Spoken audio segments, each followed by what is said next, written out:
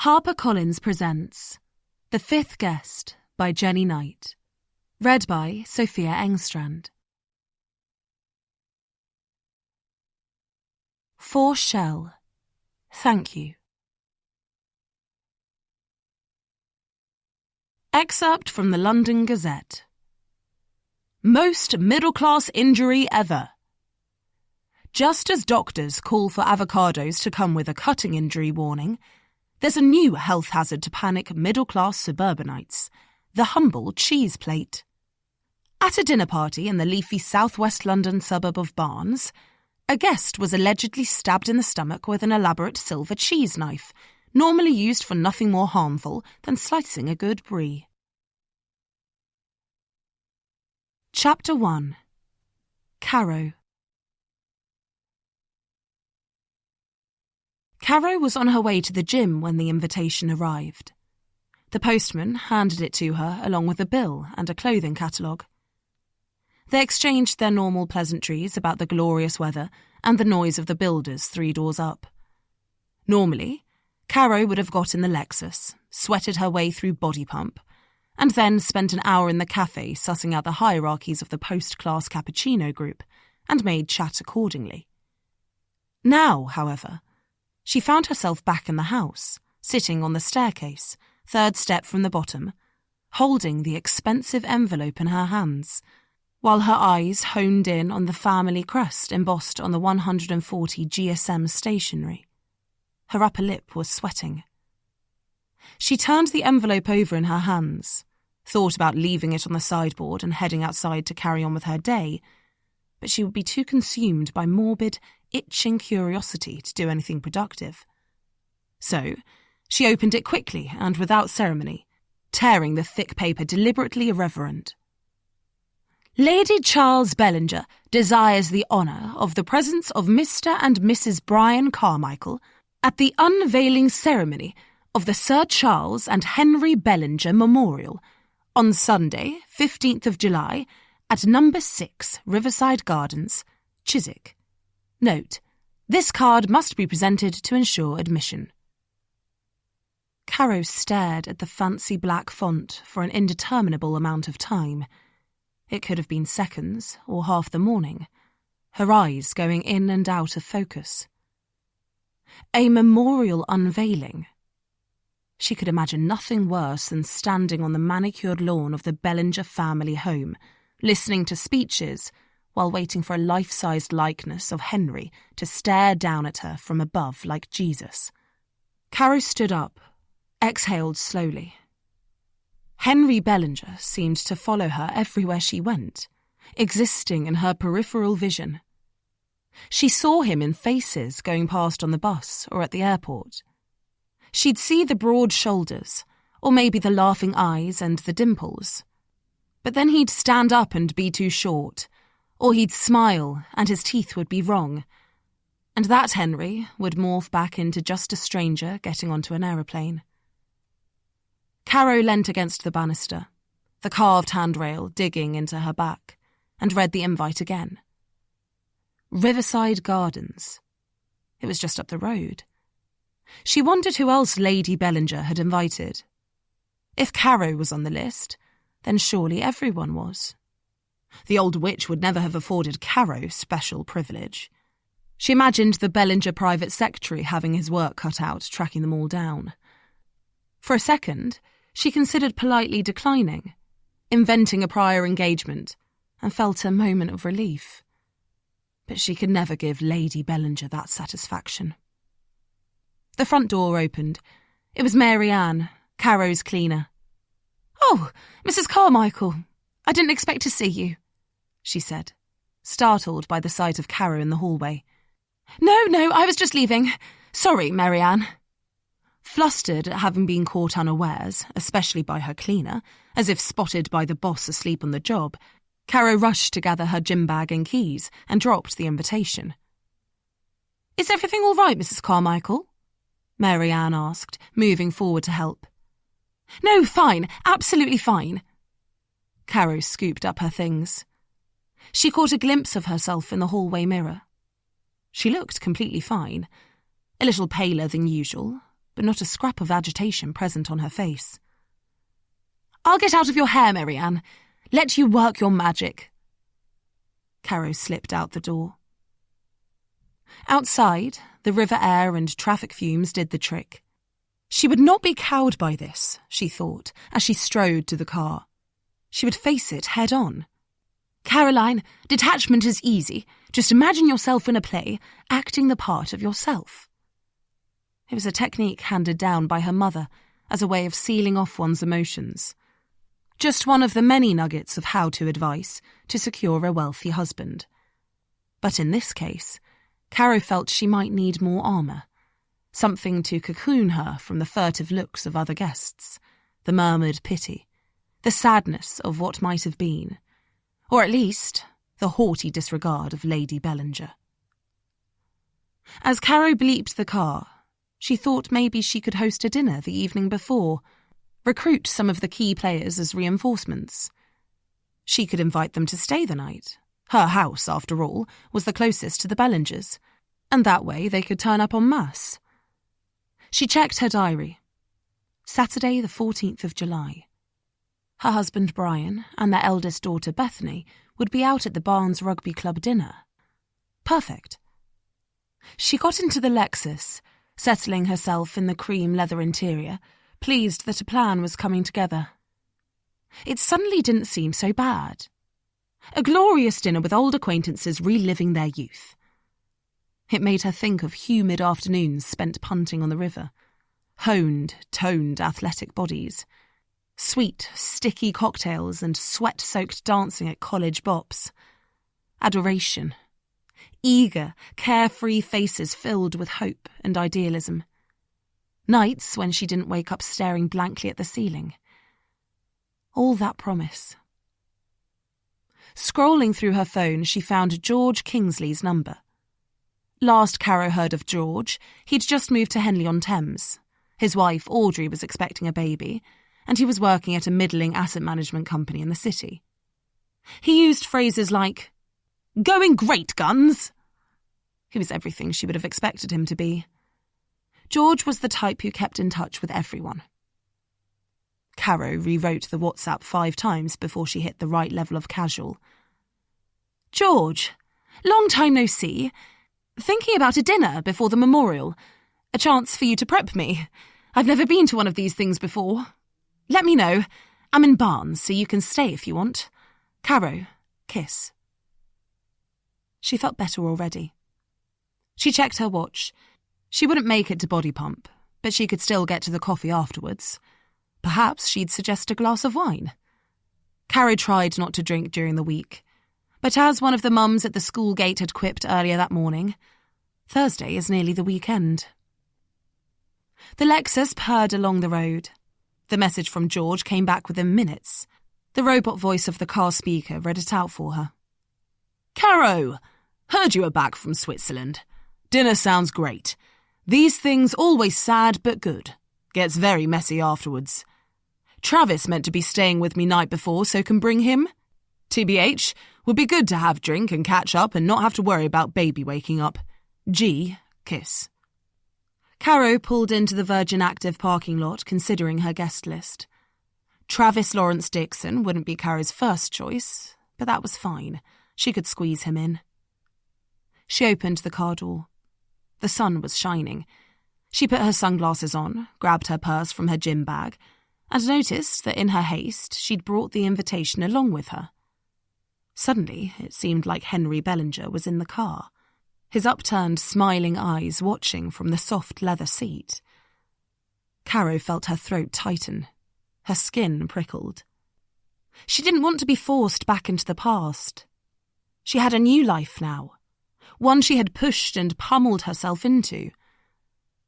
Her prickling skin grew hot and itchy. She wanted to yank off her gold chain, her tight lycra vest. She couldn't bear the reminder of what could have been. Red and sweating, she was on the verge of hyperventilating when a car horn beeped. Fellow gym buddy, Fliss Weskler, waved as she reversed her Audi, snapping Caro out of her panic. She raised a shaky hand. Her thumping heart slowed. She felt the wave of terror retreat. She definitely needed a glass of wine now. Luckily, Fliss liked a drink. She'd be up for a chilled Chablis. Caro reached forward and picked up the invite, stupidly tentative. She turned it over in her hand and read it again. It was just a piece of paper. It couldn't hurt her. Sticks and stones and all that. As she tucked it into the side pocket of her bag, she noted the Bellinger name embossed at the top and, as she hopped out to greet Fliss, made a mental note that she and Brian should get their own stationery printed. Chapter 2. Lily. When Lily Enfield got the invite to Henry Bellinger's memorial statue unveiling, she immediately booked an emergency appointment with her therapist. "I don't want to go," Lily said straight out. "The only reason I've been invited is because of my book." Lily had recently hit the Sunday Times bestseller list with a thriller about a ballsy female fossil hunter forced to play detective when her partner is murdered in inhospitable Antarctic terrain. She often felt herself a disappointment at literary events, or more recently, token parties, because any similarity between her and the main character stopped with Lily studying Antarctic fossils for her PhD. "And then there's this dinner at Caro's," she added, feeling her panic rise. "It's too much." The therapist looked from the invitation to Lily, letting the silence settle. Lily stayed as still as she could under the scrutiny. It was hard to avoid eye contact as there was nothing else to look at in the consulting room. Of course, that was probably the point. She often focused on the box of Kleenex on the side table, thought about all the clients who plucked a handful of tissues to wipe their eyes while the therapist waited patiently. The idea of crying in there was once so unfathomable, Lily could just as easily have stood up and taken all her clothes off. On the floor of the room was a geometric rug. Lily had stared at the pattern so much it repeated in her dreams. "Remind me, which one is Caro?" The therapist took off her glasses, frameless. Lily had tried a similar pair on in Vision Express, but felt far too exposed. "The princess," said Lily, then clarified, "Not a real princess. She's the one I met up with in Zurich." Lily had flown over for a literary festival. Caro had taken her to an uber-trendy rooftop restaurant that was just known by 3 dots on its sign because, she'd said, who could resist a place that was too cool to have a proper name? Lily Enfield, that was who. Lily was terrified of heights and had to shut her eyes as they were led to the table. Caro had chuckled, sweeping her glorious red mane over her shoulder as she'd turned to say, "You haven't changed a bit," which Lily knew instinctively wasn't a compliment. The therapist looked back over her notes. Ah, yes, the literary festival, where the panic attacks started, in fact. Lily watched the spectacles, held loosely in the therapist's thin fingers, bobbing as she spoke. She wondered if she'd actually had to look back over the notes or if it was just a tactic. At the time, we explored if maybe something to do with the trip was the trigger. Except we decided it was just coincidence, Lily replied, shifting uncomfortably in her seat. Her trousers were digging in at the waist. Her grey V-neck jumper was too warm. "You decided," the therapist corrected.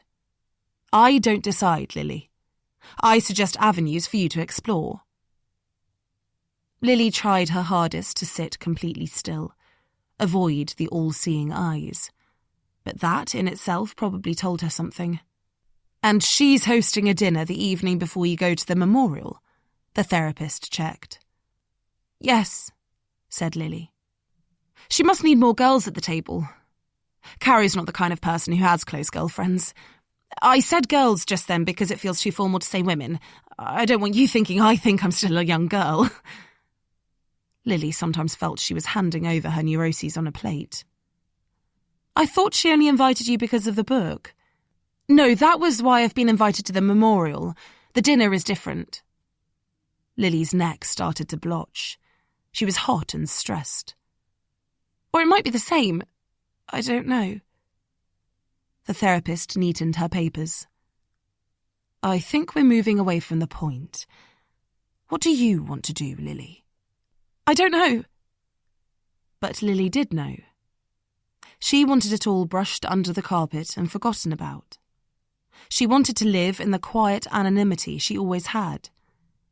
When she'd seen Caro's WhatsApp about the dinner, she'd thought she was having a heart attack and curled into a ball on the floor, waiting for either death or her ears to stop ringing. In her kindest voice, the therapist said, Why do you think I might think you should go, Lily? They'd been through something similar the other week. Lily almost put her hand up. Because you think I need to reclaim my story? To go back to where it started. The therapist sat back and replaced her glasses. Take an interest in it, Lily. Explore how it makes you feel. See how they make you feel. Lily couldn't bear it. The very idea of sitting round the table with them all. The therapist was staring at her, waiting for the agreement that Lily didn't want to give. The silence ticked on. Sometimes, to distract herself when it got too intense, Lily imagined the therapist suddenly jumping up and doing something crazy, a rendition of Gangnam Style, or morphing into a cartoonish villain, raising her hands to the sky amid burning flames and cackling, Lily, this is your chance. Stir things up, find the truth, let it combust into hellfire. In these moments, Lily had to be careful not to let a flicker of amusement show on her face. Instead, she just stared blankly back as her therapist actually said things like, You're much stronger than you think, Lily. And Lily replied, I'm not sure I am. Chapter 3. L. The embossed invite was waiting for Elle Andrews when she got home from work. She opened it, curled a red lip in distaste, and chucked it straight in the bin. Today, she was clearing out her late sister Sarah's flat. Her head deep under the kitchen sink where it smelt of mould and mouse droppings, Elle found another bottle of Lidl's Rachmaninoff triple distilled vodka, this one half drunk, hidden and forgotten about. She got it out, poured herself a cupful, and started to tip the rest of it down the sink. What the hell are you doing? Her brother, who was outside on the phone, leant in through the window and snatched the quarter-full bottle. That's good stuff. Elle didn't say anything, just leant against the chipped laminate worktop and took a swig from her cup. Wills and Kate were on the side. It was a commemorative wedding cup, ordered from some shitty catalogue. She looked round the room. There was so much to clear out. The yellowing net curtains were so depressing she reached forward and ripped them down. Outside, her brother made a face. What'd you do that for? Then he got distracted by a neighbour. Afternoon, Phyllis. Yep, we're clearing out her place. Very sad, yeah, very sudden. No, you're right, she wasn't happy. OK then, mind how you go.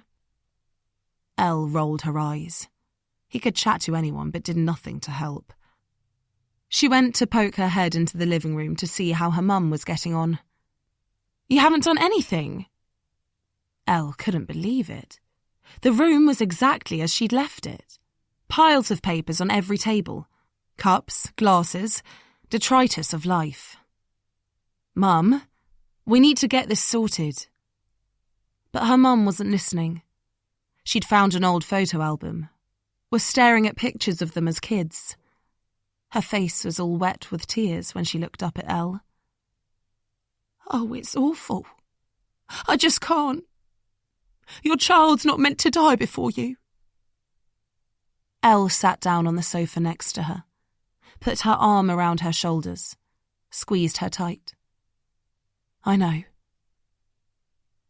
Elle had actually fantasised about the day she wouldn't have to rush round here and sit in the dark, holding her sister while she wept.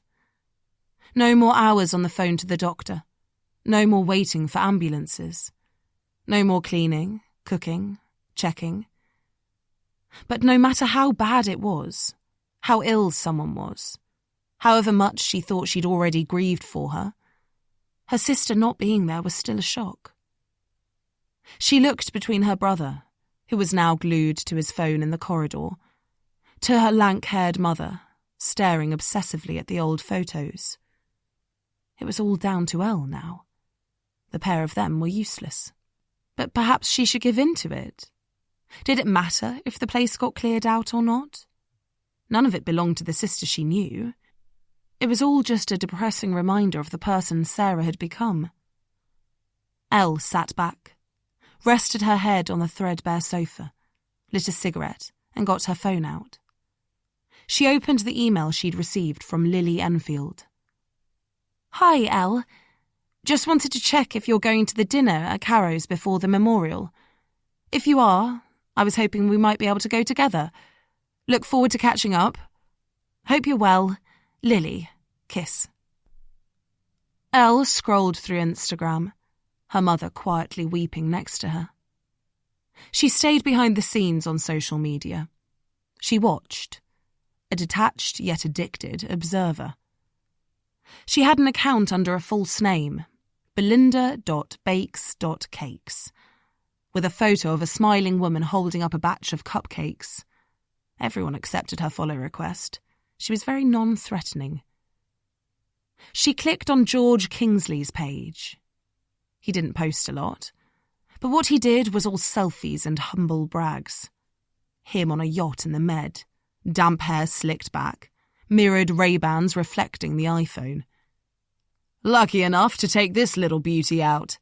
Hope I can remember how to sail." Or straddling a bike at the top of a hill, sweating in expensive cycling garb. "Phew, made it. Not quite as fit as I used to be." Occasionally, George's brown-haired, heart-shape-faced wife, Audrey, made an appearance, usually referred to as wifey. Audrey Kingsley's was an Instagram account Elle would like to get a look at, but as yet her follow request had gone unanswered. George's latest post showed him and Audrey with their tiny newborn baby, glimpses of the living room behind showing stylishly neutral furnishings. The baby was swaddled in pale blue, its miniature hand wrapped tightly around George's thumb, giant in comparison. The caption read, "Such love for this little fella. Greatest achievement." Elle didn't like to put a name to the emotion she'd felt when she'd first seen the photo. She wanted to think it was all disdain, but there had definitely been an annoying flicker of envy. Looking at it again today, in light of the memorial invitation, an event which George Kingsley would no doubt be a key part of, she found the disdain morphing into anger. Sitting among the sad remains of her sister's life didn't help. The juxtaposition of George and his classy off-white lounge with her sister's yellow nicotine-stained wallpaper made her blood boil. Beside Elle on the sofa, her mum's phone rang and she answered it, saying under her breath, "Yes, I know. Yes. I'll be home soon. I'm just dealing with Sarah's things. Yes, I promise." When she hung up, she looked at Elle and said sheepishly, "Daryl, just checking where I am." Elle hated Daryl, a controlling conspiracy theorist who believed the world was both flat and against him, cut from the same cloth as most of her mum's exes. Elle considered how poles apart posh public schoolboy George Kingsley was from dreadful Daryl, yet both had played their hand in making Elle swear off relationships. Her mum turned another page of the album, sniffing and dabbing her eyes with her sleeve, while next to her phone pinged with a stream of Daryl texts. Elle couldn't bear it. The claustrophobia of being with her mum, surrounded by her sister's stuff. The reek of regret and frustration. Elle got up and went back to the kitchen, stuck her head back under the sink to see what else was hiding back there. But her heart wasn't in it any longer. She didn't care if they just closed the door and walked away. She sat down on the floor and reread Lily's email about Caro's pre-memorial dinner. Then she flicked onto Caro, Carmichael's Instagram. Her little squares were all highly curated suburban chic. Photos of her on the school run in tasteful navy yoga pants, long red hair loose and glossy like an advert. A corner of her house with a new brass cocktail trolley arranged with vintage glasses against teal, farrow and ball. Or a nauseating photo of #brunch with lots of little hands reaching for blueberry pancakes in a cafe with hipster lighting and bad art. Out of interest, she searched Travis's name and laughed out loud. Pumped and inked, all the photos were of him doing a million different yoga poses with various sunsets in the background and a bio that read, Travis Lawrence Dixon, strength in wisdom. Book me to speak or teach. Elle cradled the cup of vodka. She thought of the statue being erected for Henry Bellinger, of George and Caro trotting along to the ceremony for canapes and champagne, George taking the mic for a fawning, heart-wrenching speech. All of them at Caro's dinner, to which Elle was deemed unworthy of an invite. Why should people like them get to live how they wanted? All shiny and unencumbered. Elle tried to imagine a world where it was her sister being immortalised in marble, or sipping lattes dressed in Lululemon, not having drunk herself to death. It drove her mad, the injustice of the world. She thought how pleasing it would be to put a bomb under their nice, tidy lives. But then, as one of her stepdads, Neil, who lived in Deal, used to say, it's wise to leave the past where it belongs. Elle downed the rest of her vodka. But where would the fun be in that? Chapter 4. Then. Michaelmas term, 2nd year, University of Oxford. George. George Kingsley put his bags down in the hallway. Hey! He was fresh from a week's pre-season rowing training in Lucerne, tanned the colour of chestnuts from the late summer Swiss sun reflected off the water. He pulled his shades off, looked around the dilapidated house. Not ideal, is it? The girl in front of him was mousy, wore heavy tortoiseshell glasses, looked like she came pre-packed with a book in her hand. She wasn't his type by any stretch of the word, but when she introduced herself as Lily Enfield, it occurred to him that she could be useful for this year's list. The list was issued every year by the boat club captain. Last year the challenge was to shag a girl from every nationality, almost impossible. This year, the aim was to work through the alphabet.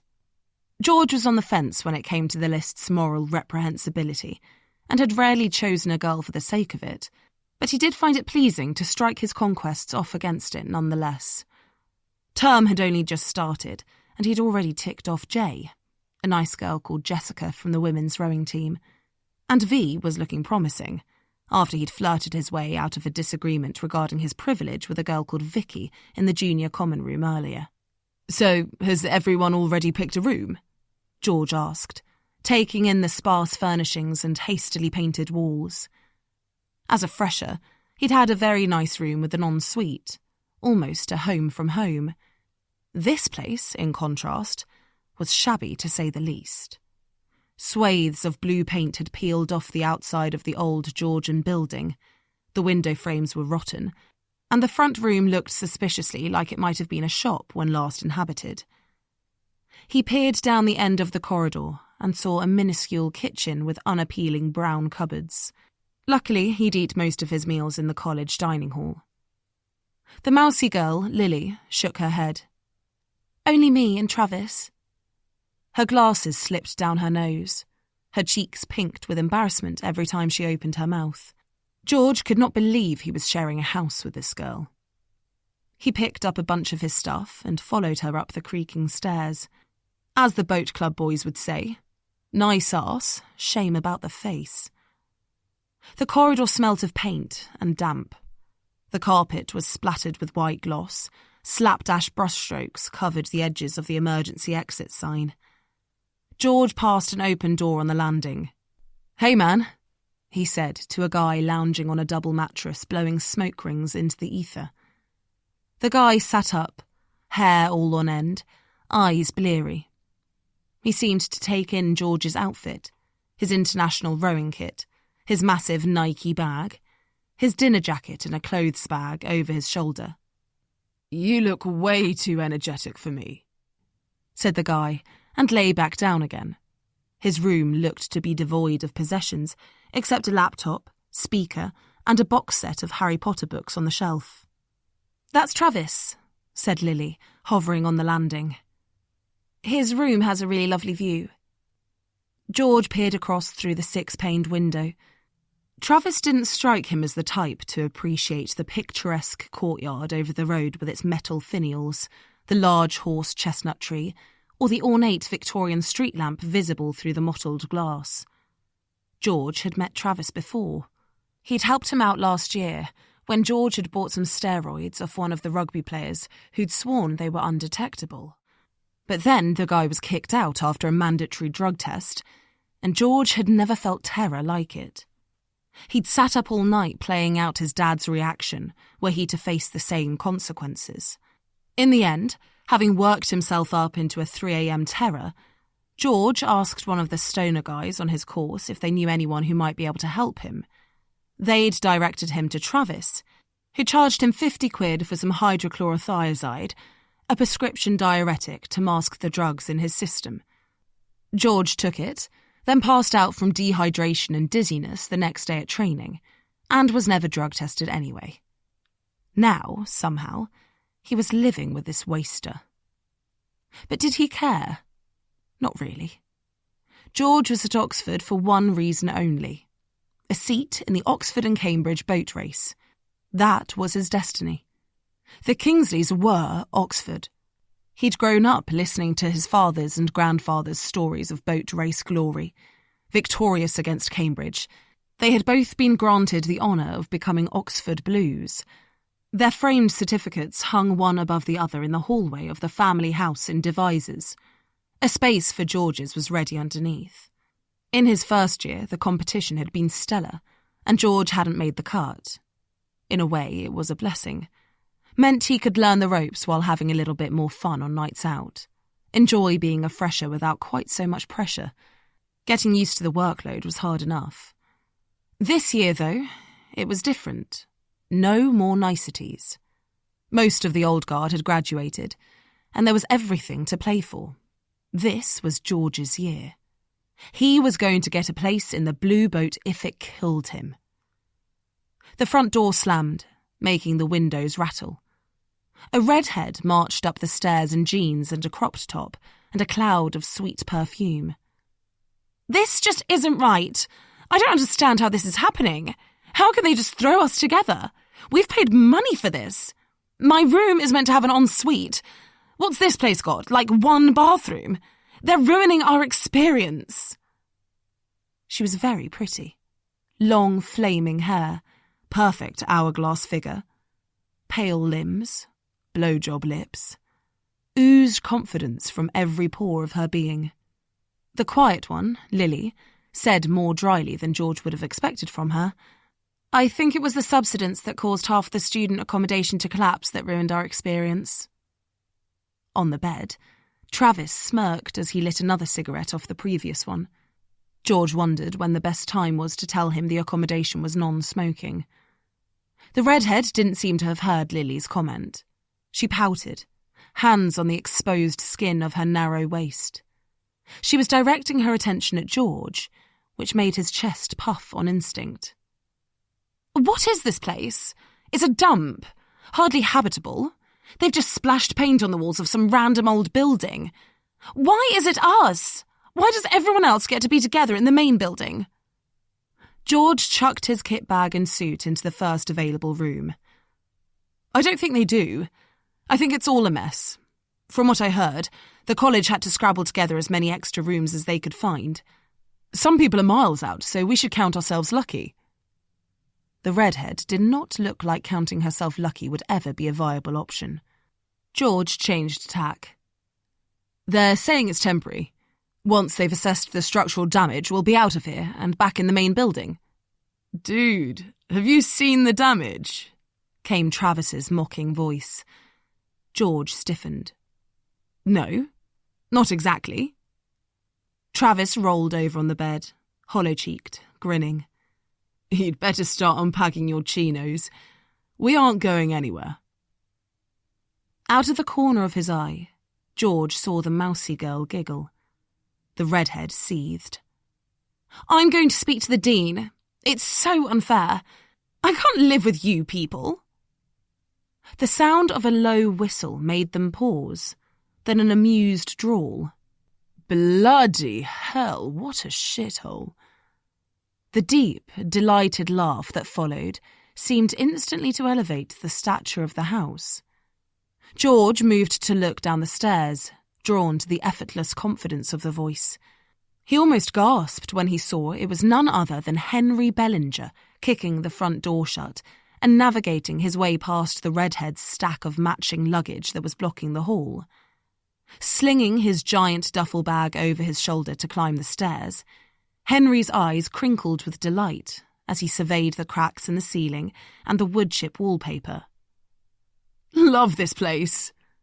He chucked his bag to the floor when he got to the landing, his affable delight making them feel like hipster pioneers in a burnt-out London suburb, not second-year students lamenting the lack of private power shower. George knew Henry from the rowing circuit. They'd raced against each other since their school days, but George barely registered on Henry's radar. The closest George had got to them being friends was last year at the Freshers' rowing initiation, when Henry was forced to lick up his own sick after downing various lethal and disgusting concoctions from a selection of old Wellington boots. George had given him a pat on the back for good luck. Now George found himself mutely starstruck. A dizzying future whizzed before his eyes where he was suddenly part of Henry's inner circle. Next to him, the redhead's demeanour changed in an instant. With a flick of her long locks, she stepped forward, back arched so the fabric of her strappy top pulled invitingly. Hand outstretched, she said, Isn't it so fun? All of us slumming it together? I'm Caro. Henry's eyes narrowed appreciatively. You knew? I'm sure you should have been on my radar before now. Caro giggled coyly. No, I'm not new. Maybe you just haven't been looking in the right places. From his bedroom, Travis snorted. Henry went over to take a look at who it was. Trav! Mate! Didn't know you were here. Seemingly, Travis's tentacles spread in every direction. The sight of Henry was enough to make him haul himself off the bed, yank up his grey tracksuit bottoms, and saunter over for a greeting. Lily, the glasses girl, stayed firmly in the shadows. She'd raised a hand in a wave as Henry had moved towards Travis's door, but it had gone unnoticed by all but George. She was ignored again when Henry went to look up the next set of rickety stairs and said, All right if I take a room on the top floor? I like being able to see out. Absolutely, said Caro. Next to mine. She sashayed up the stairs to claim the other bedroom, adding with a wink, We can admire the dreaming spires together. Without taking his eyes off Caro's arse, Henry bent to pick up his exorbitantly expensive, discreetly labelled duffel. He clapped George on the shoulder, as if they'd been friends forever, and whispered, Races on to bag the sea. George felt a rush of delight. He would forego the entire alphabet of the year's list if it meant being elevated to the ranks of Henry Bellinger's dizzying cool. Chapter 5. Now, Caro. Pre-dinner drinks, Belvedere vodka martinis, hors d'oeuvres, smoked salmon blinis with Icelandic black caviar. Caro put down the phone and considered calling the whole thing off. J.B. Watson and his wife had just cancelled, leaving her 2 people down at the dinner. Caro's husband, Brian, who was in the process of tying his rugby club tie, said, "It's not that bad, is it?" It was that bad. Not only was it humiliating, but it threw the whole balance off. "JB was crucial," Caro moaned, thinking of the popular rower. J.B. Watson, an uncomplicated good egg who, alongside George, would give the party its reason for being. They were meant to reminisce about Henry and the good old days and be bonded enough to flank Caro like bodyguards at tomorrow's memorial. Brian said, "I can stay if you want." "No," Caro replied, perhaps a touch too sharply. Brian looked wounded. Caro went over and smoothed his tie down. "Sorry, I didn't mean it." Really, she wanted him out the house so she could get to work salvaging what was left of her dinner party. Lily, Travis and George. What a motley selection. "I know you didn't." Brian gave her a little pat on the bottom as he went to get his suit jacket off the chair. She tried to ignore it, especially when he came back and gave her bum an extra rub, saying of the velvet she was wearing, "This is lovely." Then, with his accountant's eye, "Is it new?" "Yes." "Did you use the Amex?" They went through this every time. Yes, of course she used the bloody Amex. Yes, of course it was new. But by pointing it out, he could brand it with his cautious disapproval. Could never let her just enjoy spending what she felt was her hard-earned money, even though he believed it was his. Her daughter Bethany bounded in wearing a silver slip dress that made her look 25 rather than a gauche teenager. "Ready, Dad?" she said. Caro swallowed, readying herself for battle. "I told you that dress wasn't appropriate." Bethany pierced her with a glare of contempt as she held up a baggy grey cardigan. "And I told you I've got this, Mother." Caro was still navigating the first forays into teenagehood. She had adored the soft, fresh-baked bread smell of newborns and the wide-eyed neediness of the primary school days. This stage was more of a challenge. She could recognise too much of herself in Bethany. Brian stepped between them. "Come on, let's not get heated.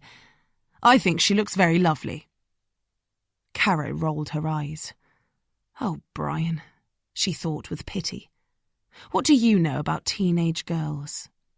Caro's phone buzzed with a message, and Bethany took the opportunity to drag her dad out the house before Caro could further object. "Bye, darling," Brian called. Caro waved absently, distracted by the WhatsApp, which was from Travis Lawrence Dixon. "Did I mention I'm vegan non-dairy? We'll bring own cheese." Caro grimaced. She'd never wanted Travis there in the first place. Now she had to knock him up his own vegan menu. In the kitchen, she ran through the positives as she drained some chickpeas.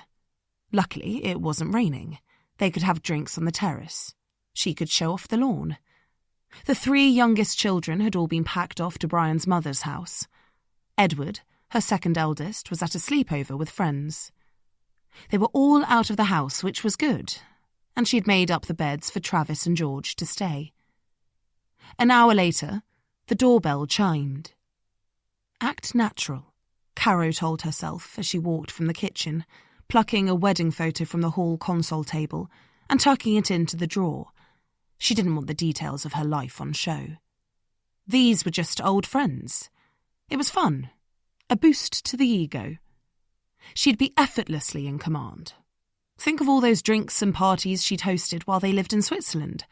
You didn't have to like someone to be friends with them as an expat. You just took what you could get. Brian had said, when they returned to the UK, that looking back on their lives in Zurich, it all had an air of unreality. Fun but fake, like McDonald's or Candy Floss. Nice at the time, but just hot sugar and air. She had thought that was quite perceptive for Brian, although actually, Switzerland had suited Caro perfectly. No one got too close or asked too many questions. She paused in front of the big mirror in the hall, looked at her reflection. Flawless makeup, exquisite emerald earrings and bracelet set that she'd picked out for her anniversary present, freshly washed, gleaming hair. All good. But did her eyes look wary, or was that just her imagination? She blinked a couple of times. Better. Would they be impressed with the house? Of course they would. Come on, Caro. She put her shoulders back. She was on edge, nervous about tonight and the statue unveiling tomorrow. At times, she woke up gasping for air. But no, she wasn't going to think about that now. One thing at a time. This was her night. Brian was out. These were her friends. She stared hard at herself in the mirror. You are Caroline Carmichael, and no one can break you. Caroline flung open the door. George Kingsley was standing on the step adjusting his shirt, checking his cuffs were straight, taking in all the details of the front of the house. Great pad, Caro. Gorgeous. He nodded appreciatively at the stained glass and the black and white tiled path that Caro had insisted they have laid. Am I late? He checked his watch. Bit of trouble with the trains. In one hand, he had his wheelie suitcase with flowers tucked into the handle. In the other was wine and a paper bag filled with the cheese he'd offered to contribute. Brie, so ripe in there, it cleared out the carriage. Nice to see you, Caro. Looking as ravishing as I'd expect. He put his hand on her shoulder, firm and confident.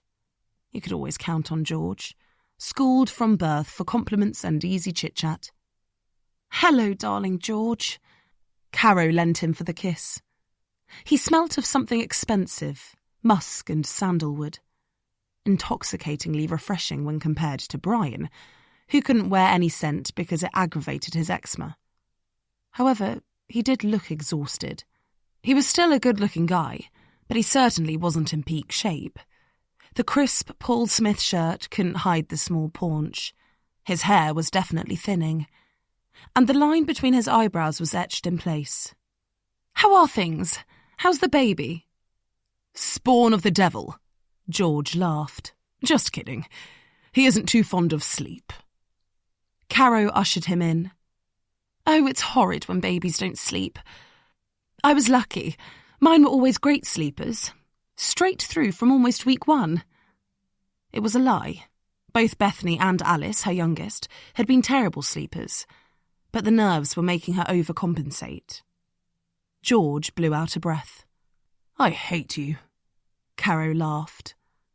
They both turned to the sound of an Uber pulling up at the gate. The car door opened, and out stepped a guy almost unrecognisable from the Travis Lawrence Dixon they knew. Hair shorn, skin the colour of a raisin, black t-shirt, khaki combat trousers, tattoo up the front of his neck. Wow, Travis, look at you! Caro was taken aback as he walked up the path. Nice house, he said with a wry smile. After a quick peck on her cheek, he added, Wouldn't expect anything less from you, Caro. She narrowed her eyes, unsure whether it was a compliment or a sly dig. But she didn't have a chance to reply because George was already slapping him on the back. Namaste, Trav! Namaste! Travis stood back to get a good look at George. You look old, mate. Fuck off. Travis laughed. Who else is coming? Martinis on the lawn? Said Caro, deflecting the question. Ignore and move on was the tactic she had perfected over the years for keeping control of a situation. Travis said, I'd prefer a beer. They followed Caro through to the kitchen. George pointed to the pale green hallway wall and said, Mizzle, if I'm not mistaken.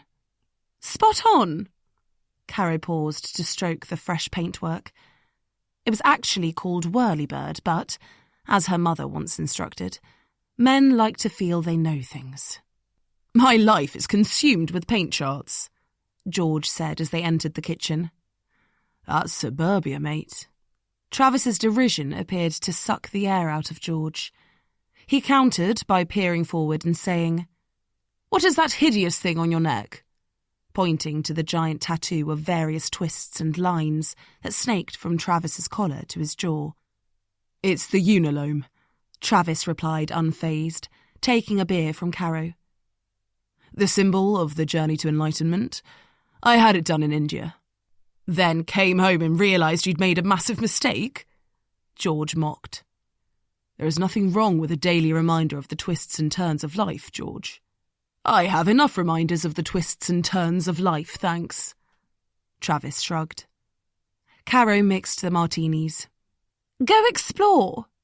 She waved them towards the bifolds she'd left purposely open. George stepped outside and gave a low whistle. "That's a good-looking lawn." He leant against the veranda railing. "I mean, it's perfect. That must take some doing," he called back to Caro. "Have you got Brian out there with his protractor?" Travis necked a swig of cold bud. "Brian?" Caro was standing by the kitchen island pouring the drinks. She felt her hand tighten on the cocktail shaker. "You remember Brian Carmichael, Trav?" said George. "Year above us, big guy. He was the social secretary of the Oxford University Conservatives." Travis looked nonplussed. "Always had a megaphone. Wore a big rosette." Travis just managed to save himself from spluttering beer all over the lime-washed decking. "You married the megaphone guy?" Somehow it caught Caro off guard. How the hell? She had prepared for this moment, had presumed Travis might not know. In her imagination, she'd waved the question away with a cool, proud remark about how successful Brian was, how lucky she was to have found him. Not stood there, brittle and defensive, with her body flaming from head to toe in shame. In her planning, she hadn't factored in the history, the past knowledge, the imperceptible quirks of the lip and brow that said 1,000 words between Travis and George. Travis covered his shock with a polite, "He was really nice, very friendly." But Caro knew what they were all thinking. She knew how their brains worked deep down. Their relationships had been forged before the self-deluding masks of adulthood. She didn't want their sniggers or their sympathy. She wanted their admiration for the house, for the life she had made. But most of all, she wanted not to care. She went to the fridge to bring out the canapés, purposefully to avoid their smirks. Let them get it out of their system without her seeing. When she heard George come back into the kitchen to get his martini, she figured it was safe to turn back, sliding the platter of smoked salmon blinis onto the counter. She started to spoon little lumps of caviar onto each one, while Travis gave George the lowdown on his recent silent meditation retreat. "Sounds a bit woo-woo for me," said George. Caro suddenly remembered Travis was vegan. "Oh, Travis, you can't eat these, can you? Damn it!" She hated that he hadn't warned her earlier. It made her flustered, especially when Travis replied dryly, "I can assure you I've been in worse situations." Always able to undercut her with an aside. Little did he realise she'd spent the hour before they arrived desperately trying to concoct a vegan tagine. She watched him leaning casually against the kitchen table. There was something about his laissez-faire attitude that felt like a fraud. Perhaps it was the fact he was all sinewy muscle.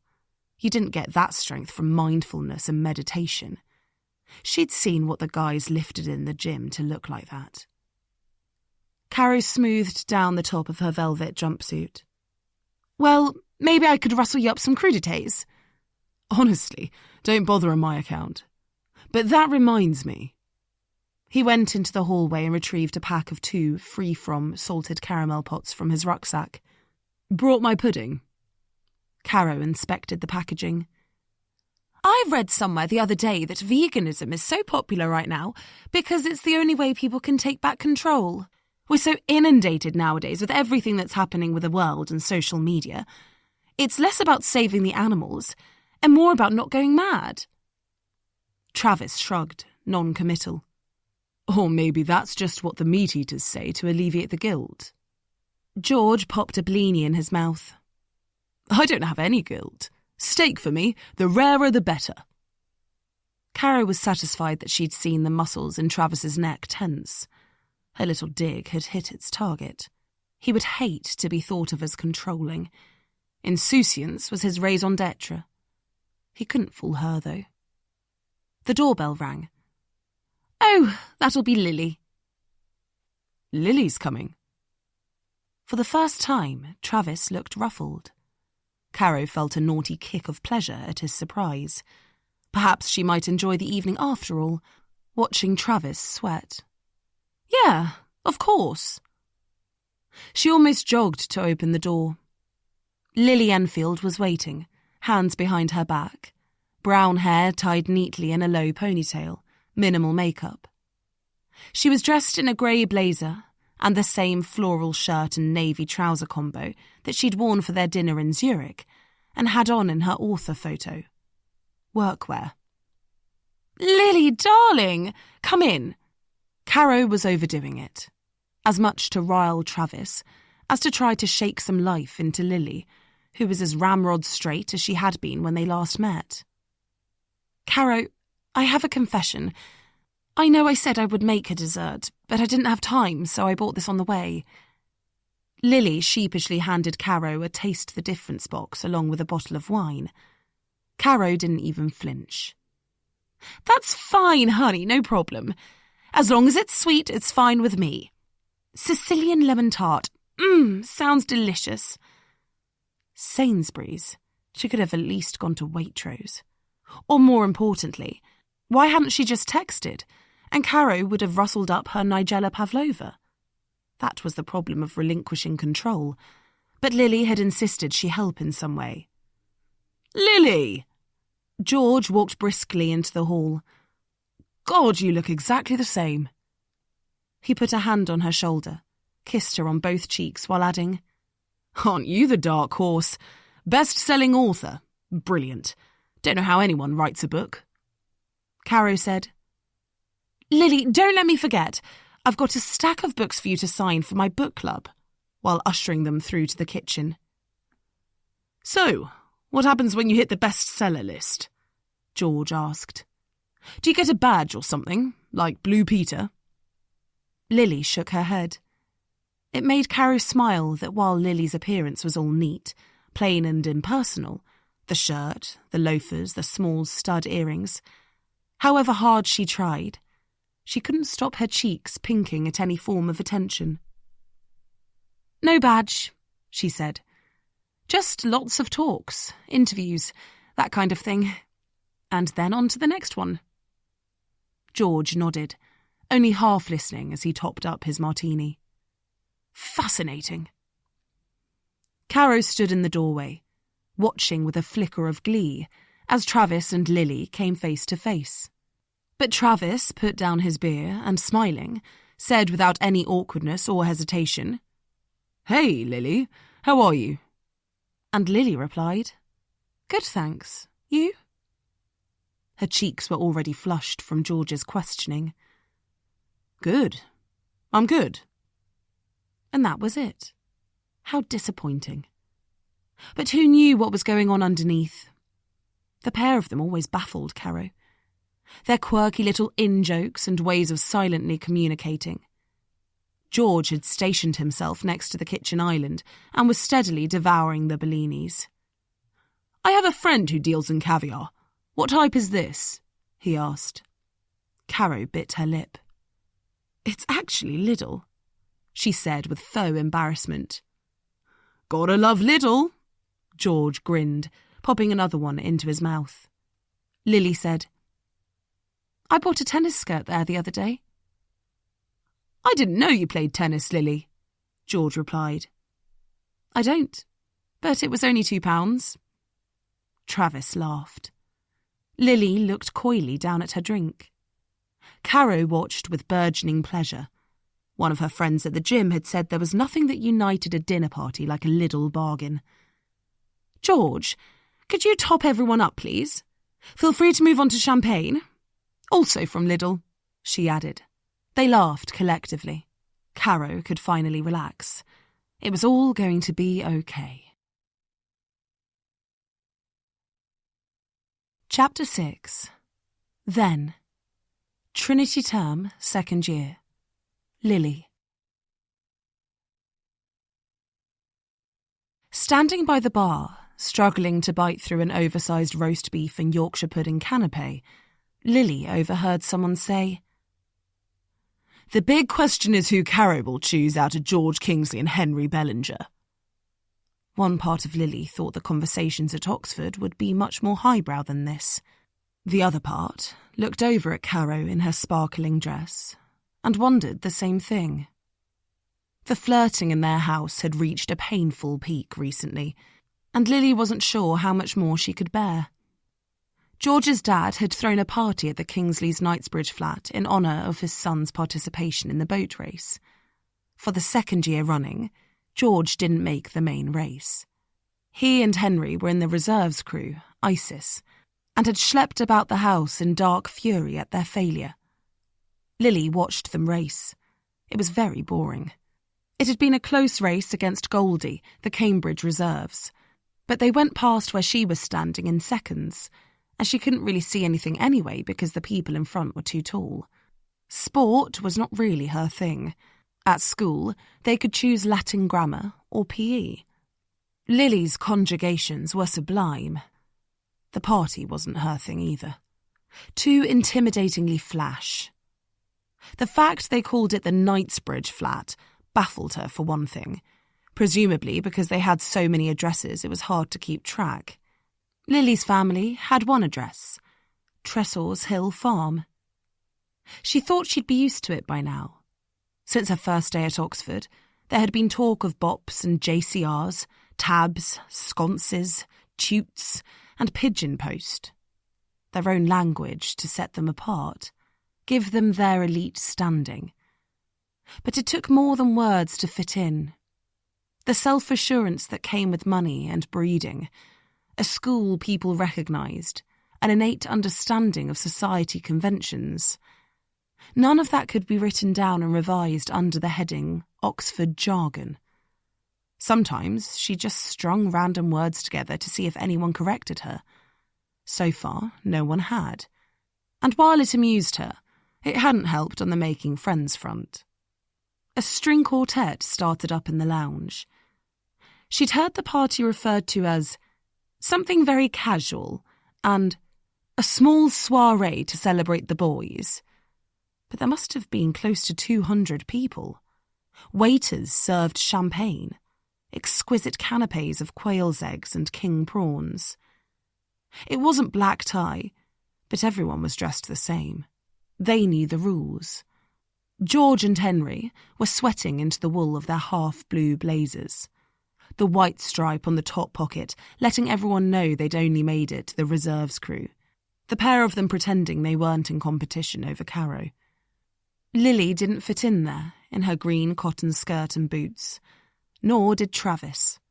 Together they skirted the fringes and watched. And sometimes they laughed, behind their eyes. She knew what he was thinking. She knew what he thought of them and all this. Lily never for a second thought she'd be friends with someone like Travis. He rarely went out, never went to bops, turned his nose up at college balls. He lay in bed and got stoned all night, rolled out of bed for his tutorials, and somehow managed to ace his essays. He was too clever for his own good. Never seemed to sleep. "You're going to kill yourself living like that," Lily said once when she passed him coming out of his room, white-faced and wired, an essay clutched in shaky hands. "If I want advice, Lily, I'll go to my fucking mother," he replied without turning round. "It wasn't advice," she called back. "I just don't want to have to deal with the body." Then hid in her room. Conflict made tears immediately press at her eyes. Embarrassment made her neck and face speckle red. Her dad said it was endearing. She said it wasn't endearing. It just meant she couldn't talk to anyone, and ended up having to be friends with people like Eliza Hattersley Brown, who was so dull she actually bored herself sometimes mid-sentence and just stopped talking. Eliza Hattersley-Brown was probably who Lily would have been living with had the accommodation building not collapsed to the ground and they hadn't just thrown people at random into whatever they could find at the last minute. People like Caro had actually started a petition for an inquest into how they got the allocations so wrong, which Lily was hoping didn't gain traction because it had all worked very much in her favour. Spared her Eliza Hattersley-Brown's invitations to cheese and chess. Travis came home the day Lily dared question his working habits and went straight to bed. He woke up in the evening just as Caro, George and Henry were meant to be going to a quiz in the JCR. But George was in the shower, having just got back from training, and Caro was still doing her makeup. Henry, who was always first in the shower, had gone ahead, bored of waiting. Lily was downstairs watching a demented South Korean horror film her brother recommended. South Korean horror wasn't her thing per se, but she was feeling homesick. "You like this film?" Travis's voice asked from the doorway. "No. Why'd you ask?" she replied, without looking up. He snorted, unsure quite whether the deadpan tone meant it was a joke or not. Lily knew that none of them thought there was anything interesting inside her. Just because you couldn't see it didn't mean it didn't exist. Travis sat on the arm of the sofa, like he was only intending to watch for a minute. Then, when something made him laugh, he slid down onto the seat cushion. Lily tensed at the closeness, felt underdressed in her pyjama bottoms and college sweatshirt. He got out a joint, lit it, said, "Do you mind?" "Yeah," she said. "I have chronic asthma." He looked momentarily abashed, which she'd never expected from someone like Travis, then said, "Shit, sorry, I'll put it out." "I'm kidding," Lily replied. "I'm in the room next to you. You think if I had a problem with smoke, you wouldn't know by now?" "Oh," he laughed, took a drag. His hair was sticking up on end from having just got up, his eyes heavy with tiredness. "You want some?" She shook her head. The film got particularly weird and gruesome. Lily felt Travis turn her way. "What?" she asked. "Your face moves when you're watching. It's funny." "That's what my brothers say." "How many do you have?" 4. "Wow. Tell me about it." He got more comfy, rested his bare feet on the coffee table and stretched his arms as he yawned. In contrast, Lily tucked her feet underneath her, unable to fully relax with him there. As if sensing her awkward self-awareness, he said, "Do you mind me watching with you?" "No." A second later, he stood up, his tracksuit bottoms low on his hips, his shirt done up only on the middle 2 buttons. "I'm going to get a Coke. Do you want a Coke?" he asked. "You just said you were watching the film," she said. She could hear him laughing as he went out of the room. When he came back, he had a can for her too, and chucked it over. She felt a tiny shiver of pleasure that he'd thought of her, but said, "How did you know I love my Coke all shaken up?" He cracked his open. "Had a feeling." The doorbell rang. They heard Caro come down the stairs and answer it. "Oh, for fuck's sake!" She slammed the door, then yelled, "Travis, one of your idiots is on the doorstep." Travis heaved himself up off the sofa. "Who?" he asked Caro as he went into the hall. "How should I know?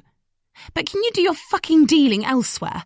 I do not want these deadbeats on my doorstep all day and all night." "It's not all day and all night. Don't be such a drama queen." "Piss off!" Caro stomped back up the stairs. Travis gave the guy on the doorstep whatever he was buying, then came back into the living room. "Caro, man, she is so uptight." Lily laughed. Coca-Cola came out of her nose. "Nice," Travis sniggered, as he flopped into the seat next to her. She wiped her face with her sleeve, then reached forward for the pack of biscuits her mum had sent her along with the DVD. "Do you want a hobnob?" Travis made a face. "I don't know what it is about hobnobs, why everyone likes them so much. Massively overrated, in my opinion." Lily said, "Is that a no, then?" "No, it's a yes, but with a statement of displeasure attached." She raised a brow. "Okay, what's your favourite biscuit, then?" "Lily, this is not Freshers' Week." She blushed. He nudged her. "Sorry. Okay, pause the film. Right, my favourite biscuit." He sucked in his breath as he thought. His hair had been cut recently, but not very well, and one side stuck out more than the other. "There's this one in Japan. I don't know what it's called, but I call it mattress cake. It's all squishy like foam. That sounds like a cake, not a biscuit." He rolled his eyes. "Give me strength." Then took a bite of the chocolate hobnob. "God, this isn't that bad, actually." She grinned, put the film back on. The sparse living room with its cheap blue carpet and peeling anaglypta suddenly felt like the best room in the house.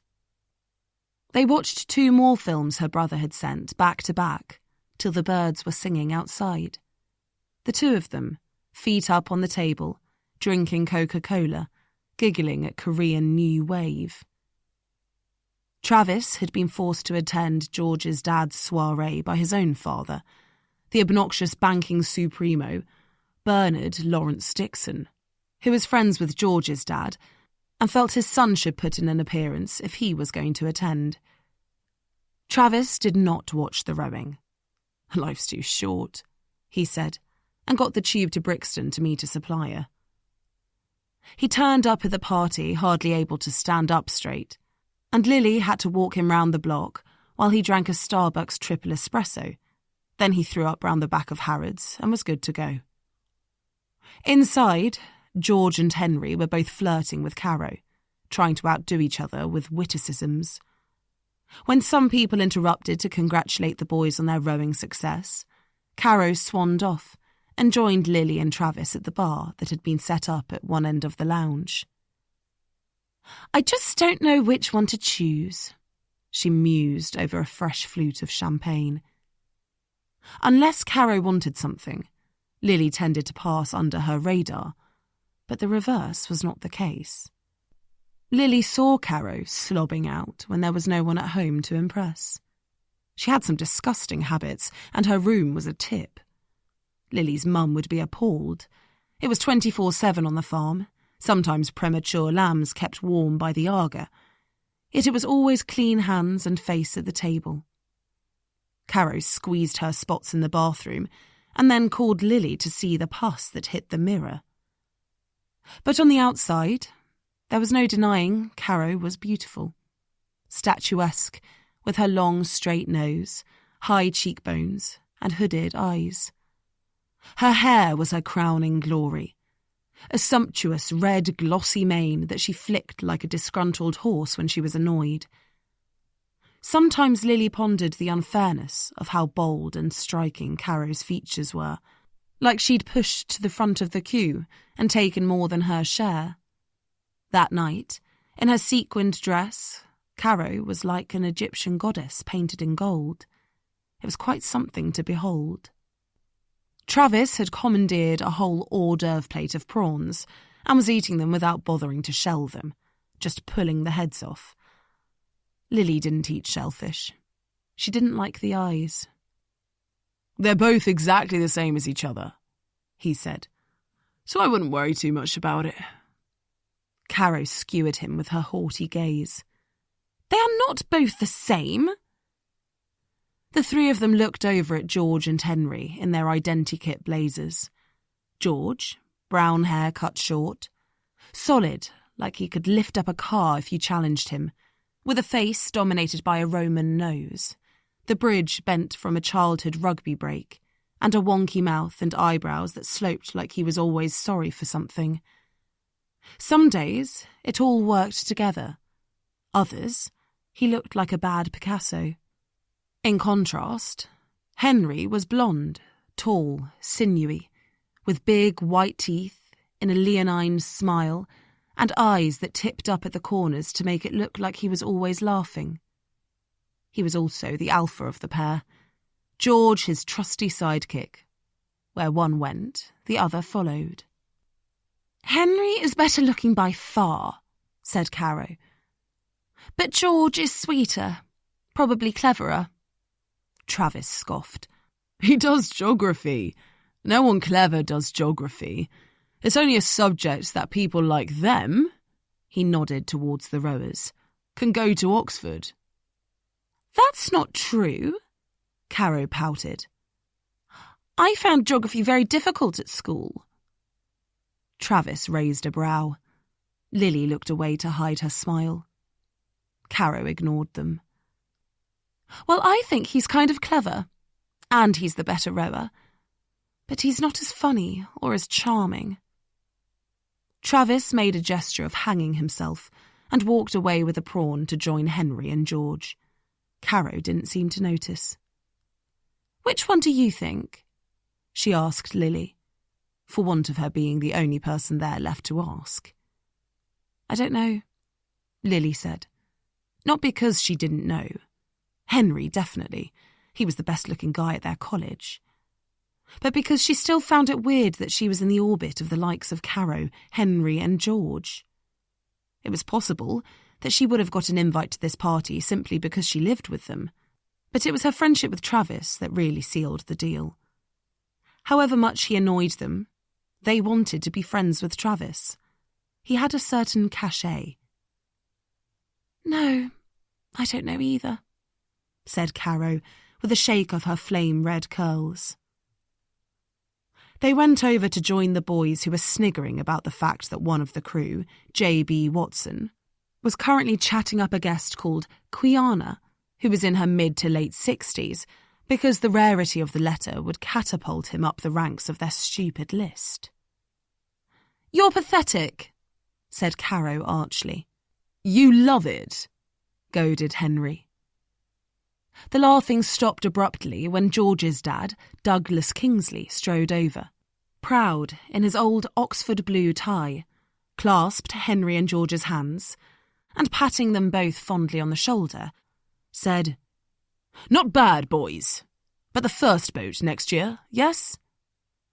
"Give them a chance, Douglas," said another man, taller, more hair, roughly the same age. It was Sir Charles Bellinger, more understatedly attired in chinos and pink linen. Lily didn't know much about sport, but everyone knew Henry's dad, ex-Oxford Blue and 5-time Olympic gold medal winner. "Can't rush these things." "With the utmost of respect, Charles, I beg to differ," Douglas Kingsley replied, obviously annoyed at being undercut. "They're running out of time if they're going to get a blue." Charles tipped his head, cool and calm to Douglas's reddening face. Lily found herself shrinking back, as one might when dogs started to bay. "I have faith in them. Don't try and run before you can walk. Slow and steady, remember?" "They're not bloody tortoises," Douglas guffawed. Sir Charles's face tightened.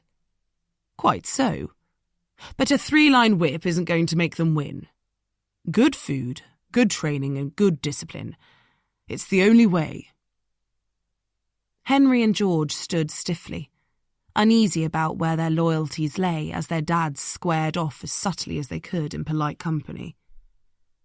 Travis took a handful of canapes off the passing waitress, chewing and drinking red wine like he was watching a show. But then another voice cut in. "At least your offspring have got off their backsides and are doing something to be proud of." Everyone turned to look at the short, grey ponytailed man, as wide as a bus in a sharply tailored suit, a woman at least 20 years younger than him on his arm. "Bernard!" Douglas Kingsley greeted him with a hearty pat on the back. "Great to see you, Douglas," boomed the grey-haired man, skin clammy with sweat, his fingers never leaving the bare flesh at his girlfriend's waist. "Bloody marvellous bash. Smashing race, boys. But as this chap says, second means nothing in the big wide world. Now, where's my useless wastrel?" Lily heard Travis sigh.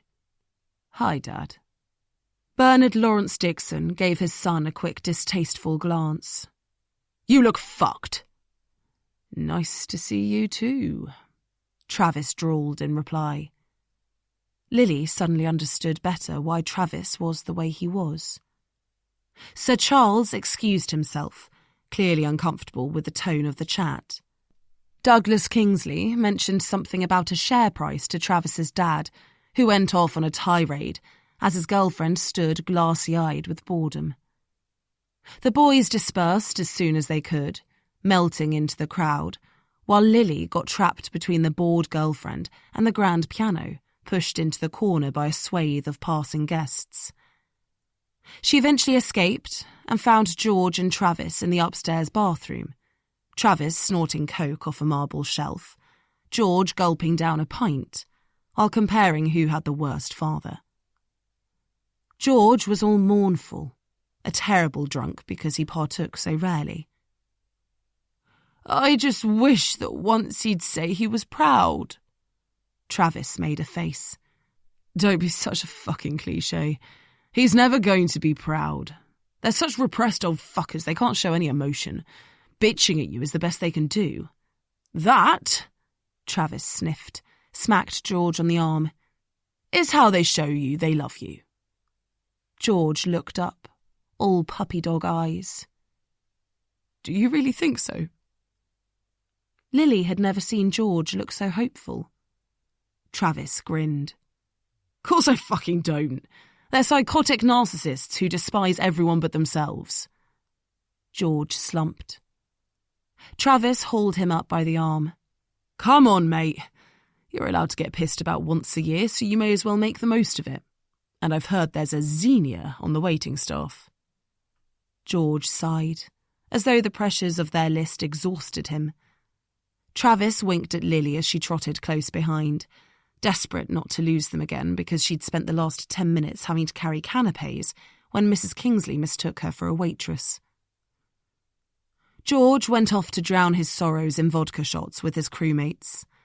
Lily saw him again later, mumbling sweet nothings into the ear of a waitress who must have been Xenia. With George otherwise engaged, Henry Bellinger, who didn't seem to have any particular vexation with his father to overcome with drink or drugs, took the opportunity to move in on Caro. Hand on her waist, brushing her fringe out of her eyes. Caro feigning coy surprise at his touch. Lily watched, intrigued by the show, like seeing preening parrots at the zoo. Henry's fingers wrapped around Caro's, drawing her out onto the balcony to look at the London skyline. When they kissed, it was like a movie trailer, lit by a golden halo of blazing street lamps, both of them acutely aware of their starring roles. Travis tapped Lily on the shoulder and said, "Want to get the hell out of here?" She popped a quail's egg into her mouth. More than life itself. They got the train back to Oxford together, eating McDonald's. Lily asked him about the fancy presentation case of Harry Potter books she'd seen on his shelf, because there was nothing she adored more than Harry Potter. "It's a collector's edition," he said, chewing on his Big Mac. "I know! I have the same one at home!" Travis turned to look at her. "Well, I'll be," he said dryly. Lily's cheeks reddened. "I'm ashamed of my enthusiasm." Travis handed her a chip. "Don't be. It's endearing." Lily looked at him like she knew that was a lie. A smile played on Travis's lips. After a moment's silence, he nudged her on the shoulder and said, "I'm a Hufflepuff." Taken aback, mouth full of chicken nugget, Lily said, "No way! I'm a Hufflepuff!" Travis held his hands wide like that was fate. Lily said, "Too enthusiastic again, though, wasn't I?" Travis paused before taking another bite of his burger. "We Hufflepuffs are nothing if not enthusiastic." "I think our traits are actually justice, loyalty and patience, and an understanding of the importance of food." "That's me all over," Travis said, barely able to speak with his mouth full of Big Mac. Lily laughed. It was the happiest she'd been all evening. Chapter 7. Now. L. Starter, endive and roquefort. Vegan fennel and apple salad. Walnuts and mustard vinaigrette. Elle was jittery with excitement as she waited for the mock Tudor door to open. So this riverside mansion was where Caro had ended up. It was a looming monstrosity that must have cost millions. Elle heard the latch turn. She gave her hair a quick flick, pulled her jacket onto her shoulder, rolled her red lips together. And there was Caro, velvet from head to toe, red hair too vibrant, as if she'd just had it coloured that morning, near-perfect flicks of eyeliner, a deep frown line between her eyebrows at the sight of Elle. "What are you doing here?" Elle's smile stretched, gleeful. That's no way to greet an old friend. She took a step forward and lightly touched her cheek to Caro's, smelt the halo of expensive perfume. "Hello, Caroline." She watched Caro claw her emotions back into place and return the smile as best she could.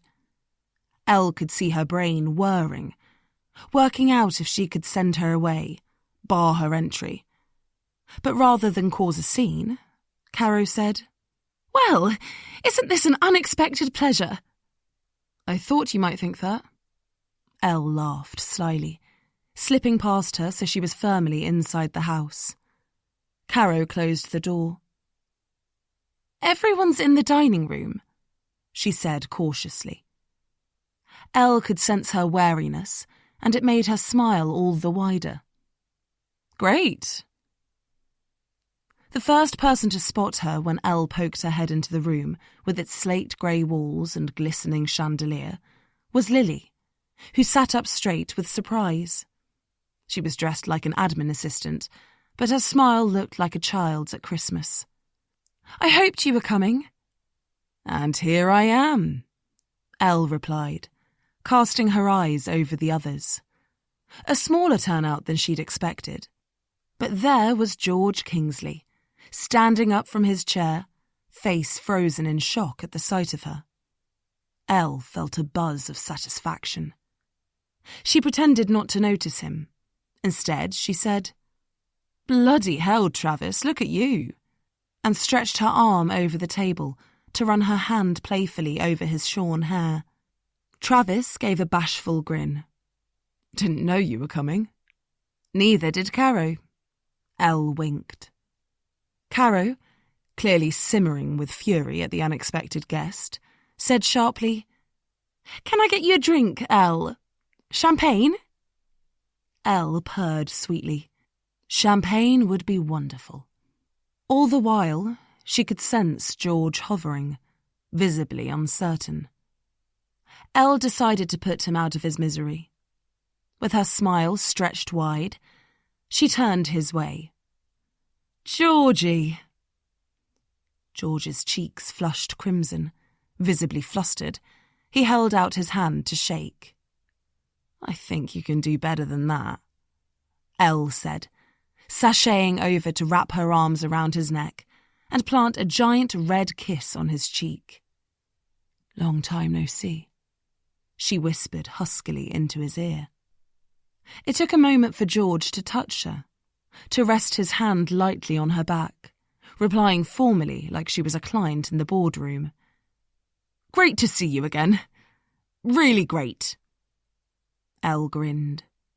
George sat back down, bashing the table in his haste and spilling his wine. "Oh, goodness!" He fumbled with his napkin to mop it up. Caro appeared with Elle's champagne. "Don't worry about that, George. Leave it. I'll get a cloth." When the stain was dealt with, she set about laying Elle a place in the spare seat at the head of the table. Elle watched Caro faffing with napkins and matching placemats, thinking how old she looked. Too thin, her hooded eyes made overly prominent by the darkness of her eyeshadow, almost satisfyingly brittle. When the place was set, Caro pulled back the chair and, clearly still fuming, ushered Elle to sit with such a sharp jerk of her arm, her bracelet almost flew off. Elle hid her smile behind a sip of ice-cold champagne. She had to admit that the expression on Caro's face when she'd arrived was almost all she needed. It reminded her of when they'd first met. Caro marching down the stairs of the shared house shouting furiously, "Someone's just chucked all my stuff from Henry's room on my bed!" Elle opened the front door at exactly that moment. "Oh, sorry, that was me," she said, not sorry at all, looking up at the stunning redhead with a gaze of mock innocence. Elle had been given the key that afternoon, had gone in and checked the place out, sussed out the characters from the possessions they'd left behind for the summer.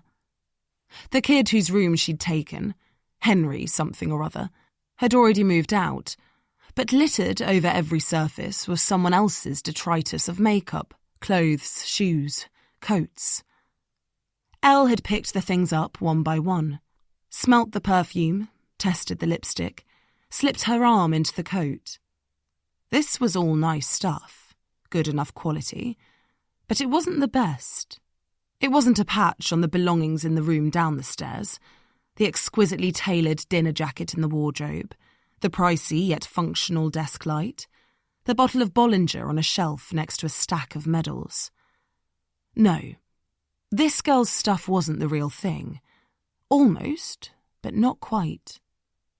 It had been with some delight that Elle had scooped it all into a bundle and chucked it on the baby pink throw adorning the bed in the adjacent room. "Who are you?" "Your new housemate." Caro eyed her suspiciously, sizing her up as possible competition, clearly unsure what to make of the bleached hair, big boots, and shabby little sundress. It had been dislike at first sight as she turned and stalked away, back up the stairs to her bedroom. George had come out onto the landing to see what the fuss was about. He jogged down the stairs to greet Elle. Hi, nice to meet you. I'm George Kingsley. And you are—" "Elle," she said, taking in his open face, white socks, shorts and rowing t-shirt, and getting the measure of him immediately. "And your surname?" asked George. She tipped her head. "Nothing you'd recognise." He went adorably bright pink. She extended her long, thin fingers. "Nice to meet you, George Kingsley. I take it I should know who the Kingsleys are." George said, "No, not necessarily." He was embarrassed. "My dad's in oil. My mum's on a lot of charity boards. People here, our families might know each other." "Not mine," said Elle. No, obviously not. Well, not obviously. Oh God, I'm really ballsing this up. Sorry." He laughed, as though he was shocked he'd made such a cock-up. "I knew we were getting a new housemate, but I suppose I wasn't expecting one who was so pretty." Elle bit down on a smile. "You're fine." He grinned, all foppish. "Let me show you around." She followed him, cynical of the flattery, but quietly charmed all the same. Relations never thawed with Caro. Got worse, in fact. Caro still hadn't recovered from the fact Henry Bellinger had put in a last-minute bid to move out for their last year, so that him and Caro weren't, to quote him, shacked up like an old married couple. No one was quite sure how he managed to bag one of the much-coveted rooms on the top floor of the remaining accommodation building. Big windows, great view. He said it was his infamous good luck, but a hefty donation was suspected. Caro, however, overheard him jokingly refer to it as a penthouse shag pad and hit the roof. It didn't help that when Henry turned up at the house and met Elle, he drawled appreciatively, "Well, well, well. So this is the infamous Elle, is it? I look forward to getting acquainted," while Caro seethed in the background. Although Elle had to admit that sometimes, when Caro relaxed, she could be quite funny, would sit painting her toenails on her bed, listening to the kind of vacuous pop music that drove Travis mad, and would therefore result in some back-and-forth banter that made Elle smile as she sat at her desk in the room next door. There had been a few occasions when Elle had even come out of her room to form a triptych of Caro in her room, Elle on the landing, and Travis at the bottom of the stairs, the conversation lapsing from witty sniping to easy inanity. Those moments, however, were few and far between, because Caro was usually with Henry Bellinger and therefore very rarely relaxed. Now, Elle absorbed the details of Caro's life. Her show-home-perfect dining room, with its large, glossy wooden table dotted with tapered candles. The green marble lamp on the sideboard, with its large linen shade, and the tastefully abstract art on the walls, while Caro kept glaring at her like she'd ruined everything, and said tartly, "Help yourself to endive. Those ones are blue cheese and walnut," pointing to a large platter on the table. "And these ones are vegan." "Are you a vegan, Elle?" she asked, slightly accusingly. No, I'll eat anything." Elle couldn't help comparing everything in Caro's darkly glamorous home with her sister's dingy flat. No one seemed to know what to say now Elle had arrived. The awkwardness lay thick like smog. The only noise, a vintage train station clock ticking the slow seconds away. It was Caro who said finally, "So, where were we? George, you were showing us pictures of your new baby." George looked immediately embarrassed. "Oh no, I don't want to bore you with more of that." He shook out his napkin and laid it in his lap, his movements stiff and uneasy. Elle was amused by how uncomfortable she made him. She sipped her wine and carried on watching with impassive contemplation. Then Travis said, "I've got something that might interest you all." And pushing his chair back, he loped out into the hallway. Caro called, "What is it?" "Wait and see," Travis shouted back. Then, a couple of seconds later, he came back into the living room, brandishing a stack of folded paper. "I had to stop by my dad's on the way here. He's clearing everything out, and these were in a box in the hallway." He dumped the stack on the table. Lily put her glasses on and peered forward to look. "Oh, wow. They're the letters we wrote about each other." Caro clapped her hands as if these might just save her evening. "I'd totally forgotten." George looked relieved at the distraction. Elle could barely recall writing one, and had no interest in what someone predicted for her future. Instead, she let her napkin slip from her lap, and when she bent to get it, accidentally brushed George's leg. He jumped. She whispered, "Sorry." Caro had taken the first letter off the stack. "Oh, it's mine!" She looked up, eyes sparkling. "This is so fun. I can't believe you still have them, Travis." The A4 paper was folded into 3 and sellotaped shut. Caro sliced it open with her knife. "Okay, Caroline Fitzgerald," she read, "will be something famous, a television presenter or maybe a newsreader." She held the paper to her chest, looked round the table jovially, chastising them. "Who wrote this?" No one admitted to it. Elle would certainly never have written newsreader. She'd have written money-grabbing social climber. Caro went on. If she doesn't get fame, then it'll be fortune. She'll be a journalist or best-selling writer. Caro's smile became more forced. Well, that was you, Lily, not me. I don't have the time to write a book. That's what happens when you have 5 kids. She put her hand on George's, united in the empathy of parenthood. Then she looked back at the piece of paper. We'll live?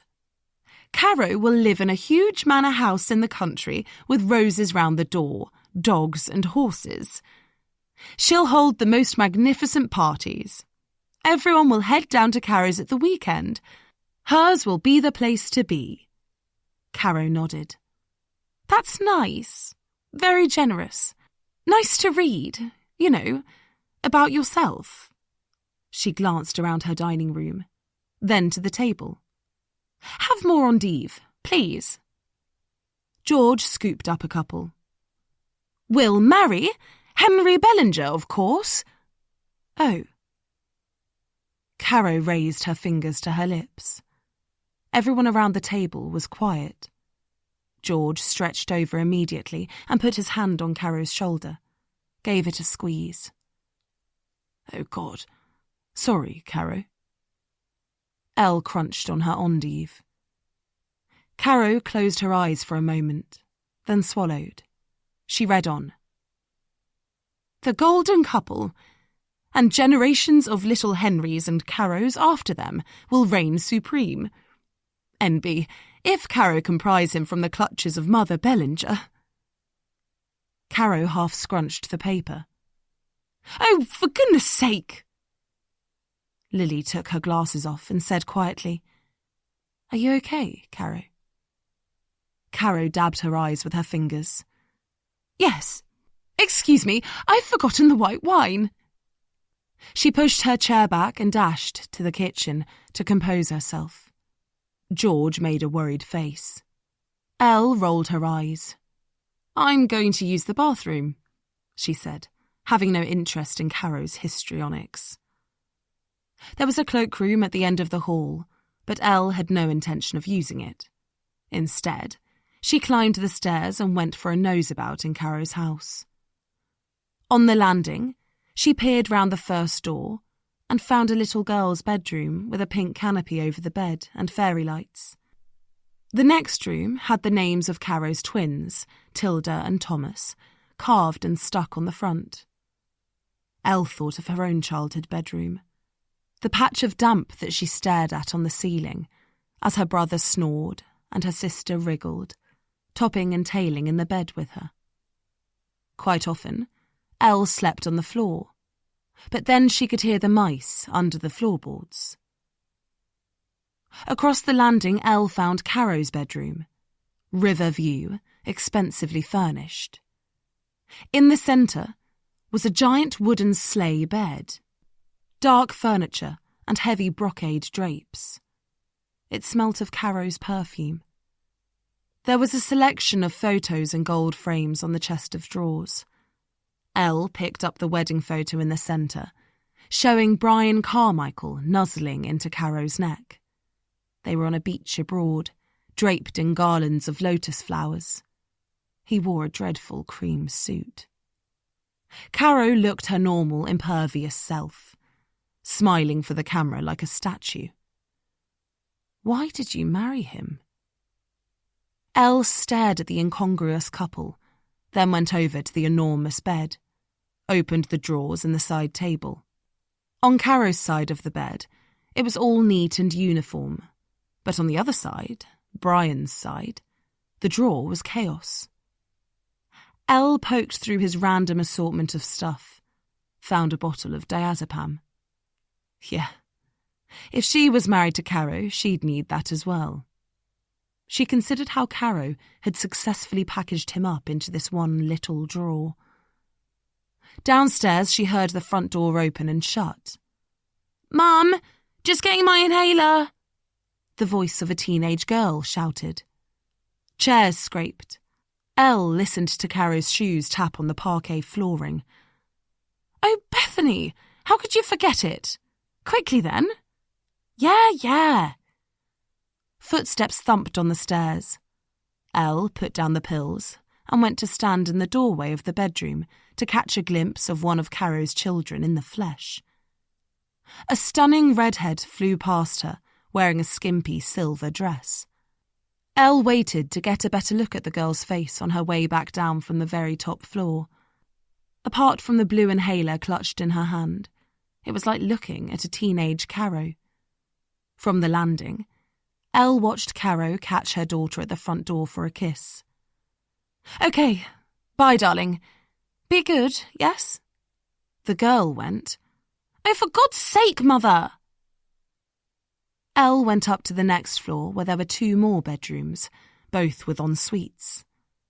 She looked through the daughter's room, ran her hand over the piles of makeup, revision books, discarded jewellery, the netball jumper with under 15s, and the nickname B printed on the back.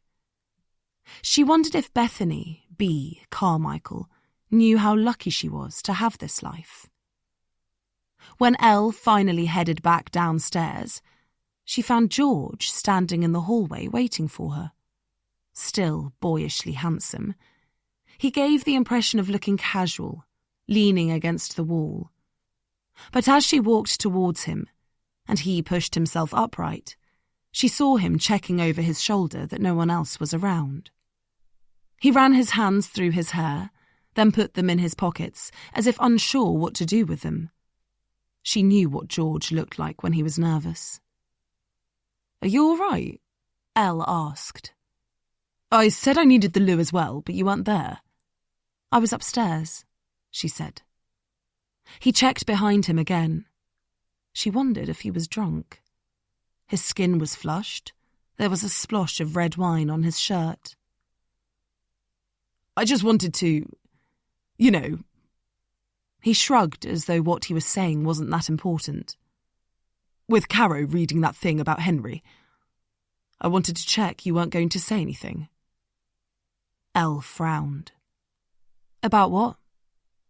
She knew exactly what. "About?" He paused. Sweat beaded on his forehead.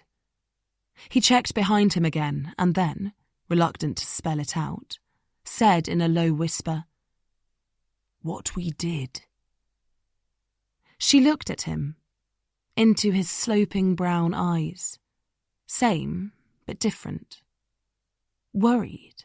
No, panicked. More at stake nowadays.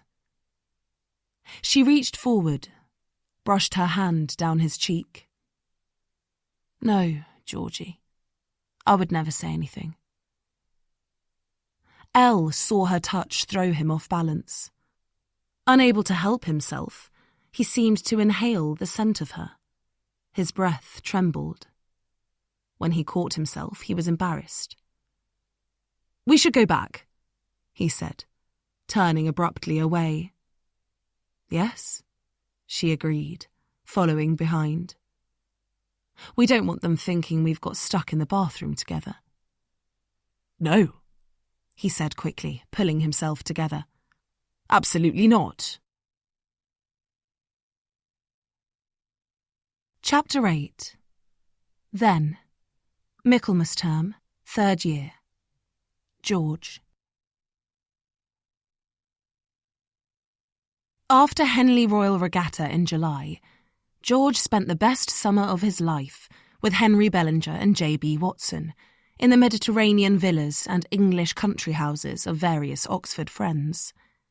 Caro joined them for a week on a super yacht owned by the 6th Earl of Granstead, and while Henry and Caro snorkeled around secluded coves, George completed the list's alphabet challenge with a deckhand called Ursula.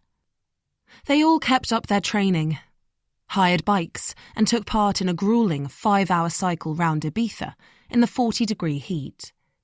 When they stopped at the top of a mountain and gazed out at the view, Henry slung his arms around them, panting, and said, "Look at this. We are top of our fucking game." George and JB whooped in breathless agreement. "This is our time, boys. Never gonna be like this again." Then he whacked JB in the stomach in a pseudo-friendly punch. JB doubled over, George laughed. Pussy.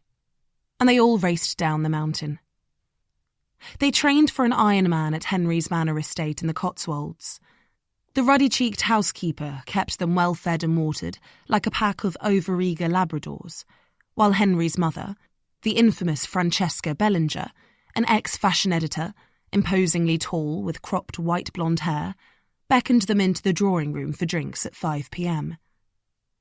Lounging back on the cream sofas, toned and terrifying, she demanded entertainment from their youthful boyish banter.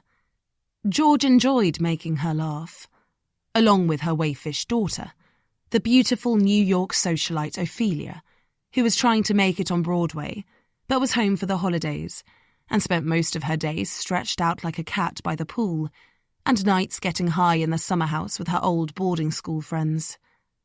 But the real captivation came when Sir Charles Bellinger joined them, regaling the boys with over-modest stories of sporting greatness. George wished enviously that his own father was more like Sir Charles. How different life would be growing up with such calm magnanimity and encouragement. By the time George, Henry and JB arrived at pre-season training camp, they were at peak fitness, all sinew and muscle under copper tans. There were a couple of irritations. An ex-Olympian, Jim Marsden, had enrolled to do a master's and snag some racing kudos before retirement, so he was guaranteed a place in the boat. And one of last year's novices was flying since the summer. But this was their year. It had to be. After last year's failure, it was last chance saloon, and they were the top dogs. It wasn't till they were at the boathouse, a few weeks into term, that Klaus Schneider, a German fourth year who'd raced in the Blue Boat the year before, called everyone to attention and declared, "Boys, today is the day you've been waiting for." Henry and George were unloading blades from the trailer. Everyone stopped to listen. The sun was hidden behind dappled clouds, the willow tree dipped into the glassy water. A pair of swans watched from the opposite bank. Klaus held his arms wide and said, "The list is ready." A round of sly smiles and knowing looks followed. J.B. Watson whistled. Klaus stood serious, framed by the blue doors of the boathouse, waiting for the squad to quiet down. "We have spent a good deal of time and effort compiling the list for your reading pleasure. All you have to do is keep rank and score. And bag the goods, of course." Everyone laughed. Klaus went on. "I would advise you to keep a record of names as we will spot-check at random." Toby Fitzgibbon, one of the novices who was sitting on a boat trestle, giggled nervously. Marco de Poligny, the cox, cleared his throat. "A word of warning. This list is for your eyes only. If anyone else sees it, or it's forwarded or shared in any way, you'll be out. You won't make any boat in this club. Understand?" They nodded. "Well, check your inboxes, boys," Klaus hollered, his broad face splitting into a wicked grin. "May the best man win." As if on cue, the clouds parted and the sun glared down. George looked at Henry. Exciting stuff. Henry had already whipped his phone out. He always wanted to be the first to know what the list had in store. He snorted a laugh. "Brilliant." Then he read out, "Virgin, slut, royal, married, fat, rich, poor," and carried on listing practically every adjective that could possibly be associated with a female and the score carried by each.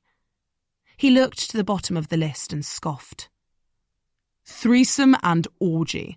Klaus should be so lucky." George said, "Caro's a princess. She could count as royalty." Those in earshot laughed.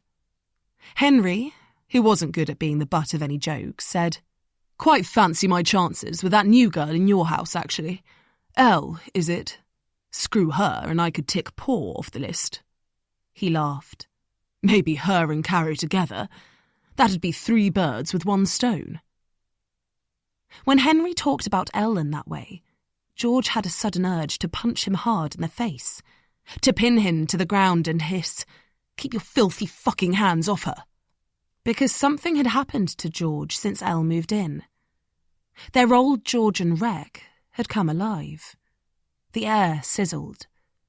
She wasn't his type at all, in her ribbed cotton vests, ripped where the lace attached, and her eyeliner that looked like she'd slept in it. But her laugh was infectious.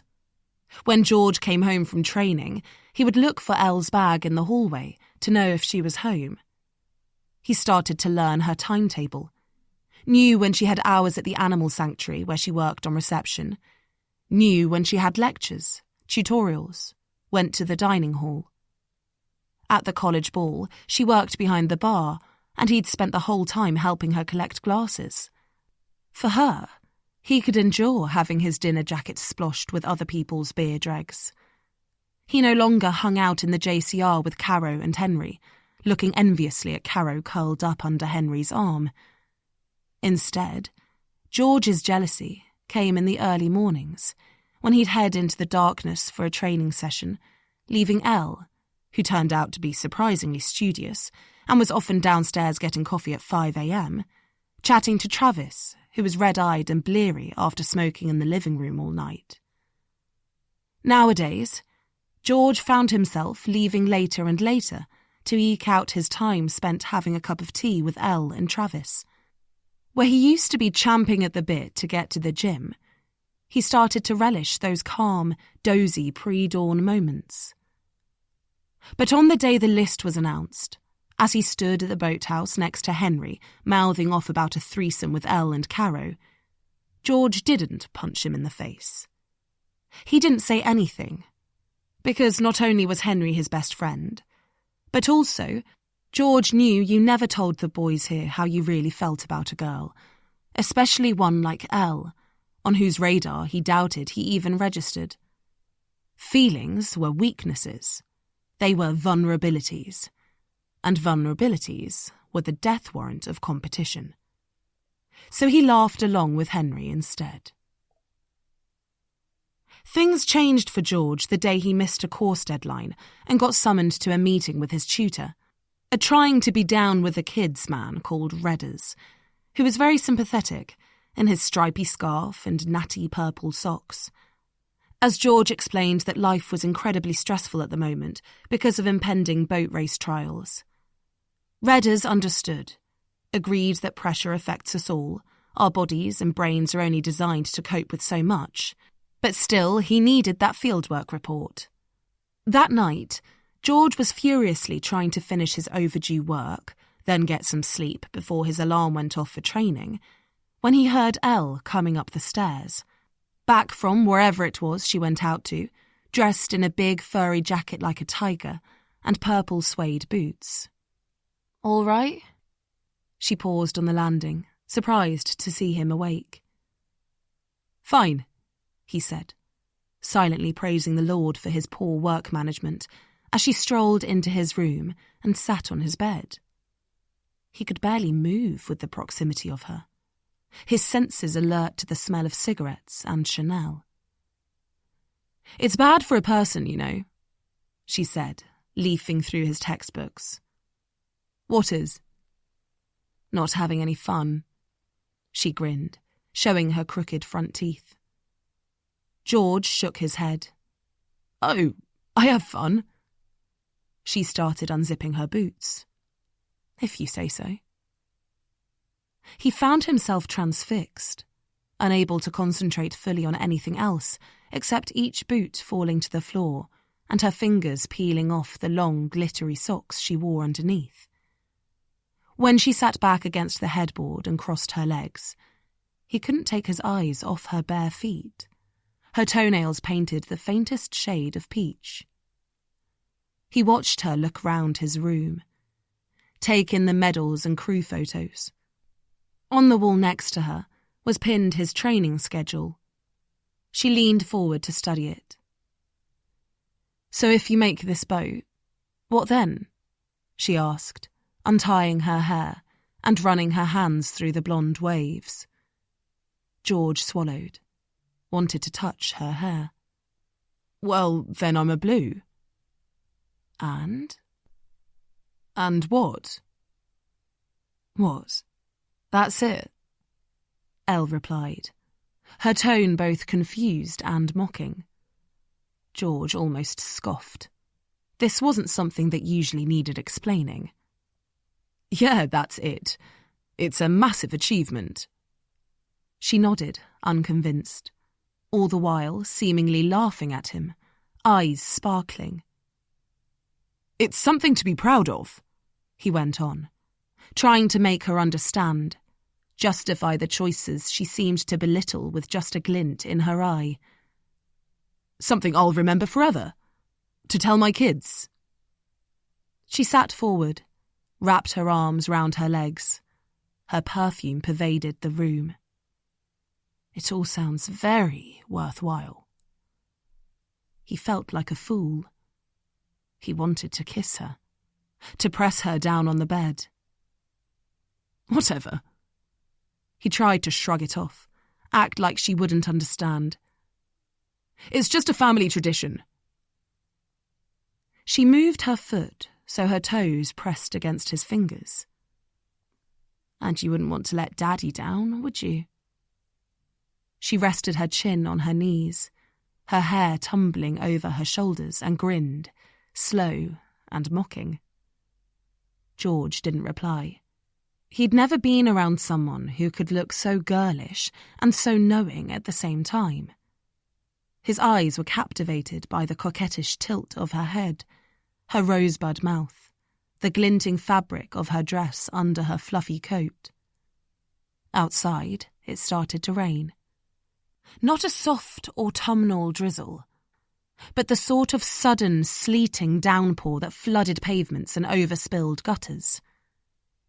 Elle said, "Do you want me to let you in on a secret?" George swallowed. The sound of the film that Travis and Lily were watching downstairs drifted through the floorboards. The cold, rain-soaked air seeped in through the rotten sash windows. George couldn't tear his eyes from the whiteness of Elle's skin, the softness of her body. She looked up from under thick black lashes and whispered, "I didn't come in here to talk, Georgie." Then, moving to the edge of his bed, she snaked her hand around his neck and drew him into a kiss that tasted of cigarettes and cherry lip balm and weeks of pure, unadulterated lust. His hands were under her coat, pushing the faux fur off her shoulders, running along the shimmer of her dress. He pressed himself against her, arm around her back, pinning her to him. He couldn't get close enough, wanted to consume her whole. He yanked at the straps on her dress, pulling it sharply down her body, tugging at her bra strap, kneading and squeezing at the white flesh of her breast.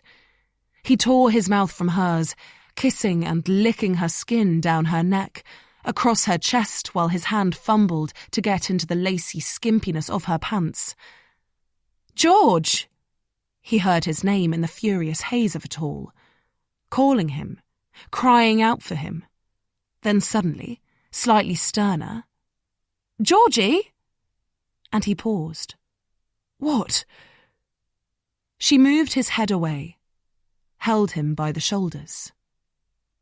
"Slow down," she said in a voice soft and calm.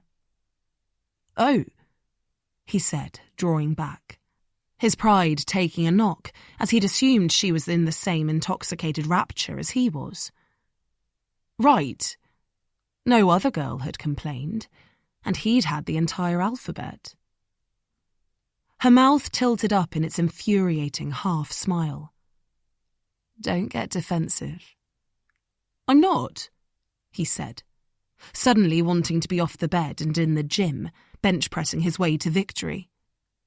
She curled her fingers into the hair at the back of his neck. "It's not a race." "No, I know.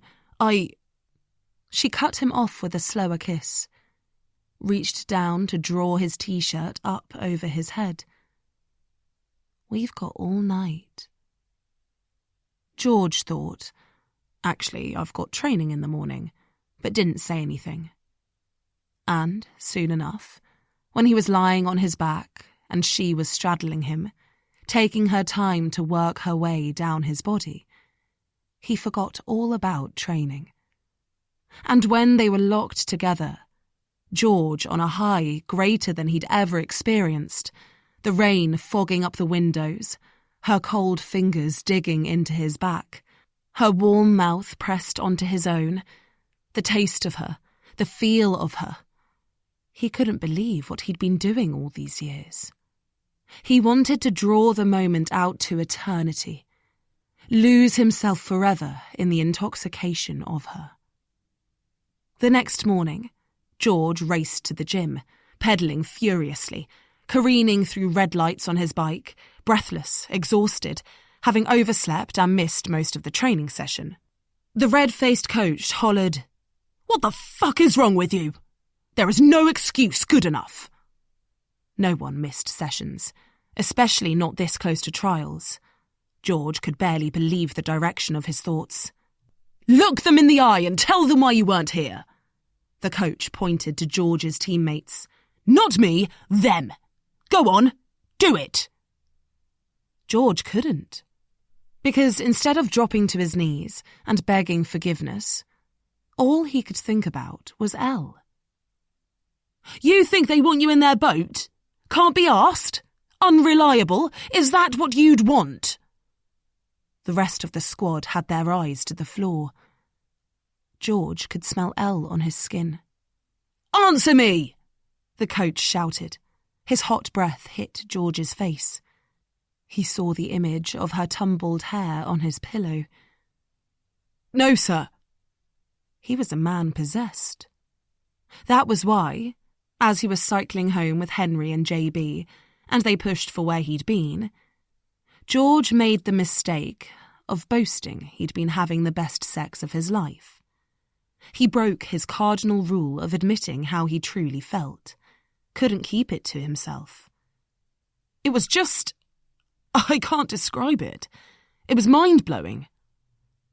He felt incredible, like he'd won a prize that he just had to show off. They lapped it up. They joked and goaded all the way back, stopped off and bought a couple of sandwiches each, scoffing them as they cycled. George swore to himself he wouldn't get distracted again. He had to focus. But he was back in Elle's bed that afternoon. Chapter 9. Now, Caro. Caro was in the kitchen, loading the dishwasher, clattering the plates in. "Why did I agree to this?"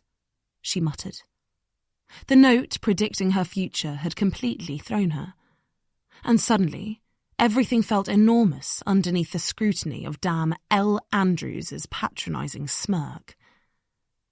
Lily appeared in the kitchen, quietly unnoticed, so she gave Caro a shock when she spoke. "Are you all right, Caro? That letter must have been hard to read." "I'm fine." Caro waved the concern away. "Lily, did you tell Elle we were having a dinner?" "No." Lily looked surprised to be asked. "Why? Is it a problem?" Caro didn't know whether to believe her. She never could read Lily, always innocently nibbling on her bottom lip or staring at her blankly like a cow in a field. Caro composed her face, slamming the dishwasher door and going to check on the tagine. Of course it was a problem. Look at Elle in her denim jacket, covered in sequined feathers, and tight ruched red mini-dress, making Caro look overdressed and formal in her own home, whispering with George in the hallway. Caro remembered Elle sauntering through their Oxford house, all boho and instinctive cool, the boys salivating in her wake. Even Travis was hooked. Bastards. Caro had had them in the palm of her hand before Elle turned up. "So, how is everything going, Lily?" Caro fell back into hostess mode as she boiled water for the couscous. What else have you been doing apart from the book? Still single? Still single, Lily replied, accompanied by a resigned bob of her shoulders. I have a cat, Patty. She's a rescue, fat as a hippo and only has one eye. She examined the fruit bowl on Caro's kitchen island, picked up a mouldy lemon that Caro had missed in her clear-up.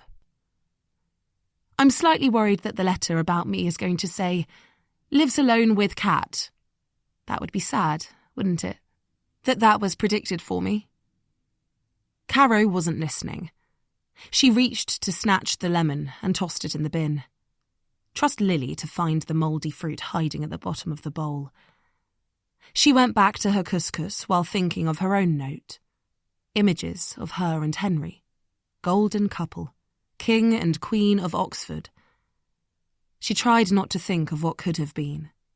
The life she could have had with him.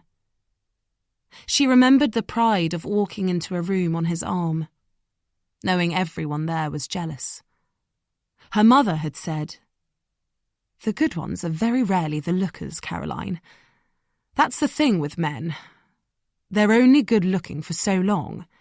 But a hard-working brain, that pays, I tell you. Aim for the lawyers and the bankers. Doesn't matter what they look like. They spend their whole time in the office and you never have to see them. You choose with your head, not your heart. Caro remembered their third-year Christmas. Her mum and new husband, Lionel, an unattractive investment banker she'd met online and chosen for exactly those criteria, driving up to Oxford to pick Caro up.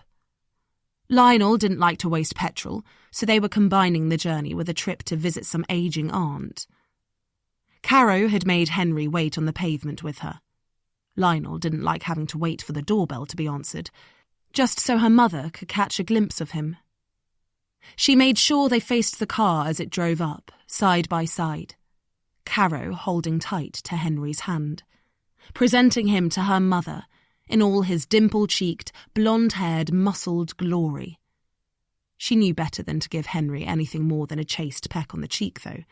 The ensuing lecture from Lionel, if she did, wasn't worth the bother. Because while Lionel came with pots of cash, one of his many drawbacks was his dedicated membership of a church who put Christian in their title but seemed to make up all their own rules. Money, Caro, always comes with a caveat, her mother declared, after repenting and converting.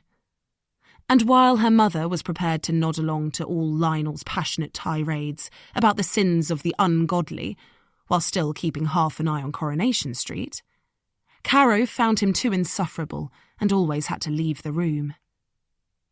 When she tucked herself into the back seat of Lionel's car as Henry waved, Caro caught her mother's eye in the rear-view mirror and gave her a look that said, rich, sane, and handsome, mummy darling. He's the whole shebang. Her mother feigned indifference, but Caro saw her wince as Lionel huffed and puffed about the weight of Caro's suitcase. When Henry took it from him and effortlessly slid it into the boot, they both knew who they'd rather go to bed with every night. Caro sighed, thought of her husband, Brian, her own Lionel. The only thing he was happy to spend money on was the house, because they were furnishing their forever home. Caro could almost see Brian's brain thinking, let her do it up nicely so she'll never want to leave. Caro? Lily said. Sorry. Caro shook her head. What were you saying? Fat cats. But she couldn't think of a good excuse for having no clue about what had been said. It was only Lily, though. I wasn't listening at all. George came into the kitchen, looking out of sorts after his run-in with Elle in the hallway, cheeks flushed. Shall I get more wine for the table, Caro? Caro remembered when everyone found out Elle and George were shagging. God, even Henry had been jealous. She'd watch his ears prick up when he heard the bedroom door next to hers close. His eyebrows would raise at the sounds through the wall. Always some wild, exotic laughter and breathless panting. Caro wasn't prim with sex, but she didn't tend to make a noise. too on guard for that, always trying too hard to please. She could tell, though, that Henry was drawn to the noises next door, so Caro tried her best. George had told Henry that Elle was bare down there, so Caro went for a wax. Elle apparently gave the best blowjobs in the shower, so Caro was in the bathroom on her knees. Elle. Why had she had to come and live with them? Of course she couldn't blame Elle for the downfall of her own life, but she could certainly blame her for adding to the stress, whipping them all up, making Caro take her eye off the ball. Without Elle, Caro would have sailed through calmly as Queen Bee. She would have kept her eyes open and her confidence up. When, for example, she had been invited by Henry to his bitch of a mother's birthday bash, the intimidating ice queen Francesca Bellinger, dressed head to toe in exquisitely tailored Dior, had pulled Caro aside to murmur quite casually over a glass of Veuve Clicquot. "I've always thought women were very similar to horses. You can tell they're breeding a mile off.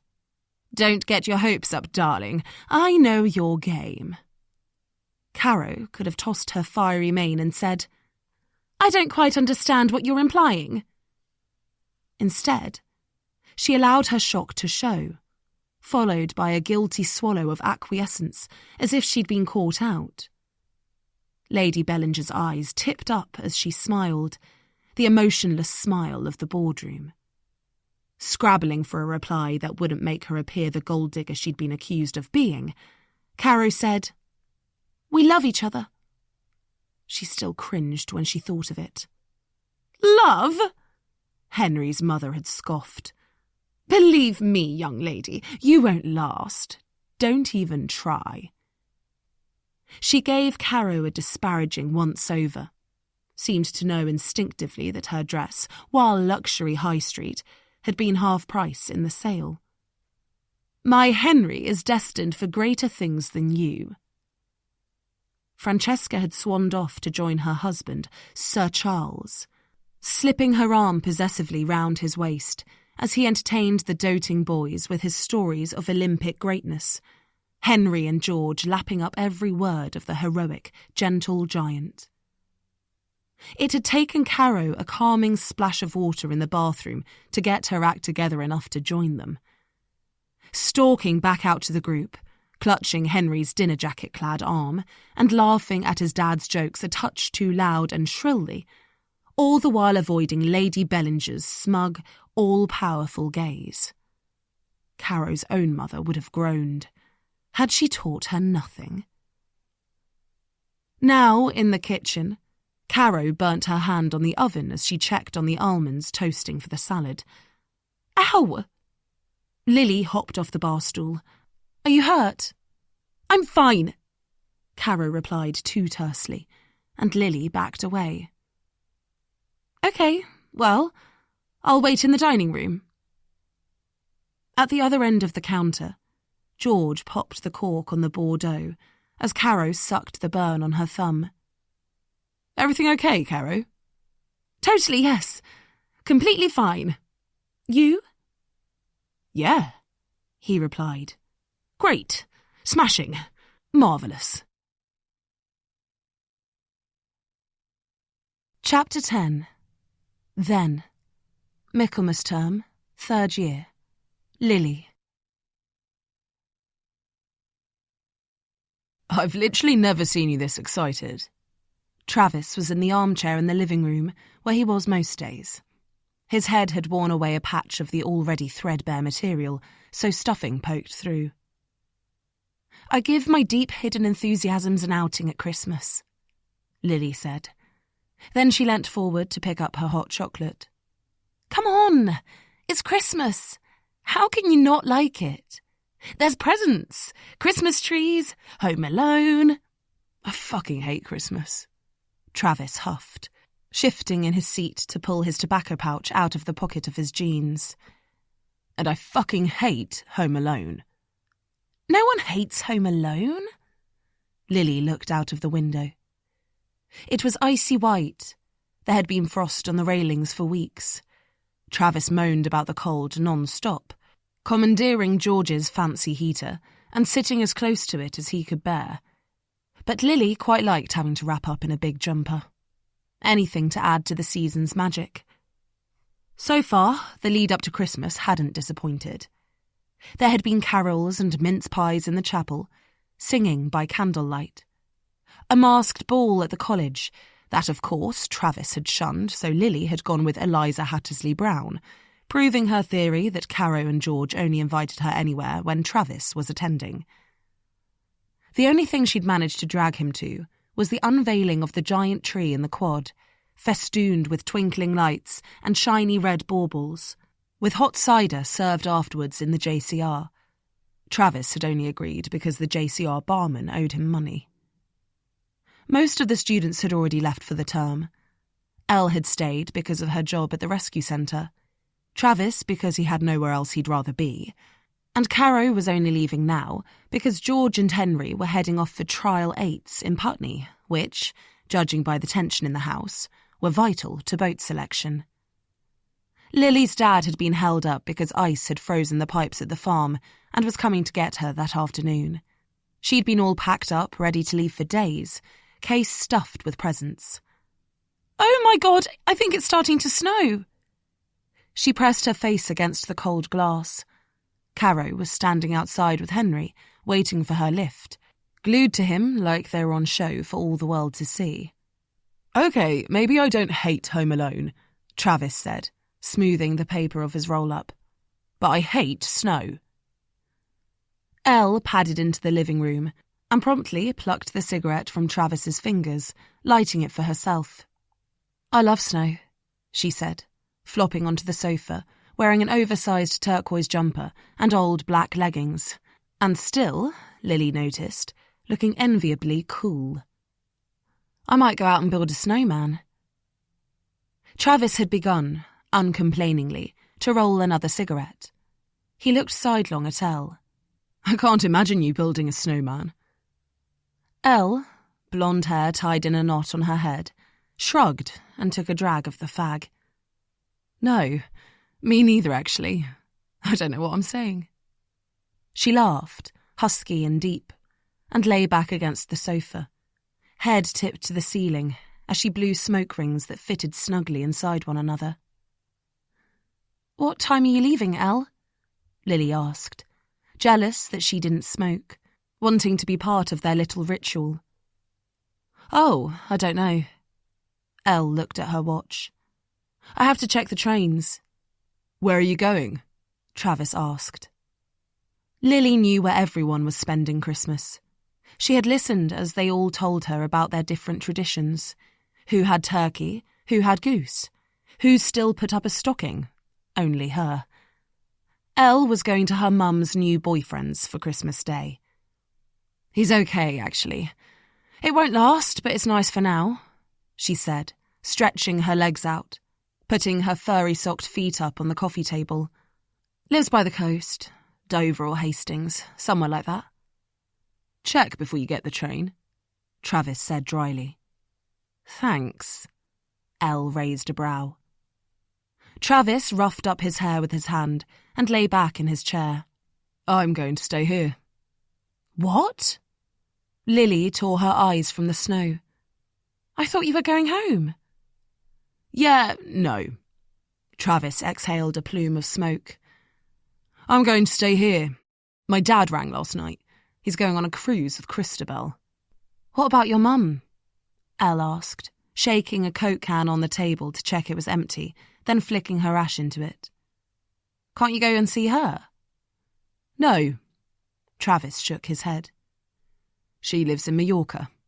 She'll be playing tennis all day, and I'm shit at tennis," he said wryly.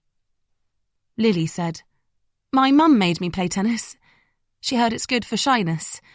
It didn't help, except I do have quite a good backhand." Elle laughed. Travis said, "My mum is fonder of her 25-year-old instructor Andre than the actual nitty-gritty of the sport." Elle pulled a strand of her hair down to examine her split ends. "Do you see her ever?" "Not if I can help it. I don't think she wants to see me particularly either. I make her feel old." He did an impersonation of a plummy woman's voice. "There's nothing like a teenage son to show one's age." I told her the Botox did that well enough, but she didn't believe me. Lily felt a jolt of sadness. When did one put one's cynicism aside, if not at Christmas? "What will you do on Christmas Day by yourself?" "Get stoned." Travis smiled, pulled his hands into the cuffs of his old white fisherman's jumper. "Perfect Christmas."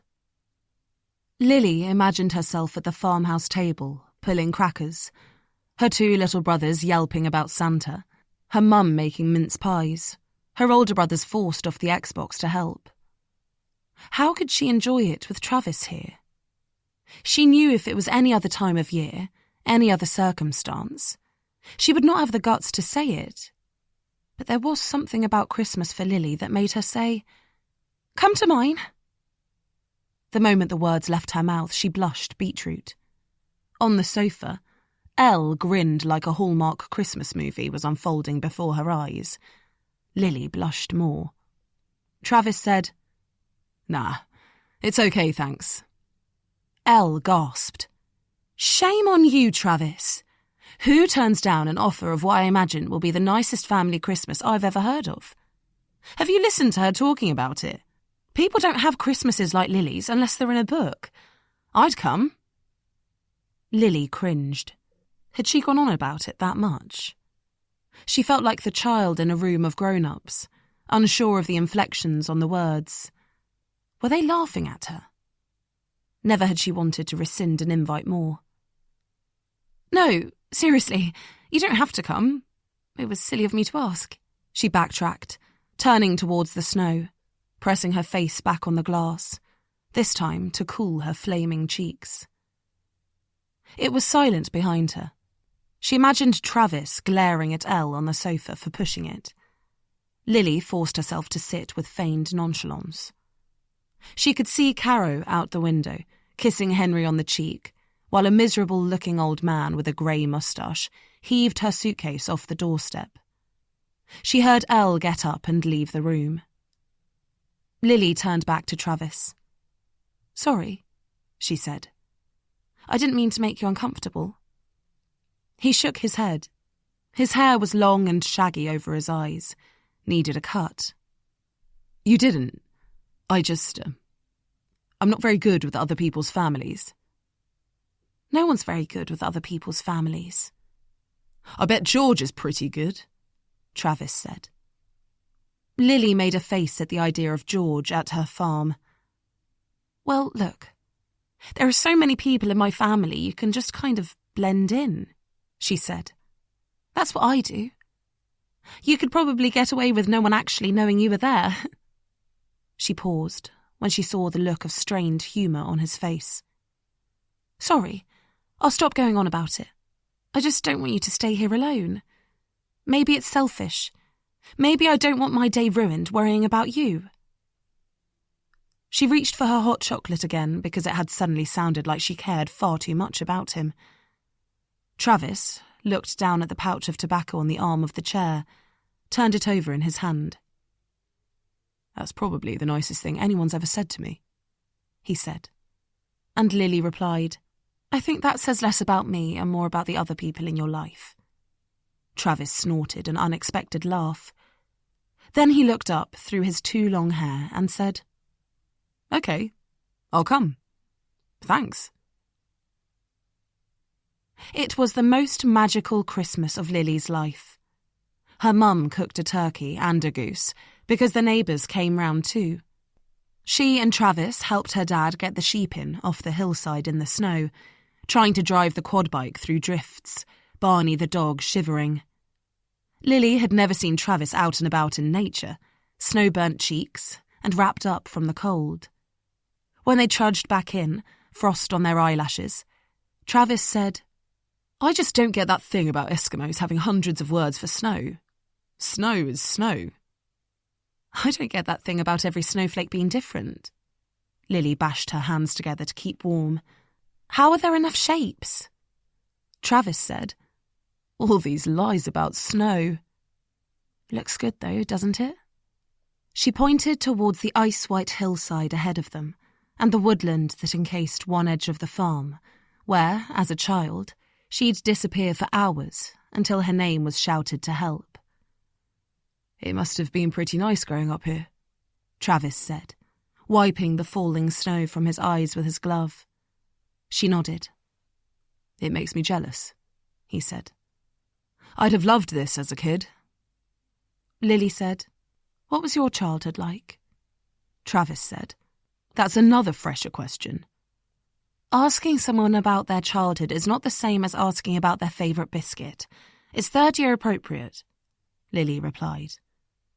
Okay. Travis stopped to pick up a handful of powder, shape it into a ball. I would say the main purpose of my childhood was to be a useful asset in my parents' divorce. He chucked the snowball at the wall of the barn. Other than that, they made me an adult when they sent me to boarding school at 6 years old. Travis, Lily said, that's a very sad story. Travis looked at her and grinned.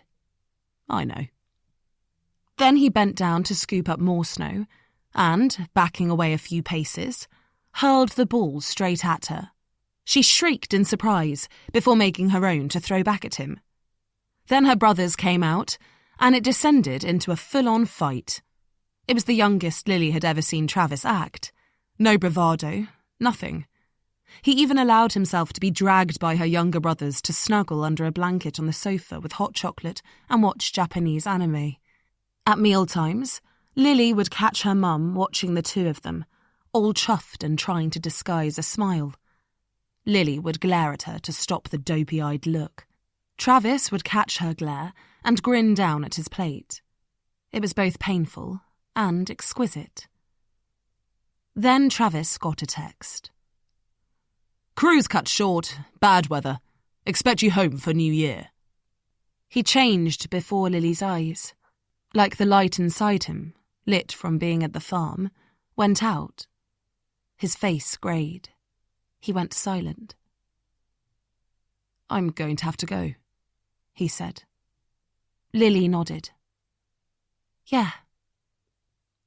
They stood facing each other. She could feel the heat of the fire roaring behind her. Everyone else was in the kitchen. Travis looked down at the floor. His hair flopped forward over his eyes. Thanks for inviting me, he said, glancing back up. It was good. They stared at each other. Lily stupidly thought he might be about to kiss her. She even leant in for a second. He stayed where he was. She pulled back quickly enough, but knew that he saw. I'll tell your mum, he said. Thank her for having me. He pointed towards the kitchen. Lily followed behind him, cringing. Her mum reacted predictably. Oh my goodness, that's such a shame. It's been so lovely to have you. Are you going with him, Lil? No, she said quickly, embarrassed it had even been mooted. Caught off guard, Travis said, You can. I mean, if you want. No, I should stay here.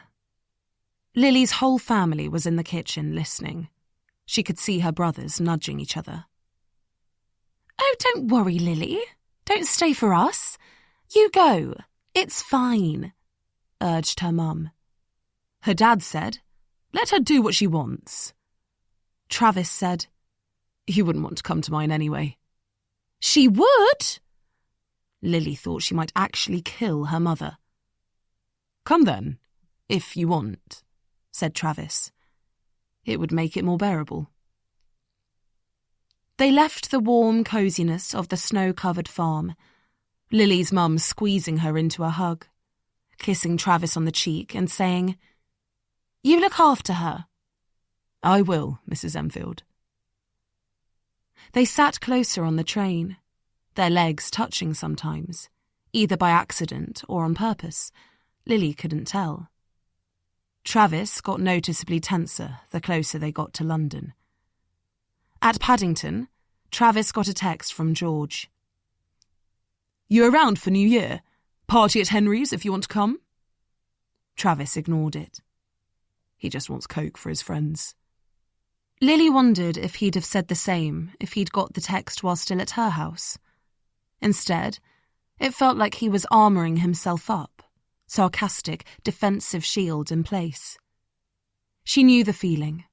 She did the same when she got closer to Oxford.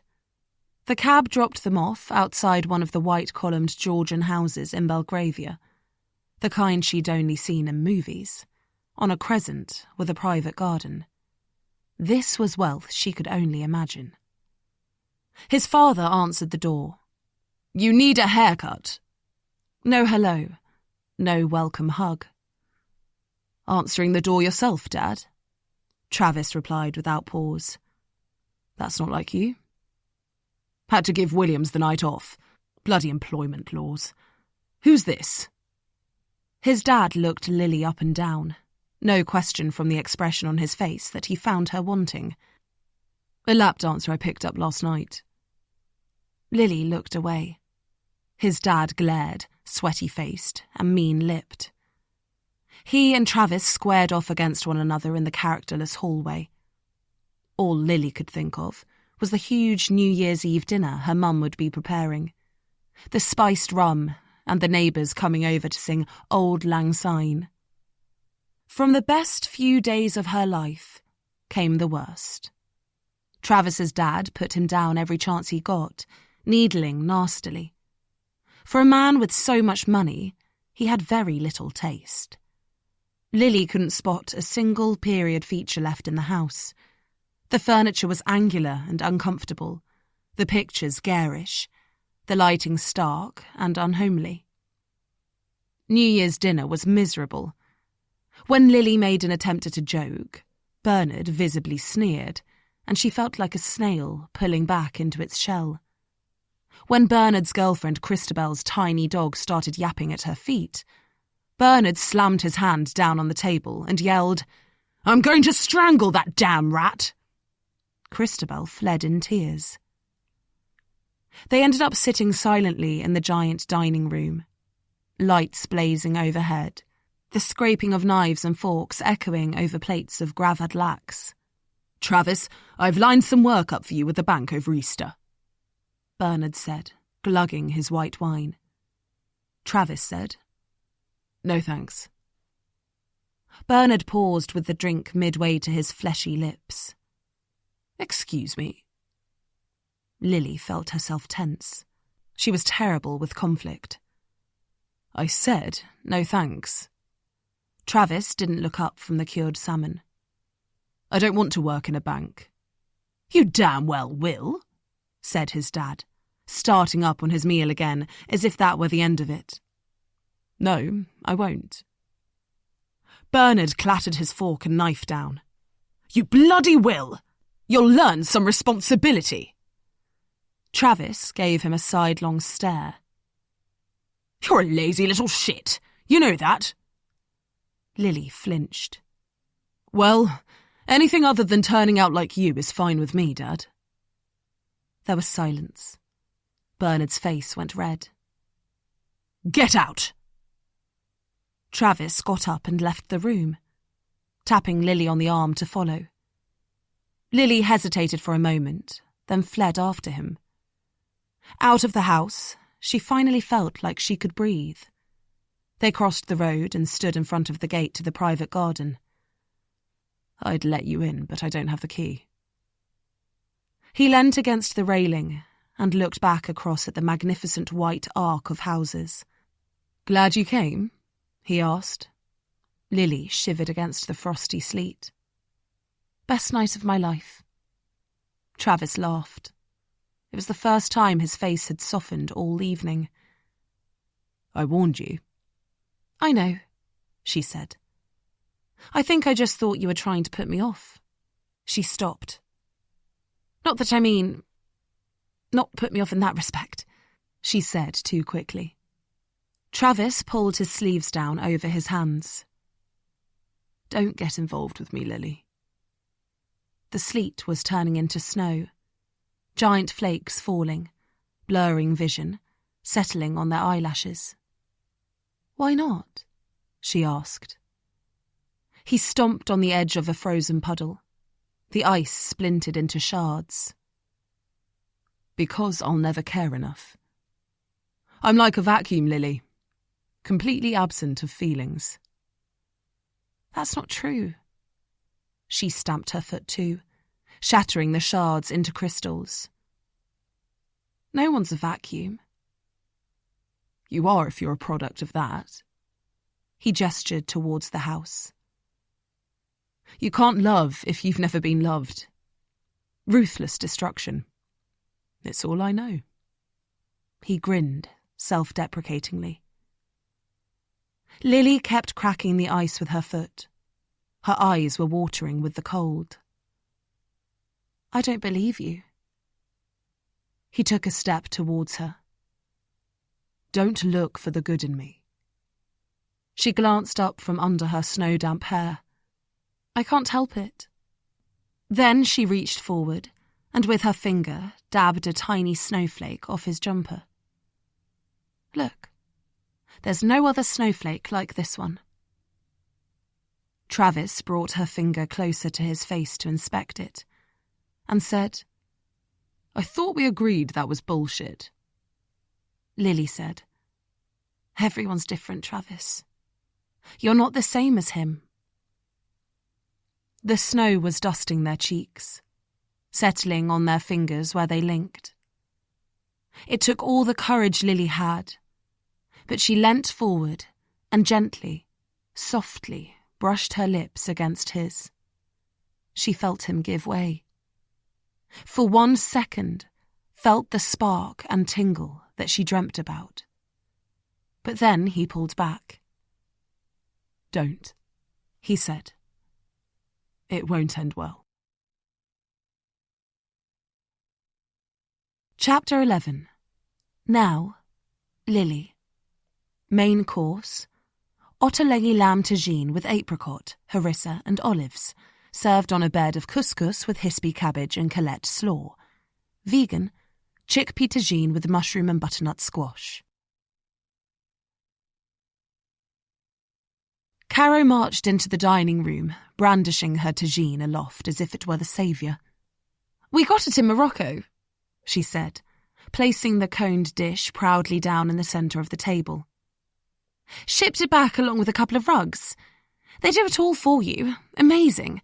Very touristy, but we managed to find a few places off the beaten track." She started spooning couscous onto people's plates, talking, busying herself, trying, it seemed, to keep the dinner party ball in the air, to not allow anyone the space or opportunity to let it fall. Lily, however, wasn't there for polite small talk. The whole point of going to the dinner was to see how being with them all made her feel. She wanted to get beneath the surface, go back to where it started. She'd even successfully managed to get Elle a place at the table. But what was she meant to do now? She wondered if she could nip out and call her therapist from the loo. The first time Lily had gone for therapy, she'd walked out of the waiting room before the session even started. The therapist had called her to inquire as to why she'd fled. Lily had berated herself for picking up the phone. "Talk to me now, Lily. You're in your home. You're safe. Just 5 minutes. Tell me why you came to see me." Lily had looked around at her pot plants, her cat asleep on the chair, her mug on the table. "I meant to go to the dentist." There was a pause. "Very funny, Lily." "I wasn't trying to be funny. It's true. I need my wisdom tooth out." Do you often use humour as a defence mechanism, Lily? "All my life," she said, caught by surprise that someone could see straight to her core down a telephone line. The therapist let the silence drag on for so long, Lily wondered if she'd hung up on her. When she could bear it no longer, she said, "I've started having panic attacks." Lily could barely bring herself to remember the literary festival in Zurich, where she'd stood frozen on the stage, all her slides for the book ready on the big screen, yet her mouth unable to form any words, while her mind raced at 1,000,000 miles an hour, and she was convinced she was going to die. In the end, the host had said, "Shall we take 5 minutes?" When her publicist had suggested she talk it through with a professional, Lily had internally scoffed at the notion. It was just burnout. But then came the nightmares. Waking up voiceless, panting for breath, the sheet soaked with sweat, the taste of fear in her mouth. In Caro's dining room, Travis lifted the lid of a little Le Creuset casserole dish, which held his individual serving of chickpeas and squash, and asked, "How long were you in Morocco, Caro?" "I was in an ashram in Marrakesh for 3 months. Awesome place." Caro heaped shredded cabbage slaw onto his plate. "Oh, just the afternoon, actually. We dashed over on the boat from the south of Spain, but we really got a feel for the place. I'd love to go back." George took a mouthful. "Best couscous I've ever had," Travis said. "You should try the stuff in Marrakesh." Caro clearly didn't want her couscous compared with that of the Moroccans and changed the subject. "Shall we read another letter?" she asked, reaching for the stack before anyone had time to reply, tearing open the sellotape. "Lily, it's yours." Lily took a deep breath. She'd been afraid of this since Travis appeared with the letters. She really didn't want to know what they had thought her future might entail. She imagined whoever had written it staring blankly at the piece of paper, thinking, who even is she? "Okay." Caro took a sip of wine, dabbed her mouth with a napkin, and started to read. "Will be archaeologist. Very studiously and without causing any fuss, Lily will rise to the top of her profession." Caro peered over the top of the letter. "Well, you've kind of done that." Lily wanted to bury her face in the napkin. "Will live. When not off finding fossils, Lily will be back on the farm surrounded by chickens and cows." Lily was getting hotter, the tips of her fingers tingling. "She'll have loads of kids. Sweet country bumpkins who take after Lily. Oh, how rude." Caro feigned disapproval. "And a Farmer Giles husband who laughs at her terrible jokes and puts up with her dreadful taste in films." Caro turned the piece of paper over to see if there was anything on the back. "That's it. Not the most imaginative of predictions. But no cats, eh, Lily?" Lily was far too aware of her breathing to smile at Caro's little quip. She didn't want people looking at her. She was blinking too much, an annoying tic that came on when she started to panic. She reached to get some water, but her hand was shaking, so she put it back in her lap. She tried to remember her therapist's advice. "It's just anxiety, Lily. Talk to it, acknowledge it. Tell it you know that it's there." Across the table, George had started rhapsodizing about the apricots and the lamb tagine. Lily's time in the spotlight was over, but she could still hear the words going round and round, feel the eyes watching. Caro said, "Help yourself to more. Travis, you especially. It'll be a cold day in hell before any of my children will eat a chickpea." Elle, who was toying with her food, knee jiggling under the table, said, "How old are your kids, Caro?" Caro snorted. "How old aren't they? I literally lose count." Lily's eye caught the piece of paper Caro had just read from, the one that charted the idealised future of Lily's life on the farm. There was the therapist again. "There are no alternate paths, Lily. There's just what is." Her office always had the same smell. Lily had looked around for a Glade plug-in, but hadn't found one.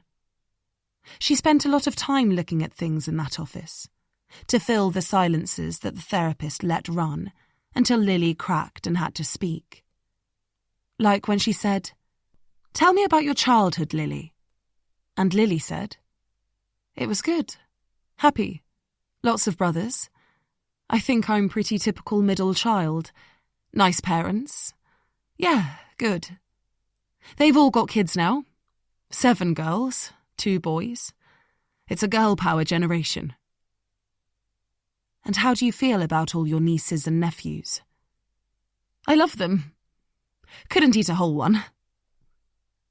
Silence. Nothing. No polite smile. Just that encouraging stare. Till Lily was forced to say, "Jealous. Sometimes I'm jealous of them. That my brothers are happy and settled with kids. But I have my work, my book. It's been really successful.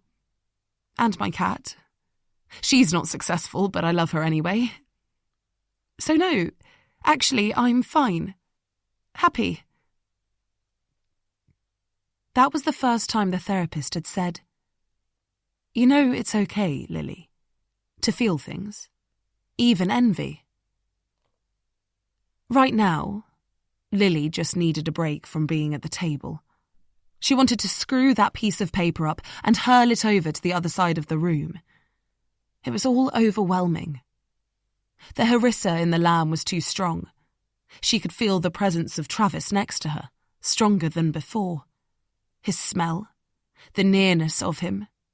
Her eyes were itching to look at him, see the shape of his jaw, his hair, the lobe of his ear. She managed a sip of water, but couldn't disguise the shake when she put it down. Her napkin slipped to the floor. She bent to pick it up, and the blood rushed to her head.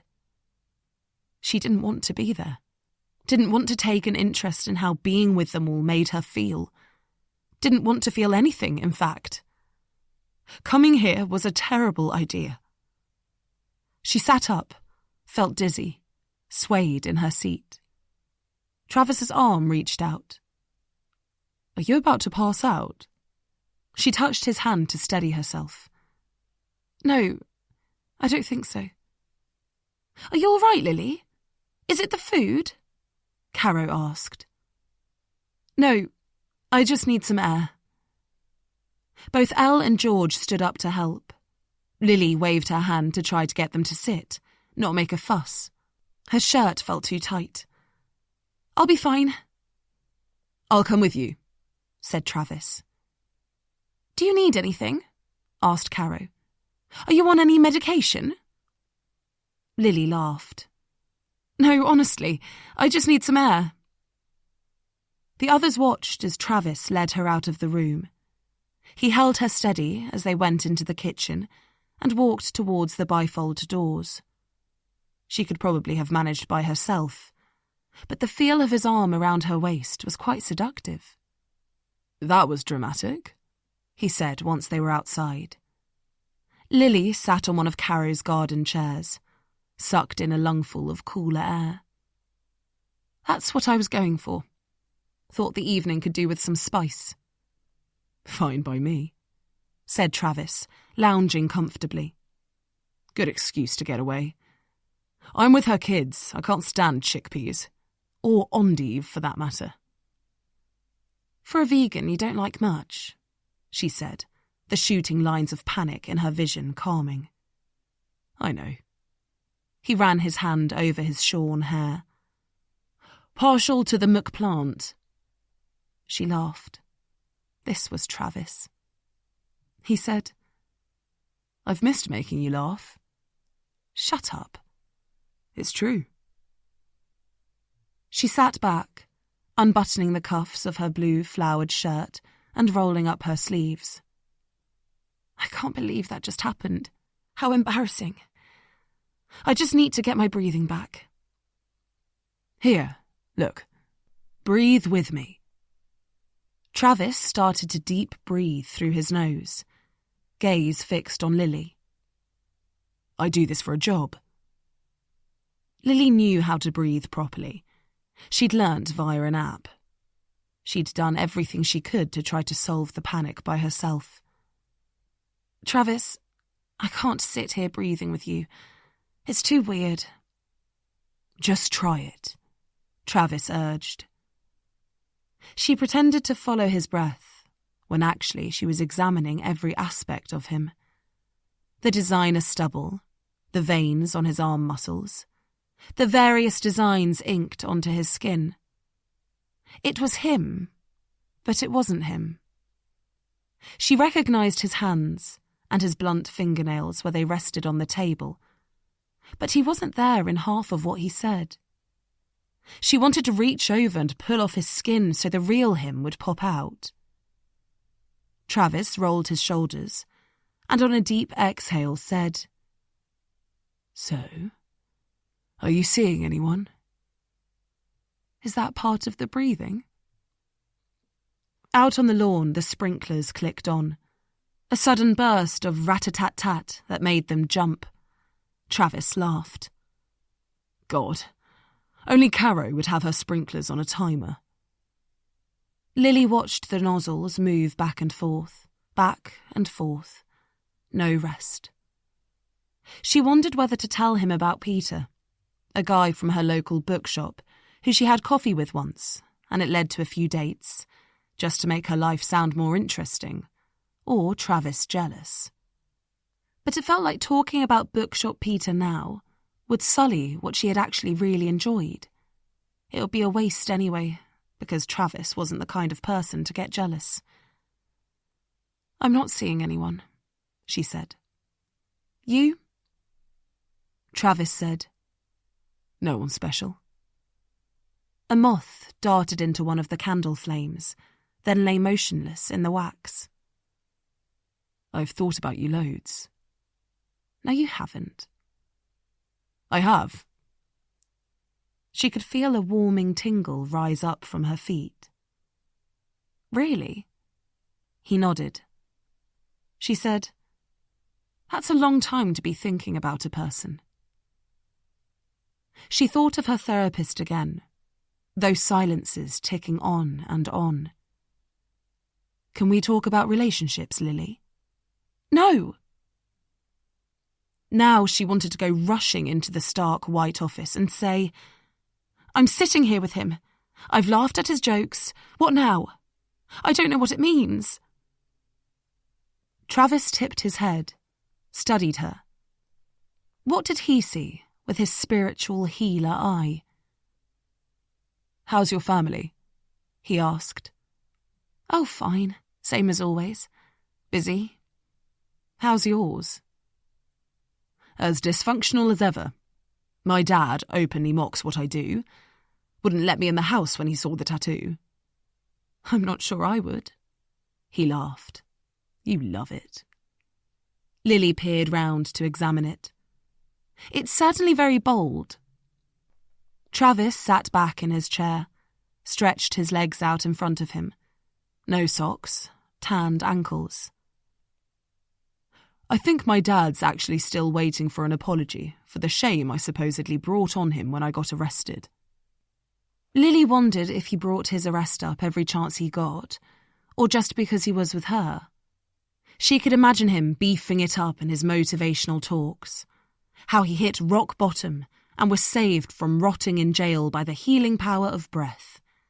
Not just slapped with a 2-year suspended sentence for possessing Class A, B and C drugs with intent to supply, and labelled by the judge a spoilt, selfish child, naive in the extreme.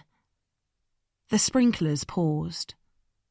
Lily looked out at the grass, battered by the torrents of water. "Did you ever find out who called the police?" she asked. "No." Travis glanced at her from under thick lashes. She remembered asking him way back then whether he'd ever worried about being caught dealing, and he'd laughed. "Nah, police don't care about people like me. They want the kingpins, the ones who run the networks." She'd never seen anyone look more frightened than Travis when the police kicked the door down. He stretched, flexing his biceps behind his head. "But it doesn't matter anymore. It changed my life. I did that community service. 100 bloody pointless hours clearing a patch of wasteland that I don't think they've ever done anything with. And I left. Best thing to happen to me. Took me out of the circle of negativity. Lily looked to see if he was using the phrase circle of negativity seriously, and whether he was lying about the arrest being a good thing. All she could see on his face was calm neutrality. The sprinklers started again, incessant, firing like guns in the background. Whoever it was, they did me a favour, really, Travis said. Made me who I am.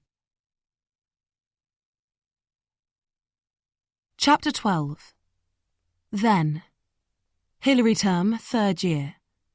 George. George was living like Jekyll and Hyde. Every spare minute he wasn't in a rowing boat, he spent with Elle. He saw less and less of his friends. She took him places he'd never been. To the picture house where they watched subtitled films about Armenian rock bands. They went to immersive theatre, where George got the giggles, but Elle was in full character and refused to reply. She made him skinny dip at midnight in the river. He said, "If you'd seen what I'd seen in there, you wouldn't swim," pointing to the freezing, murky water. She plunged in anyway, and George couldn't resist her nakedness. He even found himself enjoying his coursework, opening a geography book just so he could sit beside her and study in the relative calm of her sparse room, her dresses hanging from the picture rail, scarves draped over mirrors, and a couple of black and white movie posters blue-tacked to the wall. Elle, with her glasses perched on her nose, shushed him every time he got bored. George grinned as she chastised him to get back to the books. He realised for the first time that the unfamiliar feeling he was experiencing was happiness devoid of wanting more. Life was good. When they got back from Christmas, he presented her with a little box, wrapped as best as his fumbling fingers could manage. "I got you this." She was unpacking her suitcase. She looked surprised, laughed at the gesture, then stopped herself, because he knew his face was so serious. "Oh, Georgie, I didn't get you anything," she said as she took the box. His hands were shaking. He was so nervous. Inside was a necklace. Nothing special. He knew she wouldn't want anything too fancy. The sales assistant tried to flog him a big, sparkly pendant, but he chose just a gold chain with a round gold locket. "Georgie, I love it," she grinned, taking it out and putting it on. "It's the best present I got." He nodded, couldn't speak, felt a mixture of love and stupidity. "Thank you." She kissed him. He said, "I missed you." It was an understatement. He'd spent every night of Christmas training camp dreaming about her. The softness of her skin, the curl of her hair, the way her front 2 teeth slanted back a fraction, the way the lines round her mouth deepened when she really laughed. Being apart had been agony. Elle squeezed him tight. Then she drew back, looked him in the eye, frowned slightly and said, "Do you know what? I missed you too." She laughed. "I never miss people." From her, the words hit his heart like a golden arrow. She walked away, went back to unpacking like she had to take a bit of time to think about what she'd just said. He lay down on her bed, heart thumping because she'd liked his gift. "Did you have a good Christmas?" he asked, trying to disguise his boyish excitement at having pleased her. She paused at the question. He watched as her hand reached up to the locket round her neck.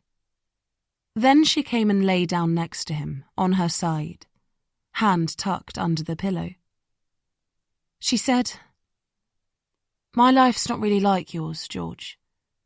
There's no big Christmas tree and carols round the piano." He wanted to say that they hadn't sung carols round the piano since he was 10, but instinct told George not to speak. I have a mother who is a lot of work, and a very long string of stepfathers, some of whom are nice, and some of whom aren't so nice. The current one turned out to be the latter, so I didn't stay long. Went back to my mum's flat with my sister and brother, and left them to it. George thought of his own Christmas. The formal sterility. I'm quite jealous. Elle said, Don't be. He couldn't help it. His imagination put everything she did on a pedestal. I bet your life has been much more interesting than mine. Her hand toyed with the locket. Georgie, my life is completely different to yours. They're incomparable. George frowned. I don't think that's totally true. She sat up, looked almost pitying at his naivety. Georgie, you've had everything go your way all your life. I've had to fight for every single thing I've ever got. He went to protest, but thought better of it, stuffed the hand with the new tag watch further into his pocket.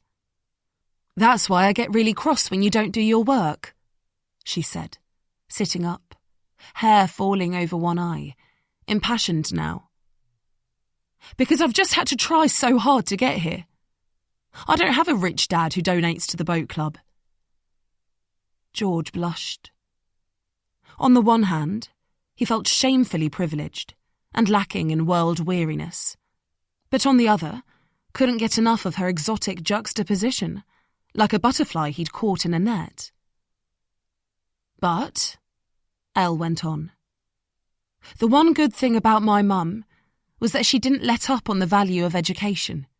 She gave up her chance for my dad and always regretted it. She was like, haul yourself out of this place. Don't make the same mistakes I did. And when she was sober, she made us work. Really made us work. So I have to thank her for something, I suppose. Just not her boyfriend decisions. George's hand reached to touch the necklace where it hung between her breasts. There was something intoxicating about seeing her wear it, like a mark of ownership. You've never really told me anything about your life before, he said. She paused, seemed to realise that was true, and got suddenly bashful and defensive. Well, don't tell anyone, she said, whacking him on the arm. He pulled her into a hug, inhaling the smell of her hair. It feels like the best Christmas present I got. George's dad had a favourite saying when they were growing up. Comfort breeds weakness. He'd say it when they were trudging through the wilderness, packs on their backs, heels weeping with blisters as they put up their tents in the pouring rain. Come on, boys! You don't see a lion lounging in a 5-star hotel. He'd say it when they complained about their rooms at boarding school, the hard beds and the vicious bullies. He'd even use it as an excuse for his style of parenting. Every thwack of his belt would be accompanied by some sort of motivational speech. Self-discipline, grit, and willpower will get you your place in the world. No doubt he would have had something to say had he watched George snoozing his alarm in the mornings to luxuriate for another 5 minutes in Elle's heavenly bed. And perhaps he would have been right. It was a day when the sun shone bright, but frost was still thick on the leaves, and ice cracked on the edge of the river. So, we're missing Henry today, said the coach. George said, Why? Where is he? The coach said, He's had some family news. George frowned, remembered the missed calls from Henry that he'd silenced while he was with Elle. J.B. Watson was standing next to him. He leant over and whispered, His dad's got cancer. Shit! No way! George thought of Henry's tall, imposing gold medalist dad. Henry's hero. Hero to all of them. The coach was still talking. As Henry's not here, Boris will sub in." Boris Fazal was a guy plucked from the cafeteria in the first year based on his incredible arm span. He was big and burly, but George thought his technique was shit. At that point, the blue boat had almost been selected. Officially naming the crew was just a formality. George had nabbed the 4-seat, the powerhouse, as his dad liked to tell his friends on the phone, with Henry behind him in the 2-seat, the last stroke-side place in the boat. George's dad was particularly pleased that it was Henry, not George, in what was commonly referred to as the ejector seat. Had it been the other way round, his bragging rights would have lessened substantially. Unfortunately, while George had been languishing with Elle, it appeared Boris had been putting in extra training, because during that bog-standard outing, the boat flew with Boris on board. The difference was so surprising that it couldn't be ignored. Back on dry land, the coaches huddled in the icy wind by the launches while the rowers watched silently from inside the shelter of the boathouse. George wished he was back in Elle's bed, couldn't face the humiliation and turmoil of what was to come. Klaus was slapping Boris on the back, telling him how well he'd done, while George could feel his insides tighten. Henry and George were pretty much neck and neck. Beat one, and he had the other nailed. George might be sitting in the 4-seat, but he wasn't stupid. His place in the boat was as vulnerable as Henry's. He knew what the coach was about to say, his face taut and serious. "Go home, get some sleep. Be prepared for some trials at the weekend." George's hands shook. He'd got too comfortable. Back at the house, he went straight to Elle's room, where the cold weaved its way in through the shabby windows. She was sitting at her desk in fingerless gloves and a beret snug over her wild curls. When he told her what had happened, there were no hugs or words of sympathy. That wasn't her style. She just said, "Let it play out, Georgie. Life is what's meant to be. That's part of the excitement." But George couldn't let it play out. "I've got to win." She reached up, turned his face to meet hers. Her fingers were freezing. "You don't have to do anything." He felt himself waver. Just the look in her eyes was temptation enough. The offer of a different option. The memory of that morning in bed. The warmth, the satisfaction. A tug towards a different way of being. One where points of view surprised him, challenged him, made him consider an option different to the one that had gone before. Where who he became wasn't a dictate of birth. But then he saw himself carrying the reserve boat down to the water on boat race day. Saw the disgusted disappointment on his father's face. Felt the humiliation. It was too much to bear. A better man than him might be able to do it. But not George. It didn't matter how much work he did, or how many Armenian rock band films he watched. Winning was every Kingsley's great love in life. Success was in his genes, and he couldn't be the one to break the chain. He looked down at her crooked smile and said, "I have to be in that boat." Chapter 13. Now, George. George hadn't been able to concentrate since Elle had walked in uninvited. Now he found himself alone with her in the dining room. Caro was off fussing with the food that had started to go cold, as they waited for Travis and Lily to come back. "So, married life treating you well, Georgie?" Elle asked, with her wry, intoxicating smile. The candles on the table flickered. George was terrified of her proximity, of the power she held over him, sitting there so gloriously casual in her low-cut red dress, like a time bomb at the head of the table. "Yeah, great. Really good," he said, gulping his wine. Little baby Raffy giving us the runaround. The things she knew about him could destroy his whole life, ruin everything he held dear. But somehow, that didn't just terrify him. It excited him too, made him feel like an adrenaline-fueled teenager. When he looked at her, her slinky clothes, her casual movements, her messy yet irresistible hair, he had a growing urge to touch her, to feel her skin under his. How had it once been his right to touch her whenever he pleased? Soft and squeezable. His brain was in overdrive. George loved his wife very much, but he couldn't think of the last time he'd actually wanted to have sex with her. Not just to relieve a build-up, but actual desperate passion. Somehow, it had got lost with all the planning for the baby. Charts and apps and injections at the hospital. He adored Raffy, would give his life for him. But sometimes it felt like he had.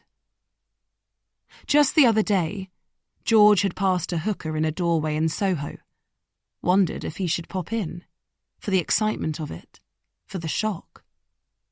But as she beckoned to him, he could see the little girl she was once in the young woman's eyes. He was a parent now. It ruined everything, even sex with a whore. He'd marched away, the smart businessman, aloof as if he'd never seen her. Now, sitting with Elle, afraid of her, entranced by her, he was getting the shock to the system he craved. Elle ran her long, thin fingers up the stem of her wineglass. He was transfixed by her blood-red nails. You have what everyone wants, Georgie. A wife, family, money. Yes, I suppose so. He wondered if she could read his mind. She hypnotized him. He found himself saying, "It's a lot of pressure. Not that I can't handle it, of course. But it is a lot of pressure." He couldn't tear his gaze away. You've always been so free. How do you know I'm free? She asked. I can just tell. Maybe. She didn't disagree. She placed her cool hand over his fingers. He could barely breathe. He turned his hand over so their palms were touching. She traced his lifeline with her finger. Nothing had ever felt so erotic. They could hear Caro coming back from the kitchen. Elle leant forward a touch, her dress dipped. He had to stop himself staring at her breasts. We can nip to the bathroom and have sex if you want. George choked. That was not what he was expecting. Caro was coming closer down the hall. Travis and Lily were obviously heading back too, as Caro was asking Lily if she was feeling all right. Elle was looking straight at him. George didn't know where to look. He wanted to grab her and drag her across the hall, but at the same time could see only his wife, Audrey, and baby Raffy. He was a family man. I couldn't. She shrugged, sat back in her seat. Were you serious? George asked. Elle smiled. You'll never know. Caro had zapped the tagine in the microwave. Look, have more. This is piping hot. She gestured to the platter that had taken on a rather gelatinous quality. Lily took her seat, shaking her head at the offer of seconds. George pushed his around the plate. He'd completely lost his appetite. All he could think about was Elle. Of grabbing her hand and marching her away to the downstairs bathroom, yanking up her stretchy red dress, feeling her legs wrap round him, plunging his hands into her soft, silky hair. His whole body ached for it. A message from Audrey flashed up on his home screen. "Think Raffy may have a temperature, but thermometer broken. You are meant to get batteries." This was the perfect excuse to leave. Get up from the table, thank Caro for a lovely night, but he had to get home to his sick child. But George didn't leave. Couldn't leave. Instead, he turned his phone over without actually opening the WhatsApp and acknowledging that he'd read it. Next to him, Elle was saying, "So, Caro, how did you and Brian Carmichael end up married?" While under the table, her hand reached across and traced patterns on George's thigh. Caro skated over the question, lifting up a spoonful of couscous and saying, "Who wants more?" George said, "I couldn't. Delicious, though." His plate was half full. But it seemed Elle wasn't going to let Caro dismiss her that easily. She said, louder this time, "Seriously, though, what happened? I would never have put you and Brian together." Lily and Travis looked sidelong at each other. George was conscious of Caro bristling. He wanted to step in, to stop them squaring off, to keep Elle pacified for his own sake, if not Caro's. But all the while, Elle's hand was rising higher up his thigh. He could do nothing more than remember to breathe. Chapter 14. Then. Hilary term, 3rd year. Elle. The house was empty, exactly how Elle liked it. She had a shift at the Animal Rescue Centre later and needed to get an essay finished. She'd had a bath to warm up from the aching cold outside and was wearing leggings and a cosy jumper. Face scrubbed, hair up, glasses on. The heating was on full blast and there was condensation running down the windows. She was so engrossed in what she was doing that she didn't hear anyone come in until a voice in the doorway said, "I never knew you were so studious." Elle looked up. It was Henry Bellinger. "What are you doing here?" "Looking for Caro." "How did you get in?" "I still have a key." If Elle wasn't so annoyed that he'd kept a key and could freely enter their house, she would have considered quite how good-looking Henry was. 2 chocolate box for her. She liked a quirk of a feature. But he was as close to perfect as a man could get. Even features, straight nose, smiling eyes. Model handsome. He came in and sat on Elle's bed. She wanted him to leave. She had an essay to write. "Mind if I sit down?"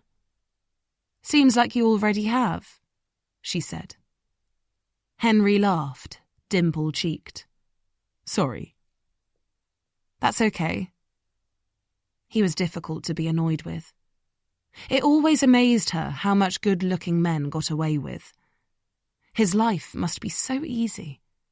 Women fawning over him all the time. She saw the ladies in the dining hall giving him extra-large helpings. "Just a lot for me, thanks, Doris," Henry would quip. "Looking particularly beautiful today, I might add." "Oh, you are a rogue."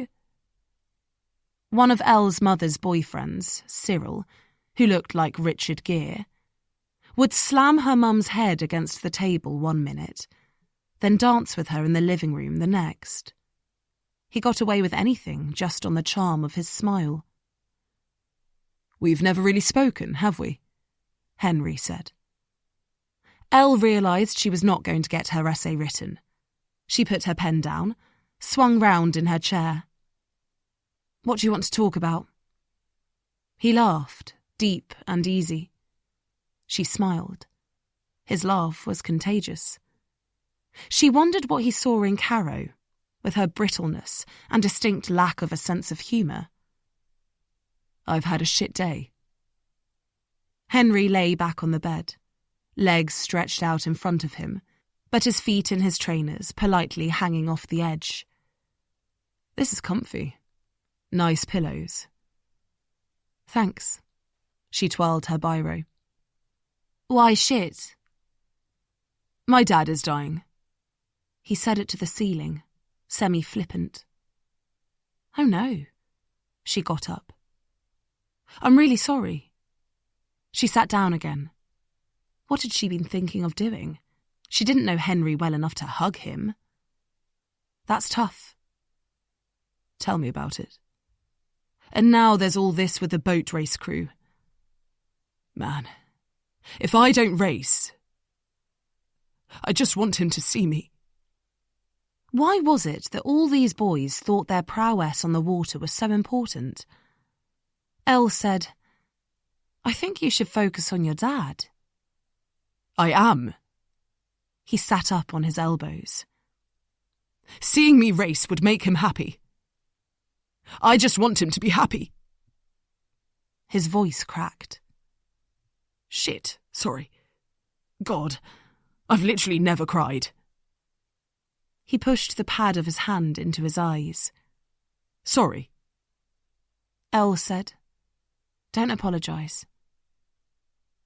It was weird to have Henry Bellinger here in her room, all vulnerable, when usually he was head honcho out and about, charming and bantering with everyone he met. She thought it might do him good to cry more often. He shook his head, as if trying to remove the emotion, and moved so he was sitting on the edge of the bed. "Jesus. Wow, it's tough." Elle nodded. Henry sat with his elbows on his knees. "Makes me feel like a kid." He swallowed.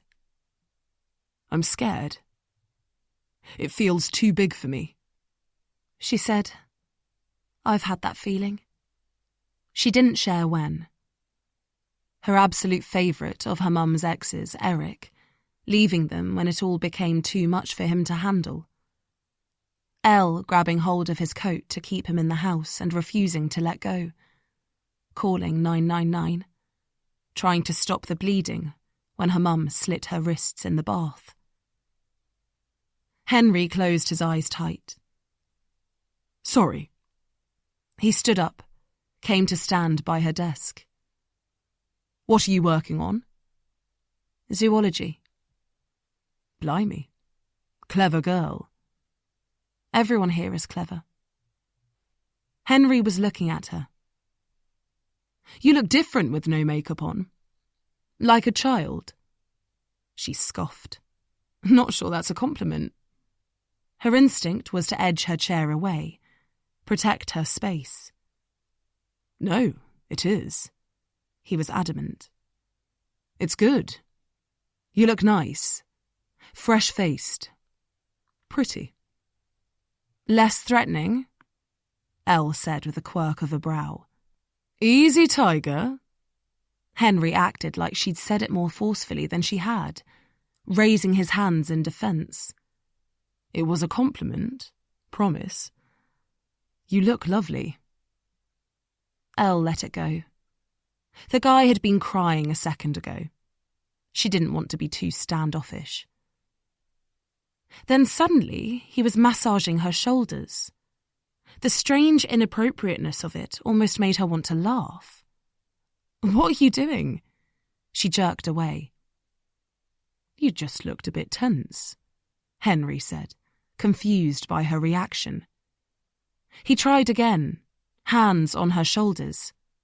"Don't touch me." She pulled away again. "Wow, chill out. I was just being friendly." He made her feel like she'd overreacted with his shocked, hurt smile. "I just don't need a massage," she said, trying to shrug it off, casual.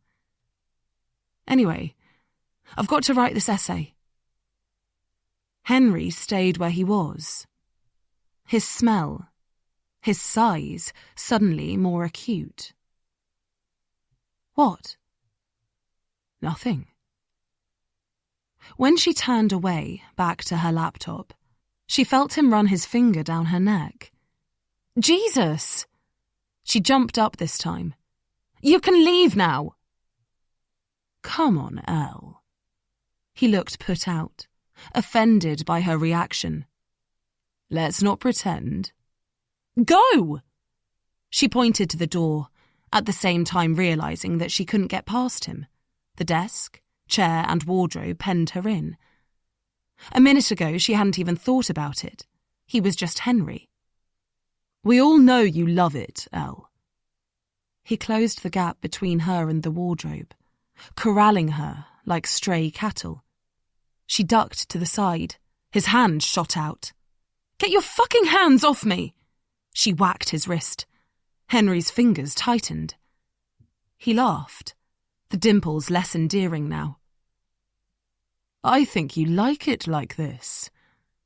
She tried to yank her arm away, but Henry's grip was ironclad. He was 1,000 times stronger than her without even trying. This is not happening.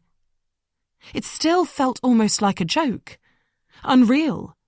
He'd hold his hands up and back away. She shouted Caro's name. There's no one here, Henry reminded her. Come on. George has been going on and on about how you're the best fuck he's ever had. But you're with the wrong guy. George can't teach you anything.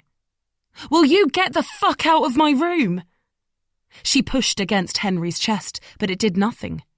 She kicked, tried to knee him, but he moved his legs back, mouth twitching in amusement. That's no way to talk to a guest, he grinned. She struggled. He loved it. She could see it in his eyes. You're like a wild dog. He jostled her, moving as she fought against him, his hands pinning her arms to her sides, his chest pushing her back, crushing her with the full force of his strength. All those bench presses. He had her cornered, shoved her up against the wardrobe. She had pepper spray in her bag, but that was over by the door. What about Caro? She said, all the time looking around, thinking, eyes darting, trying to work out what she could hit him with. What about George? He replied, as if they were in this together. She thought of her mum once saying, Don't struggle. That only makes it worse. Just let them get on with it. Get off me! She kicked again, tried to free her arms. She wasn't her mother. Henry only held her tighter, hands like a vice, the wardrobe handle pressing into her back. You're fun, he grinned. She could smell the coffee on his breath. Come on. He started kissing her neck, sucking warm and wet. I need cheering up. I need something to help me forget. The wardrobe handles were cutting into her skin now, with the weight of Henry against her. She could feel the trail of his saliva as he ran his tongue up to her ear and gritted her teeth, struggled, writhed, stamped on his feet. She'd got out of worse situations than this, and she wasn't going to let this smug, entitled bastard have her. She tried to calm herself down. Henry had her hands clasped in one of his, and the other was up her top, squeezing painfully on her breast. Think about who he is, she told herself. Don't give in to the panic. She could see her laptop, the indent on the pillow where he'd just lain. He was unbuttoning his jeans. Then his hand moved to her leggings, yanking them roughly, his fingers in her pants. She winced. Henry drew his head back, looked down at her, wanted to see the expression on her face. She slowed her breathing, looked up at him, met his gaze, the casual, satisfied grin. You love it, he said, pushing himself against her. She stared up, eyes expressionless, and said, You have something in your teeth. What? The second Henry lessened his grip, Elle jabbed her fingers in his eyes, exactly as the dwarfish self-defense teacher Mr. Lardy had taught them in high school. Henry jerked back. What the fuck? Hands over his eyes. Elle grabbed hold of her chair, got enough grip to lift it from the ground and hurl it at him. He was too strong for it to do much good, but it was enough force to make him stagger to the side to regain his balance. "You're a fucking psycho!" he shouted, reaching to grab her arm, just missing the fabric of her sweater as she sprinted to the door to her bag where she had her pepper spray. He was on her, grabbing her with powerful fury now, no jollity. But she had the spray and she wrenched herself round, held it close up to his face and said, "Get the fuck off me, you arsehole, or I will blind you." Henry let her go. He took a step back, swallowed. She was breathing hard, prepared for him to lunge again. Anything. He glared at her. She could almost see his brain working. But then he laughed. Aloof and perplexed, like everything was suddenly overblown. "All right, calm down." He rubbed his eyes, blinked. "Jesus!" Opened them wide. He exhaled. "That was crazy. I think you have blinded me." Elle's heart was pounding. She could still feel the imprint of his hands on her, the throbbing bruise on her back from the wardrobe handles, the waistband of her leggings pulled down round her hips. "Get the fuck out of my room!" Henry was doing up his fly. "You're insane. What is wrong with you?" She didn't speak, just braced herself with the pepper spray against the possibility of him charging at her like a bull, hands shaking less now. She refused to give him the satisfaction of knowing how scared she was. Henry righted the chair she had thrown, laughed again as he stood it upright. "You should have just said." He took his time, straightened his plain, beautifully cut sweater, checked his teeth in the mirror. She'd known vanity would be his weak point. "You need to leave my room, now," she said with robotic authority. Her heart slowed. She could hear the clock on the wall ticking. The room seemed too normal. Henry too casual, like it had never happened. She wanted to stab him to death. Wished she had blinded him. She wanted him snarling and furious instead of this patronising attempt at misunderstanding. She wanted the police to storm in and snap his arms painfully into cuffs. But that wasn't how it worked. She knew that. She could just imagine the case against him. "Tell me, Miss Andrews, what is it that you claim my client actually did?" He pressed me against the wardrobe. It was laughable. His expensive lawyers would rake through her family's past, use phrases like extremely vulnerable, deprived area, and 3 children with 3 different fathers. Compare it to Henry Bellinger's life, son of a 5-time Olympic gold medal-winning national hero who had just been diagnosed with a life-threatening disease. Henry, the slippery bastard, would win public approval with his good-looking, dimpled face on the front of the Sun. Elle glanced around her room, all completely ordinary. Just 2 regular people. Just a day like any other. "Give me the key," she said. Henry turned to look at her with kind, almond eyes. "Don't be angry. It was just a bit of fun. I really like you." He walked closer. She held the spray higher. "Don't come near me." Okay. His smell, the sight of him, his smile, disgusted her. His loping informality. She swallowed, breathed the feeling down. This twat wouldn't get the better of her. "Just give me the key," she repeated. Henry chucked the key on the bed, ran his hand through his hair, looked momentarily hurt by the situation, then, turning to face her, said, Sorry if I, misread the signals. Downstairs they heard the front door open, Caro coming in with George. Oh, my goodness, don't worry about it, Caro was saying as they walked up the stairs. There's a kid in the first year, writes my essays when I don't have time, and doesn't actually charge that much. Henry, what are you doing here? Caro stopped abruptly on the top floor landing, taking in the scene of Henry in Elle's bedroom.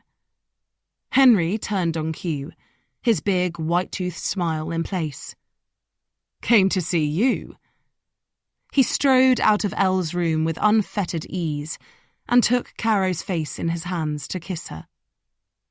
George was looking at Elle, who'd lowered her hand and pushed the pepper spray up into the sleeve of her jumper.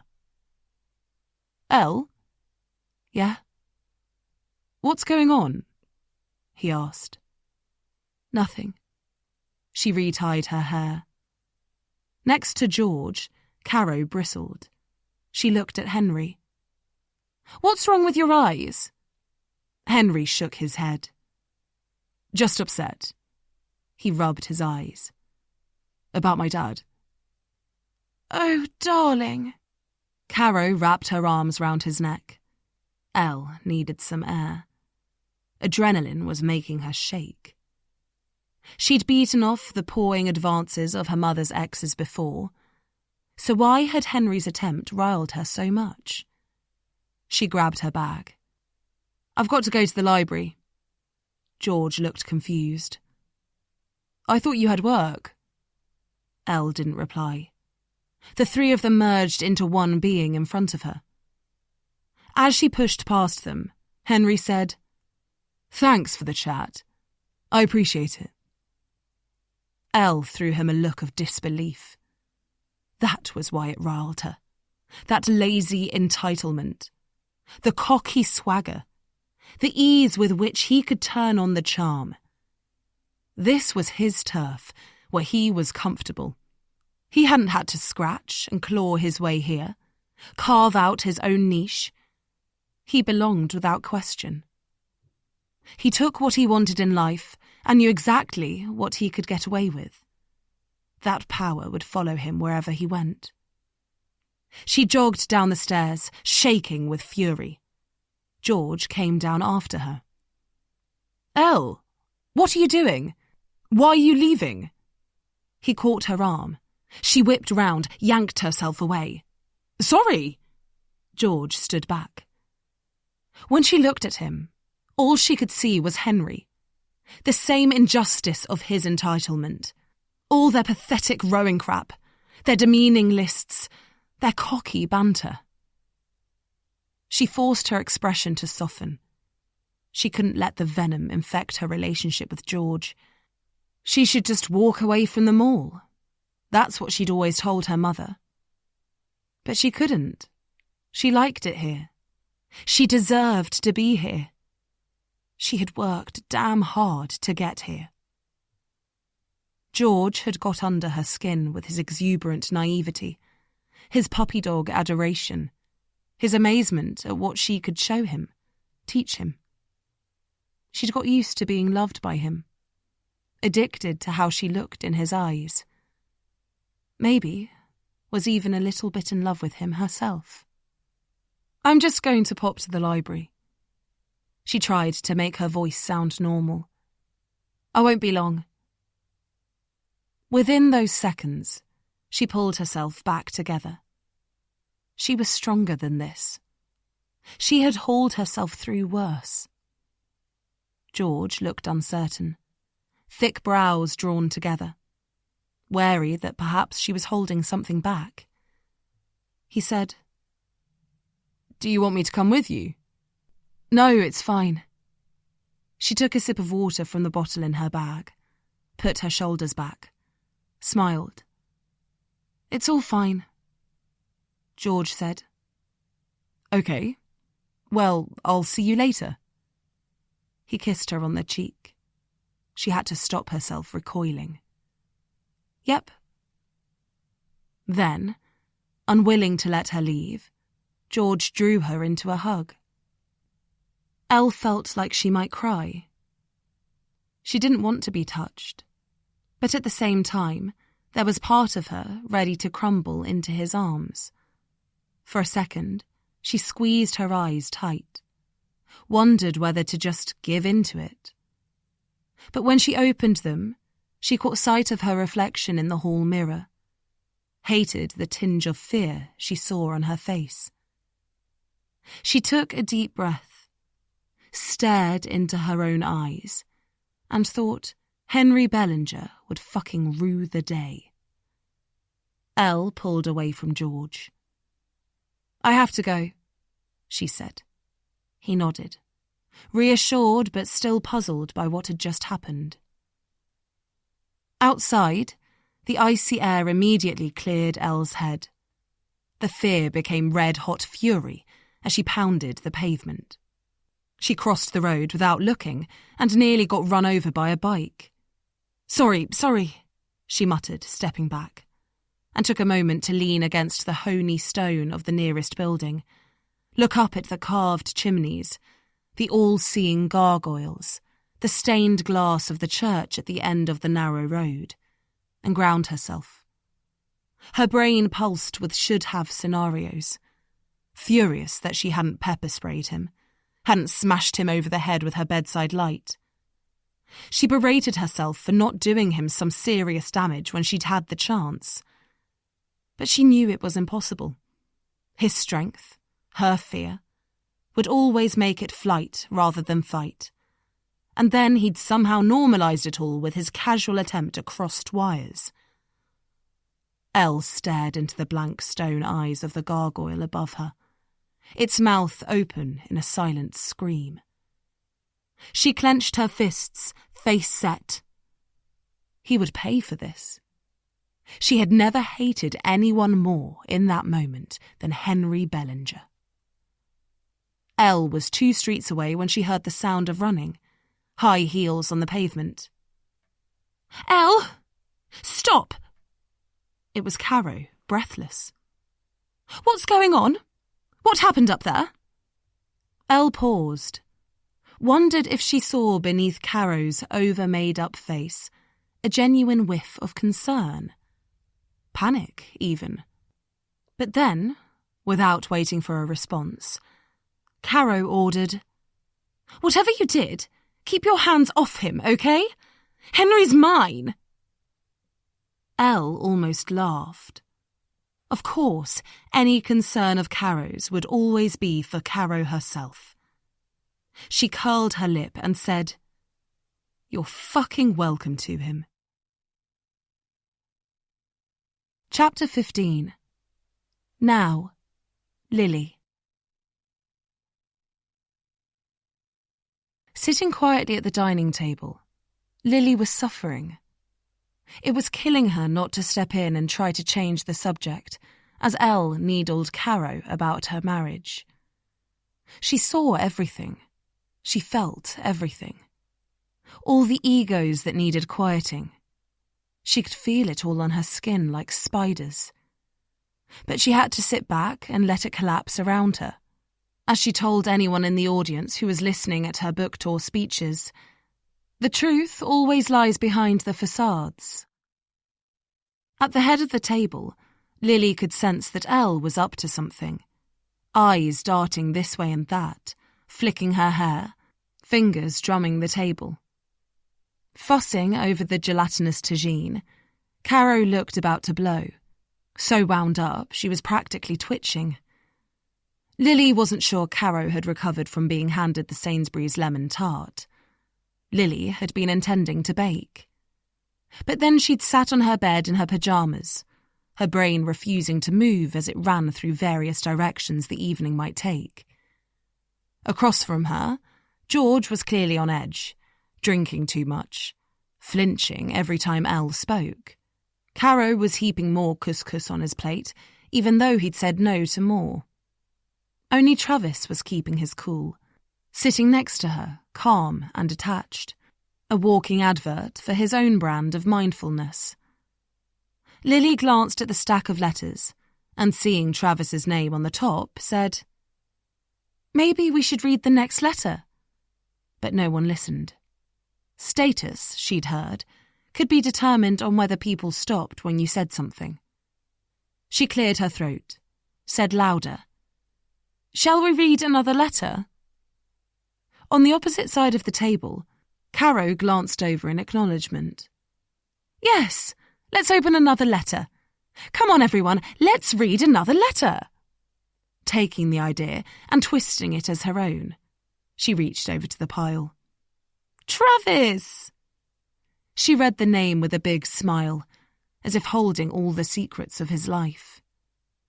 Travis sat back, hands in his pockets, black t-shirt taut across his chest. "Well, I'll be interested to hear what this says," he said. His chin lifted haughtily, so the unilome tattoo stretched the full length of his neck. "Okay, here goes." Caro peeled open the sellotape. "Will be. Travis won't be able to resist the lure of his family's money. As soon as he's done with Oxford, he'll fall in line and end up working for Daddy." Travis shook his head, mouth open in outrage. "Who wrote this? Elle? Was it you?" Before Elle could reply, Caro cut in with, "No one ever tells." "Well, it's complete rubbish." "Oh, Travis, don't be so silly," Caro chided, tone as if she were talking to one of her children. "It's fun." "Hilarious," he huffed, crossing his arms over his chest, revealing arrow tattoos on both undersides of the tanned flesh. "I can't believe that's what you thought of me." Lily could see the muscles in Travis's neck tense. Knew how much he'd hate this. She almost reached a conciliatory hand to his arm, but stopped herself by toying with her fork. The change in Travis, however, had piqued Elle's attention at the end of the table. She leant forward, stroked a finger along her pale jaw and said, "So you haven't taken his money then, Trav?" "Not a penny.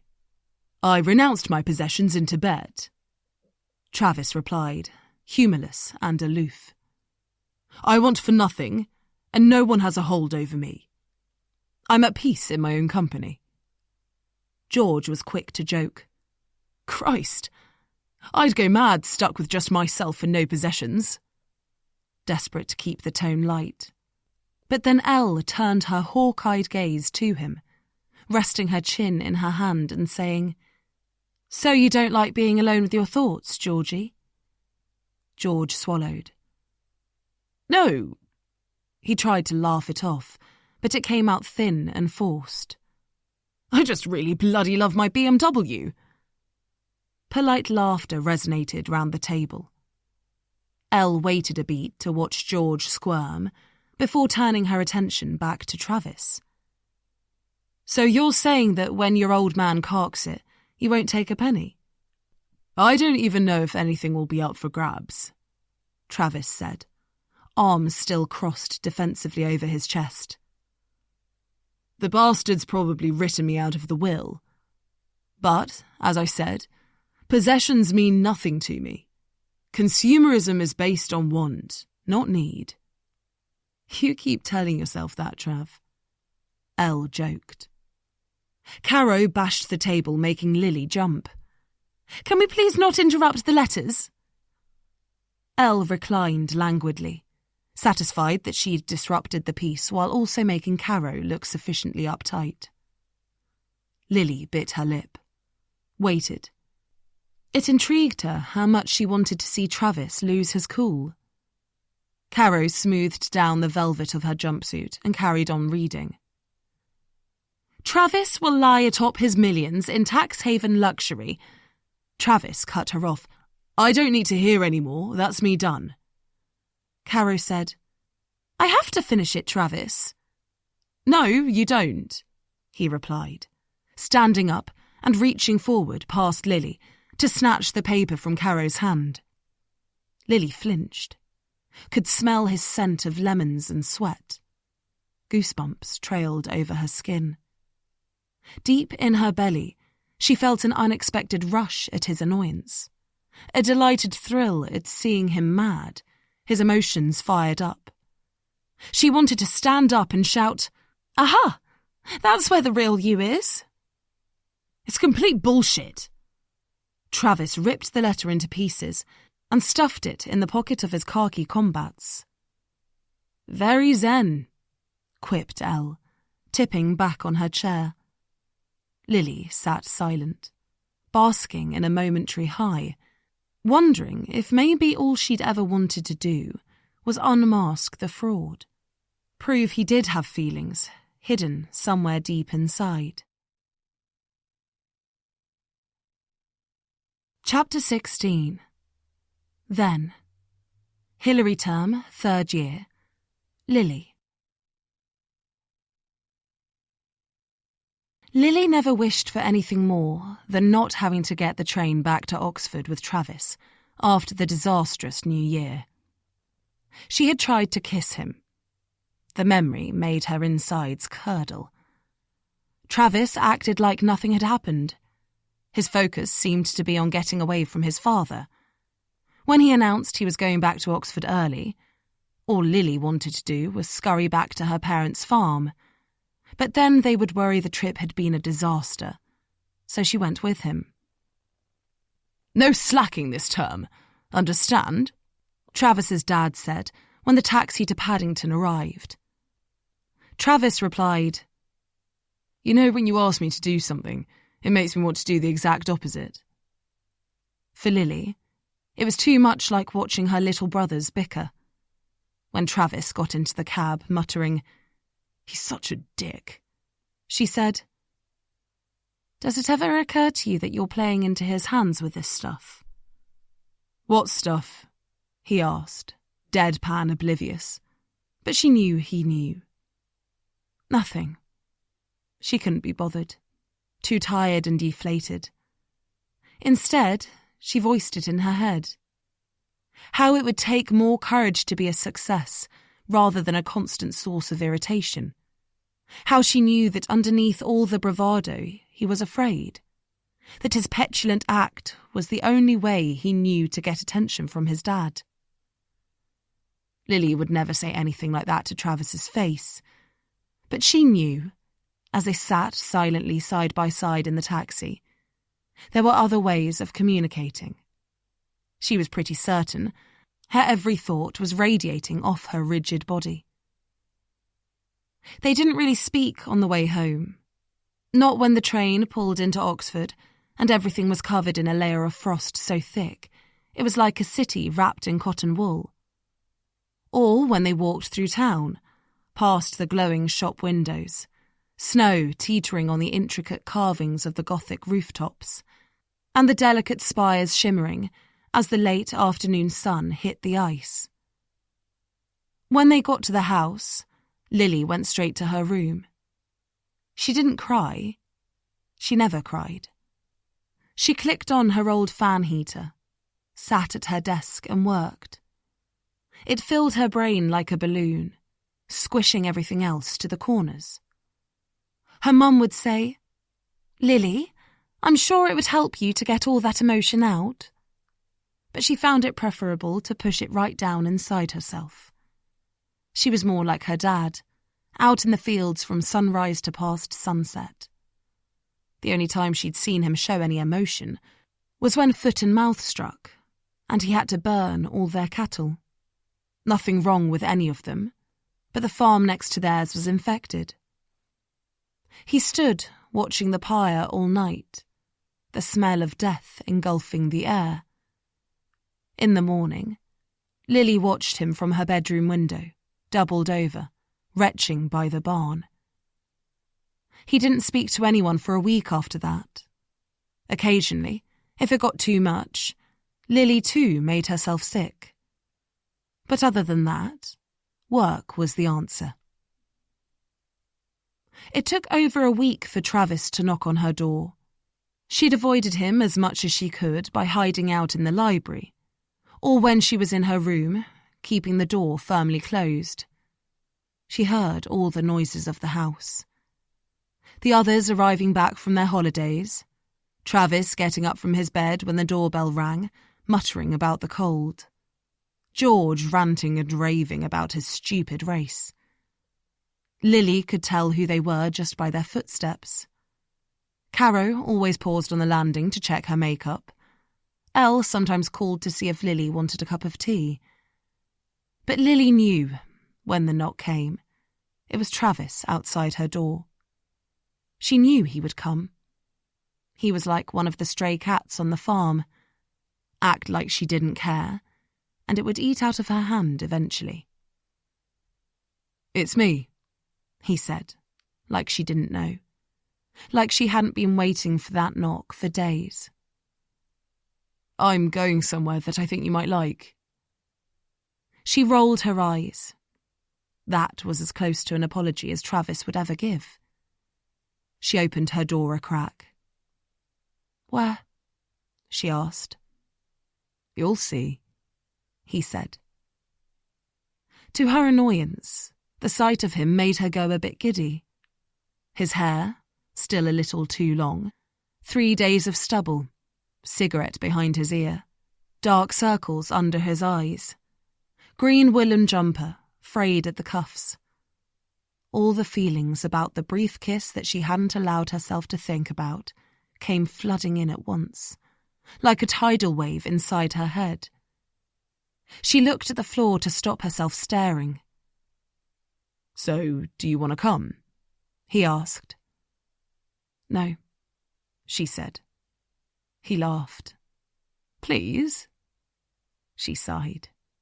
"If I must." He said, "It'll be cold."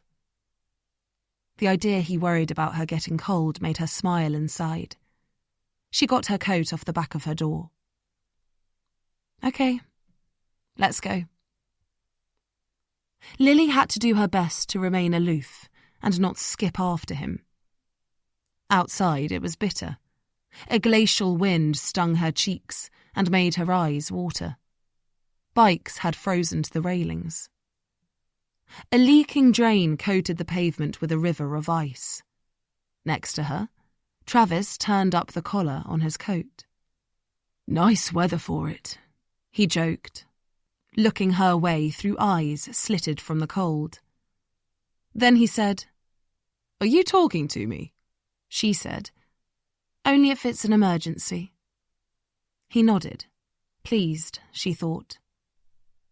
They headed towards rather than away from the college buildings, crossed the quad that glistened with frost, past the bare rose bushes, the arched windows of the dining hall, the boards advertising Baroque music by candlelight that Travis couldn't help but scoff at.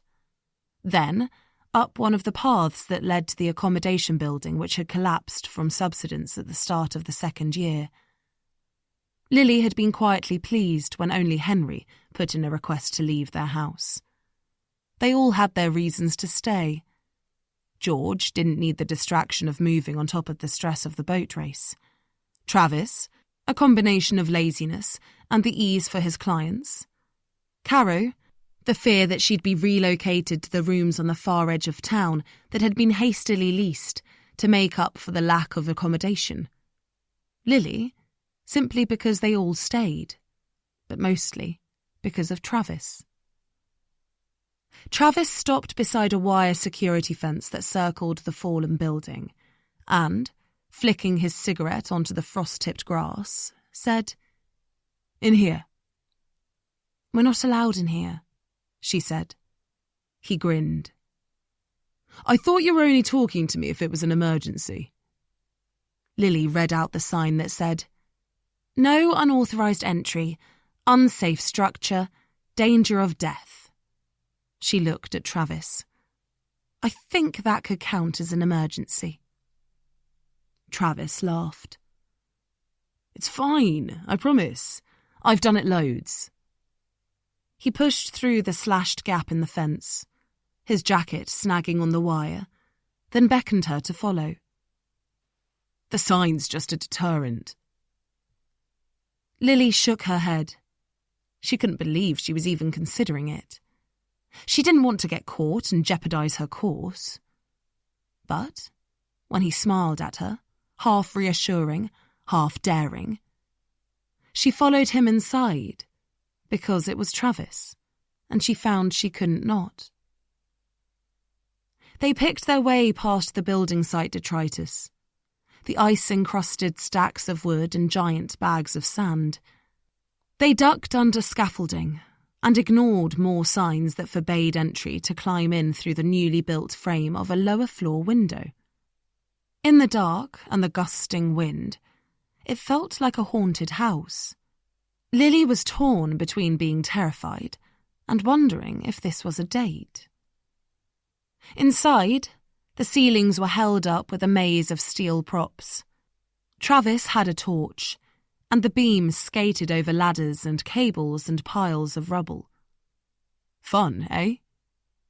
Lily said, I'm worried something's going to fall on my head. Travis rolled his eyes. We can go right up to the top floor where there's a hole in the roof. You can see all the stars. She held in a smile as she followed him up the partially constructed staircase.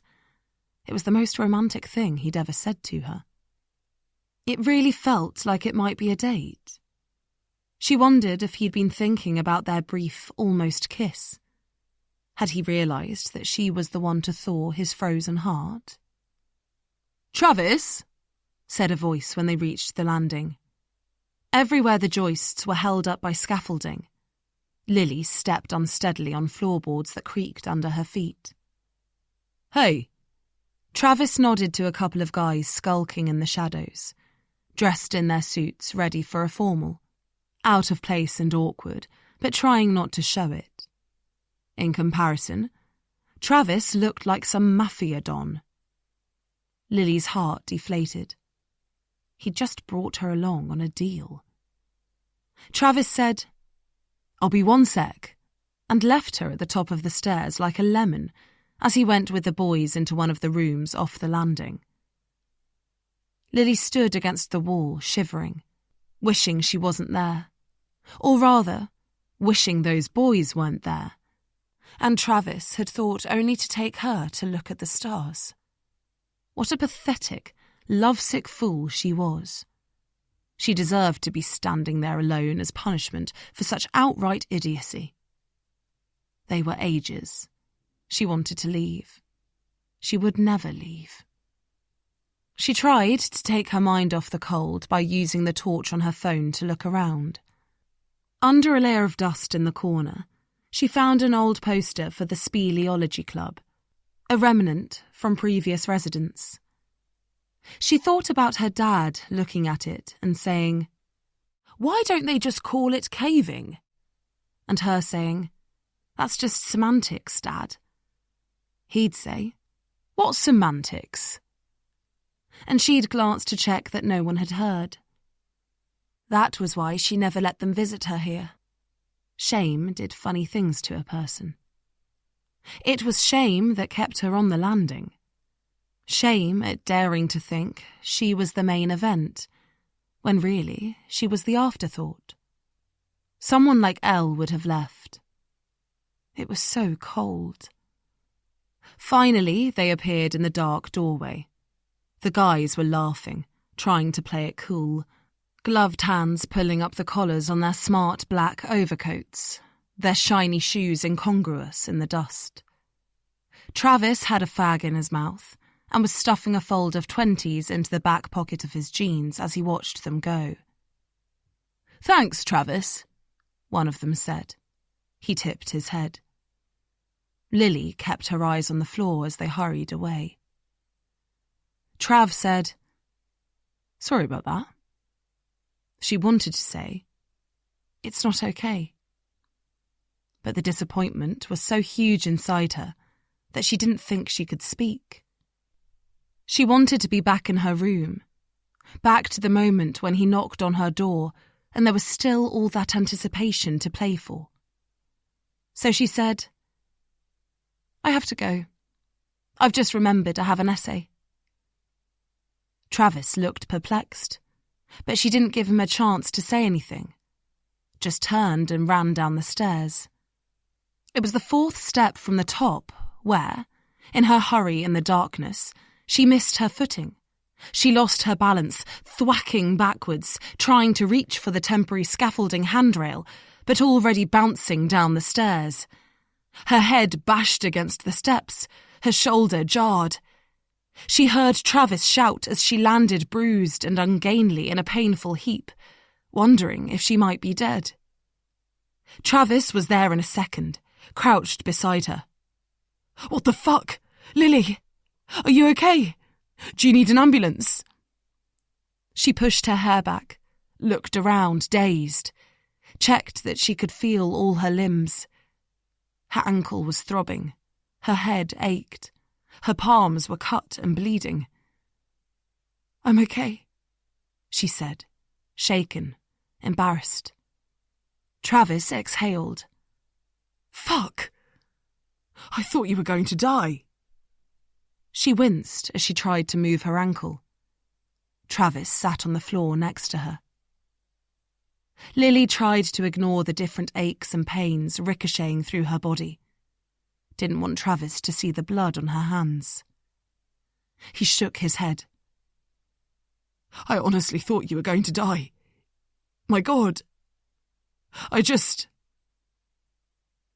Lily looked back at him, nervous, not sure what to say, wanting the attention to stop. "Well, at least now I can talk to you. It's a real-life emergency."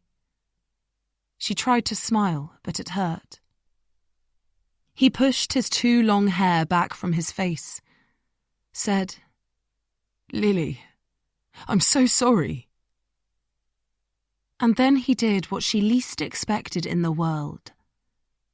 He cupped her face in his hands, and he kissed her. The kind of kiss she'd hoped for the entire time she'd known him. Soft, impassioned, gentle. She could have happily died then and there. When he pulled back, still holding her face, he rested his forehead on hers and said, "I'm really glad you didn't die." And she said, "Me too." He said, "I take it you don't want to go up to the roof anymore." She would have gone to the moon right then if he'd asked, but she wasn't sure she could walk. She had to show him her ankle.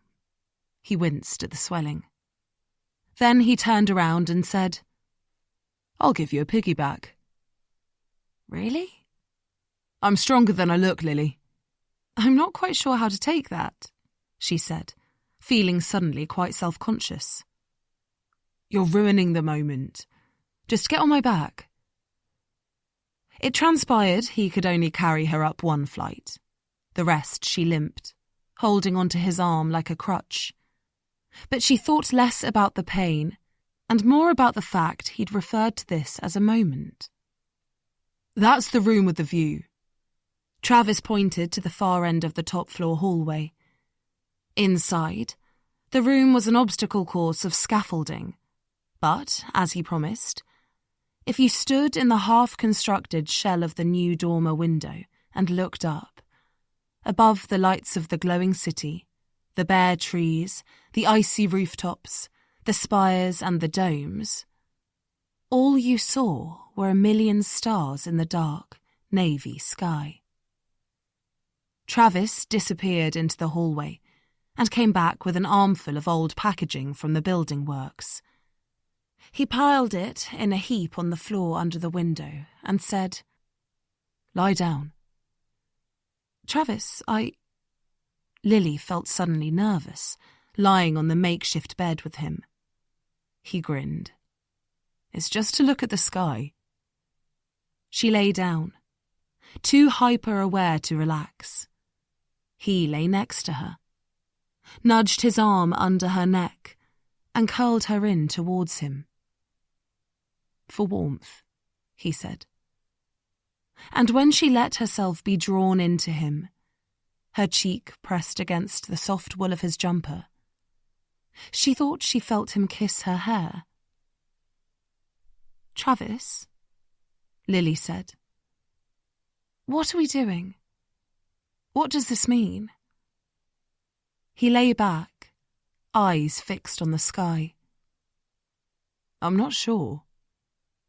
Let's just see how it goes, yeah? Yeah, Lily said. Take it slow. He said, Slow, Lily, is something I excel at. She laughed, allowed herself to relax more into his hold. His arm tightened. We've got all the time in the world. They lay there for ages, till their fingers and toes went numb. But Lily didn't care, because her hopeful heart was warmth enough. She ignored the ache in her ankle from the fall. She never wanted to leave. She wanted to stay in that moment for the rest of her life.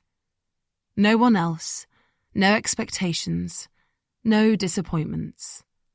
Just Lily and Travis. And the stars. Chapter 17. Now, Caro. Caro was itching to clear the table and move on, but George was still politely picking at the couscous she'd forced on him in her panic to avoid Elle's questions about how her and Brian had met. Not that Caro desperately wanted to serve the dessert. Under normal circumstances, she would save the evening with a sumptuous pudding, but Lily kiboshed that possibility with her cheap Sainsbury's lemon tart. When she'd first handed it to her, Caro had tried to remember if she had any meringue nests left over from her summer barbecue, because if she did, she could mooley up some frozen raspberries, whip some cream, and she'd have an Eton mess to serve alongside. Who didn't love an Eton mess? But now she just wanted the evening to end.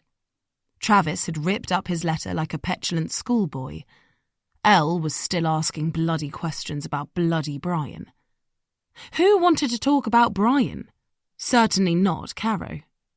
She spent most of her life trying her best to ignore him, to focus on the children. If Caro had her way, she'd have 100 more kids to pour all her energy into, but her body couldn't handle it, not after the twins. But goodness, there was nothing nicer than a fresh little bundle in her arms, smelling all soft and sweet, and consuming every second of life Caro had to offer. Brian must be doing very well, Elle said, looking round at the decor, her perusal somehow making everything seem showy and ostentatious. You don't work, do you, Caro? No, Caro replied.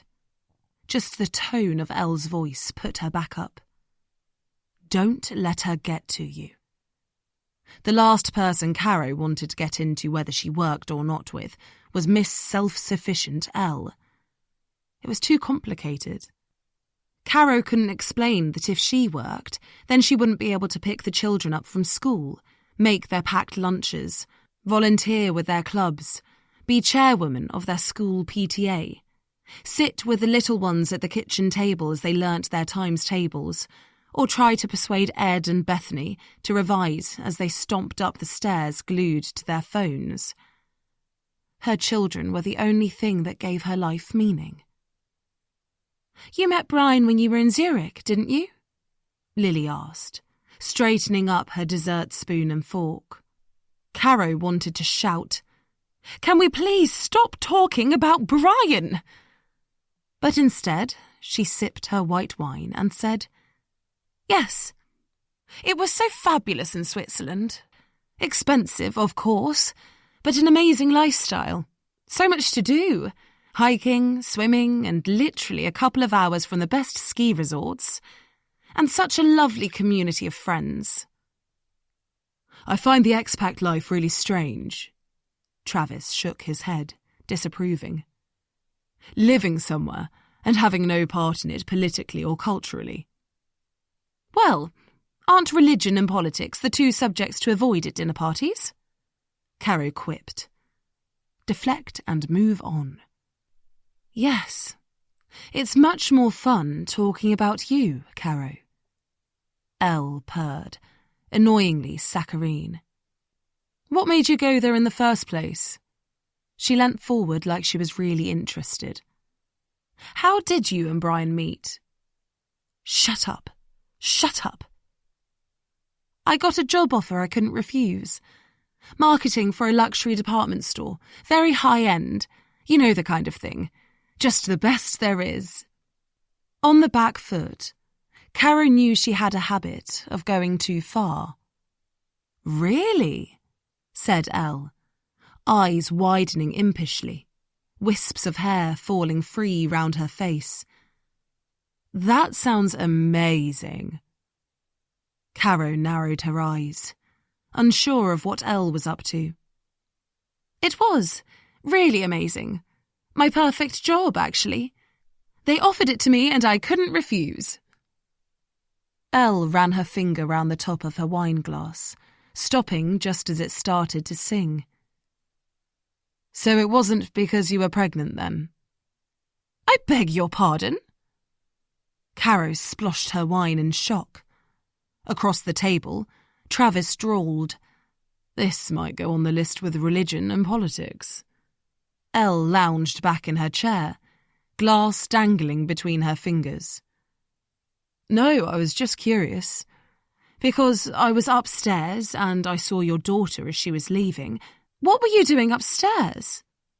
Caro could feel the tips of her cheeks start to speckle. She didn't want Elle snooping round her house. Elle ignored the question. She was very pretty, just like you, Caro, but much older than I expected. And then in her room, I happened to see a sports jumper with under 15s on the back.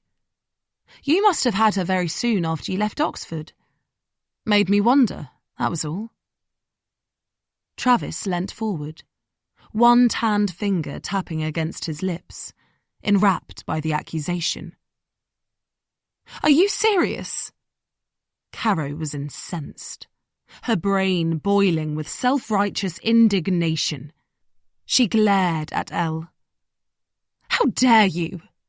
What kind of person comes into someone's house and accuses them of... I don't know. What are you accusing me of? Of having Henry's illegitimate baby? Would you say that if Brian was here? Caro could feel the anger choke the words at the back of her throat. How dare you? Next to her, George stammered, That does seem a little below the belt, Elle. I was only wondering. Elle shrugged, careless, the strap of her dress slipping down her arm. Seemed quite a fitting explanation. On the far side of the table, Lily was clearly looking anywhere but at the ensuing conflict, her eyes fixed on a black and gold calligraphy print that Bethany had got Caro for her birthday, which read, We'll go dancing. Everything will be all right. Caro scrunched her napkin in her fist. She'd had enough. Why I married Brian has nothing to do with you. What I would say is that what you were referring to was one of the most difficult times of my life.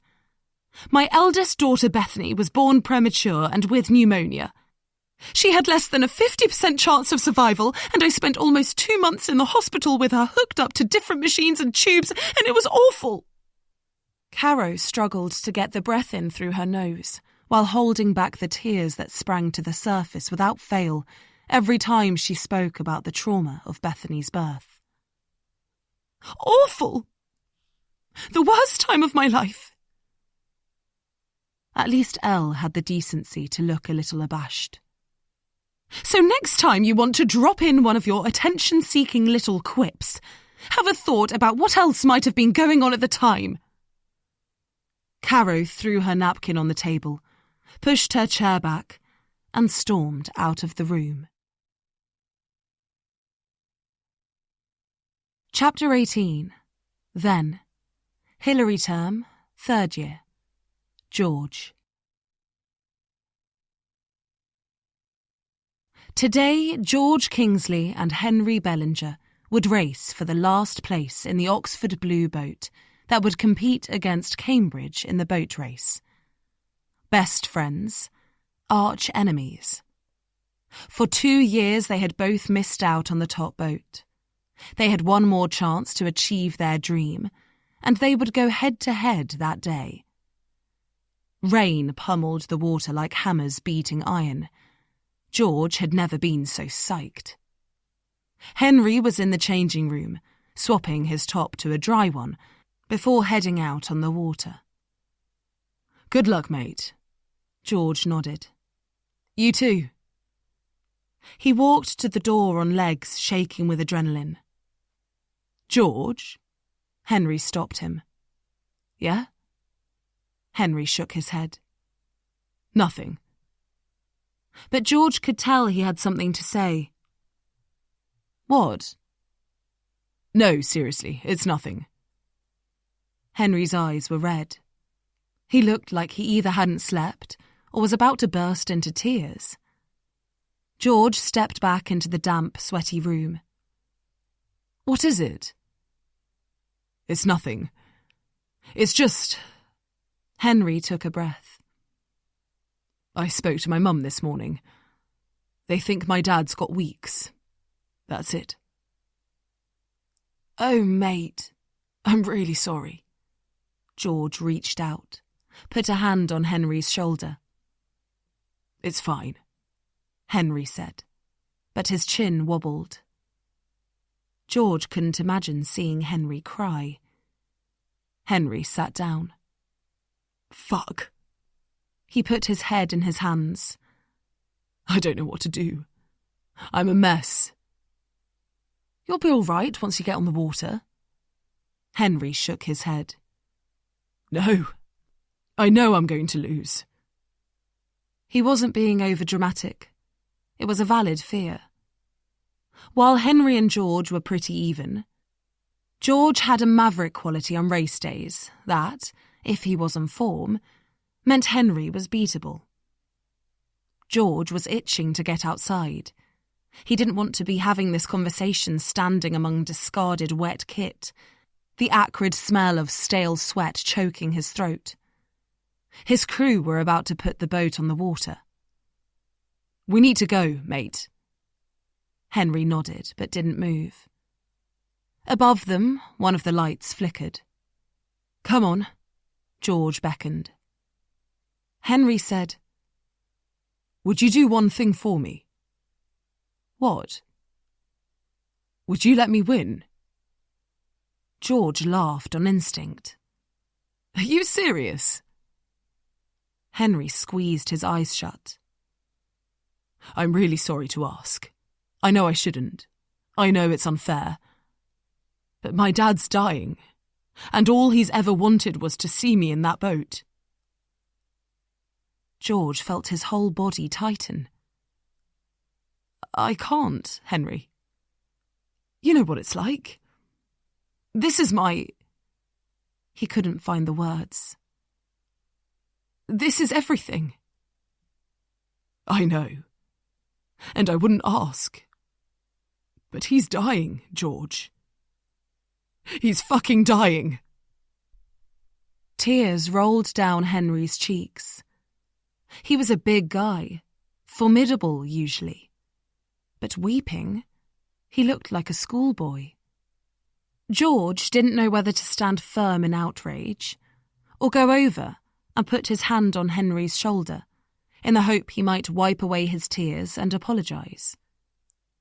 But when Henry did eventually look up, to George's surprise, he said, "Elle understood." George tensed. Elle? Why was he bringing her into it? George had been insecure since the day he'd caught Henry in Elle's bedroom, and she'd been acting weirdly ever since, distant and detached, her words not quite matching her eyes. She didn't listen as intently as she used to, was often distracted when he spoke. Like her feelings for George might have changed. The more he fretted about the race, the more irritated she got. Either to test her or just simply out of insecure desperation, he'd told her he loved her that morning. He'd wanted to say it for ages. Elle had lain still.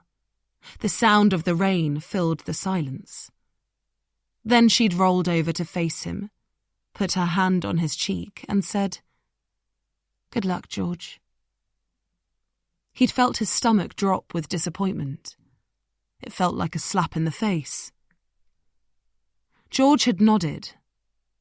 "Thanks."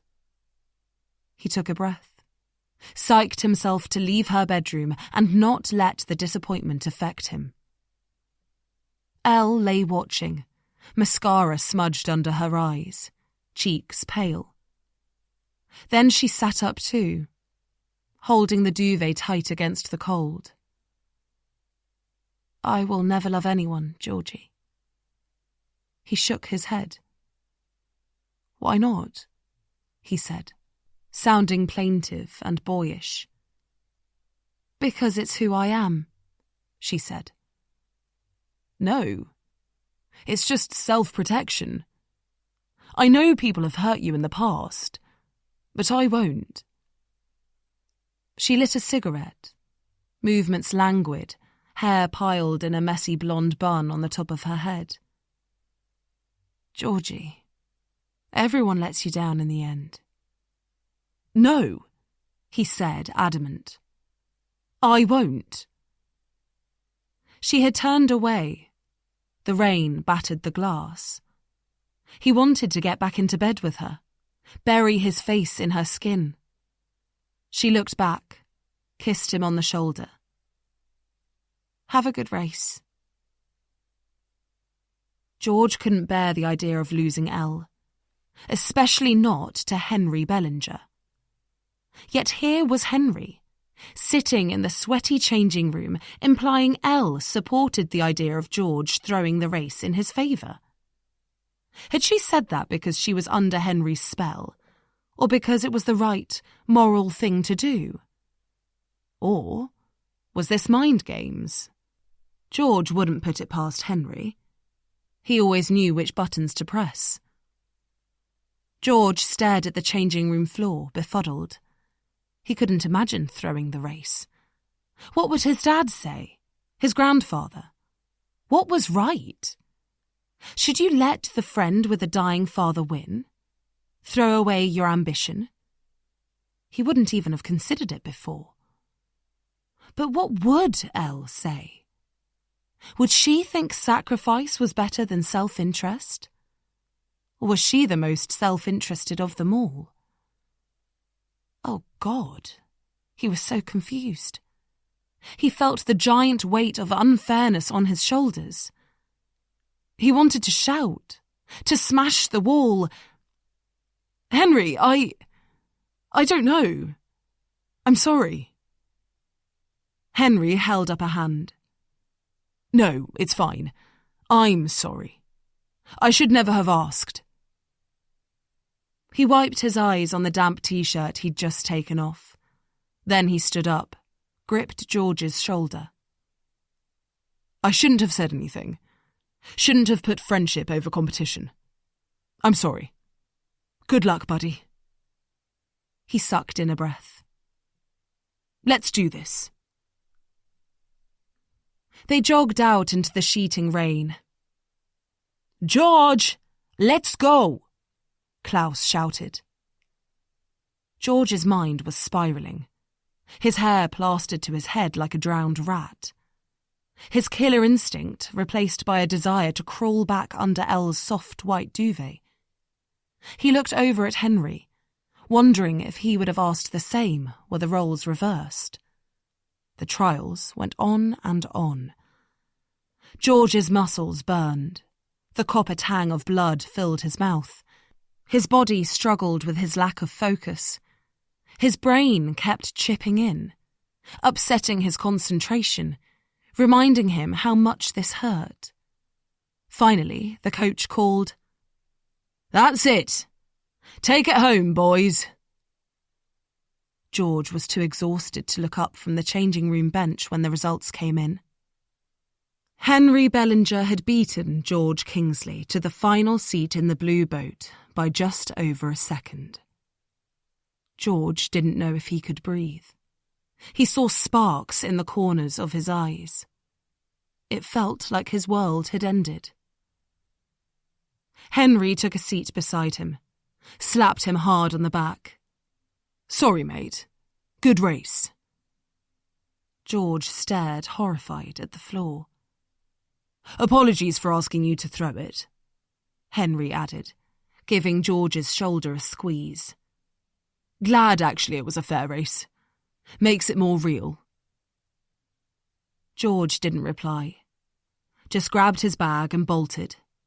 Didn't care what the others might think.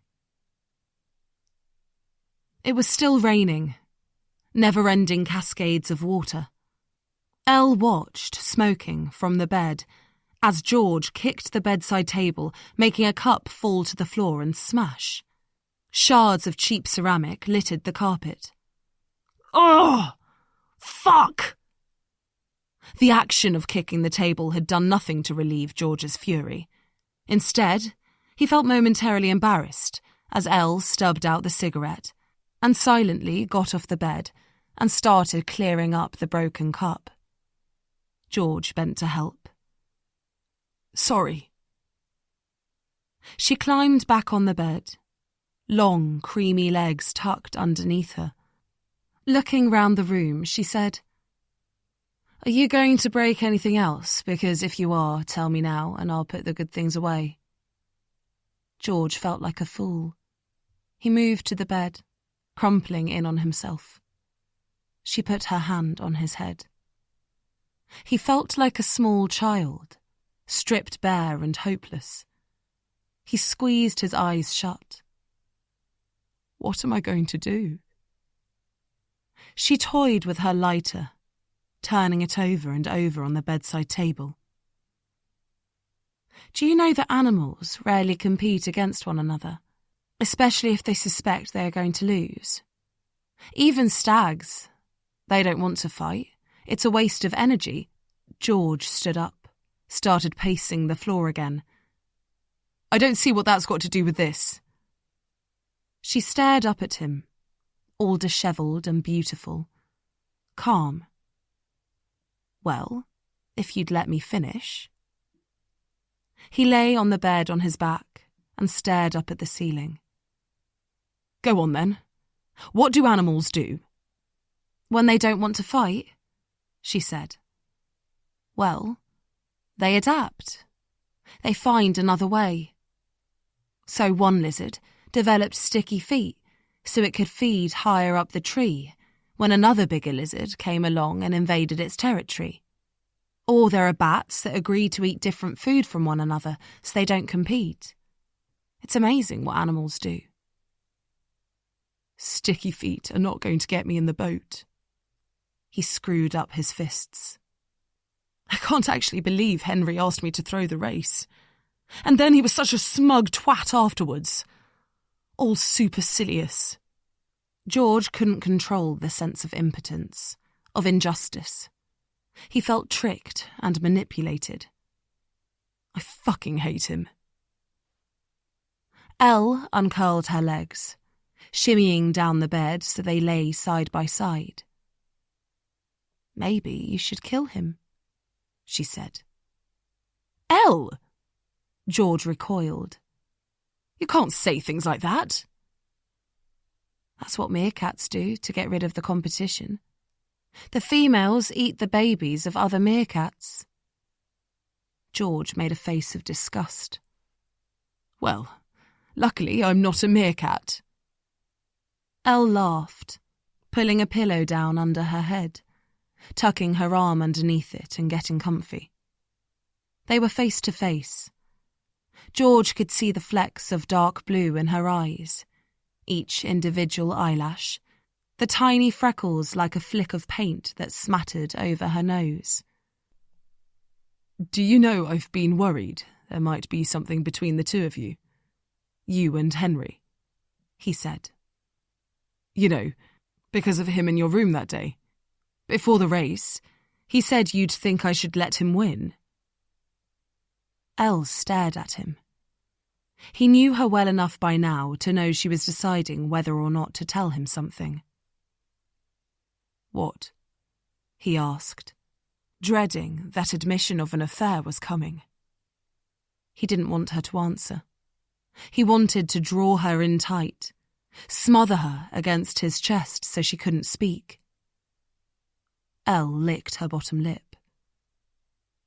"He tried," she said. "The other night." George held his breath. "But nothing happened," he clarified. Elle shook her head. "Nothing happened." George sank back on the pillows, stared up at the ceiling, exhaled the weight of the world. Thank God. He breathed out again, his thoughts reconfiguring. Relief became outrage. Fucking Henry! How dare he? He snapped, sitting up, furious. But when he looked at Elle, she was her usual calm and unreadable self, and George suddenly worried that she was lying. "You're sure nothing happened?" "I can assure you, Georgie." Elle curled her lip, surly suddenly, like a teenager. "There is nothing whatsoever between me and Henry Bellinger." George felt a shiver of pleasure at the intensity of her reaction. He stroked her hair. "I can't believe he tried it on. What a twat!" And yet, it was completely believable. The guy had no scruples. Elle brought his hand round and kissed his palm.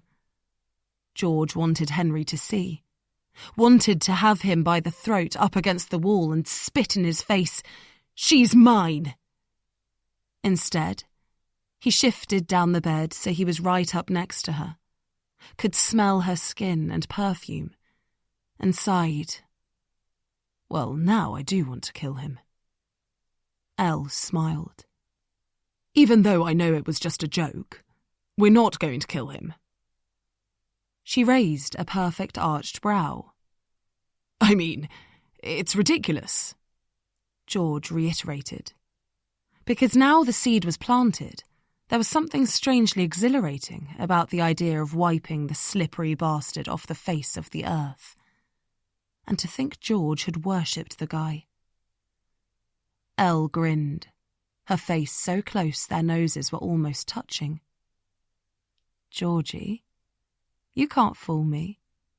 I know exactly what you're thinking all of the time." "No, you don't." She reached out and traced his jaw. "Yes, I do." At training the following day, George couldn't look Henry in the eye. Felt the pulse of humiliation as Henry said, "Can't talk, Georgie boy. Klaus is all about sticking together as a crew." George watched the 8 top rowers and the cocks close ranks, suddenly greater than the sum of their parts, an elite, arrogant machine. He wanted to tear the skin off his body in jealous rage. George had never felt anything as intense as that. His hero worship of Henry had morphed overnight into an all-consuming hate. On the water in the reserve crew, George's every stroke was petulant and irritable. Off the water, he hung his head during a 1-to-1 with the assistant coach. They didn't even get the main man anymore. "I've been there, George. I know what it's like not to make it to the top. I know what you're going through." George stared at the assistant coach in horror, watched his thin lips as he reeled off more platitudes, his flyaway hair, the stomach stretching against the fabric of the Musto rain jacket. He couldn't be aligned with this guy. This was not his destiny, to spend a lifetime shuffling along in second best. That night, George lay in Elle's brushed cotton sheets, soft like a baby's blanket. The window was open, and the air smelt of cold rain. She was working, reading papers by the glow of a sidelight draped with a red scarf. George watched her, her lips moving as she read. On instinct, she seemed to realise he was staring and turned to look his way. "All right?" she asked. He nodded. Her brow creased in thought. She put the papers to one side. "What's wrong, Georgie?" George locked onto her bright blue gaze. He had no idea what it held in its depths, just an understanding that she was different to everyone else that he knew, and at the very least, she was unshockable. "I need to get rid of Henry," he said. Elle tipped her head. Her mouth widened into a smile as she came and sat down next to him. "You know, I had a feeling you might say that, Georgie." "You did?" She nodded. "I thought I'd look into it, just in case." He frowned, wary about what she had in mind. "Into what, exactly?" She got a cigarette out of the pack. "Into a way to get rid of Henry, just for the race." George sat up, slicked back his hair, immediately intrigued. "Go on." She tapped the ash into an old seashell ashtray balanced on the covers. "Have you ever heard of the drug xylazine?" "No." She nodded. "It's a veterinary sedative. It's used for cattle and horses, but also on cats and dogs before they're put down. I can get it from the animal charity where I work." "Right." "It's not authorised for use in humans, but that doesn't stop people taking it. They mix it with coke and heroin to make speedballs. On its own, though, it sends people to sleep. From what I've read, effects can last for anything up to 72 hours, Georgie." George could feel his heart pumping faster. Her pupils had dilated. He wondered if his had done the same. "Is it dangerous?" She sucked on the cigarette, blew out, waving the smoke away with her hand. "In the wrong dosage, it is. But we wouldn't give him the wrong dosage." George's hands were tingling. He squeezed them into fists. He couldn't believe how lucky he was to have someone as cunning and enigmatic as Elle as his girlfriend. "And what if Henry wakes up?" "He'll feel like shit," she said. "Whether he sleeps for ages or not, whatever happens, when he wakes up, he'll feel dreadful. There's no way he'd be able to race. You get blackouts, memory loss. They call it the zombie drug, Georgie. People wander around completely out of it." "But then people would know that we'd given it to him." George was feeling suddenly less excited by the idea. She shook her head. "Georgie, they don't test for it. We mix it with something. Does Henry take anything that you know of?" "Only Valium, sometimes to sleep." They nearly all took something when the nerves got too much. George's preference was melatonin. His dad got it for him when he was in the States on business. J.B. Watson swore by Nitol Herbal. Well, that's perfect. It's his word against anyone else's that he wasn't just trying to get a good night's sleep pre-race. Outside, the sounds of the city rumbled on. The brakes of bikes, a can rolling in the wind, groups of footsteps on the pavement. The moon peeked through the dark rain clouds. "How would I stop people thinking I had something to do with it? Don't you think it'll seem too fortuitous for me?" "Who cares? They can think what they like. They won't be able to prove it. And technically, why would you poison your friend?" Elle stretched and yawned. "Why not the other guy?" George paused. "Why not the other guy?" While he wanted to get his own back on Henry, it would be much less obvious to take out Boris or even Klaus. Elle pulled her hair up on her head and tied it with a band from her wrist. I think it actually gives you more of an alibi if it's Henry. It's a pretty shitty thing to do to a friend. It seemed laughable that George was ever worried Elle might like Henry too much.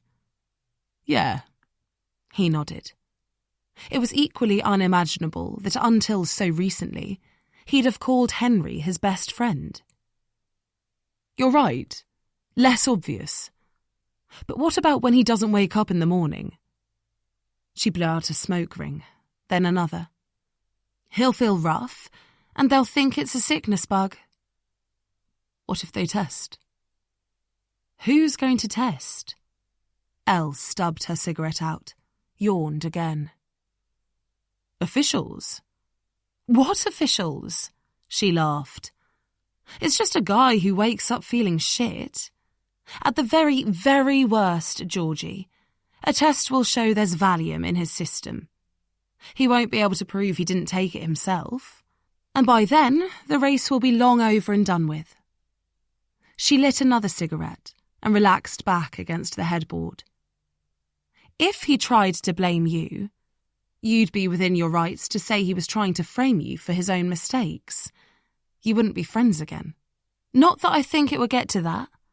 He'll just seem knocked out with a bug. Elle was all practical. Hair tied back, no makeup on, while George felt giddy as a schoolboy inside. And when would we give it to him? Well, that bit's not so great. She scrunched up her face. Ideally, it would be by injection. I think we'll have to put it in his drink, but it's going to have to be done as late as possible to make sure, basically, that he's out of it. We'll work something out. George bit down on a growing smile. Elle, you're a genius. She shrugged. We haven't done it yet. Yes, but... He leant forward, took her face between his hands, and kissed her on the lips. We will, and it will be amazing. He tipped his head back up to the ceiling and smiled. You are so clever. Then he looked back at her. I'm going to be in the race. You're going to be in the race, if it all goes to plan, she caveated. If it all goes to plan? He thought for a second. We've got the same water bottle, actually. Came free with a 6-pack of Heineken. They're our lucky bottles. I know that sounds cheesy, but... Well, anyway, maybe I could go see him in his room.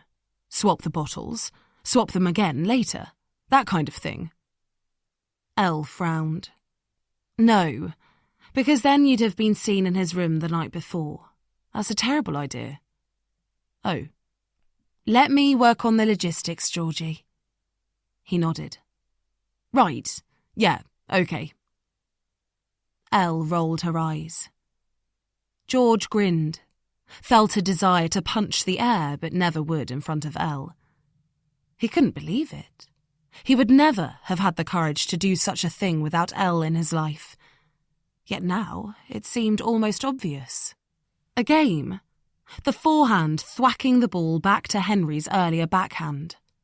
He lay back on the bed, hands behind his head, all his excitement for life flooding back.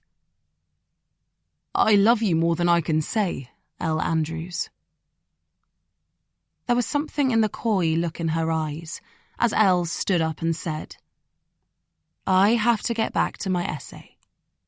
That made George sit up and dare to hope he was winning her round in the love stakes. The plan had brought them closer together, united them against the world. It made him fizz with excitement. Just before he settled down again, he said, And it can't, kill him or anything like that. Elle looked over from her desk. No. Great. Brilliant. You're a genius. Chapter 19. Now. Caro. Caro wanted Elle gone from her house. She took a moment to steel herself in front of the hallway mirror, straightening the little buttons on her velvet jumpsuit, pushing her bracelets up her arm, giving her chin a haughty lift, trying to convince herself she was above it all. George popped his head out of the dining room, then came to stand next to her. "You all right, Caro?" Caro turned to face him, arms crossed over her chest. "George, I married Brian for the security. I don't deny it. We have a kind of understanding." She did a bitter half laugh. "Well, I have an understanding. I don't know if he does so much." George nodded profusely, as if he completely understood. "You don't have to explain it to me, Caro." "I do," she said, wanting to draw him firmly away from Elle's camp into her own. "I married Brian so that I never had to face the lack of security I had growing up. My mother put up with Lionel in order for me to go to bloody North Wales on holiday, have orange squash, and live in a 1930s semi." Caro rolled her eyes at the memory. "Did you know I didn't want to go to Oxford? I wanted to be an actress, but my mother wasn't having any of it." "You'll be the first one of us to go to university, Caroline." She employed this horrible tutor who came round practically every night to get me into not just university, George, but Oxford. She paused, concerned that perhaps she'd given away too much from the look of pity on his face. "Well, when we graduated, I had nothing. Henry was gone. I had no comfortable family home to go back to. My mum and Lionel, they had their life. They didn't want me in their house.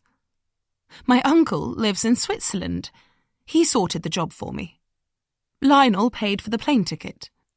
Brian happened to have a very good job out there in a bank. I bumped into him quite by chance.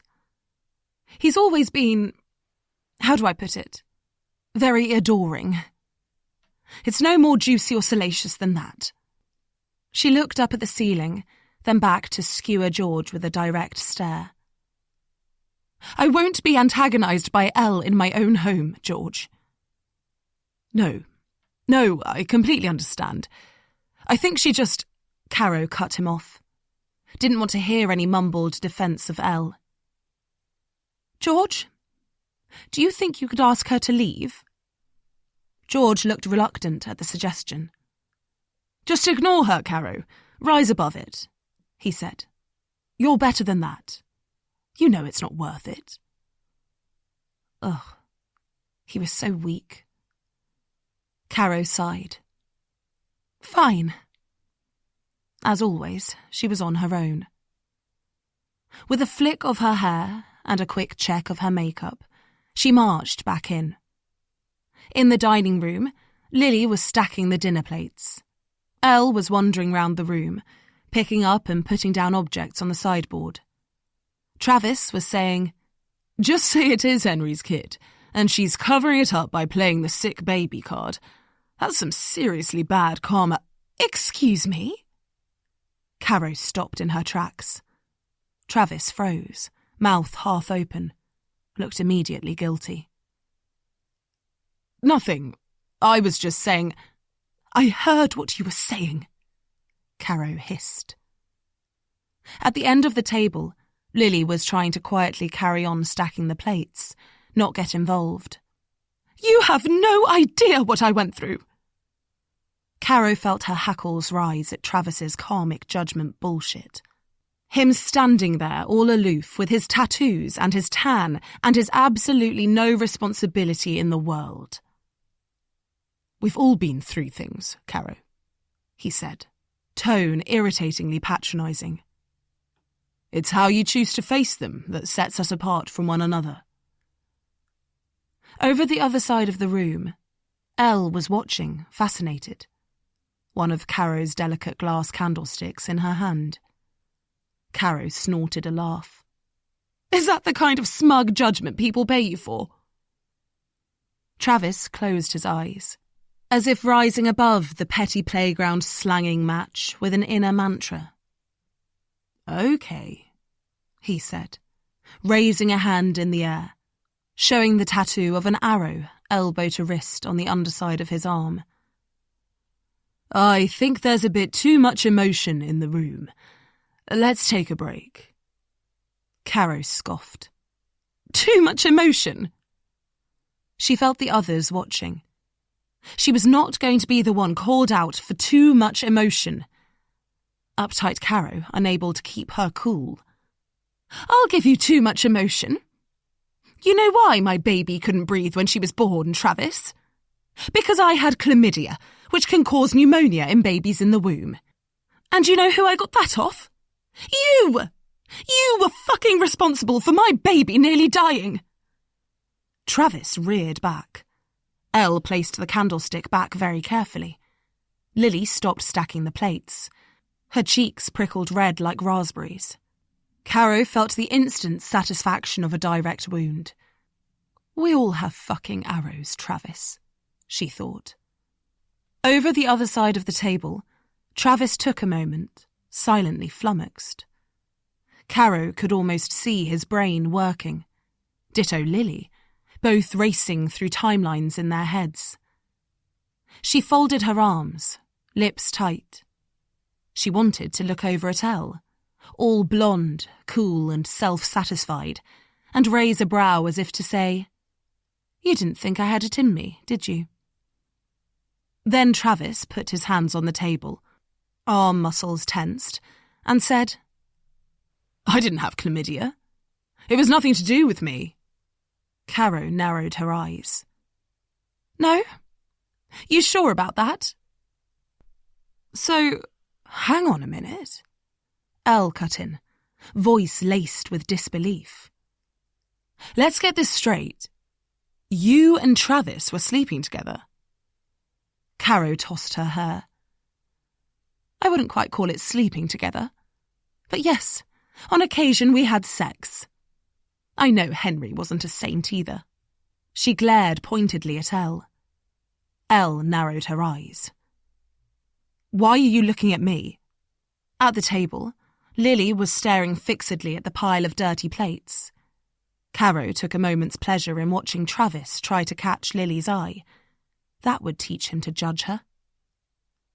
Then Elle sashayed forward to the table, red dress hitching as she walked.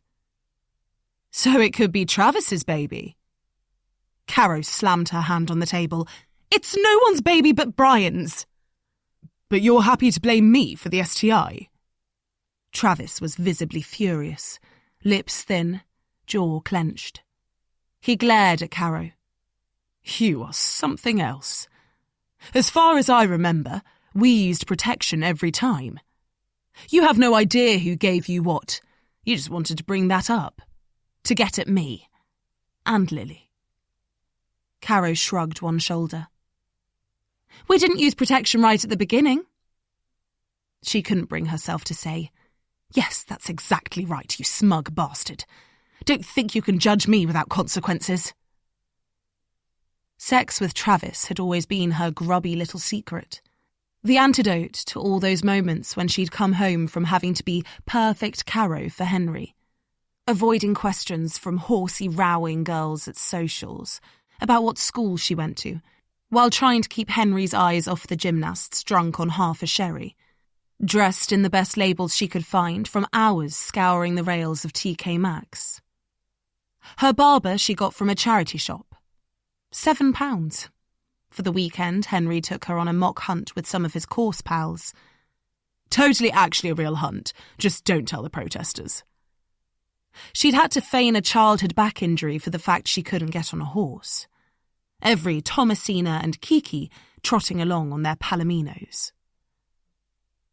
One of Caro's favourite hobbies nowadays was to go to TK Maxx, see which designer brands were in stock, and then try to spot who was wearing them at school pickup or at the gym.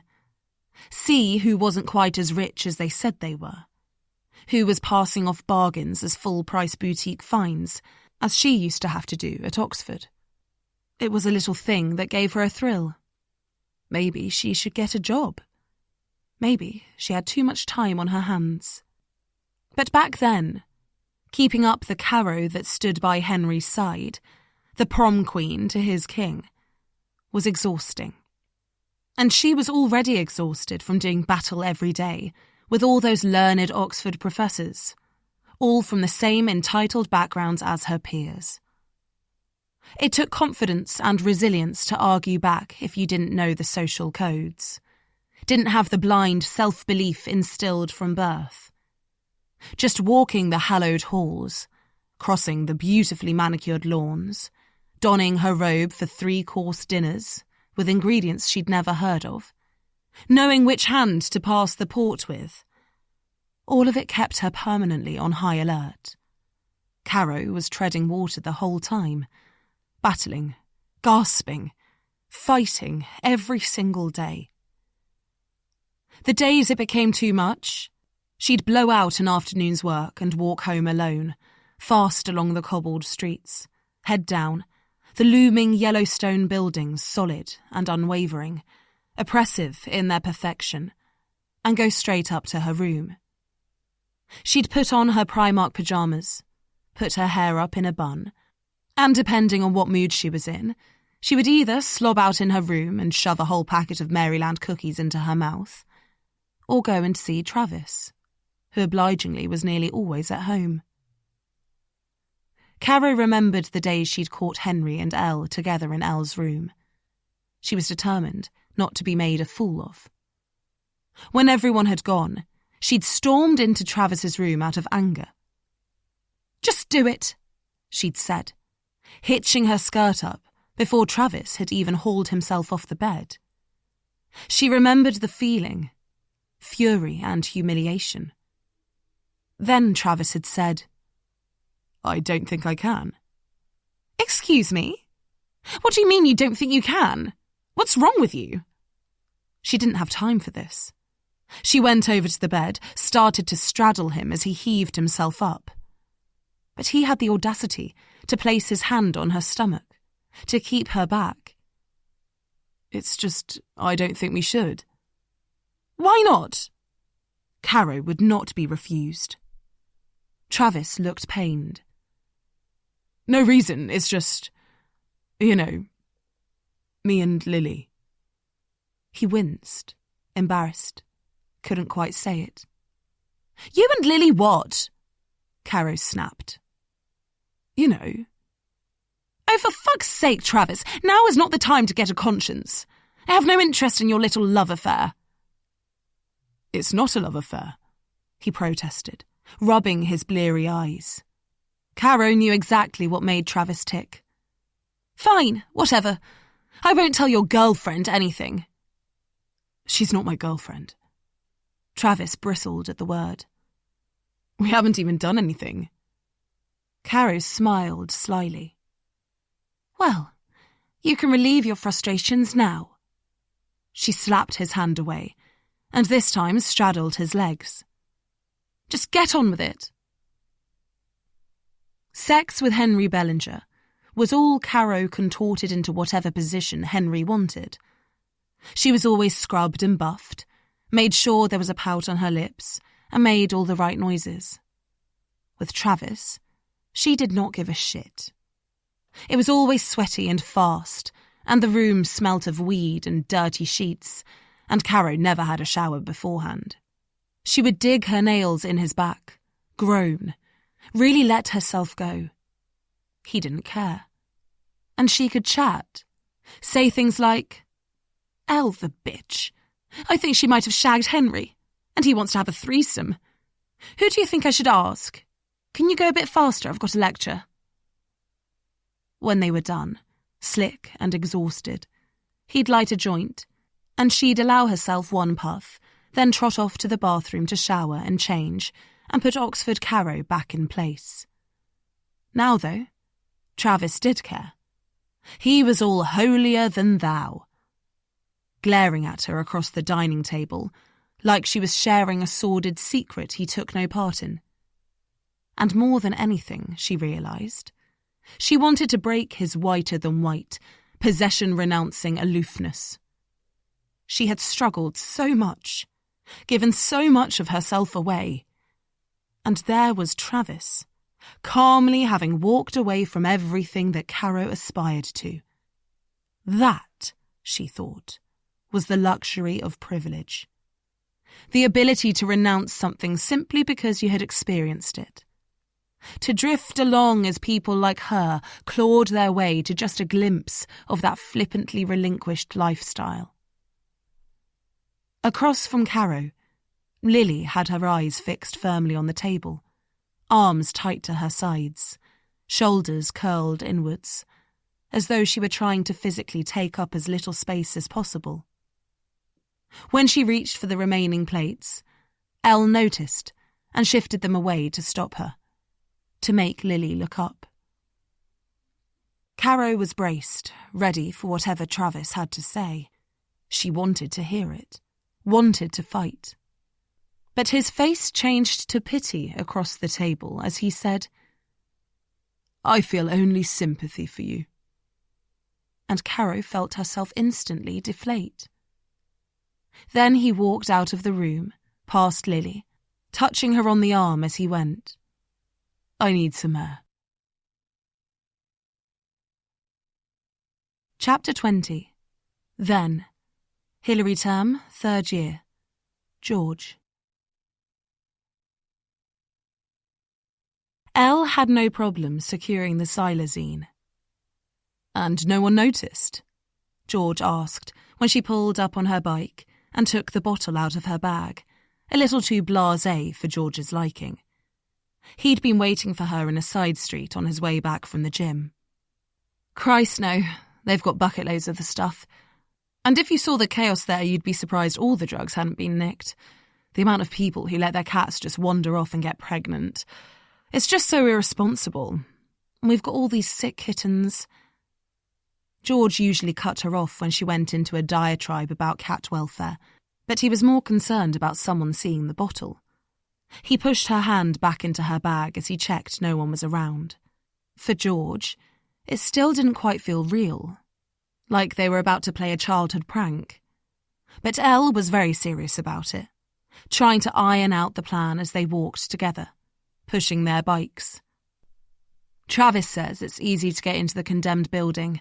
From there, on the scaffolding, you can get to the parapet and Henry's window." Henry's room, of course, had skyline views and a makeshift balcony where the parapet wall joined the tiled roof. "You'll have to unlock it when you're in there with him the day before or something." George sniggered.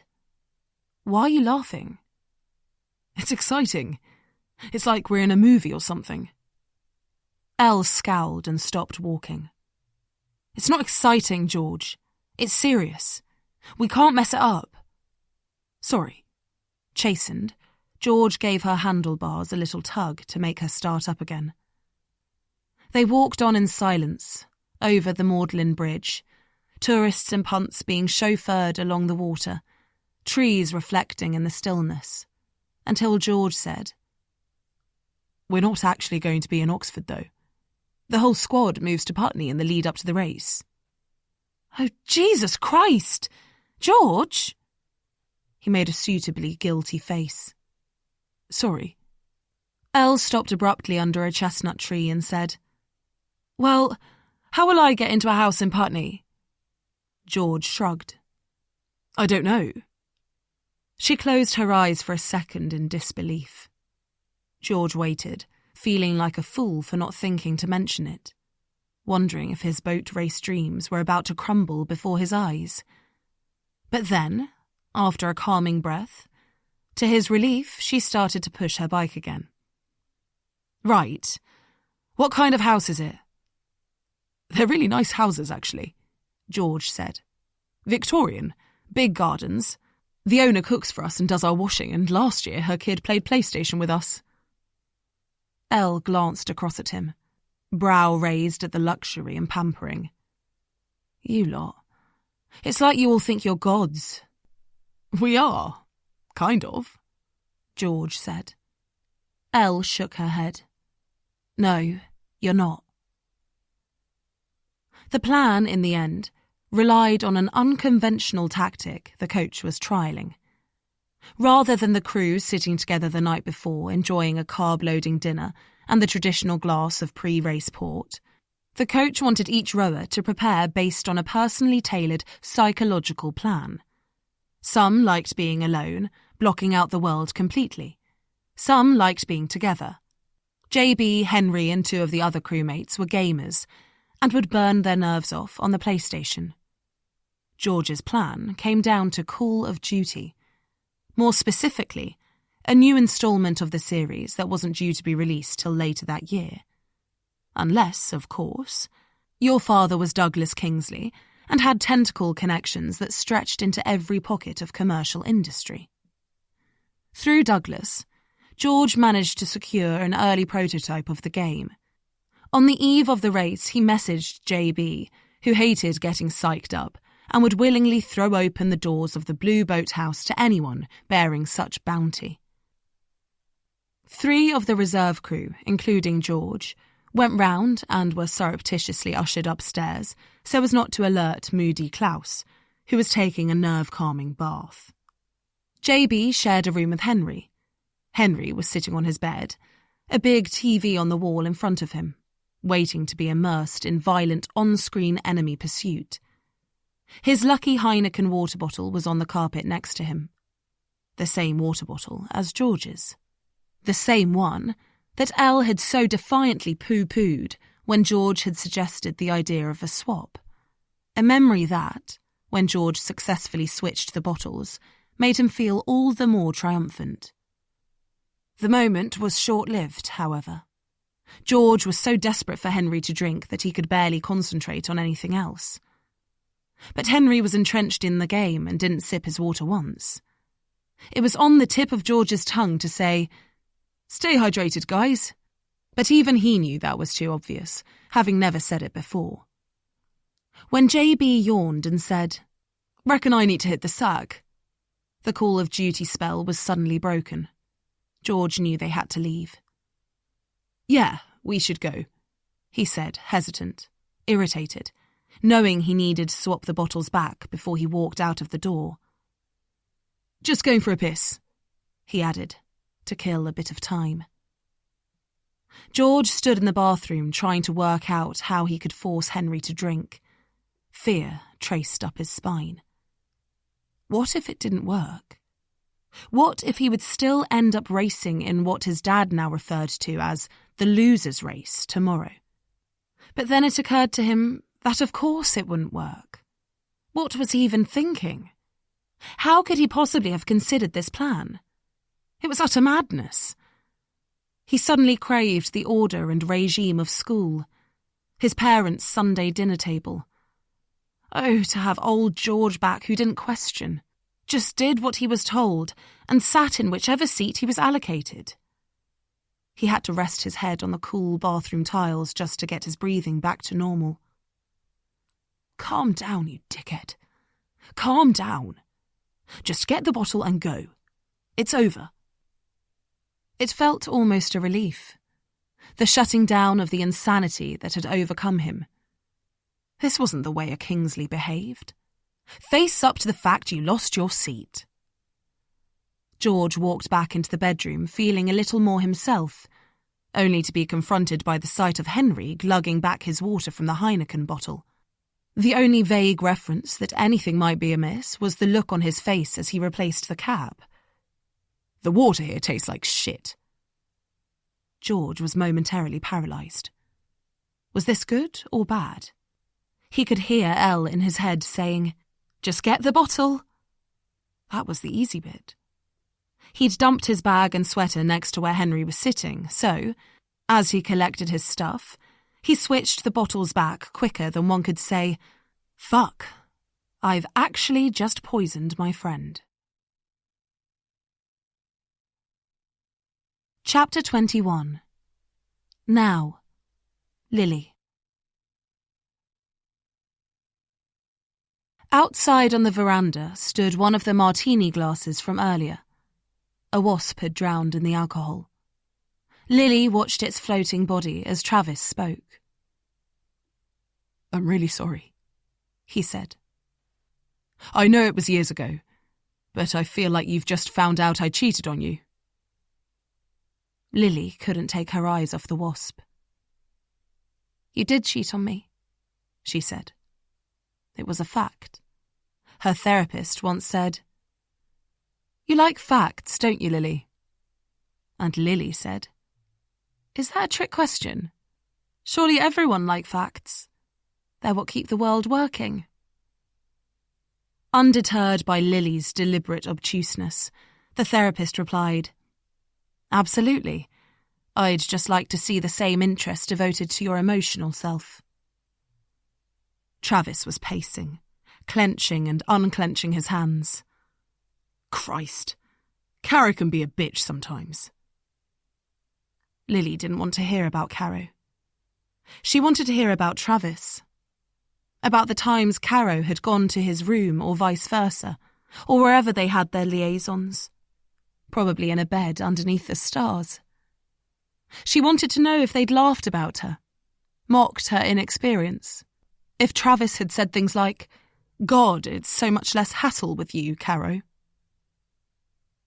Lily dug her fingers into her palms. Dug and dug till she left half-moons in her skin. She wanted to go into the kitchen, get a knife out the drawer and run it clean along her arm. When the therapist had glimpsed the scars on Lily's stomach, unwittingly as her jumper caught in her t-shirt as she pulled it over her head, she had said, There's a difference, Lily, to feeling things physically and feeling them emotionally. Lily had tucked her top tight into her jeans and said, I 100% agree with you. The therapist said, You don't have to fight me all the time, Lily. I'm not the enemy. You're allowed to just relax and talk. Now on the veranda, Travis took a step closer. Wide shoulders, broad back. She stiffened. She felt like she could smell Caro on him. Had there been others? Or was Travis so lazy he'd just taken what rocked up on his doorstep? She felt like such a fool. He reached out a hand and rested it on her upper arm. She could feel the warmth of his fingers, could see the lines on his box-fresh t-shirt, not like the scrawny, scruffy old Travis. I'm really sorry.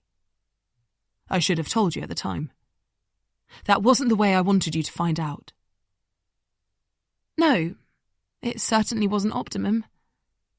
Lily tried to make light of it, overly aware of his grasp, her skin burning under his touch. She wanted to wriggle free, run with her hands clamped over her ears across the sprinkler-wet lawn. She hated what was happening, what was being said. He would never have told her had Caro not. No, not optimum at all, he said, sensing her discomfort and letting go of her arm, stuffing his hands in the pockets of his cargo trousers. You were the best thing about Oxford. I just didn't appreciate it enough at the time. I was an idiot. That I'll agree with. She forced herself to smile. In the dusky outside light, he looked more like the boyish Travis she had known. The shadows obscured the ugly tattoo up his neck and masked the shortness of his hair. He stood watching her, saying nothing. Lily didn't like being watched, nor did she like silences between people. She found herself saying, Why did you sleep with her? I mean, I know why. It's Caro. She's beautiful. I mean, why, as in, why when you were with me? He thought for a moment. She could imagine him working out the answer that would please her best. Self-sabotage, he said in the end. Like everything. Beside them, moths darted towards the low light, making tiny thrumming noises as their bodies burnt. Travis glanced over at her with big puppy dog eyes. I did always say to never get involved with me. Lily surprised herself with a laugh. You're surely not still falling back on that one. Travis hung his head with an impish grin, his whole demeanour the chastised schoolboy. That was a stupid thing to say. I'm sorry. Lily nodded. It was a stupid thing to say. He came closer. If it's any consolation, I really regret it. I regret it now, and I regretted it then. She stayed, unmoving, unsure what was about to happen. Feeling a sprint across the damp lawn beckon, she forced herself to pretend she was glued to the seat. Can I hug you? He asked. Could he? Absolutely not. He watched, big Bambi eyes. She thought of her therapist encouraging her to flex her physical barriers. Become interested, Lily, in what things might feel like. Lily looked up at Travis and forced herself to nod. Tentatively, he put his arms around her. There was no denying it was an awkward moment. Lily bolt upright, rigid under his touch. She could smell him, the sweat, the fabric of his t-shirt, his skin, the same but different. She closed her eyes, felt like she was on a boat, up and down in the waves, desperate to grip something to steady herself. She felt him smell her hair. Her therapist had once said, "Tell me about the relationship with Travis, Lily. Tell me how it made you feel at the time." "It felt like one of the most important things in my life," she admitted. "And how does it feel now, looking back on it?" Lily hadn't wanted to tell her, as if admitting it were to smash it open on the floor. But of course, the therapist knew that Lily hated silences by now, and let the quiet stretch on until Lily said, "Like the end of everything." Chapter 22. Then. Hilary Term, 3rd year. George. Today was race day. George's alarm hadn't gone off yet. Outside, grey clouds made it impossible to tell what time it was. He was overcome by a strange feeling, not unlike Christmas Day as a child. Had Santa been? Was it all a dream? He looked out at the garden and wondered if anyone had tried yet to wake Henry. His heart beat fast with a mixture of excitement and dread. He imagined Elle back in Oxford. Should he text her an update? He picked up his phone. No, she'd be furious if he wrote anything down. On his phone, there was a message from JB. "Henry in hospital. Coach heading your way." Holy fuck. George threw the phone on the bed. Had to get it away from him. He stared at it like it was alive. He'd fucking poisoned Henry. Henry was in hospital. George was going to jail, no doubt about it. Shit. Out of the window, he saw the minibus pull up outside the house. George was sweating, liquid dripping down his back. The time it took for the coach to get out of the van, slam the door and head to the house were the worst minutes of George's life to date. What had he done with the water bottle? He searched the room. His heart was going to burst out of his chest. He imagined the court case, the judge, his father. Oh God, his father. Fear made him hyperventilate. He ran to his ensuite, splashed water on his face, braced himself against the sink. He needed to think of a lie. Fast. He needed to find the water bottle. What if they tested Henry? Of course they'd test him. What if he died? What if he was dead already? George would be tried for murder. The water bottle was on the side of the bath. He'd left it where he'd washed it out the night before, but now that didn't seem enough. He stood at the sink, scrubbing and rubbing at the plastic, trying to rid it of any trace before he heard the coach's heavy knock. George paused before opening the bedroom door. tried to wipe the panic off his face. He focused on how he would act if he knew nothing about what he'd done, if this was just his friend in hospital. He tried to imagine it was JB instead of Henry. He'd be horrified. He'd be shocked. Coach didn't seem that interested in George's facial expressions, however, and looking pale and ragged himself, his cap in his hands, he said, "Mind if I sit?" gesturing to the desk chair. George nodded, sweat beading his brow. "Of course." "You know what's happened?" Coach asked. George shook his head. "JB said Henry was in hospital." Stay fucking calm. Coach sighed. "It seems at about midnight, Henry got up for some reason, got his stuff and got in the car, which he then promptly crashed into a tree." George didn't have to fake his confusion. "Why?" Coach sighed. "Who knows, George? I think that's what the police are trying to find out." "Is he okay?" George tried to surreptitiously wipe away the sweat. "Yes, he's bloody okay." Coach ran his fingers through what was left of his hair. "You'll have to forgive me. It's been a very long night." One of George's crewmates walked past the room on the way downstairs. "Hawkins!"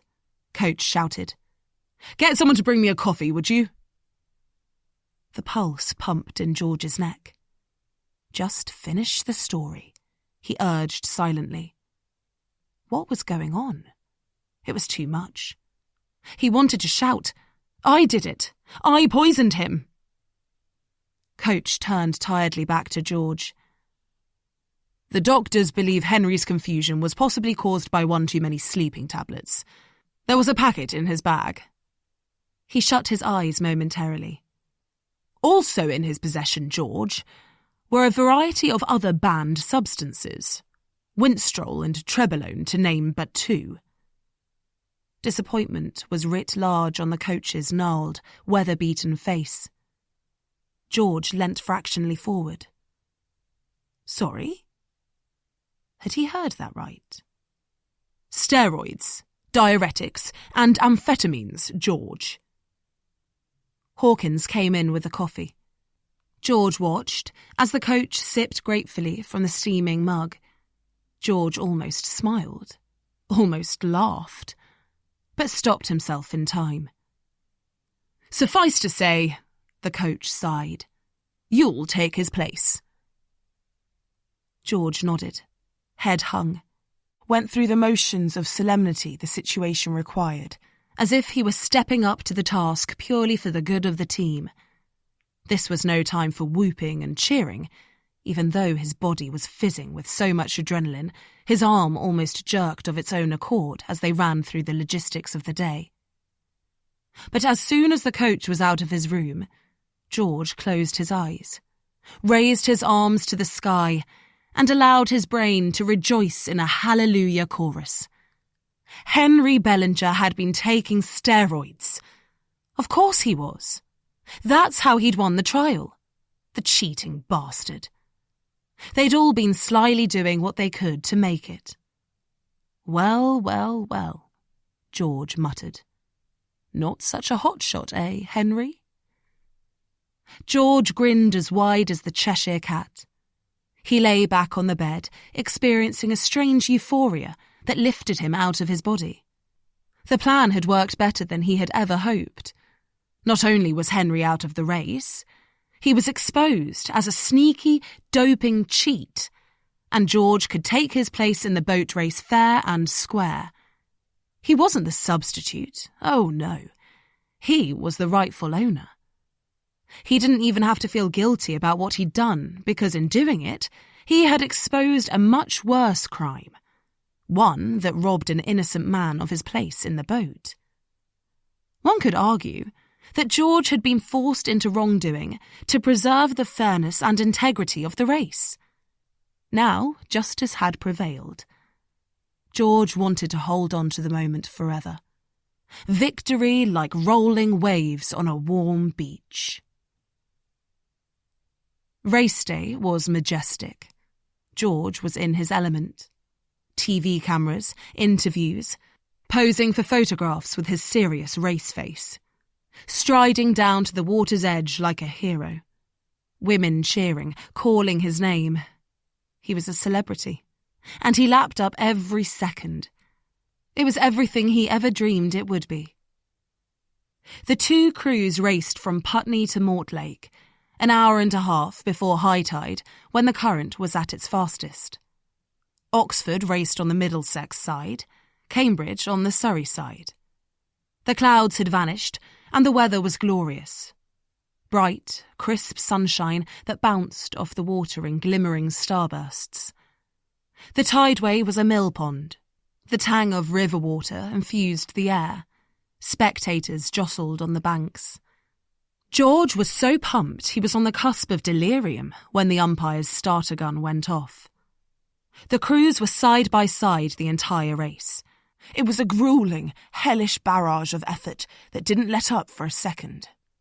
But George barely noticed the searing pain in his muscles, nor his gasping desperation for breath. He relished every stroke. He fed off the attention of the flotilla of film crews, the relentless hollers of the cocks, the umpire yelling for the boats to stay apart. Spittle flew from his lips. Weeks, months, years of training came down to this. They were river gods, brothers of Neptune, their trident oars spurring them to victory. News helicopters and drones buzzed in the sky. Hammersmith Bridge, Chiswick 8, landmarks he'd rode past since he was 14 years old. As they went under Barnes Bridge, past the heaving pubs and the rowdy cheers of a million onlookers, George started to feel exhaustion ripping his muscles, cramping his legs. He imagined Henry, watching distraught, aflame with envy, from his hospital bed, and it gave him the lift he needed. A surge of righteous glee pumped sumptuously through George's aching legs. Every stroke now edged them away from the Cambridge opposition. George knew he'd reached the pinnacle of his life. When they crossed the finish line, the dark blue Oxford boat was ahead by a length of clear water. A stunning victory for a crew who'd lost a boatman the eve of the race. George was doubled over, heaving for breath, hands shredded and bleeding, limbs wrecked, but his whole body singing triumphant. They were winners, untouchable in their glory.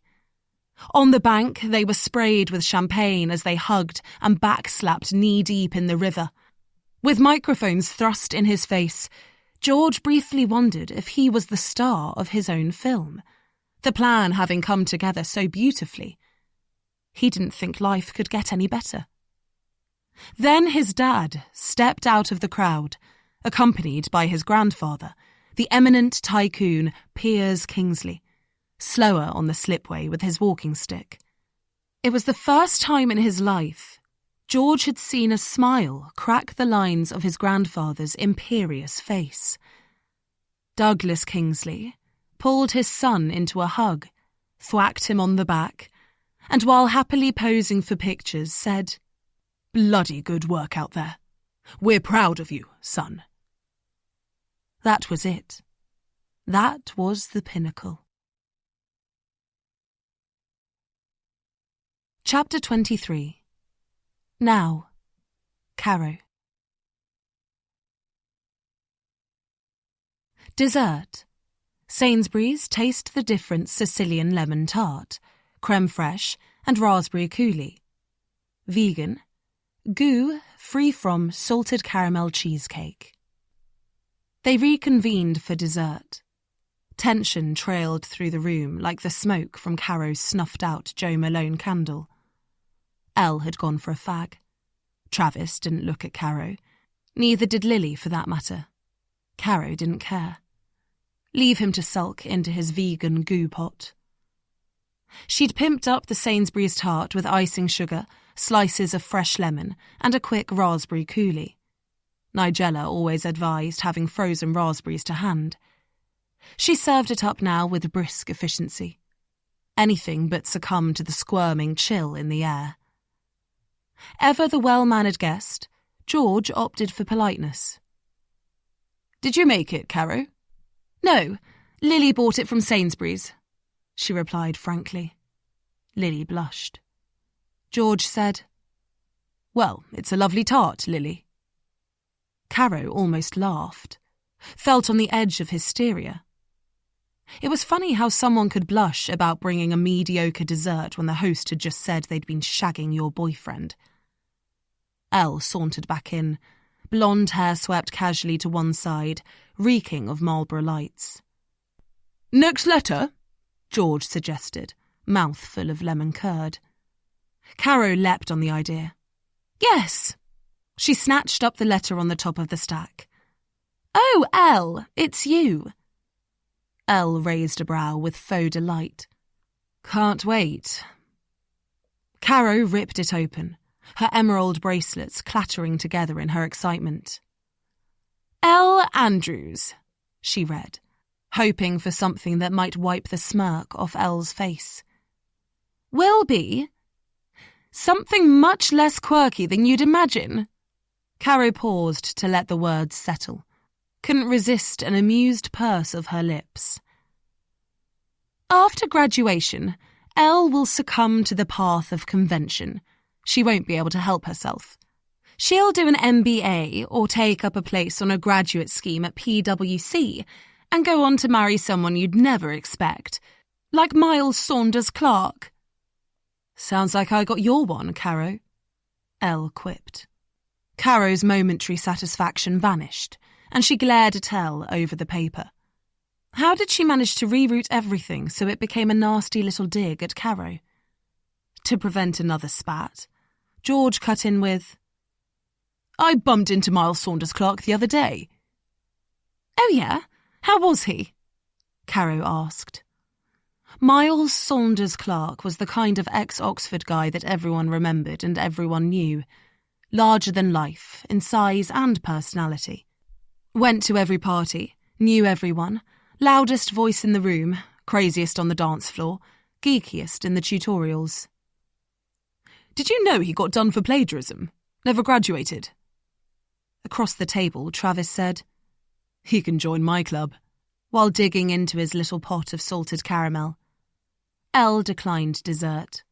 "That's what happens if you get someone else to write your essays for you." George said, "Never did me any harm." It got a laugh. Precisely why he'd said it. Keep it all light and jovial.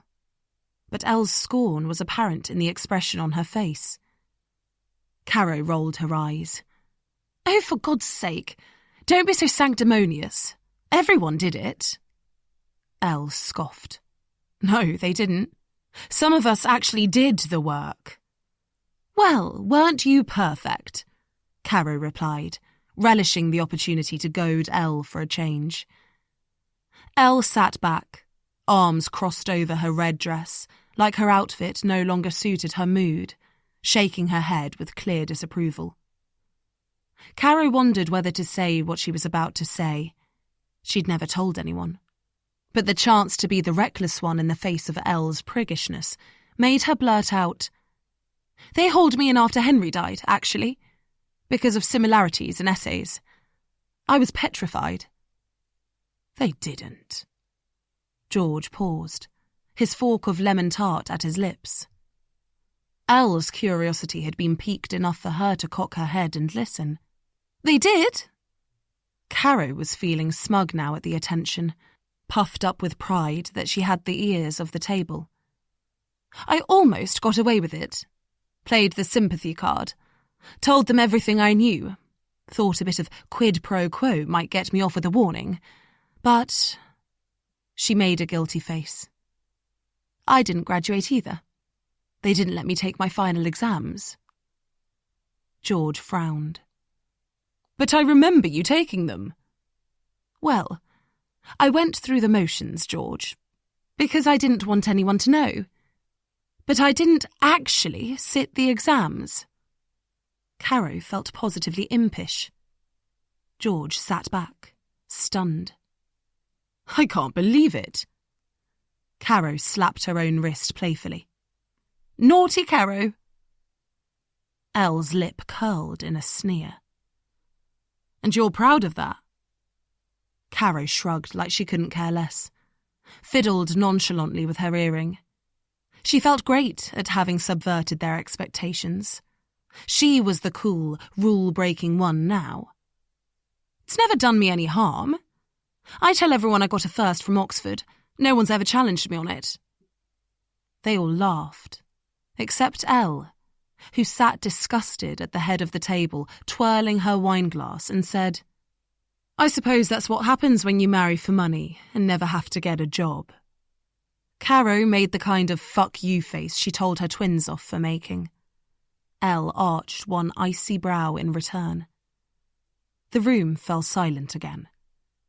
George said, "How about we read the next letter? Should be mine, I think." Chapter 24. Then. Hilary term, 3rd year. Lily. When Lily was younger, her nan read Mills and Boon romances. She subscribed and had hundreds of them. They were in boxes in the attic and lined the shelves in various rooms. When she got older and lost her sight, she would say, "Read to me, Lily." They weren't Lily's kind of book. Lily was one of those kids who'd read everything in the library and had them order in more. She read a lot of non-fiction, books on biodiversity and agricultural ecosystems, that made her mum sigh as she and her dad got into what she would call one of their deep, dull discussions. But Lily also read loads of crime thrillers. Her whizzy brain loved a puzzle to solve in its downtime. When Lily first started reading romance fiction to her nan, she was very disparaging, laughing at the titles of her beloved books and trying to skip over all the naughty bits. Lily was always the clever one in the family, and reading romance was not for an academic like her. But then, when her nan nestled back with her cup of tea, and the blissful expression appeared on her face, completely unself-conscious, Lily started to relax, let go of her sardonic snobbishness, and allowed herself the pure indulgence of those sweeping romances in far-off places with brooding heroes and plucky young heroines. She came to adore them.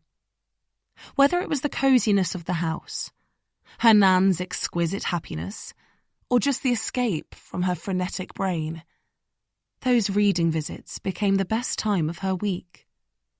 She left high on the promise of true love and happy endings, a joy that fast deteriorated when back in the thick of fights and tantrums with her brothers. The time Lily spent with Travis after that night under the stars was like her very own Mills and Boon. Although their relationship wasn't perfect, Travis still too emotionally closed to fully commit, and Lily too self-consciously shy, she was higher than Cloud 9. They had perfected a delicate balance of pretense that they were nothing more than friends, while waiting for one another outside lectures, but snogging like crazy when no one was looking. When they walked home, Travis said things like, "Mind if I rest my arm on your shoulders? It's really aching." Slept on it weirdly. And Lily said, "Yeah, I have that problem sometimes. Go ahead," while internally grinning. Spring was in the air, daffodils and daisies scattered over the lawns, as they sat stretched in the sunshine, staring up at the pale blue sky, their fingers interlaced. At night, Lily would go to bed way before Travis.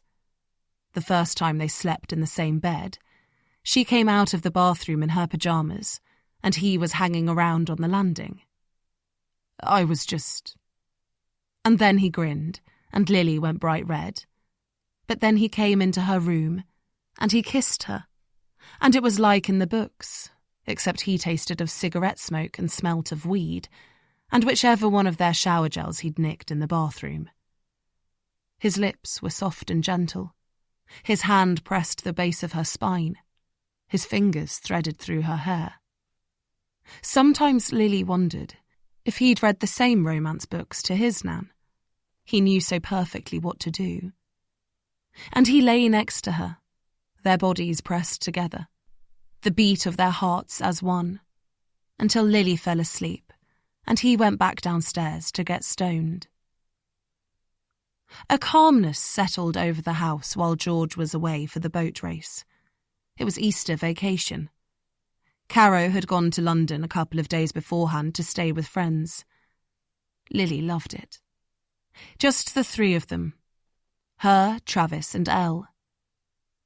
But then when Elle got the messages from George about what had happened to Henry, the car crash and the steroids, the scandal was addictive. They all decided to get on the train to London with Elle to cheer George on, even Travis. There was a thrill to being in the thick of things. Nudging their way to the front of the riverbank crowd, Elle in her big pink scarf and vintage denim, her waft of cigarette smoke, pint sploshing. Lily, wearing Travis's jumper because it was chillier in the shade than she'd anticipated, felt the high of being part of something. She got a buzz from knowing all the facts when she heard gossipy speculation from bystanders about what had really happened with Henry Bellinger and George Kingsley. No longer on the fringes, Lily was a bona fide member of the in crowd. Travis stood beside her, blinking like a mole in the daylight, disgruntled at being out and about, and now inappropriately dressed for the cold, dropping acerbic asides that made the spectators flinch and Lily giggle as she stood close to him to warm him up. Back in Oxford, post all the race hullabaloo, George strutted back into the house, kit bag over his shoulder, talking on the phone, his booming cut-glass voice filling the hallway. When he came into the living room and chucked his bag on the sofa, Travis looked at him and said, "Your head's so big I'm surprised it fits through the door." George guffawed, clearly unable to contain the enormous smile on his face. His skin was grey-tinged from all the celebrations, but his eyes shone. Drained of sleep, but wired from his win. His phone had a constant stream of messages. People knocked on the door for him to ask about the race, to find out what had happened. Suddenly, everyone knew him. He was giving interviews to newspapers, asked to pose for a feature in a Sunday supplement. Elle seemed to watch it all with detached bemusement, as if her child had excelled in something she didn't quite understand, but was happy for them all the same. When finally George's phone stopped ringing, he collapsed on the sofa, feet up on the coffee table, covered in empty Coke cans, ashtrays, and Lily's textbooks, because she was working on an essay. "So, my dad's insisting on throwing a party to celebrate the race. You're all invited. He'll slap a whack of cash behind the bar. Free everything. It's going to be good." Elle was drinking a cup of tea, curled up in the corner of the sofa. She didn't look enamoured by the idea. "Do you need another party? Didn't you already celebrate?" Lily, Travis and Elle had hunted George down after the race, but they didn't stay long. He was too distracted by all the attention, sticky from champagne. Elle said, "This is my worst kind of George." And they left, back to Oxford where the leaves were out on all the trees and the familiar buildings enveloped them in a cosy sense of home. They strolled the narrow back streets to the pub, ate pie and mash, lost the quiz, then watched films all night. As he lay sprawled on the sofa, George stretched his arms out, toyed with Elle's hair. "This is more than a one-night celebration, Elle, my darling. This is the stuff of lifetimes." You could see he was high on it all, pumped from the attention, the drama, the race, the adoration. He sat with his legs spread wide like a king, out of place in the living room among the ignorant peasants. To Elle he said, "I'll take you shopping for something to wear. Buy anything you like." Elle laughed. "I don't want anything, Georgie." George dismissed her refusal. "You can choose anything.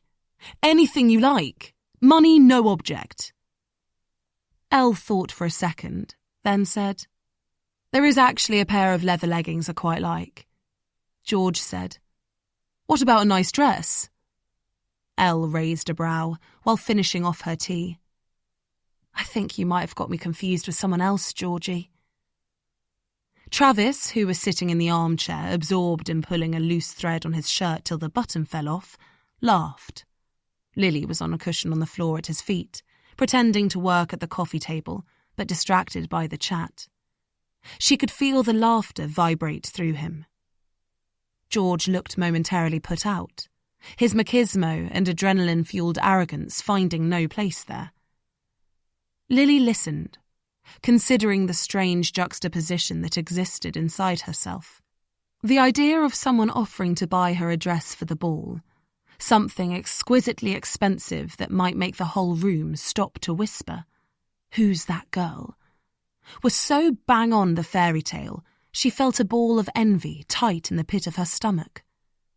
Yet in reality, she couldn't imagine anything worse. She didn't like being looked at, didn't dance, and would stick shyly to the fringes for the whole evening, feeling overdressed in her showy gown. With Elle mocking his offer, George seemed to remember where he was, who he was with, and laughing said, "Fine, yes, absolutely. Have your leggings." Then he heaved himself up. "I'm going to have a shower. I stink." Travis had started rolling a joint. He looked at Elle and said, "That party sounds like hell." Elle tipped her head up to the ceiling, blonde curls trailing down her back. "Tell me about it." Lily looked between them, wondering how the hell she'd got herself in with people who outcooled the varsity gang, who didn't need a gown or a ball, actively shunned it, in fact. This was the real fairy tale. Sitting there, cosily curled up next to Travis, Elle all languid and insouciant by the window, was all Lily actually wanted. It was almost too good to be true. Chapter 25. Now, George. The letter in Caro's hand had George's name on it. He was actually pretty excited to hear what had been predicted for him. He pretended he wasn't, sat back with a couldn't really care less expression on his face. But he expected something along the lines of what had been written for Caro. Big house in the country, lots of parties, couple of horses, Rolls-Royce. Something he could take home and show his wife, Audrey, and she'd say, well, they weren't far off, were they? Caro straightened out the paper and read, "George will be in an office." George snorted a laugh. He was indeed in an office, a very nice corner one overlooking the river.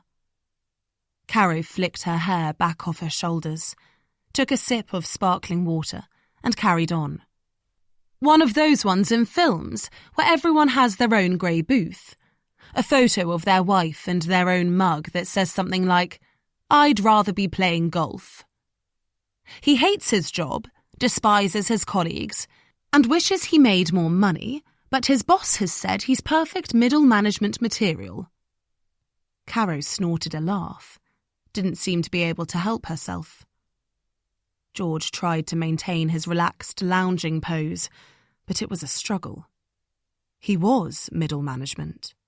He wouldn't always be, but it was important to move around departments, experience the full range, if one was going to make it CEO. He tucked his shirt in a bit tighter, straightened the napkin in his lap. Over the other side of the table, Travis was smirking into his goo pot. He could talk, George thought irritably. He hadn't even been able to listen to his. "Oh, goodness," Caro said, fanning her cheeks a little embarrassed as she carried on. "George doesn't have time to get to the gym, so all his muscle has turned to fat. Who wrote this? It's very mean. His suits are too tight and, oh no!" She cringed.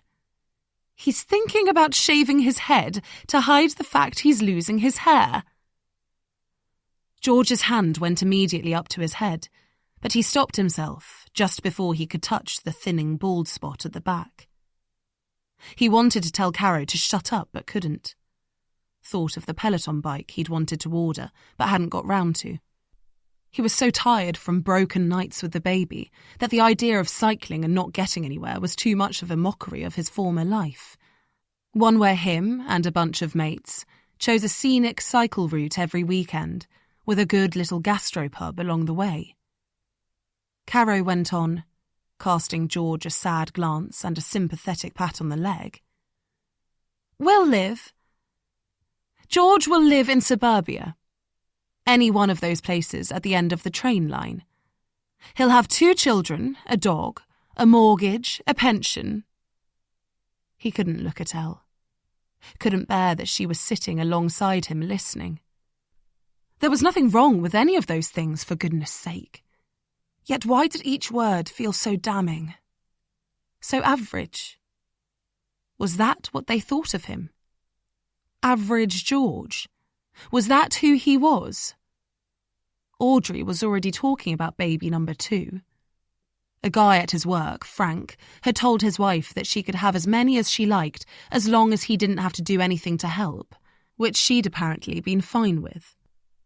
George certainly felt a twinge of envy as Frank regaled him with stories of coked-up Friday nights and lads-only trips to Copenhagen, but knew such a life wasn't for him. Audrey was not the kind of wife who would take kindly to a similar suggestion. That was one of the reasons George had married her. His dad would say things like, "Better in our day, men didn't have to do a thing," and Audrey would glare at him across the table. George had been very proud of that glare. Kudos to anyone who could stand up to his father. And George loved the time he spent with baby Raffi, reading him the Gruffalo and marvelling at his tiny fingers. But right now, it all felt banally textbook. He sat up, rested his elbows on the table, steepled his fingers and listened, as if this were the most riveting, amusing of tales. George will marry a nice but dull brown-haired girl called something like Bonnie, who has a nice smile and good teeth, but never quite loses the baby weight. They'll stay together for the sake of the children. What had he wanted? For it to read that George was a 3-time Olympic gold medalist, who now splits his time between houses in Barbados and Mayfair and is married to a supermodel? Yes, anything but the mundanity that his life had actually taken. Could there be anything worse than being predicted average? For people not even to believe you might veer from the norm. Golly! Caro folded up the paper, took a sip of wine to hide her embarrassed pity. Bit harsh? Harsh but fair. Travis laughed. He'd got his sense of humour back. George tried to laugh too, but it sounded false even to his own ears. At the head of the table, he could feel Elle's gaze. He made the mistake of glancing over, saw the amusement in her expression. He wondered if she'd written it, had been the one to predict him so accurately. He felt disgusted with his life, ashamed even. He felt both embarrassed and protective of Audrey's post-baby weight. He would never wish his child away, but... God, he was so boring. He'd once been someone who was so driven by ambition, he'd poisoned his fellow athlete in competition. He'd won the boat race, got a degree from Oxford, run the Marathon des Sables.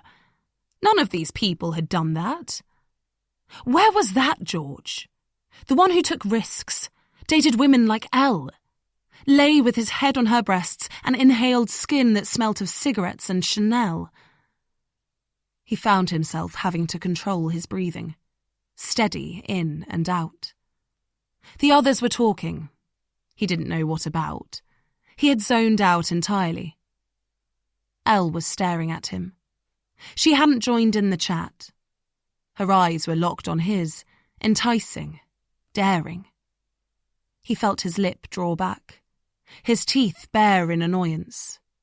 He saw the paper with his name on it, casually discarded on the table by Caro. His whole life summed up in a few derogatory lines. He had to be worth more than that. More than the sum of his pension, his boring job, and his brown-haired wife. He closed his eyes. He opened them. Elle was half smiling. She knew. She'd always been able to read his every thought. George lifted his napkin from his lap, wiped the corners of his mouth, stood up and said, "Excuse me." Then he walked as calmly as he could from the room, every fibre of his being knowing that she would follow. Chapter 26. Then. Trinity term, 3rd year. George. George felt like a different man after the boat race. He wouldn't compare himself to Christ out loud, but in his head, this was the start of his Anno Domini years. Even Elle's wry take on his swaggering pomposity couldn't bring him down. The story of his last-minute addition to the boat, plus an elite doping scandal, meant journalists had clamoured to interview him, and George even appeared, bare-chested and brandishing an oar, on the front of the Sunday Times magazine.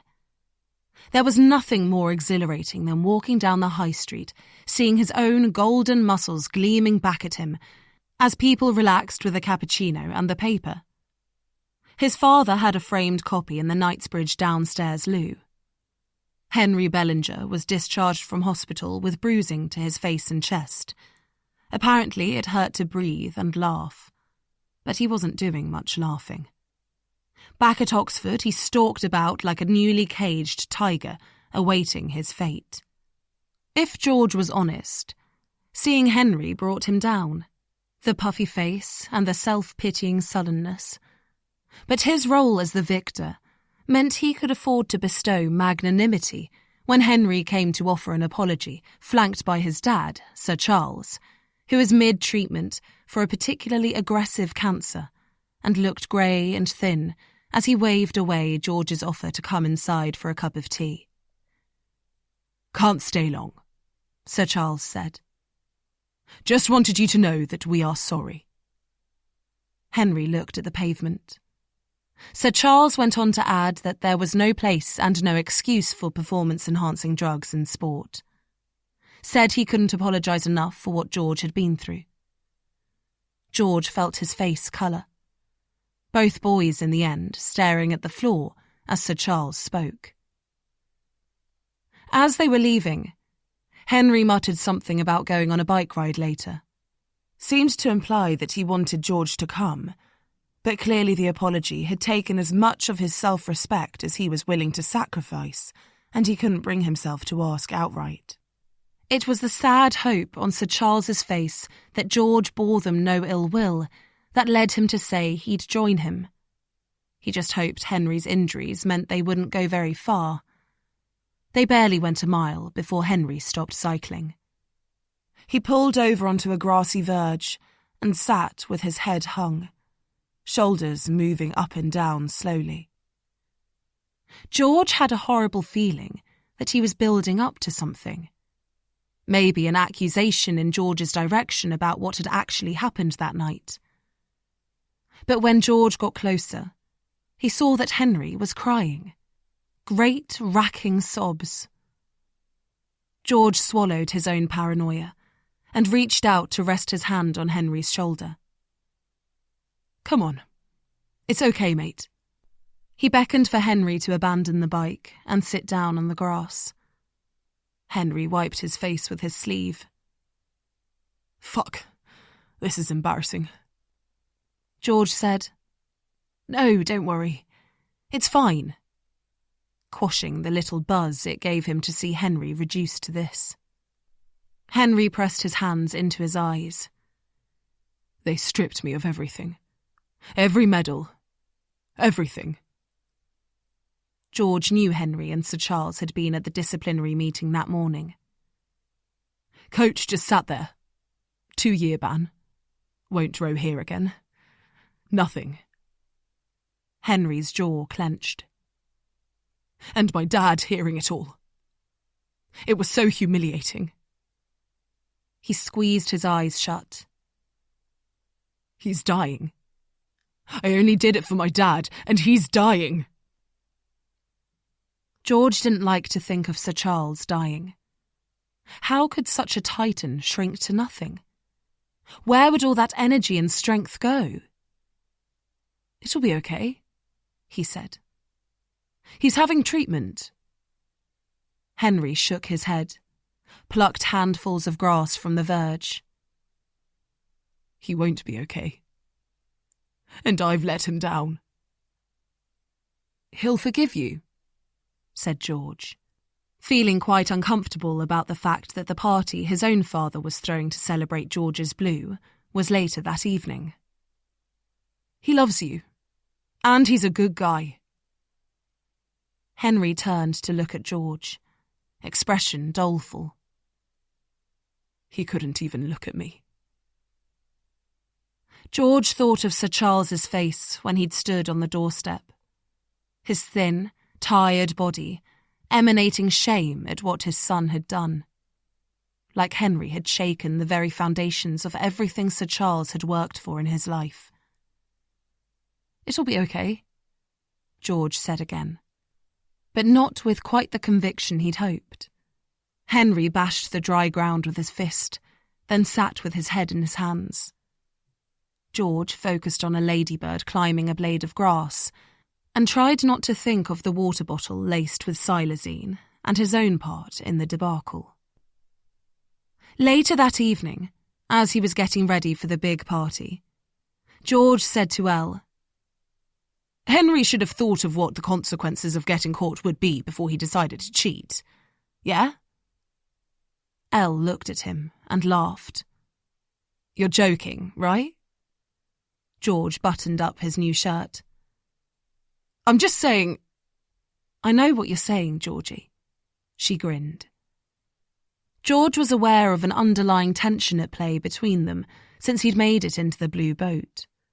When he was with Elle, he was reminded that the self-righteousness he'd cultivated since being selected was built on shaky foundations, a reality he was less fond of acknowledging. Elle was lazing on his bed in her pyjamas, her blonde curls, damp from the shower, tumbling over her shoulders. She was flicking through the magazine with his face on the cover, her wet hair dangerously close to the pages. He wanted to warn her not to damage it. Shouldn't you be getting ready? He asked, deliberately changing the subject, pulling the tag off the new socks he'd bought. Everything he was wearing tonight was new. New trainers, new shirt. He wanted to look good and smell good. Tonight was his night, and he didn't want anything to detract from it. Everyone was going. The hockey team, the gymnasts, the rugby boys, all the rowers. But George was star attraction. His dad was paying for everyone's fun. It was the kind of party he would remember for the rest of his life. Elle chucked the magazine onto his desk. George straightened it out. Are you sure you need me there? She asked. They're not really my people, and I'm wondering if I might just get in your way. Her tone, as if she were doing him a favour, immediately annoyed him. Yes, I need you there, he said, yanking on the socks, trying not to sound irritated. Come on, it's one night. I know, but it's just going to be a load of rowers who haven't had a drink for a year getting wasted. She made a face of distaste. I have so much work to do this weekend. Why did she do this to him?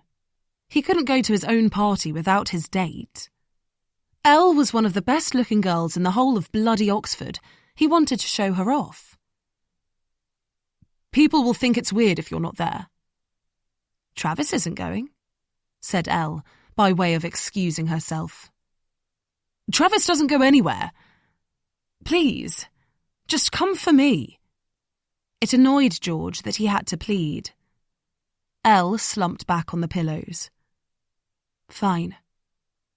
Well? George gestured towards the door. Go and get ready. Why couldn't she just be like a normal, doting girlfriend? Someone like Caro, for example, who would go to the ends of the earth for Henry, who had sat at his hospital bedside and nursed his aching ribs, who, as if on cue, when the doorbell rang downstairs, came dashing out of her room all dolled up in glamorous red sequins, exactly the type of dress George had wanted Elle to wear. Caro's hair was only half done, her feet bare. She peered over the banister. Did I hear the bell? If that's Henry, I'm not ready yet. Then she looked at Elle. Are you going like that?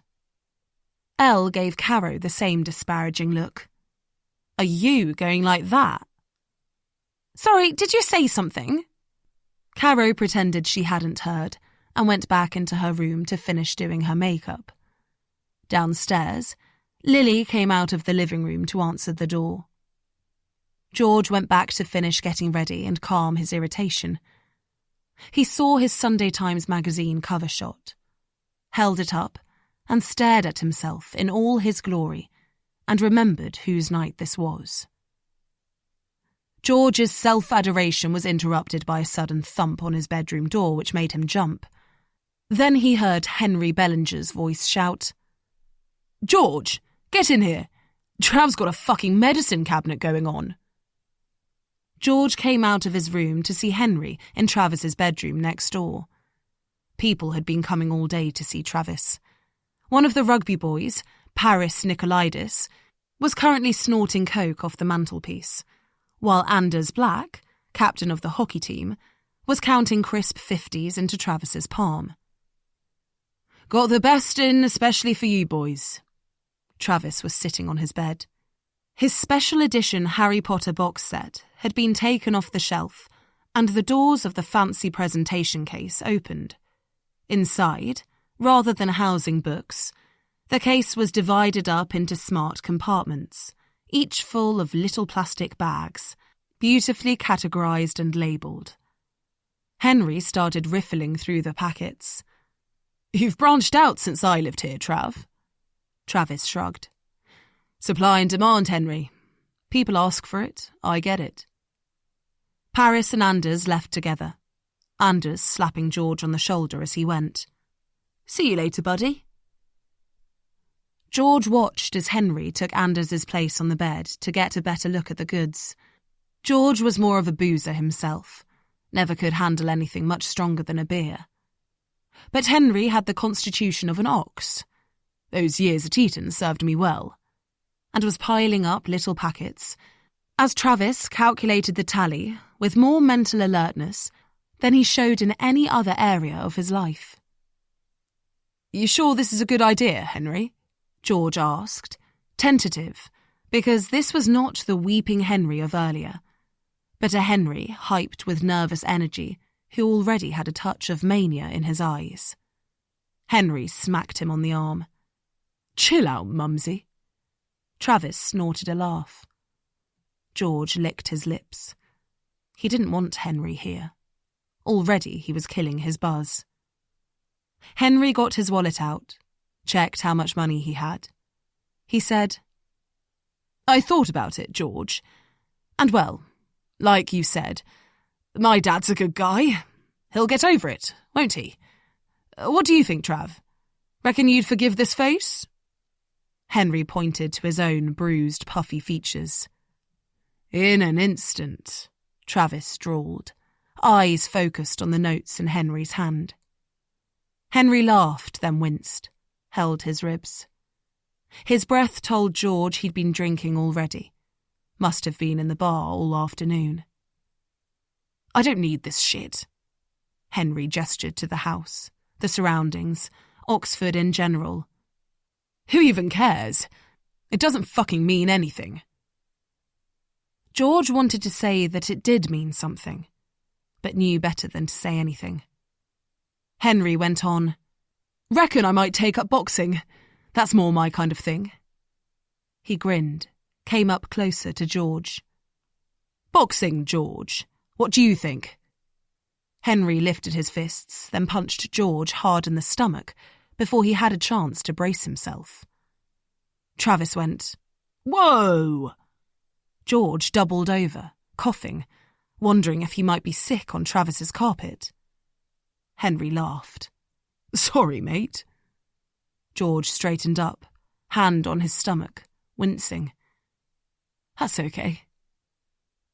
Henry went to punch him again, but stopped just before he hit.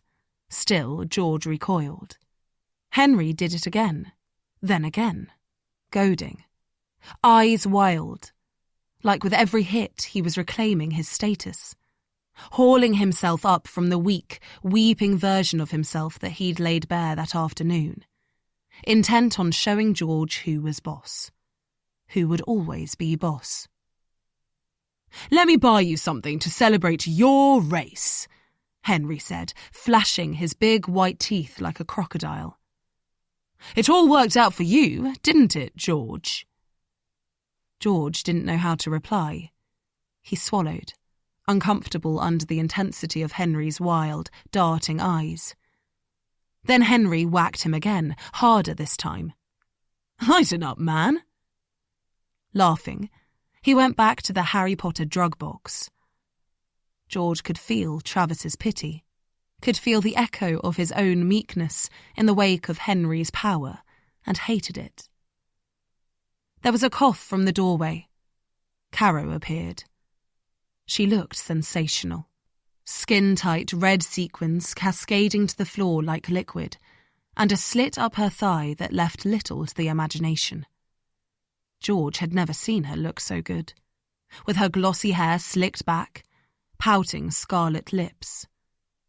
But Henry's attention was absorbed elsewhere. He was saying, "I still can't believe you have half this stuff, Trav." He cast a quick glance at Caro, adding, "Hey, honey, you want anything?" Caro ran her tongue over her lips, waiting for the compliment that never came. George said, "You look amazing, Caro." But it didn't have the same effect as if Henry had said it. She knew better than to sulk, though. That wasn't the way to appease Henry. Instead, she sidled up next to him, slipped her arm round his waist, her hand into his jeans pocket, and giggled excitedly down at Travis's stash, like she was a kid in a sweet shop. Henry had put George on edge, made him stressed. He wanted to get to his party, get back to being the star rather than skulk in Henry's shadow. But then, as if on cue, Elle sauntered into the room, looking effortlessly cool in her leather leggings, white t-shirt, and a black and red matador jacket embellished in gold. Her hair, pinned haphazardly, fell around her perfect pale face in a cloud of curls. Her letterbox red lips glistened. Henry paused when he caught sight of her. George felt his blood sing with pride. In that one moment, like a parachute snapping open, he was pulled straight back to the top spot. Next to Elle, Caro looked overdressed, gaudy even. She watched Henry's lascivious gaze with eyes narrowed in envy. Elle didn't seem to notice the effect she had on the room, or she pretended not to. She went over to Travis's box, picked up a bag full of white pills, and examined the label. Travis snatched it off her. "Can you not touch if you're not buying?" Elle scoffed. "Calm down." She turned away, said to George, "Are we going?" By the bed, Henry wasn't finished riffling through the goods. "All in good time," he said, like his was the voice of authority. But George wanted to get out of there as soon as possible. "We'll start walking. Meet you there." "Just wait," Henry said in a tone that made George seem foolishly stressed. "We won't be long." "I have to call a cab," said Caro. "I can't walk in these heels." Henry pulled a stack of 20s out of his wallet. "Well, call a cab," he said, irritated at the turn of events. Then to Travis, "Why aren't you coming?" Travis shrugged. Not a party kind of person. Caro, annoyed that Henry had snapped, said goadingly, I think he wants a night in with his girlfriend. Trav, you're blushing, Henry whooped. Caro smiled, pleased with herself for making Travis go red. To George and Elle, her confidence back in place, she drawled, We'll get a cab. You two go ahead. Gladly. Elle sauntered away. As he went with her, George let his hand rest possessively on Elle's bottom, energised by the obvious envy in Henry's gaze. Glad to get away from Travis's starkly depressing bedroom, this was his moment, and no one was going to spoil it. He had Elle. He had the party. Life was good. The best it had ever been, in fact. Chapter 27. Now, George. George left Caro's dining room, walked out into the low-lit hallway with its mahogany console table and giant gilt mirror. Once out there, though, he wasn't quite sure where to go. Did he wait? Just stand out here hoping Elle would come? Did he turn and beckon to her through the gap in the door? Christ, was he even cut out for this? Yes. There was that same pumping excitement that he hadn't felt since he was with her. That night she'd suggested they take Henry out of the race. When she'd first come into his bedroom and unpeeled her boots. The feeling that life could be more than the things he and his wife now fretted about. The good schools guide, who could get them Soho House membership, Courchevel 1850 or Gestard. How much the fucking dog walker charged.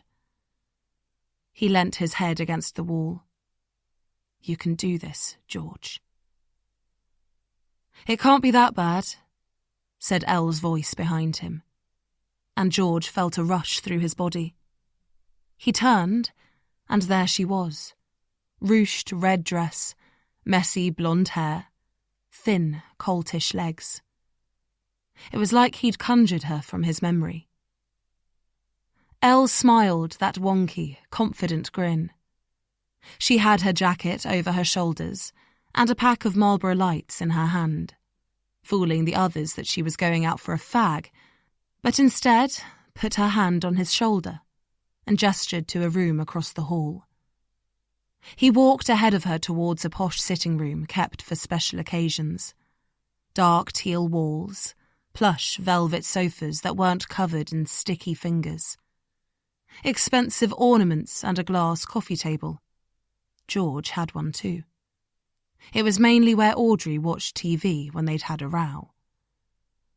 Elle was so close behind him, he could feel her breath on his neck as she said, I thought this room looked particularly comfortable. Chapter 28. Then. Trinity term, 3rd year. George. George couldn't have asked for more. The party was no expense spared.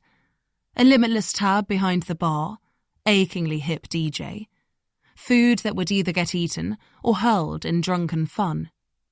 The boat club boys were happily wasted, having necked pre-party drinks in the Cox, Marco de Poligny's JCR. It didn't take much. Klaus had a bottle of Grey Goose in one hand and Sambuca in the other. Thank you're dead, yeah, George? He shouted. George gave him a thumbs up. JB was at the bar with the others from the crew, all wearing their blue boat blazers, perspiring happily into the woolen signifiers of their status. George had carried his, didn't want to wear it in front of Henry. But now he slipped it on, and felt like the god he was meant to be. Girls immediately flocked, preening on the peripheries of the group, but seen off by Elle's condescending stare. JB handed round a tray of tequilas, thrust one at George. George passed his on to Elle, but she waved it away. "I've got to work all day tomorrow." "Oh, come on," urged George. "Just one." Elle took it, reluctant. George grinned. JB held up his shot. "To all of you losers." They were about to drink when Henry's voice cut in from behind them. "Hey, where's mine?" He'd just arrived, Caro tottering by his side. He cast around to see who was standing with a shot, took in what they were wearing. George could almost feel each 200-pound blue boat blazer mocking Henry's failure. "Oh, I see." Henry tipped his head, bowing out with raised hands, reverent as if in prayer. "I bring only disgrace here." An embarrassed tension rippled over the group. Elle rolled her eyes and, downing her shot, pushed away from the group to go and stand with some people from her course. George felt the loss of her by his side. He wanted Henry gone. His presence was like a dark cloud over them all. He handed him his own tequila. "Here, Henry, have mine." For a moment, Henry just stared at the glass. George's insides tightened. Somehow the gesture seemed suddenly patronising rather than pacifying. He remembered the punch earlier, could feel the pulse of Henry's coiled-up energy. But then, Henry simply took the drink from George's hand and said, "What are we toasting? How shit you all were without me?" The laughs were swallowed up by the music. George felt disorientated, like he was reading too much emotion where there was none. He ordered more drinks for the group. Henry cut in, shouting for doubles, loud and aggressive. Caro hung around next to him, smiling like a plastic doll, not speaking. The music was too loud to hear anything. George searched the crowd for Elle, glimpsed her over the far side of the room. But then Klaus started shouting drinking game rules, barging between George and Henry, pushing them apart. Shots were lined up 5 deep. Marco de Poligny was forced to snort the tequila he'd spilled off the bar. George was laughing. The girls Elle had shooed away flocked back, their hands pulling up George's shirt to stroke his pecs, squeezing his arm muscles, stealing his drinks, pressing themselves adoringly to his side. In the mirrored bar, he could see the lipstick marks on his cheek. The drinks kept coming. The whole evening was a blur of lights and colour. At one point, a hockey girl started stripping on the bar. The barman tried to get her down. She slipped in the mess of alcohol and fell on a table of drinks.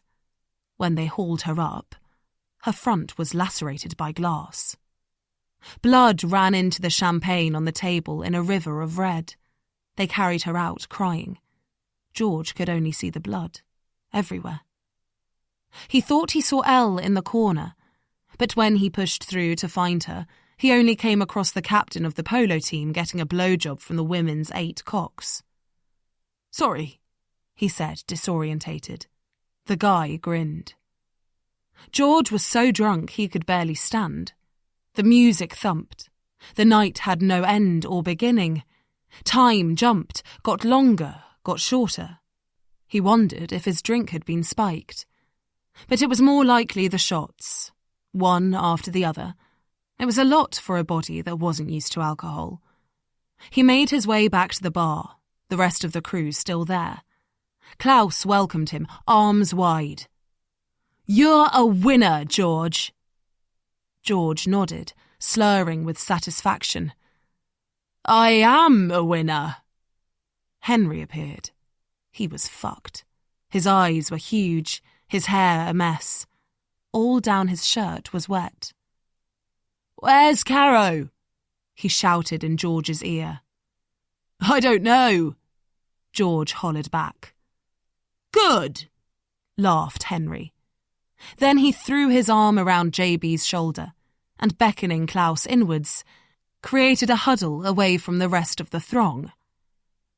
I'll tell you who's the real winner, boys. Klaus said. Who? Henry ran his tongue over his teeth and drawled proudly. You're looking at him. Yours truly here has nailed the list. Fuck off, you have, said Marco de Poligny. I can give you names and numbers, Marco, dear boy. Henry's mouth stretched into a smug, humourless smile. May not have made the boat, but I fucking won this one, and none of you fuckers are going to take it away from me. He rolled his shoulders back, slapped his chest with his hands like the king gorilla. Klaus tipped his head. You got everything? Everything, Henry repeated. The tone of his voice brooked no arguments. But Marco wasn't convinced. Who did you have a threesome with? He quizzed. Some friend of Caro's from her course. Very obliging young woman. Marco narrowed his eyes, clearly didn't trust a word Henry was saying. Henry leaned forward, eyes veined red, drunken spittle flying from his mouth. You don't have to believe me, mate, but I know it. Up here. Henry tapped his head. I've won your little game, fair and square, and for that, I deserve a fucking medal. You got everything else? Marco asked, just to be sure. Henry leant forward. Everything, he said slowly and clearly. George looked nervously around for Caro. Henry was getting louder, mouthing off about his conquests, bragging about what he'd done where.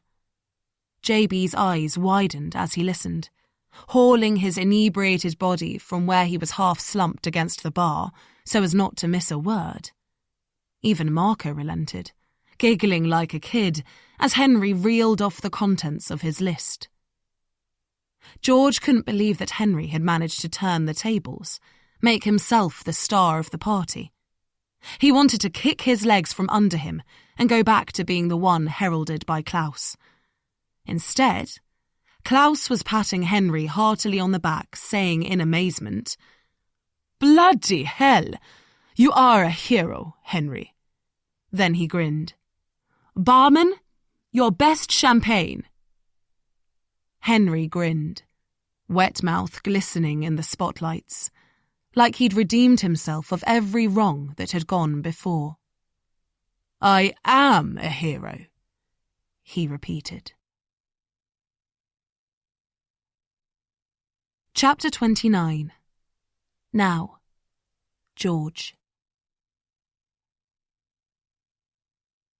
George felt like a trespasser in Caro's expensive sitting room that smelt of the shops his wife liked perusing while he stood outside with a pram and his phone. Elle had no such issues. She walked in like she owned the place, chucked her jacket on the sofa and her fags on the coffee table. Don't be shy, Georgie. George shook his head. I'm not shy. But he was.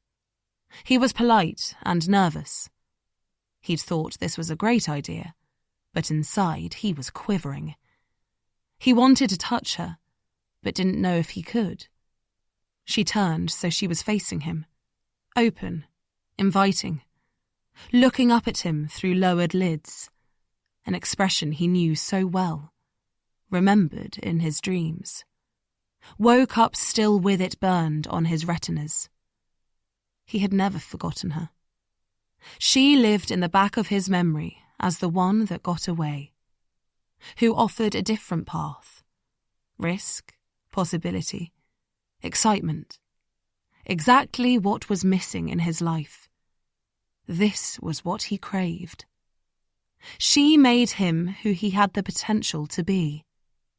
In one step he was against her, bodies touching, one arm hard round her waist, one round the back of her neck, his mouth on hers, tipping her head back with the crushing force of it. He wanted to own her again, Have back what had once been his. The regimented sex dictated by his wife's iPhone fertility app was like trudging round Waitrose in comparison to one touch of his mouth to Elle's, the clashing of their teeth, the raspberry of her lipstick, the overpowering scent of the perfume on her neck when he wrenched his mouth away and buried his face in her hair. It was then he realised she was laughing. He pulled back. "What's funny?" "Nothing," she grinned. "You, the urgency." He swallowed. "You don't want urgent?" "I don't mind urgent. It's funny, that's all." She stood on tiptoes, wound her arms round his neck. "I just didn't know you still had it in you, Georgie." And this time, she kissed him. Long and slow, soft like she had all the time in the world.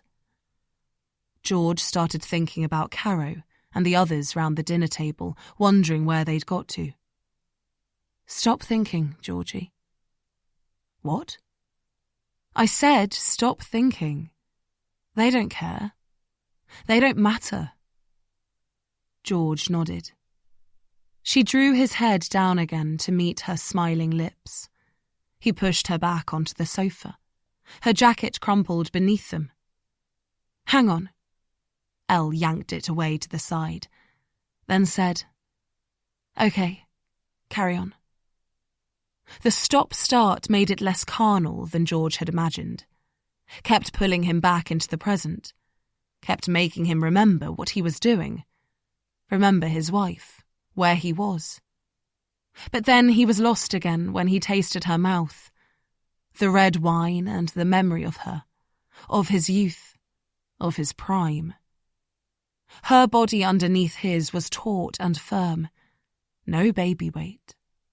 He could push her dress up with one hand, expose her pale thighs, so skinny that he could almost wrap his hand around one of them.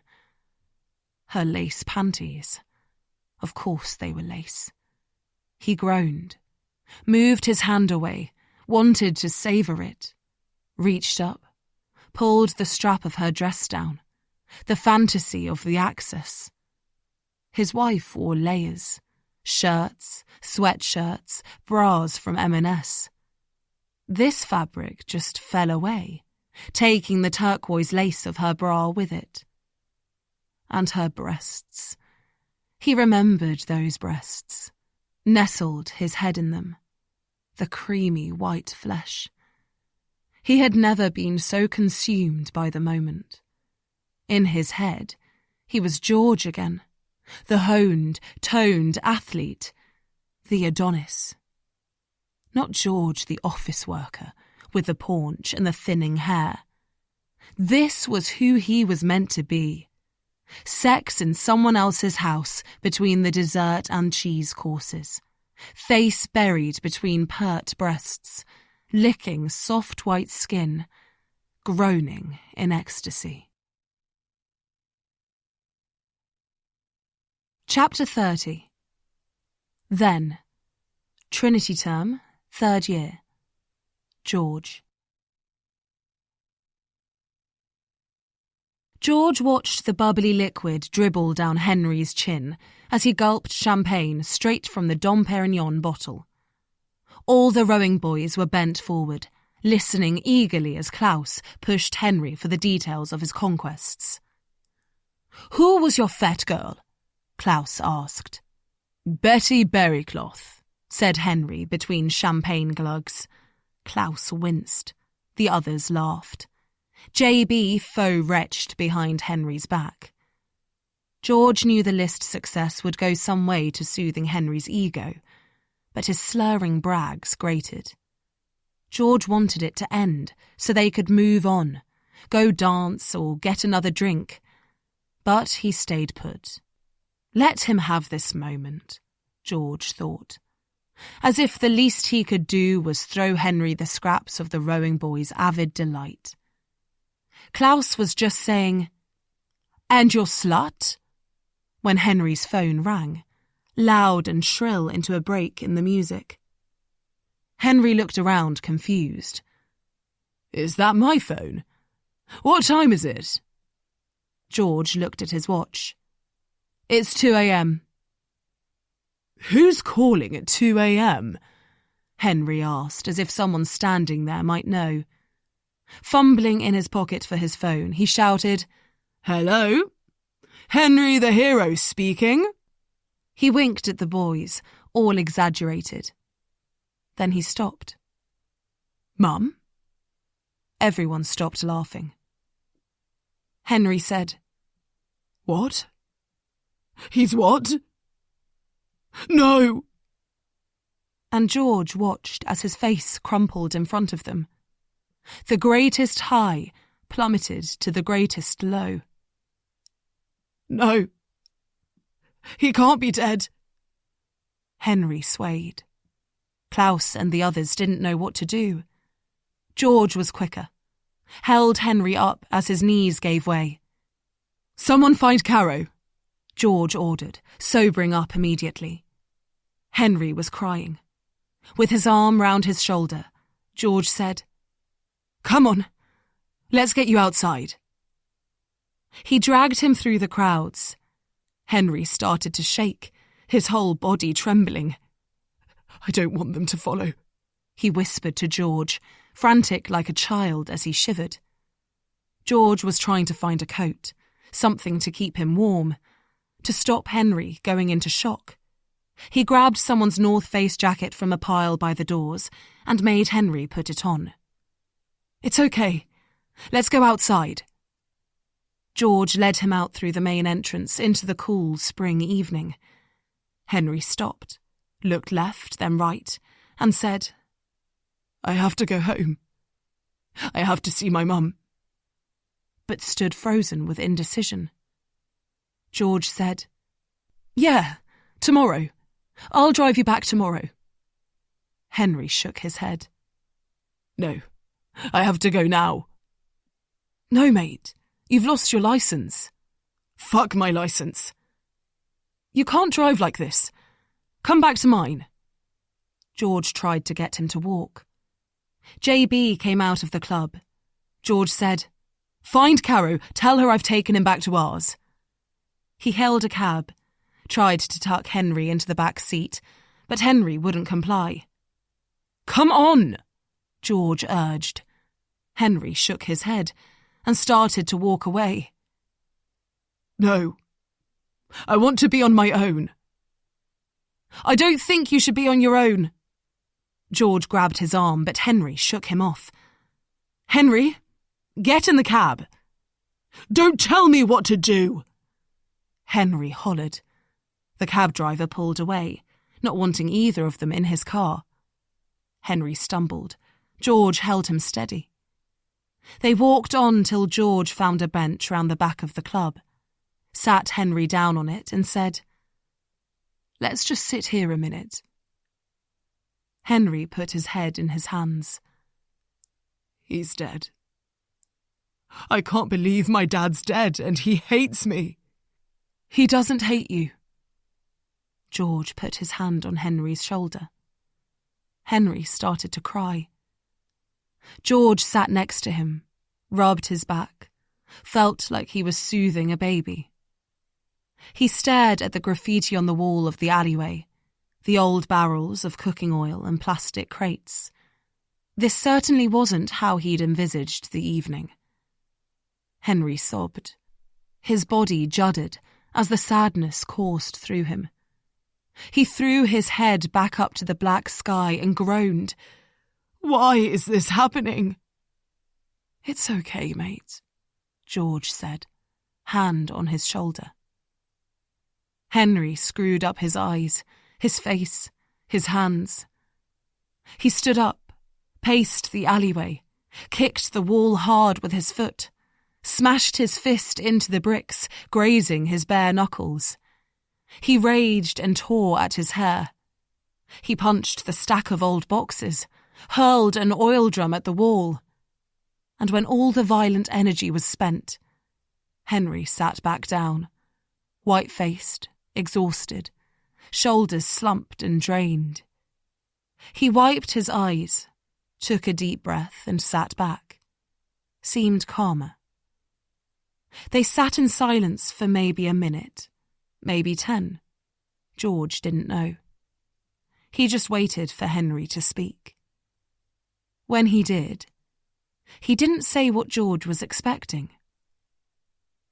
"I don't know why you're sitting with me." Henry looked across sadly. "You should hate me too." "I don't hate you," said George too quickly.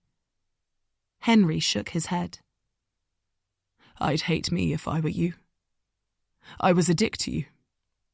Sorry." George shrugged like it didn't matter, but inside he gobbled it up. The apology made him feel like they were back where they were before Henry had asked him to throw the trial race, before he'd made a pass at Elle, back to when they'd just been buddies in the boat. It popped into his head to confess to the poisoning, get it all out on the table. In that moment of raw sorrow, it felt like their friendship might handle such honesty. But George knew Henry too well in the light of day to arm him with such ammunition, so kept tight-lipped. Henry put his head on his knees, sat folded over in a wave of anguish. When he sat back up, he'd pushed his hair away from his face. It made him look as he had in their second year, when they had both seemed younger and more carefree. It made George remember their crazy triathlons and blistering Ibethan cycles. The fun, the girls, the friendship. Henry closed his eyes. "How can I live with this?" George didn't know. He thought of the disappointment on Sir Charles's face. Couldn't imagine having to see that every time he closed his eyes. A rat ran along the damp wall. The music thumped from the club. Henry suddenly stood up and squeezed his eyes shut and bared his teeth, clutched at his head as if trying to tear his hair from his scalp. The moment was too real. The feelings too visceral. George thought he might cry himself. Henry gave a loud, tormented bark, then slumped back onto the bench, hands thwacking hard on the wooden slats. "I don't know if I can live with this feeling." George pressed into the corners of his eyes, jabbing at the bud of tears. "It will get better," he said. "It has to." The words felt pathetically juvenile. Henry laughed sadly. Then he turned to look straight at him. "You're a true friend, George Kingsley." The sad sincerity of Henry's gaze made George suddenly want to hug him. He remembered what it was like to be Henry's friend, to exist unencumbered in the glow of his aura. George would never go back to being the underdog. Henry would never be his hero again. But he thought in that moment on the bench, maybe they could move forward as equals. George was about to blurt something back, about how Henry was one of the best friends he'd ever had. But then Henry caught sight of the sleeve of the random North Face jacket that George had grabbed on their way out and made him put on. With a puzzled frown, Henry said, "What the hell is this jacket I'm wearing?" And they both laughed. Cracked up. Maybe it was just something to break the sadness, but it felt like the hope of old times. The sun was up when George finally woke. His phone was vibrating. Slivers of beaming light cut across the alleyway. His clothes were wet from dew. He was shivering, his fingers so stiff and white he could barely get his phone out of his pocket. As he sat up, a jacket that had been over him like a blanket slipped to the ground. His head pounded. He could hardly open his eyes to see the screen, he was so hungover. 23 missed calls. Hello? His voice was thick and rasping, his breath sour, his mouth dry from the alcohol. Memories of the evening appeared in snippets. George! George! It's Caro! Where have you been? Where are you? George looked around. Where was he? In an alleyway round the back of the club on a tatty old bench, probably put here for staff on their fag breaks. At the end of the street, he could see people on their way to work carrying coffee, talking on their phones. The bins stank. He didn't finish. It didn't seem relevant. Instead, he said, What's going on? Why so many calls? Is Henry with you? He looked around to see if he could see him. Caro choked a sob on the other end of the phone. He's dead, George. Henry's dead. What? George frowned. His head was pounding. He couldn't think properly. No, his dad died, Caro. Not Henry. His dad. George wondered if he was going to be sick. His brain was a nauseating whirl of confusion. No, George. They found him a couple of hours ago. Caro was gasping through sobs. We tried to find him, but we couldn't. He wasn't in his room. She paused to get her breath. He didn't answer. He fell from the roof, George. He fell. What? No.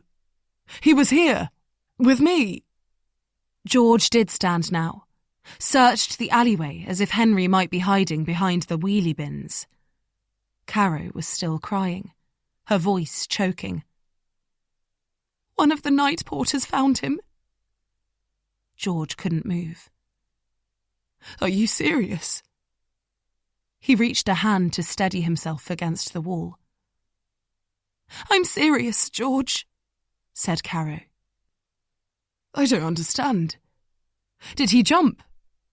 Why? They don't know. They think maybe he fell. I don't know, George. I don't know if he jumped. His friend was dead. It wouldn't sink in. He'd been sitting on the bench with him. He saw the North Face jacket on the floor. They had laughed. God, what a fool he was. Thinking their little shared joke was enough to counteract that deep-set, hopeless sadness he'd seen in Henry's eyes. He sat back down on the bench, head in his hands. All he could see suddenly was the Heineken water bottle, filled with the xylosine, like a beacon. If he just hadn't given it to him, then Henry would have stayed in the race, and would have got his blue, and Henry's dad would have died happy, and Henry would have dealt with the grief as any other person deals with it. Not fucked out of his brain, not pumped up on shame and regret. Caro wouldn't be sobbing on the other end of the phone. The guy would still be alive. George's time at Oxford wouldn't be forever shrouded with this feeling of shameful horror in the pit of his stomach. The thoughts spiralled through him, faster and faster till he was vomiting his guts out on the cracked concrete, puking till there was nothing left in his stomach. He rang Elle. There was no reply. He rang again and again. Then finally, when he remembered she was at work all day, he gave up. Somehow he got home, had a shower, pulled on some tracksuit bottoms, and lay on his bed till Caro appeared, greasy-haired and ghost-white with tiredness. She curled up beside him and sobbed into his chest. When she sat up, she wiped her puffy eyes and said, "The police want to talk to us all." George nodded. It was all too surreal. Travis came out of his room, stood in the doorway of George's room in boxer shorts and a cardigan. and said seriously, "Can you keep my name out of it?" For the entire time George spoke to the police, he wondered if they could see the guilt in his eyes. He answered all their questions with polite certainty, exuded his public school-ingrained emotional detachment. Still, he got out of there as quickly as he could. He sat with the rowing boys in a greasy spoon, drinking stewed tea, and waiting for Henry's mother, Francesca, who wanted to see them. Marco de Poligny felt bad because he'd told the police that when Henry wasn't racing, he was partial to a Camel Light outside his window, sitting on the parapets. He felt like he'd given away Henry's secrets. JB had heard that apparently the cocktail of drugs and alcohol Henry was purported to have taken made it difficult to know if it was suicide or accidental death. Klaus said maybe it was Betty Berrycloth getting her own back. JB said, "Too soon, mate. Way too soon." There was silence after that.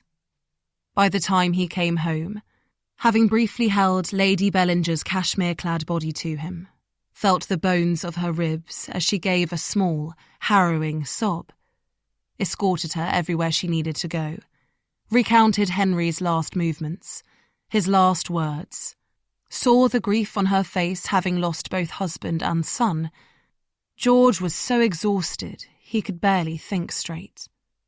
Elle was home. Her room was a sanctuary. The white sheets, the sweet scented air. She held her arms out wide. George clambered over the pillowy softness and collapsed into her warm pink flesh.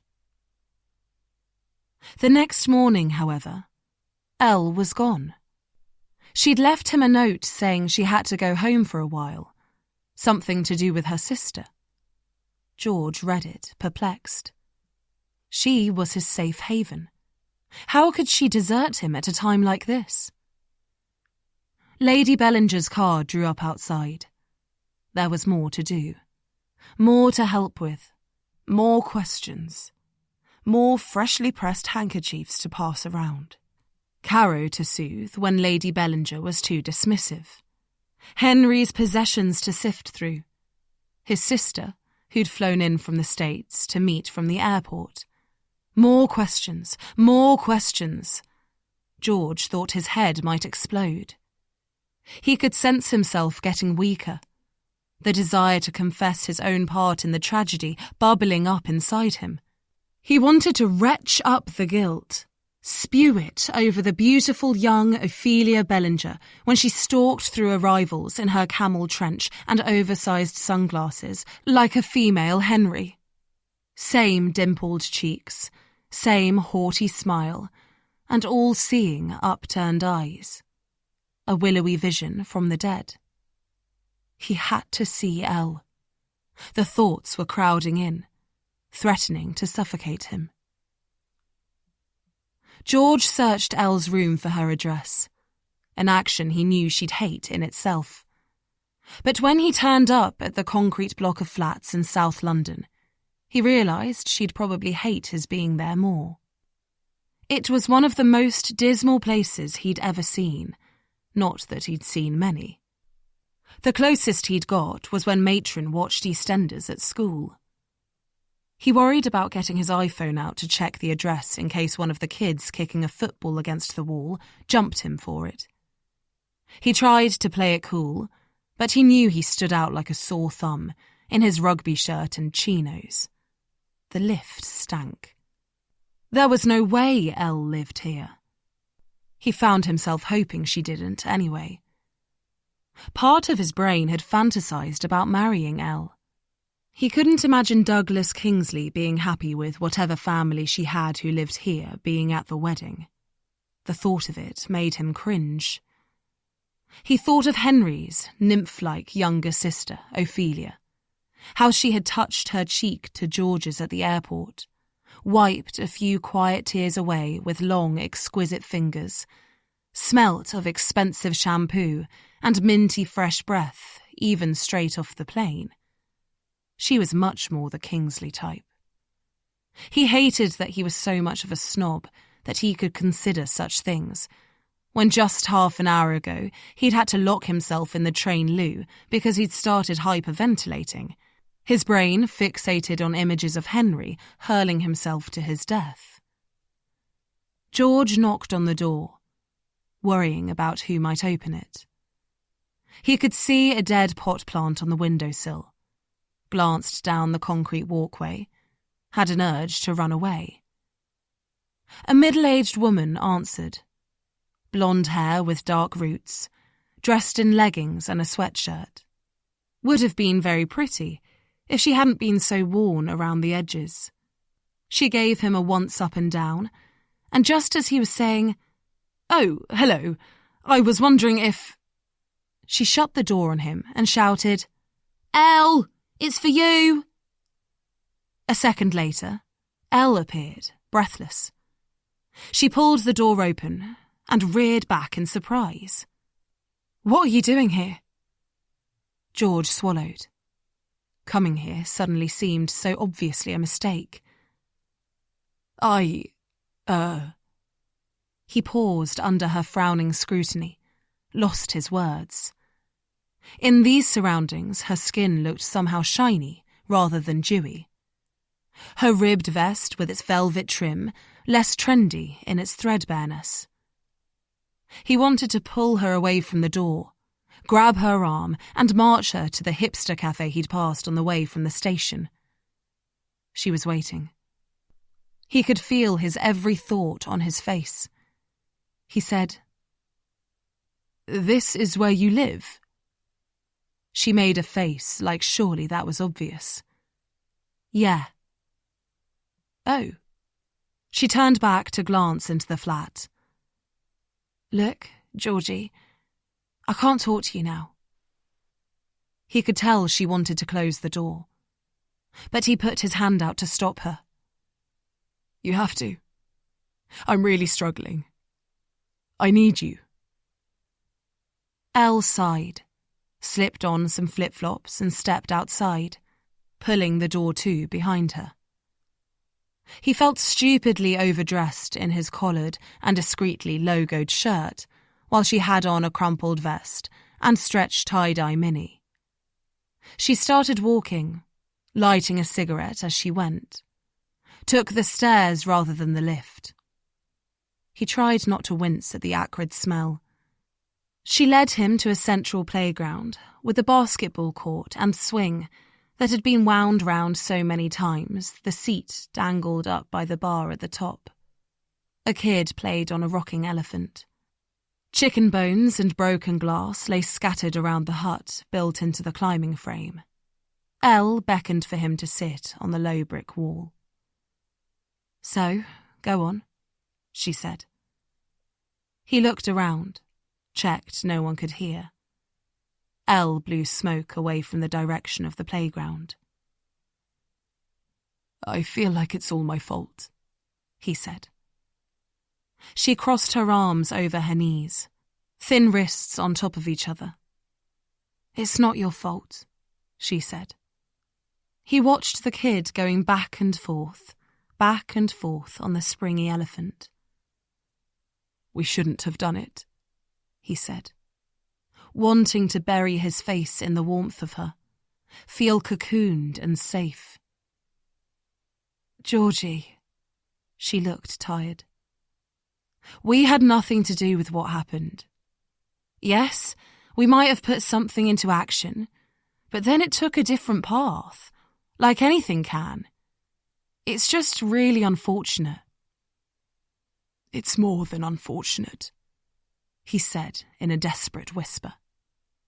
He ran his hand through his hair, wanted to be away from this depressing place. "Can we go somewhere else to talk? A cafe or something?" "No," she said. "I have to go back in a minute." "When are you coming back?" "I don't know. There's stuff going on here." George said, "I literally feel sick the whole time. I feel like I want to tell Lady Bellinger. I feel like it would be better if I did. Elle put her hand on his knee. It was the first contact they'd had. In those bleak surroundings, it felt like the touch of a stranger. Georgie, you have to face up to it and move on. But George couldn't leave it at that. I don't know if I can. Georgie, I can't deal with this right now. She looked back up at the flat. He briefly wondered what was going on with her family, but could barely concentrate on anything other than what he was going through. I can't do this without you, Elle, he pleaded. Yes, you can. She smiled, placating rather than truly caring. He could feel his annoyance rise. She should be there for him. They were in this together. I need you, Elle. One of my best friends has just died. She raised a brow. That infuriated him more. Henry was a really good friend of mine. A friend whose drink you are happy to lace with an animal tranquilizer. Come on, Georgie. She stubbed the cigarette out. No, I wasn't happy to do it. I shouldn't have done it. You shouldn't have let me do it. Elle flinched at the accusation. The moment George said it, he knew it was unfair, but there was something infinitely pleasing in passing the blame, like a child might to its mother, lightening the load. He watched her throat as she swallowed, held his breath, wondered if he'd got away with it, felt suspended in a moment of relief and terror. He felt like how the girls who cut themselves at school must feel. That sharp, exquisite sting of release, a brief respite from self-loathing. I didn't make you do anything, Georgie, she said, her voice tight with disbelief. He wanted to say that she had. She had bewitched him. He would never have done anything like that without Elle's influence. He thought again of the tasteful tears of the perfectly groomed Ophelia Bellinger, the monogrammed handkerchief of Lady Bellinger, his own picture on the front of the Sunday Times magazine. He was not some low-rent poisoner. He looked around at the graffitied slide and shards of broken glass on the playground floor. He certainly didn't belong here. Elle was staring at him like she didn't know him at all. For the first time, she looked vulnerable, wary. It was a shift in power that George didn't totally dislike. He found himself thinking that he could say more, hurt her more, either to make himself feel better, or so she felt as bad as him. Yet, at that moment, he realised that most of all he wanted the old Elle back, the one whose confidence he could cling to. So he said again, "Sorry. I shouldn't have said that. I'm really tired." She stood up. "I have to go." "No!" He grabbed for her hand. "This is more important. Please!" "No," she said. "It's not. This is your guilt, and you have to deal with it." "But I'm not guilty!" he half shouted. The kid stopped rocking on the elephant and stared. There was a beat of silence. George hadn't been intending to say that, but as he thought about it, it seemed to make sense. He walked them towards the basketball court for privacy. "I suppose what I mean is, if Henry hadn't taken the steroids in the first place, then I wouldn't have had to do what I did, would I?" Elle tipped her head. So? "So why do I feel so bad for something that rationally I know wasn't my fault?" She stared up at him with perplexed exhaustion. "What do you want me to say, Georgie?" George didn't know. He looked around, grasped for a train of thought. I want you to offer me words of comfort, like people do in these situations. Her brow creased. You want me to tell you that it's all okay? That you had nothing to do with Henry Bellinger's death? He shrank back a little. I don't know. Was that why he was here? Her mouth tipped up in its usual, confident half-smile. Just take some responsibility, Georgie, and move on. But it wasn't my fault, he said again, more plaintive, more determined. Elle looked at him, something in her eyes making it seem as if she were really seeing him for the first time. He worried suddenly that she was going to walk away. But then she put her arm round his shoulder, pulled him in towards her, and said, It wasn't your fault, Georgie. It seriously wasn't. It's going to be okay. He inhaled a shaky breath. She smelt of dirty hair and cigarettes. He half wanted to pull away, but the desire to let his chest sag, to sink into the hug, was too powerful. He hadn't realised how much he had needed to hear that. Chapter 31. Now. Elle. All right, calm down, lover boy. That's enough. What?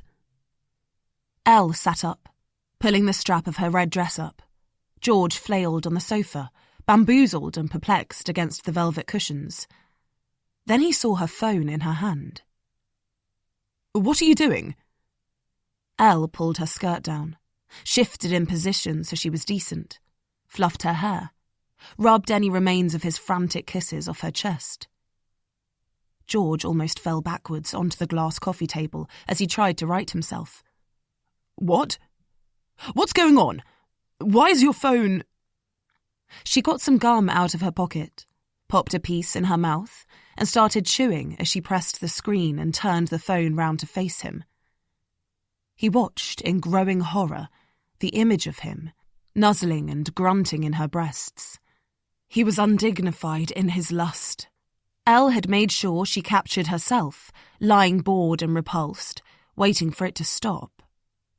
His face was a picture. I thought, he stammered. I thought you were enjoying it. Why? Why have you done this? She bit her thumbnail, thinking, biding her time, letting him sweat. And he was sweating. She could see it in speckled patches on his shirt. What are you going to do with that video? Elle shrugged. Put it on TikTok?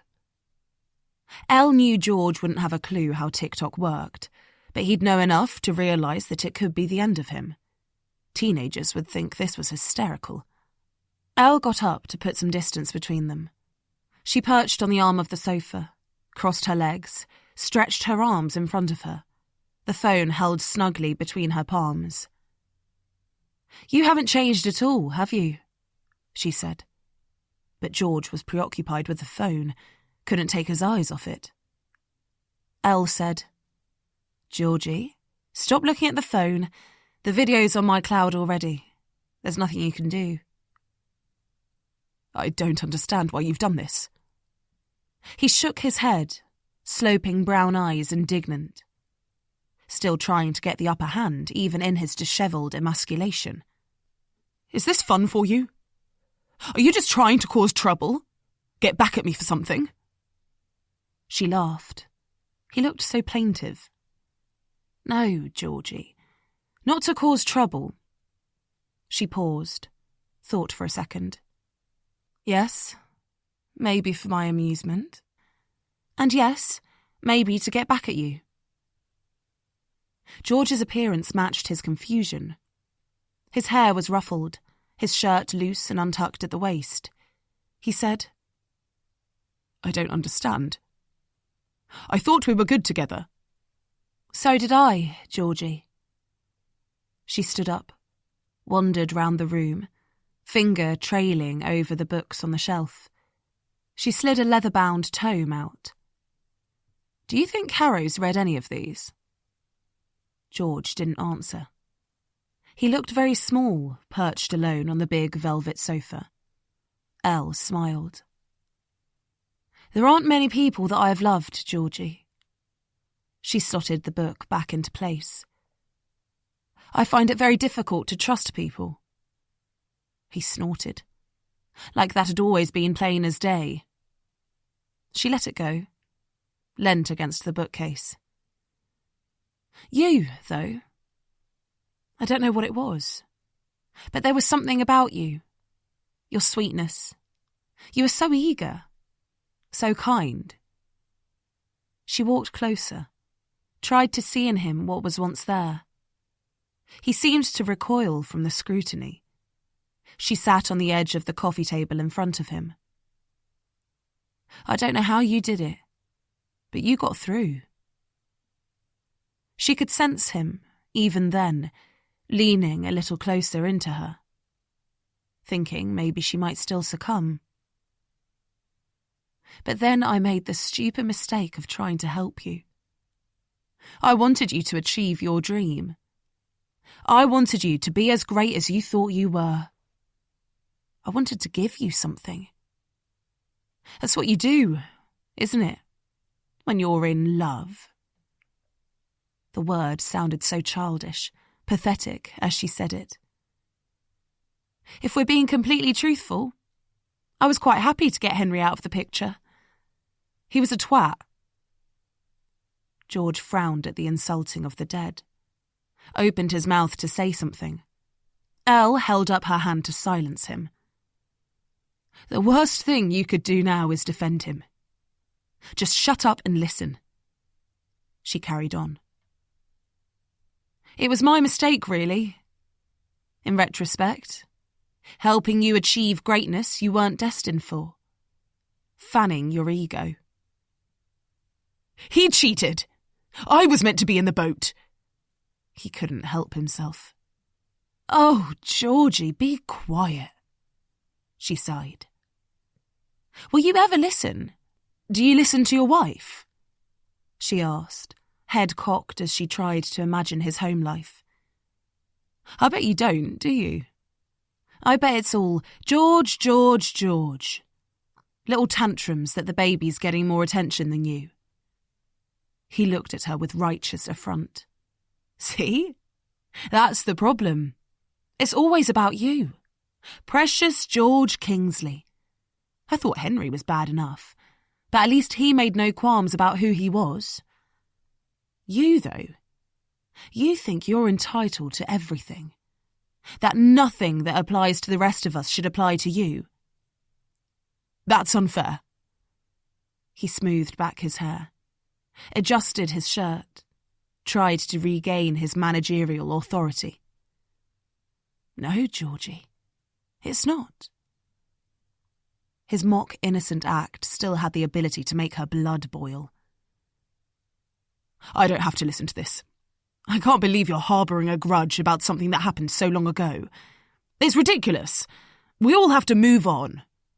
He went to stand up. "Sit down," she ordered, holding the phone out as if he'd forgotten. She could feel her eyes blazing with fury. George sat, eyes glued on the device. "Don't you tell me to move on," she said, feeling her indignation rise. "You have no idea about me. Have you even asked me a question since you got here?" George swallowed, then sheepishly shook his head. "Ask me what I do," she said. "What do you do, Elle?" he parroted. "Me?" she replied, saccharine, hand to her chest as if delightfully surprised to be the object of interest. Then added flatly, "I'm a lawyer, George." He couldn't hide his shock. "Yes," she said. "We can all make it in the city. All drive BMWs if we want to. But I also run a pro bono organisation that helps women, George. provides them with legal advice, victims of domestic abuse, sexual violence, child support. That's very noble, he said. Isn't it? George cleared his throat. I still don't understand, Elle. Why you did this? He gestured to her phone. She thought for a moment, stood up, walked to the mantelpiece, picked up a bronze cast of baby feet which she turned this way and that with a scowl of distaste. Do you remember that time, Georgie, when you came to my home?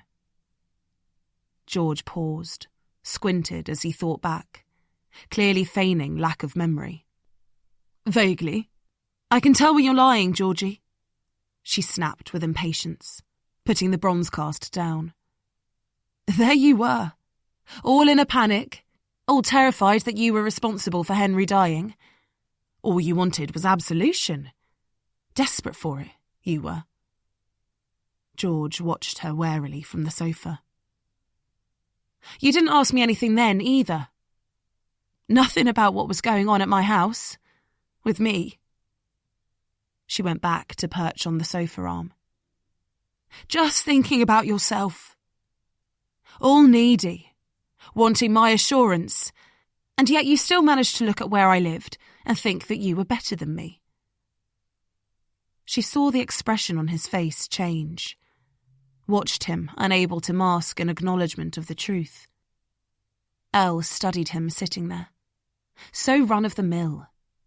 Thought of her Georgie. Thought of the big, adoring eyes he used to look at her with. She still had the gold locket he gave her for Christmas. Could still remember the feeling when he handed it to her. No one had ever given her a gift like it. Thought about what she would like. Given it to her with such reverence. Looking at him now, she wondered if she had been more in love with the way he made her feel than anything else. She made a mental note that perhaps it was time for the locket to go. She would never forget that look on his face, though, when he'd stood on the front doorstep of her mother's flat. It was etched in her mind. She had known in that moment that it was over. She was no match for the Kingsley pride, especially not one boosted to the godlike status the boat race blue had given him. It was never the same after that. The more the collective Henry grief grew, the more George assumed his new role, absorbed what Henry left behind. As he was enveloped into the Bellinger fold as the beloved best friend, the gulf between him and Elle grew only wider. If his self-satisfaction after the boat race was bad, his overblown grandeur at being Lady Bellinger's substitute son was unbearable. He started making excuses not to see Elle. He was barely at the house. Spent more time with the rowers, lots of charity events in Henry's name. Time with Lady Bellinger, arranging the funeral, meeting all of Sir Charles's esteemed colleagues. He was pictured walking Henry's sister, Ophelia, out of the funeral. George in his hand-tailored black suit, her draped in crepe de chine. The epitome of decorum. There was no more time to laze in Elle's bed, lie in a haze of cigarette smoke, listen captivated as she challenged his inbuilt perceptions, listen to the rain as it battered the leaky windows. He looked at her with different eyes now he'd had a taste of power and success. When she saw him, she wanted to ask where her Georgie had gone, where the boy who loved her was. She hadn't realised how much she had loved to be loved until it was gone. And the aching need felt dangerously close to what she had seen in her mother with every boyfriend past. That was what Elle hated the most. That George had got under her skin, and she was clutching to keep him there. When, at Henry's inquest, the coroner recorded a verdict of accidental death, Elle had gone down to George's room and said, "How do you feel?" He said, Fine. She stared at him sitting at his desk, the clean-cut, hard-working student. Come on, Georgie, don't give me that. He'd chucked his pen down, laughed a little sadly. Okay. I feel like I can breathe again. Elle smiled, felt she'd broken the surface. She took a step forward. He reached out and caught her hand, laced her fingers with his own. She couldn't stop her heart lurching at the simple touch. The possibility of going back to how they were. That he would pull her to him and bury his face adoringly in her waist. Realise she was worth more than the expectations and aspirations he had inherited. But then, without looking up, he said, I still think it's better, though, that we keep our distance. Just in case. Elle stared at the top of his head. Just in case what? But he didn't reply. Now, all these years later, in Caro's sitting room, holding her phone with the video of George snuffling at her, she didn't feel as good as she had hoped she would. She had wanted revenge, wanted to ruin his perfect life. She had intended to send the video straight to his wife. But in the action of filming it, of taunting him with it, she realised how pointless it was. How unworthy he was of her attention. He would never listen. He would always think he was hard done by, owed more, deserved more. It was her fault, really, for allowing him to burrow beneath her surface. She didn't make that mistake nowadays. She had a few men she could call on, but no one who ever stayed overnight. None who she gave more than a few hours of her time. Elle spent most of her time working. As if her day job wasn't enough, the pro bono work filled nearly all her spare time, and did nothing to enhance her opinion of relationships. It probably wasn't the healthiest way of living. She could certainly delegate more, but the work was more fulfilling than any of the annoying vulnerabilities of romance. Looking at George, plaintive on the sofa, brows drawn down, a red wine stain on his shirt, it only emphasised what a waste of time such fickle devotion was. He didn't need his life upending with a video of his botched infidelity. His own mundane existence was punishment enough. She almost laughed, felt the amusement of relief twitch at her lips. What are you going to do? He said quietly. With the video. She raised a brow, could see his panic growing. Well, Georgie. Elle reached down to retrieve her denim jacket from the sofa, slipped it on. She could feel him watching her as she went over to the mirror, waiting with apprehension. She took her time thinking what she might say, got a lipstick out of her pocket and redid her lips. Well, to start with, she said, smacking the newly glossed lips together. You're going to understand your place in life. You're a married man now, Georgie, with a baby. She capped the lipstick, put it back in her pocket, caught his eye in the mirror. Do you love your wife? Very much. Then what the hell are you doing in here with me? Jesus Christ, Georgie. She sighed.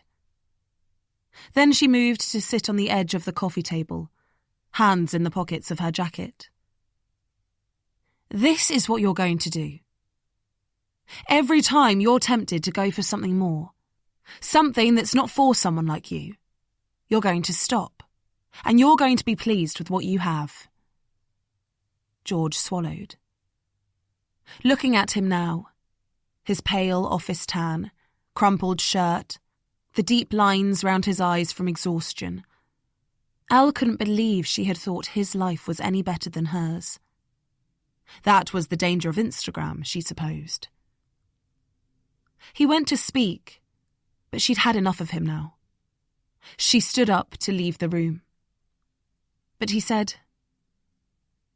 "Is that it?" with a hint in his tone that he'd got off lightly. She paused, narrowed her eyes with frustrated displeasure. Would he never learn? She crouched back down in front of him. "I can destroy your life in an instant, Georgie." His eyes widened. "When you look at your wife, I want you to see me." She purred. "And when you do," she leant right in close, could feel his panicked breath on her face. "I want you to know that you are no better. Understand?" He nodded. They were millimetres apart now. "Say it." He swallowed. "I am no better." She smiled. "Good." Then she stood up and walked out the room. Chapter 32. Now. Caro. As Caro walked between the kitchen and the dining room, carrying the port for the cheese, she saw Elle standing on the front step, lighting up a cigarette, the sequins on her denim jacket glinting in the porch light. The front door was half open, and immediately the smell of smoke filled the hallway. "Can you at least close the door?" Caro asked, stalking over to push it to, resisting the urge to slam it hard and lock her out. "Where's George? What have you been doing?" They'd been gone for ages. "Actually, don't tell me. I can imagine." Elle looked at her for a second, then said, "Why don't you join me?" Caro scoffed. "Why on earth would I do that?" Elle shrugged, twisted a blonde curl round her finger. "Just to have a little chat. Clear the air." Caro glanced behind her. George appeared to be in the bathroom now, and she had no desire to sit with just Lily and Travis. There had always been something about Elle that got under Caro's skin. While Caro couldn't bear her, she had always been plagued by an underlying desire to be liked by her, accepted. As if by having Elle's stamp of approval, one was elevated to a higher plane in life. It had always peeved Caro that she hadn't been able to achieve that honour. That was why she put the port on the hall table and went to stand on the doorstep with Elle, straddling the threshold, still half in the house, unable to fully commit to the occasion. Elle flicked ash from her cigarette in the direction of the rose bush. In front of them, just beyond the road, was the river, the water glossy in the moonlight. "Nice place you've got here," she said. "Landed on your feet, didn't you?" Caro said. "I thought you wanted to clear the air, not make more digs at me." Elle looked lazily her way. "I don't want to clear the air. I lied." "Oh, for God's sake!" It was easy for Caro to disguise her disappointment with exasperation. She did it all the time with Brian. "I'm going in. And can you not flick ash on my roses, please?" "You know, it's really horrible," Elle said, gaze fixed out towards the river. "Watching someone ruin the life of someone you love." Caro huffed an exaggerated sigh. "I don't know what you're talking about." The look Elle gave her was pure disdain. "No, I don't imagine you do." She deliberately flicked more ash at the roses.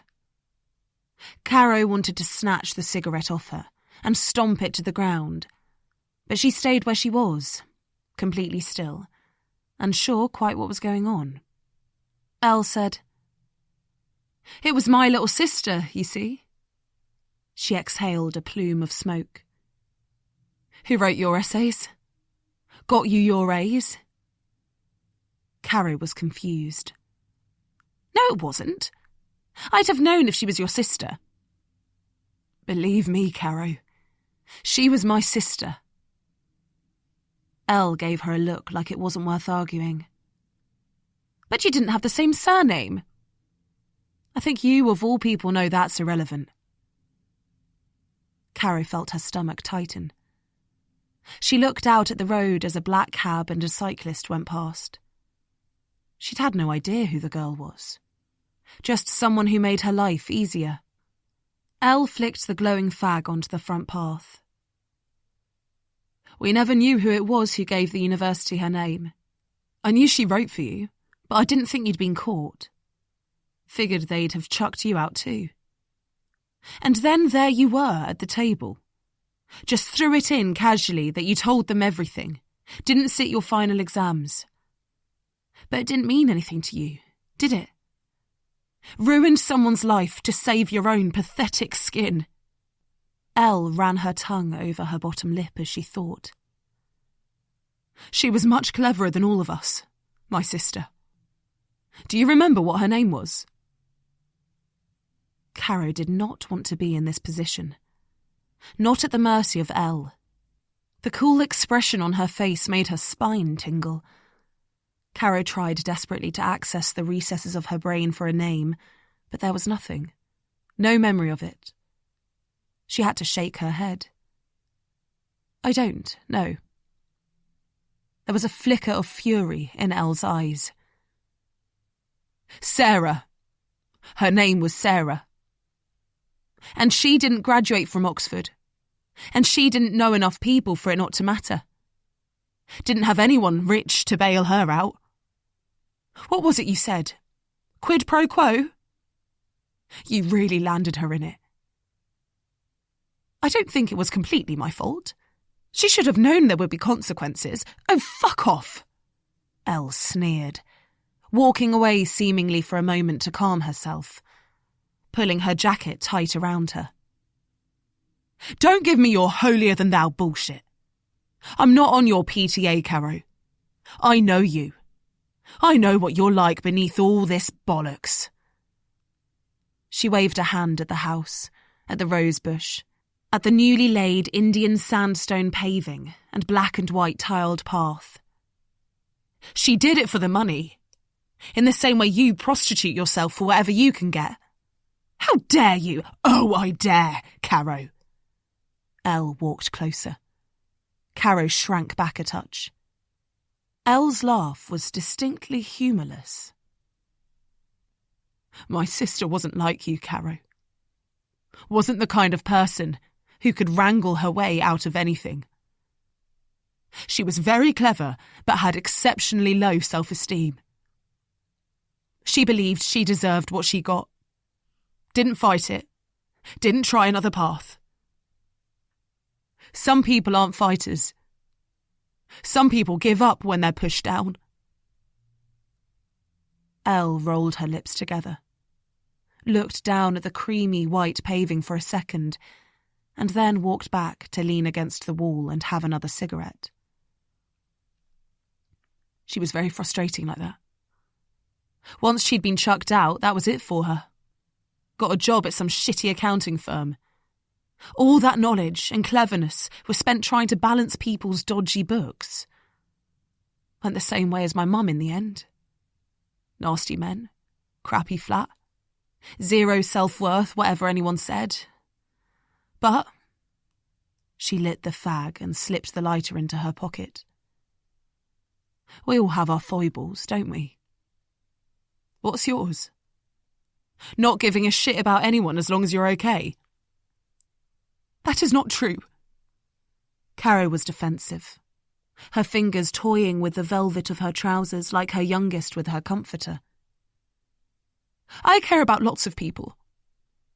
I'm sorry about what happened to your sister. I didn't know. Elle's mouth tightened. Don't even try. Caro could feel her breath quicken. She looked into Elle's pale blue eyes. They had always unnerved her. She wanted this over with. To go back inside, have the cheese and port, and for everyone to go home. She wanted Elle not to be looking at her like that. She died last month, Elle said flatly. Liver failure. Drank herself to death. Caro gasped. Oh, Elle. I'm sorry. Elle arched a brow. No, you're not. She turned so her shoulder was resting against the wall. I want you to experience it, Caro. To know what it's like when someone casually destroys something without a care in the world. Caro felt a shiver of dread creep up her neck. This was so far from what she'd been expecting when she came to stand on the step. In her imagination, they were putting it all behind them by now. Maybe even sharing a laugh about Travis's dreadful tattoo or George's cringe-worthy letter. I know it was Henry's baby, Caro, Elle said casually. I've known since I found the pregnancy test that you hid in the bottom of the bin. She leant forward, added in a conspiratorial whisper, You can't hide anything from me. Caro's instinct was to retaliate. You know nothing. It wasn't Henry's baby. She could feel the blood pumping fast through her veins, pulsing in her neck. It's a complete fabrication. You don't know what you're talking about. Elle shrugged, turned so she was looking back out at the roses, took a long drag on the cigarette. I know your stepdad wouldn't have put up with you pregnant and single. I remember him. He was a religious nut.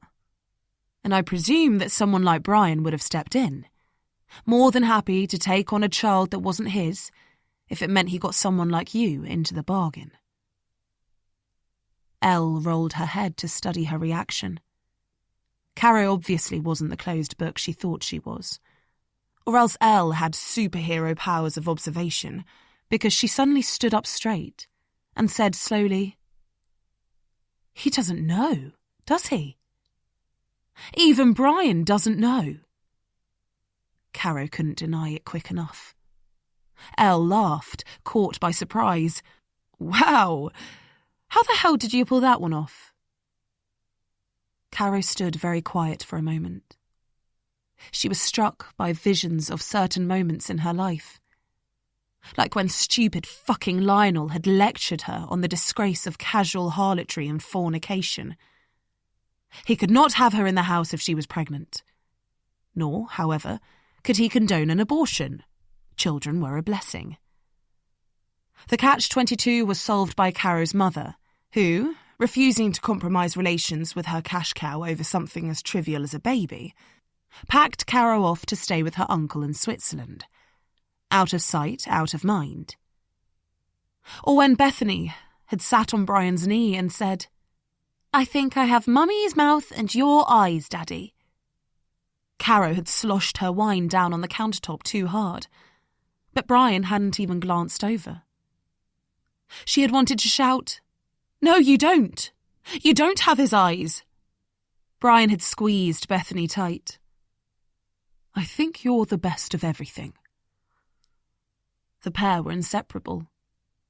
Caro had felt tears welling. She hated that her life was tied to him. She wanted the children for herself only, to be united against him. Yet somehow they didn't see Brian the way she did. They weren't repulsed by his weak chin and childish need for constant reassurance. But like it or not, this was the life she had chosen. And for the time being, she couldn't leave him, because while he might worship Caro, he also held the purse strings. Money, they both knew, was the tie that bound them. After everything Caro had been through growing up, she made damned sure that her children would never struggle from lack of breeding. Her children would all go to the best private schools. They'd have foreign holidays, ski, surf, sail, eat in nice restaurants. They would live without so much as a whimper of discontent. If they wanted to go to university, they would go to whichever they wanted. If they developed a passion for Mexican street food after their gap year, she'd buy them the van to cook it at festivals. If any of her children wanted to be actors, they had her blessing, although she probably wouldn't be able to help herself steering them towards RADA. They would grow up with the luxury of instinctive entitlement. And it was for that privilege that when Bethany had hugged Brian tight, instead of scoffing at the preposterous idea she had inherited Brian's piggy eyes, Caro had left her wine on the counter and forced herself to go round and wrap her arms round the pair of them, resting her cheek on the top of Brian's head, while distancing herself from the moment by imagining how different it would be were it Henry's. On the doorstep of her house, under Elle's amused scrutiny, Caro was determined to hold the secrets of her life together, but it felt like wrapping her hands around a cracking egg. She lifted her chin and said, "You're mad. You don't know what you're talking about." Elle's smile widened. "Well, let's just pretend I'm not mad, and this isn't a fabrication. I've been thinking, what does Caro care most about? What would really upset her? Is it her reputation? What people think of her? Maybe I could stand at your kid's school gate, spread ugly rumours about you. That could be fun." Elle bit her lip as if pondering the thought. Caro imagined the school playground where she was greeted by practically every parent she met, the PTA meetings she chaired with the head, and even some of the governors in attendance. In the school, she was practically famous. That's what happened when one had so many children. The vision of Elle standing smoking at the gate, stopping mothers in their tracks to whisper venomous gossip about Caro's marriage, hinting at the scandal around her eldest daughter's parentage, was unthinkable. The Heathfield School grapevine would burn. It would be the end of all Caro's hard work. She could feel her palms sweating, but refused to give in to any sign of being riled. Instead, Caro sighed. "Surely you have better things to do." Elle considered the fact. Yes, probably. A bus braked loudly on the road. Elle gave it a careless glance. Caro waited, heart thumping, palms sweating. She wondered what the others were doing as they sat waiting for cheese, unaware of the catastrophe playing out calmly on the doorstep. Elle stubbed her cigarette out. "I bet Henry's mother would be interested." Caro thought her legs might give way. "It would be her grandchild, wouldn't it?" Elle mused. "And if Henry's sister hasn't had children, then it could possibly be her only grandchild." Caro didn't respond. Everything was suddenly brighter, sharper, the fear heightening her senses. That would be a shocking story. An aging grandmother denied the chance to hold the child of her dead son. It would certainly spice up the grand unveiling of the Bellinger statue, wouldn't it? Caro swallowed. Heat rushed to her cheeks. In her mind, Henry's mother had given up any rights to knowing about the baby when she told Caro she'd never be good enough for her son. No way was Caro having her anywhere near her child. She'd had nightmares about Lady Bellinger and her lawyers somehow branding Caro an unfit mother, demanding access or visiting rights. She could just imagine the old cow taking Bethany for high tea somewhere and whispering lies about Caro into her impressionable teenage ears. Elle was watching, eyes sparkling with mischief. Caro took a deep breath and said, "What do you want? If you need money, I can help you." "Oh, don't be ridiculous." Elle dismissed her with a huff. "I don't need your money." Caro didn't know what to say. Money was the only thing she had to offer. Elle, just tell me what you want. If it's an apology, then I give it willingly. I really am sorry about your sister." "You couldn't care less about my sister as long as you save your own skin," Elle replied. She walked forward, picked a petal off a rose, rubbed it between her fingers, then let it drop to the floor. "Only you could pull off a torrid affair with Brian Carmichael." When Elle turned, her face had softened a touch. She was smiling, offering in that look a vague détente. "Even by your standards, you must have worked super quickly.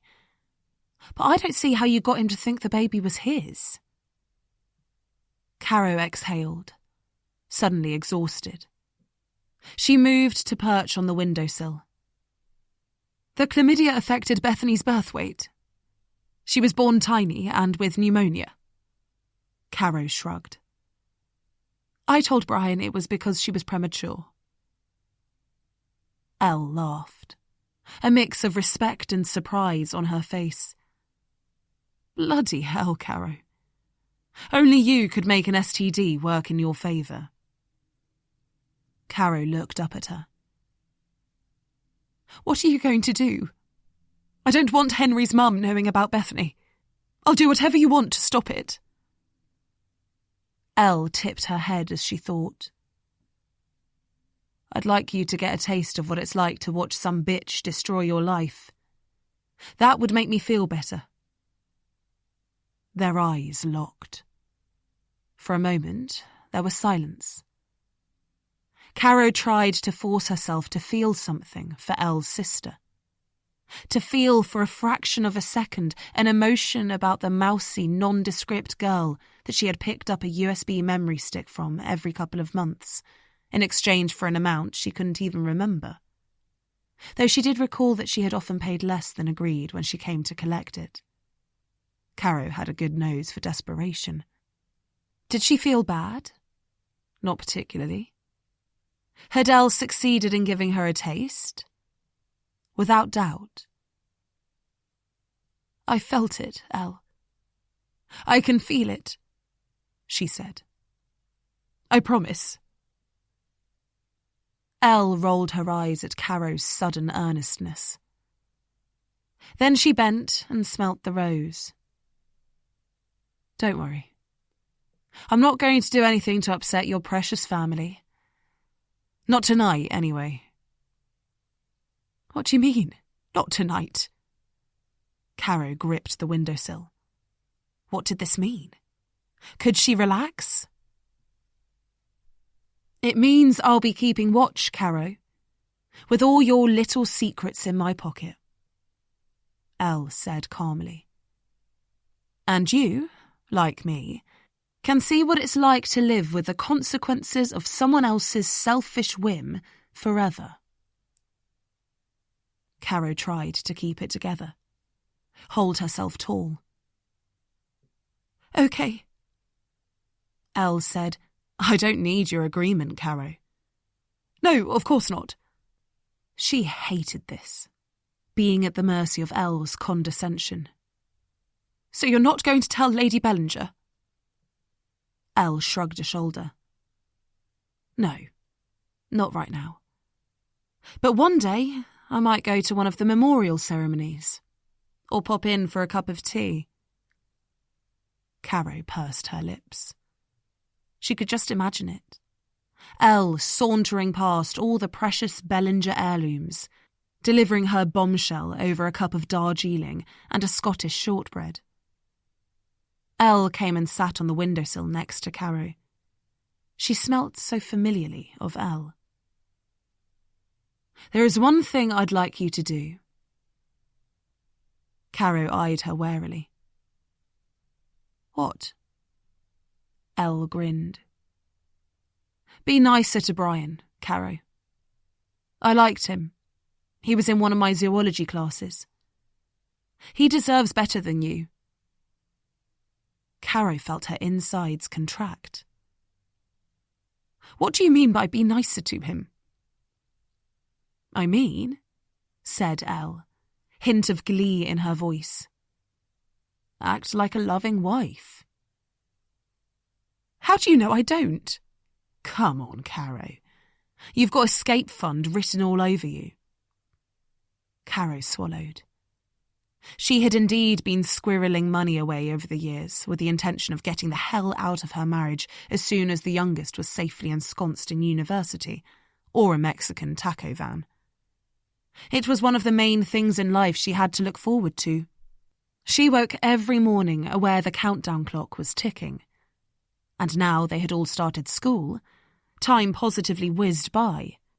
The sadness of her children growing up was only made bearable by Caro's taste of freedom on the horizon. As if she'd been a friend of the family for years, Elle said, I'm sure Bethany wouldn't be too happy, would she, to learn about naughty mummy's lies and deception? It didn't bear thinking about. Brian and Bethany were like two peas in a bloody rugby club pod, always siding with each other against Caro, listening avidly to each other's opinions, laughing at their in-jokes and memes that Caro couldn't fathom, excluding her however hard she tried to prise them apart. Caro tipped her head back against the window, appalled but resigned to her hideous new fate. Elle patted her knee. You don't have to go overboard, Caro. Just be nice. Hold his hand once in a while. Snuggle up to him in bed. Take him to the memorial tomorrow and show him off. And, it's never too early to start planning a little retirement cruise together. I've heard the Nile is fabulous. From the laughter in her voice, Elle was very much enjoying herself.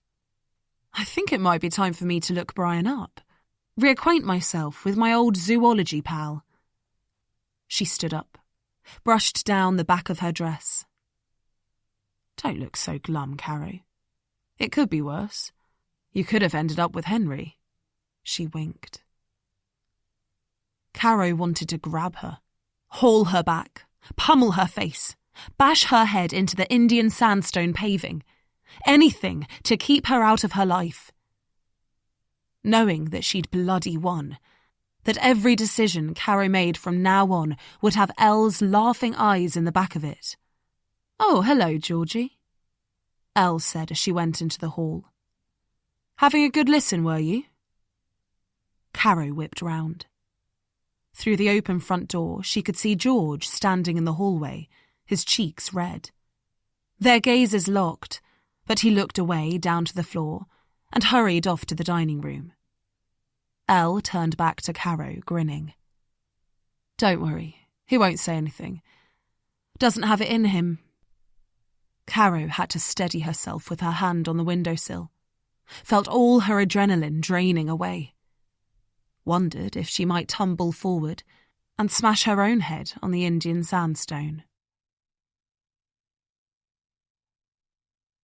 Chapter 33. Now, Lily. Cheese. Brie de Maudangé, Comté extra vieux, and a vintage Lincolnshire poacher. Vegan, a smoky vegan cheese alternative. Lily had helped Caro serve the cheese, unwrapping all the expensive packets that George had brought from his local deli. They came with cards explaining each flavour. Caro had all the proper cheese accoutrements. A silver knife with a tiny mouse on the handle and holes in the blade that no doubt served a purpose, but had been fashioned to resemble the holes in Emmental. A heavy white marble slab for serving, grapes, fig jelly, and small plates decorated with pictures of French cheese labels. Not for the first time, Lily was very glad they had not had the dinner party at her flat. She did not have cheese accoutrements. She was trying to keep herself busy, laying the table, clearing plates, folding new clean linen napkins. It stopped her thinking about Caro and Travis having sex, while Travis was meant to be in love with her. It stopped her thinking about anything that had been said. George came in, looking particularly ashen. His hair was damp, Clearly, he'd been splashing his face with cold water. When he sat down, Travis said with a sly grin, "What have you been up to?" "Nothing," said George immediately, and Travis laughed. A deep rumble that Lily could feel inside her. She concentrated on the table. His vegan cheese had its own small wooden board. The three of them sat waiting like stuffed birds at the table. George started reading the cheese labels intently, then, unable to sit still, he jumped up and said, "I'll just see where the other two are," before leaving the room. Travis had closed his eyes and looked like he was meditating, his dark lashes fanning his slim, tanned face. Lily wanted desperately to say something, but couldn't think of anything to say. Instead, the thoughts started. Wormed their insidious way into the gaps that weren't filled by observations about the best way to serve cheese. She looked at Travis's bronzed hands on the table and thought about when George had announced his post-boat race party, and Travis had said to her, "Do you want to go to the party? I don't really." She'd said, "Me neither. I'd rather stay in with you." The way she had said it, she'd tried to convey an underlying message, a deeper meaning that perhaps their relationship could move on a step. She saw the glint in his eye when he grinned, "Great minds, Lily." Lily had felt a flutter like wings through her body. Nervous excitement fizzed in her fingertips. She hadn't gone out and bought a dress. She'd gone to Boswell's department store and bought underwear, black lace, the type Elle dried on the radiators. Lily told her mum she needed money for books, and instead bought new sheets and perfume. On the day itself, her heart beat like she was reading her nan's books, anticipating the clashing and the pounding and the shuddering in ecstasy. She thought she might pass out from expectation.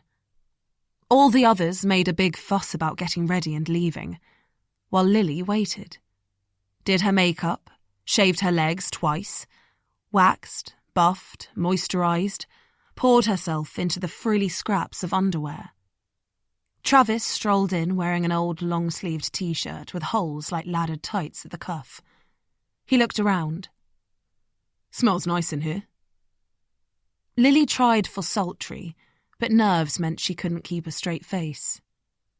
He'd picked her flowers from somewhere. Tulips, one petal with bird poo on it. "Sorry about that," he said, pointing to it. Lily put them in her water glass. "Adds to their charm," she said. "Exactly what I was thinking." Travis grinned. He hadn't shaved. His jaw was covered in thick stubble. His hair stuck out at wild angles like he'd just woken up. Lily reached to stroke it down. He moved his head, either bashful or not wanting to be preened, she wasn't sure. There was dithering. "What music do you want? Shall I turn down the light? Are you thirsty? Hungry? Hot? No, I'm fine. The room seemed to shrink. The lace underwear got caught in her bum when she moved. She tried unsuccessfully to subtly tug it free. Travis said again how nice the room smelt. Then suddenly they were kissing, as if neither of them could bear the tense small talk a second longer. Travis drew her close, pressing her against the soft, threadbare cotton of his t-shirt, his hands spread wide on her back. He started to lift her top, said, "Is this okay?" She nodded. Then, when he pulled it off, she stood embarrassed in her black bra. "Nice. Very unexpected." He grinned, cupping her lace-clad breast, smelling her skin. Lily was half enjoying it, half dying inside. She could feel her whole body start to tremble. She felt more exposed, semi-dressed, than she thought she might naked. Nerves were clouding her thoughts, making her worry that the door wasn't shut properly, or wonder if somehow her brothers had bugged her room and were watching. Travis lay her down. She sank into the duvet with his weight on top of her. She closed her eyes and breathed in his scent of weed and soap. She ran her hand over his roughly chopped, chaotic hair, his spiky stubble. She opened her eyes and stared straight into his light green ones. All of it exactly what she wanted, who she wanted. She would write books about him if she could. She wrapped her arms around his neck and held him tight against her, inhaling him. She thought of all the others at their party when she was here living what might just be the best moment of her life. Travis and Lily. She loosened her hold and reached her hand down so it slipped underneath his top. His skin was warm. He laughed, ticklish. She grinned shyly. He yanked the t-shirt off over his head so they were skin against skin. He tried to get his hand underneath her to unzip her skirt. Got caught up with the duvet, feigned annoyance. She lifted her hips and did it herself. He skimmed it down over her legs, whistling through his teeth at her flimsy, scallop-edged pants. The corners of his mouth tipped up. "Lily, you have excelled yourself." When he reached to touch her, she realised she was shaking. "Are you cold?" he asked. "No," she said, shaking even more. "You're shivering." She bit her lip, felt her face redden. She couldn't stop the shaking now. It was a violent tremble engulfing her. She couldn't even try to hide it. Cursing her body, she whispered, teeth chattering, "Travis, I've never done this before." Immediately, his hand stilled. "What?" She had to repeat herself. This time he laughed. "You're joking, right?" She shook her head. "But the underwear, He paused, frowned in confusion. Lily clasped her hand across her chest, felt like a child. "You're shitting me." Travis laughed again, eyes alight like he'd been caught on candid camera. "You can't not have had sex. I don't believe you." Lily felt the humiliation burn through her cheeks, down her neck, all over her body. In her mind, she glowed as red as a tomato. She felt the prickle of tears behind her eyes as she tried to drag the duvet round to cover herself, but it was caught between the bed and the wall. "Well, believe it." When it finally dawned on Travis that she was telling the truth, that this was no big joke, he physically recoiled back off the bed. "Whoa," he said, hands held wide like he was avoiding touching something repulsive. Enjoy the stillness between chapters. Let the music cradle you gently until we resume. Thank you for being a listener.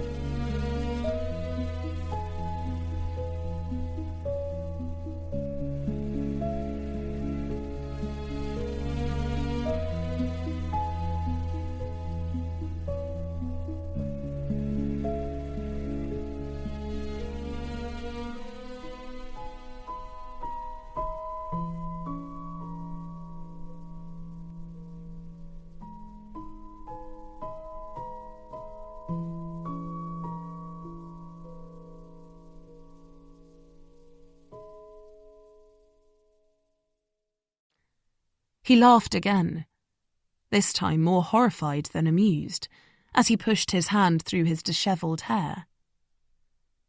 Lily was struggling to put her top on. Her arm was caught in the sleeve. "Can you stop looking at me like that, please?" "I'm sorry." Travis tried to get his face back in order. "I just didn't know anyone. I just can't believe... Are you really serious?" "Yes, I'm serious," Lily mumbled, wrestling with her clothes, wanting the bed to fold inwards and swallow her whole. Travis was pacing. "Shit. Lil, shit. Why didn't you tell me?" Lily didn't say anything, just pulled her legs up, wrapped her arms round them. "Because it's embarrassing." "Too fucking right." Travis grabbed his t-shirt, started to yank it back on. "You knew I wouldn't do it if I knew." "That's not true." "I feel like I've been tricked." He shook his head, exhaled like he was lifting the weight of the world. "I don't want to be responsible for this. Getting wrapped up in something that intense. No way. Christ, what? For all I know, you'll want to get married next." She couldn't speak. Her heart actually hurt. "Are you serious? Can you hear what you're saying?" "I don't know what I'm saying. I'm sorry." He stood with his thumb and forefinger on his forehead, eyes closed, brain running through it all. Then he laughed again in disbelief before opening his eyes and saying, "Lily, I'm not who you want me to be. I can't be this person for you. You saved yourself for someone.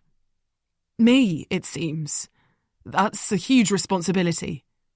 It comes with stuff I don't want. I don't want to be saved for. I don't want to be that person. I don't even read Harry Potter. I couldn't give a shit about Harry Potter. Honestly, I'm just not cut out to care about people like that. I care only about myself. I'm fucked for most of my waking hours. Fucked so I don't have to deal with this stuff. I'm an asshole." "No." Lily shook her head.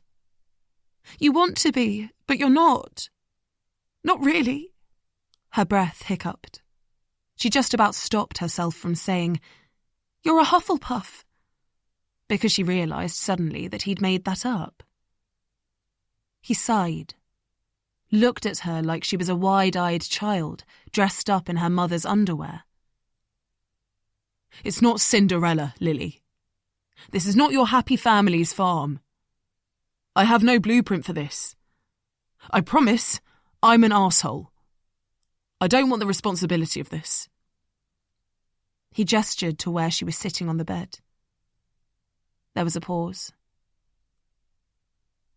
"So what have we been doing it for?"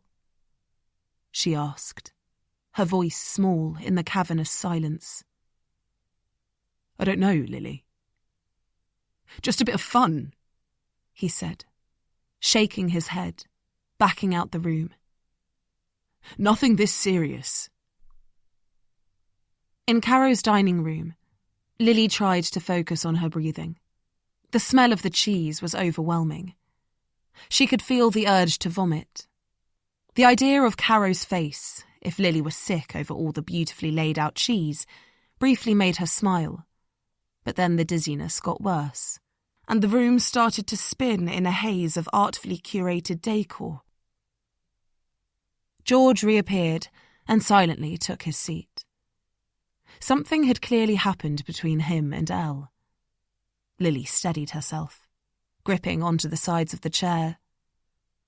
Then suddenly, the quiet of the dining room was shattered by Elle bursting in, denim jacket slipping off one shoulder, flushed cheeks and a giddy expression on her face. She came over to the table, unhooked her bag from the back of her chair and said, "Right, I think my work here is done." Travis's eyes flew open. "What? But we're just having cheese." Elle grinned, blonde curls tumbling round her face. She popped a grape into her mouth. "I'm not a massive fan of cheese." No. Elle couldn't go.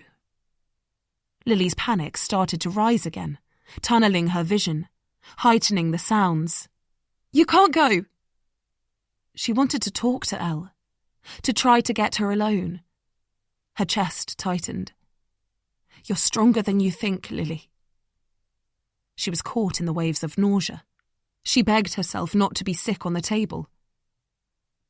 "Elle absolutely can go," snapped Caro, who appeared in the doorway looking the exact opposite of Elle.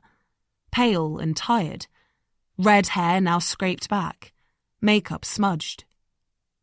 Travis looked between them, confused. "What's going on? What's happened?" Elle was trying to hold in her giggles as she backed out of the room. It was lovely to see everyone. George stood up quickly, and in doing so, pushed the big table back towards Lily, squashing her chair against the large French dresser behind her. When she tried to stand up, there wasn't enough room. The leg of the chair caught on the rug, hitching it up, trapping her where she was. "Wait, Elle, Lily called, but her voice didn't carry above George's booming, "Sorry you can't stay," and Elle's jaunty, "No, you're not." Travis gave the table a shove so he could get out, and that only succeeded in wedging Lily in further. Caro was doing her best to usher Elle out. "Thanks for coming." But Travis stopped her, insisting on a goodbye hug. "Are you sure you have to go, Elle?" The lip of the table pressed hard into Lily's stomach, making her breath shallow as she pushed against the wood, the awkward angle increasing her feeling of panic like a dream when nothing would move how it should. Her ears started buzzing. Her arms felt weak. Elle was leaving, strutting out of the dining room door in her red dress and sequined denim jacket. Caro followed. George stood with his hands on his hips next to Travis, blocking Lily's view. She had to stop Elle. She couldn't let her leave. "You're stronger than you think, Lily." Her breath raced. She squeezed her eyes shut as sparks appeared in her vision. Then she heard a voice shout, "I had chlamydia," and realised it was hers. Chapter 34. Then. Trinity Term, 3rd year. Elle. Christ, the party was dull. They were all such imbeciles. Couldn't handle their drink or their drugs, puking in the corner. Jumped up schoolboys with their games and their forfeits. Girls hovered around them with their expensive highlights and shrill laughs. In their strappy silk dresses that cost the same as Elle had watched Henry casually blow on drugs. The boys in their ugly navy blazers puffed up like royalty, until they got too pissed to speak without slurring. This was not what Elle considered a good time. She was about to leave, slip away, unnoticed, when she saw a familiar face getting squished by the crowds. "Lily?" she shouted above the noise. "What are you doing here?" Elle held out her hand and pulled her through the mass of people. Lily rearranged her hair, flustered, jittery. She pulled awkwardly at her plain black dress. "I was invited," she said. Her eyes so thick with liner they filled her face like an anime character. Elle laughed. "I know. I thought you were at home with Travis. I was jealous." Lily shook her head.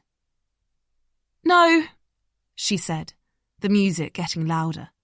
People shoving them from either side. A song coming on that made Henry Bellinger holler, "Tune!"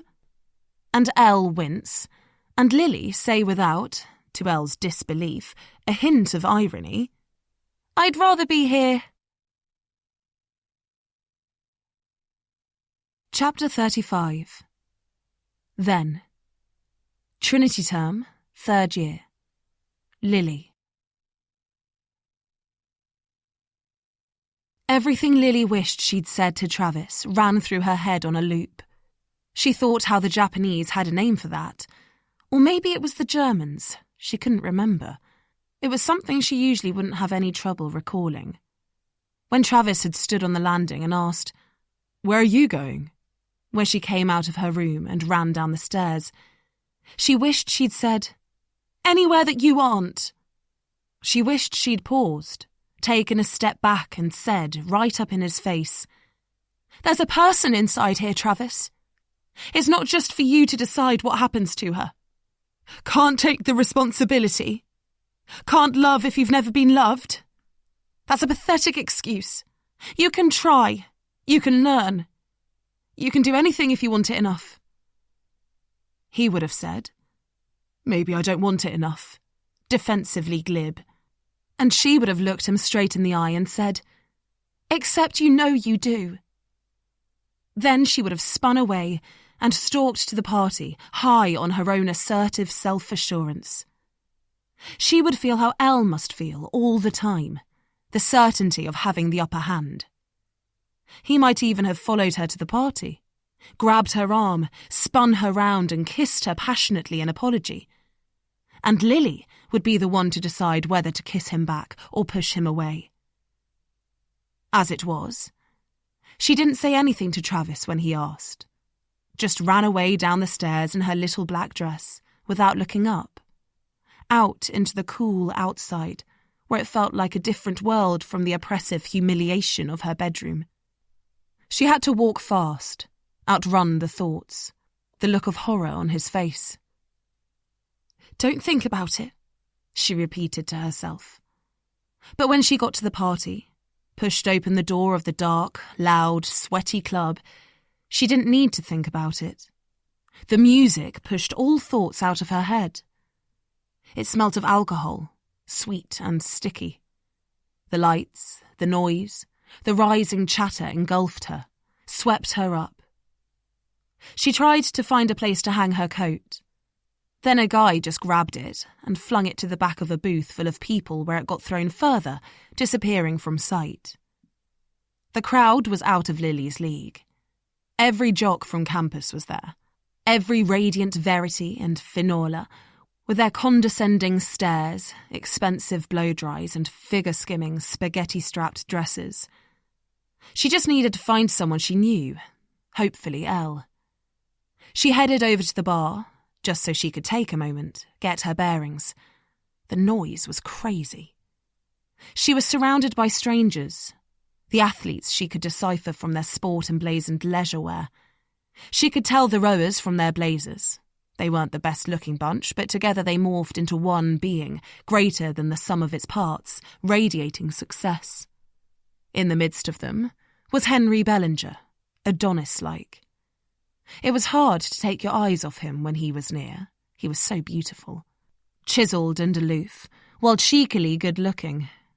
She didn't realise she was staring, till he saw her and said, "You're here!"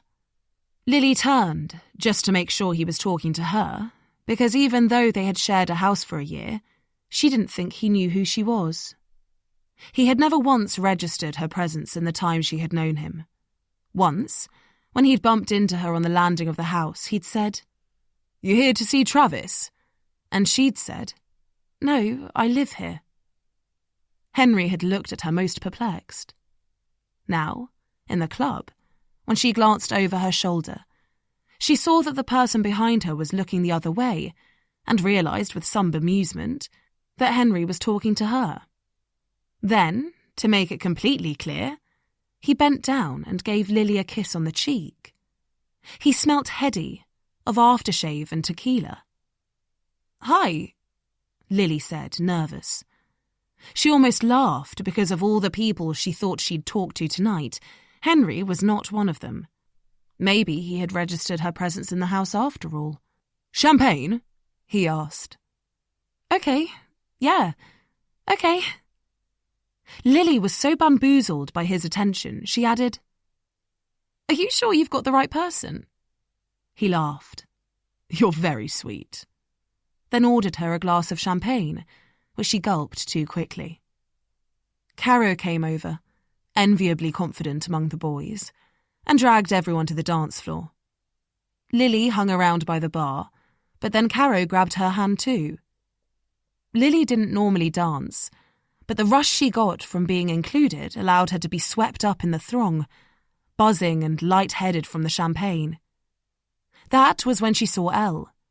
Her clear displeasure at having to endure the party pulled Lily out of her reverie. Immediately, she was back with Travis, lying exposed and rejected on the bed. On the dance floor, Henry hollered, "Tune!" and she let herself slip away from Elle, be pushed under strobing lights with the rugby boys, sweat glistening on the hockey team, the rowers, everyone shiny and golden. The music made her bones rattle. J.B. Watson was jumping around like a lunatic next to her. Henry nuzzled Caro's red mane adoringly. It was all loud singing and big smiles, hands in the air and thumping beats. The music got louder. The ground shook. The lights pulsed. Lily didn't know if she was enjoying herself. Part of her felt like she was about to have a seizure. But whatever it was, she wasn't thinking about Travis, so that was good. Chapter 36. Now, Lily. They all paused mid-action. Elle half out the dining room door, almost out of sight. Caro tersely shooing her away. Travis and George side by side like sentry guards.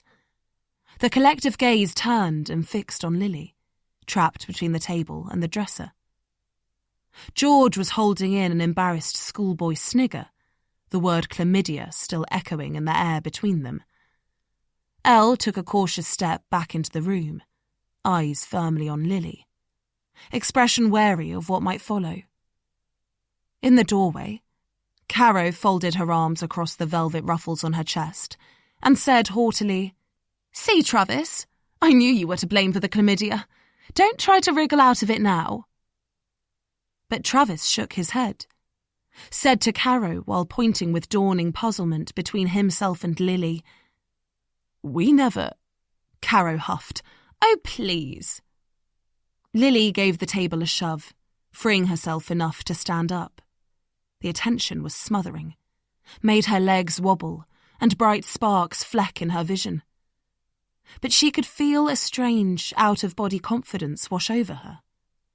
Her therapist had once said, "Sometimes, Lily, in times of trauma, our body and our brain can disassociate." And she wondered if this was what she meant, as she watched the ensuing scene from outside herself. She shook her head and said, "We didn't." While trying to glean what was going on, Caro was redoing her hastily scraped back hair, as if realising the stresses of the evening were not yet over, and needing to primp herself back to her hostess glory. She glanced to check her reflection and said, confused, "I don't understand. If not Travis, then who?" What had been a beautifully stylish, on-trend dining room suddenly felt like an interrogation room. The smoky grey walls oppressive, the sparkling chandelier glaring in Lily's face. Caro stood with her arms crossed on the other side of the table, flame hair now in a smoother, low ponytail, and laughed, brash and incredulous. "You're not about to suggest this is something to do with you and Henry?" They were all staring at Lily. This was not the same as being in her therapist's office, with the white walls and box of Kleenex. When the therapist had asked Lily if there had been any other special relationships in her life since Travis, Lily said, "No, just a really jealous cat." The therapist had replied with gentle authority, "Lily, we can keep on like this. You can keep paying me. You can keep avoiding questions with flippant asides. That's fine.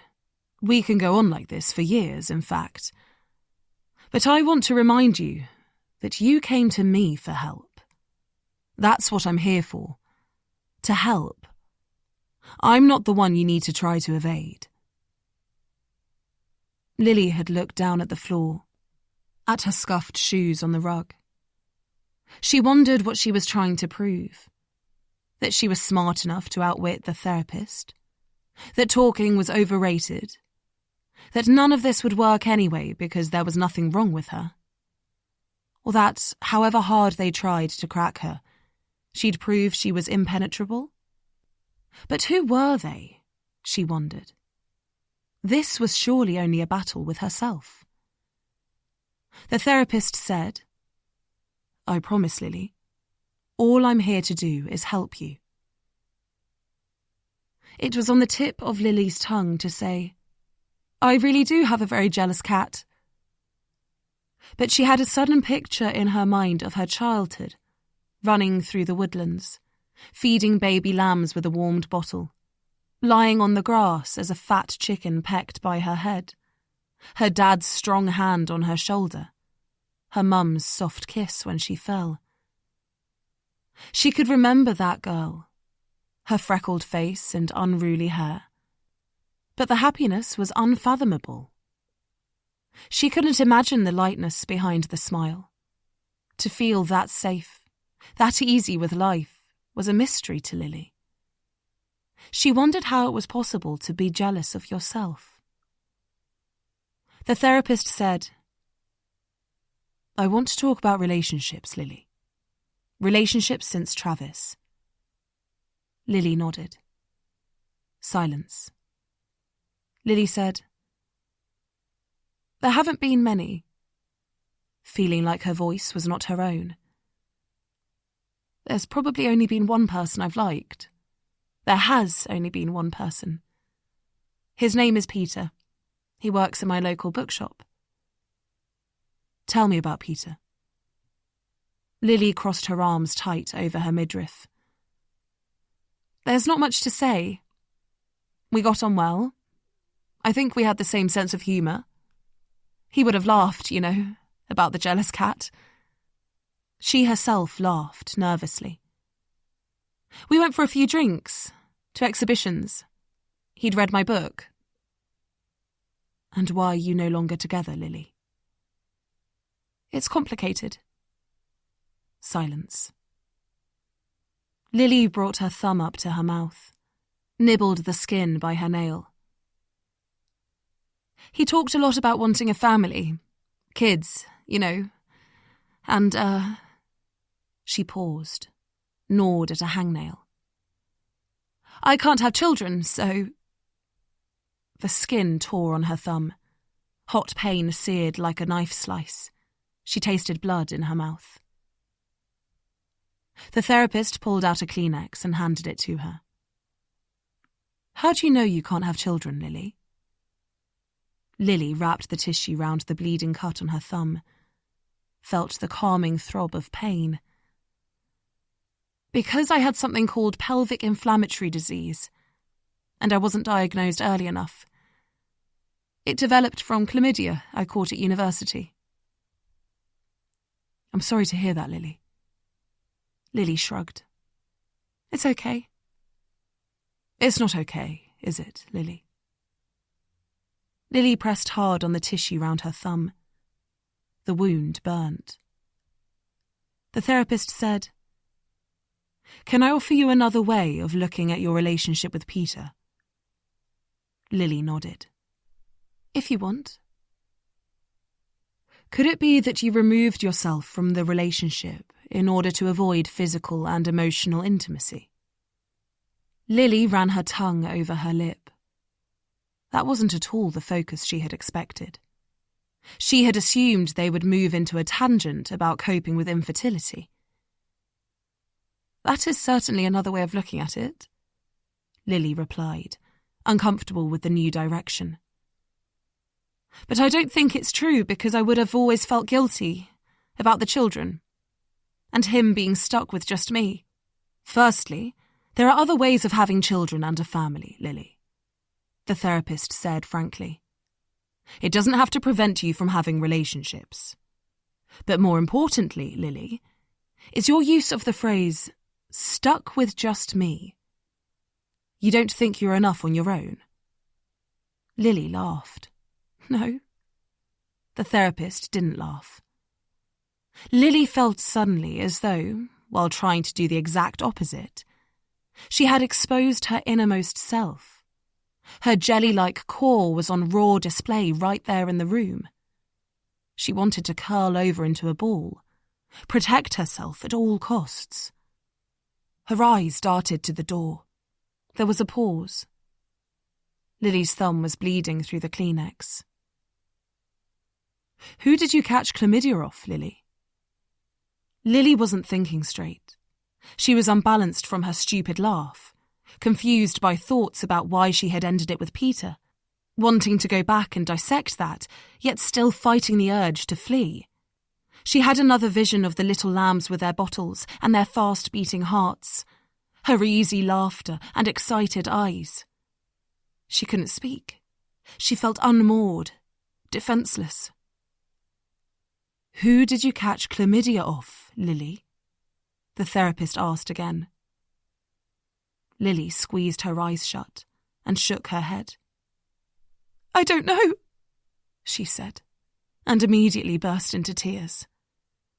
That was the first time Lily cried in the stark white office. Chapter 37. Now. Elle. Elle stared at Lily standing in front of the French dresser, the shelves behind her filled with Caro's paraphernalia, a white porcelain cockatoo ornament, a neat pile of glossy books, a hand-blown glass vase. She took in the brave lift of Lily's small, pointy chin, those giant eyes. Sometimes she saw them in her dreams, tried to forget them. Made the mistake of thinking that Lily was so quiet, perhaps things didn't actually affect her. "My drink was spiked at George's party. I was raped in the toilets by someone. I don't know who. I have no memory of it happening." Lily's detached, mechanical tone cracked at the last minute. She rolled her lips together, pressing to quash the emotion.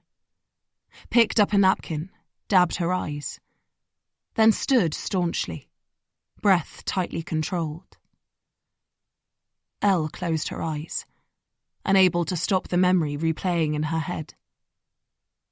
All she could see was Lily stumbling as she came up the stairs from the bathroom of the club, tripping over her own feet, only one shoe on, dress twisted, the weight of her as she collapsed, fragile like a bird, in Elle's arms.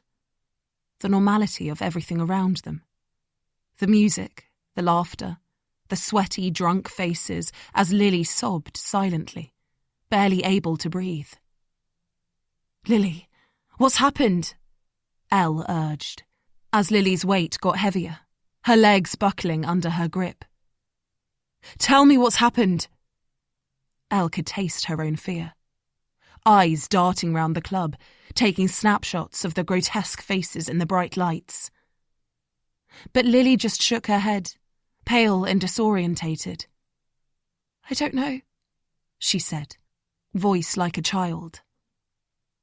"I don't know." Then she was sick on the floor, right over Elle's shoes and those of a girl next to them who screeched and backed away, shouting, "You're disgusting!" Elle held Lily tight to her chest, one hand cradling her head, trying to keep her upright, trying to get her to walk. She could see the blood on her legs, brain rewinding to the moment she'd seen Lily all wide-eyed on the dance floor. Where the hell was Travis? Elle pushed through the crowds of people, every leering face a suspect. Someone reached to grab her. She smacked them hard away. "Ow! Crazy bitch!" Now, in Caro's dining room, Elle couldn't find the words to speak, consumed by the memory of Lily trembling like a dog in her arms.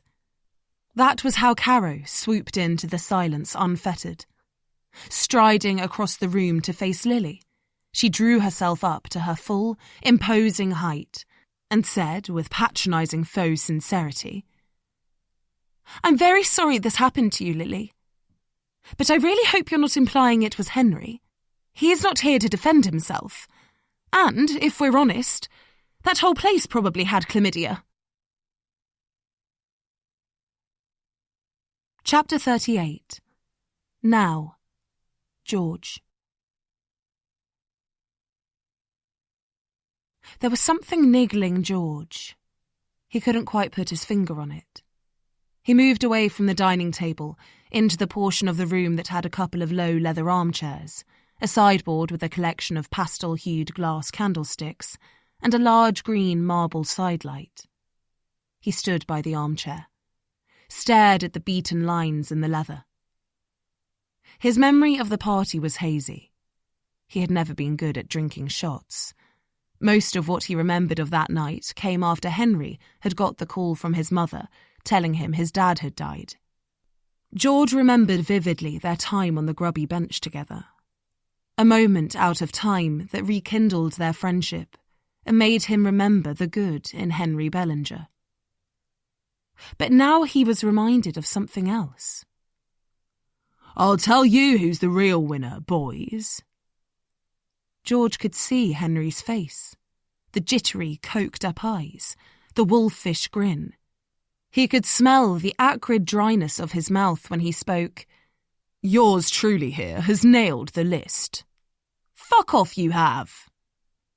For a moment, George couldn't remember the name of their cocks. God, tonight had ruined him. He could barely believe what had happened with Elle in Caro's sitting room. It made his skin crawl with humiliation. Imagine if Audrey found out. Imagine if the video went viral. He looked down at the sheepskin rug on the floor between the armchairs, felt woozy and off balance. It was too much.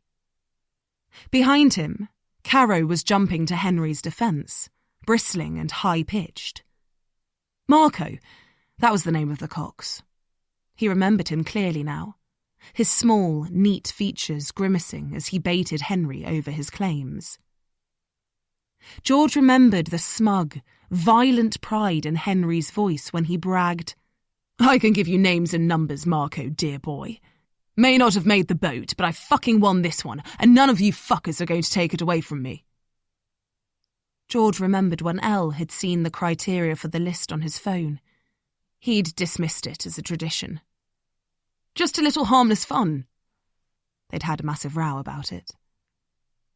Now, all he could see was Henry's face, right up close, spittle glistening on his chin, eyes triumphant as he mouthed off his conquests. All the rowing boys baying for names, gleeful, jeering. George preoccupied with wanting to be the star, annoyed Henry was stealing the limelight. "Just nailed the last one in the toilet. Virgin, tick." Klaus slurring, "Bloody hell, you are a hero, Henry." All George could hear, ringing in his ears, was Henry shouting, "I am a hero," at the top of his voice. Now, in the dark lushness of the dining room, he said, "Christ, I think it was Henry." He could see his own face, ashen, in the round gold mirror above the sideboard, as he told them in awkward stutters, his voice getting posher like a disgraced politician, ashamed to be in Lily's earshot, what Henry had said. Caro bashed the table, making the glasses rattle. "No!" Chapter 39. Then. Trinity term, 3rd year. Lily. Elle ran the shower, took Lily's clothes off carefully, stood her under the water. Lily remembered thinking Elle was getting her new leather leggings wet. She kept her head down, watched the water as it ran red. Elle dried her, walked with her to the bedroom. "Don't let Travis," Lily said, and Elle said, "I won't." Then she put Lily to bed. Her eyes were damp. Lily had never seen Elle cry before. She said, "It's okay." Elle said, No, it's not. Lily didn't know after that. She was so tired. She closed her eyes, hoping she would never wake up. But she did. When the sun came in through her open curtains, and all she knew, apart from the pain clamping round her head, was that she had to get away. It felt like all eyes were on her, that everyone knew. Everyone at the party had seen what she hadn't seen. There was blood matted in her hair. She saw her torn black pants folded on the floor. You should keep them as evidence, Elle had said. Evidence of what? Lily asked herself. She had no memory. Nothing. A void where anything could have happened. 1 minute there was dancing and the lights, and then the toilet cubicle, double vision, blood and the feeling she had left her body behind. She had to get out of her room. The house. Those people. Were they all laughing at her? Stupid, naive Lily. Someone knocked on her door. She flinched, pretended she wasn't in. Kept silent. Lily? It was Travis. She opened it a crack. Wow, look at you. Someone had a good time. He was on his way to the bathroom, towels slung over his shoulder. She didn't say anything. He didn't seem to notice. I was a twat last night. Sorry. I shouldn't have laughed. I shouldn't have said what I did. It just caught me off guard, that's all. She thought about what she could say. It's okay. I'm not a virgin anymore. Some voice inside her cackled. Was she splitting in two? She couldn't look at him. Instead, she said, I feel a bit sick. Too much to drink? Travis laughed. Poor Lily. Lily left as soon as she could after that. In the street, she moved from the pavement to the road when she passed people. She couldn't stop looking behind her. Felt like she was being followed. At home on the farm, she couldn't sit still, couldn't sleep. She watched the sunset and sunrise and all the stars in between. Her mum said, Lily, love, what's wrong? And she said, Nothing, I'm fine. There was a black hole in her brain. But her mind loved a puzzle, kept trying to fill in the blanks, kept imagining horrors that made her whole body flinch. When they were out checking the fences, her dad watched her silently as she was sick in the hedgerow, retching till her throat burned. When she walked back to the quad bike, he said, You all right, Lil? Fine, Dad. He paused before starting the ignition and said, You don't have to go back, you know. She wanted to curl up on his lap and sob into the soft wool of his sweater that smelt of bonfires and childhood. She wanted him to hold her tight and tell her she couldn't go back, that she wasn't allowed, that he'd make it all go away. But he just looked at her with his sad, kind eyes and nodded when she said that she did.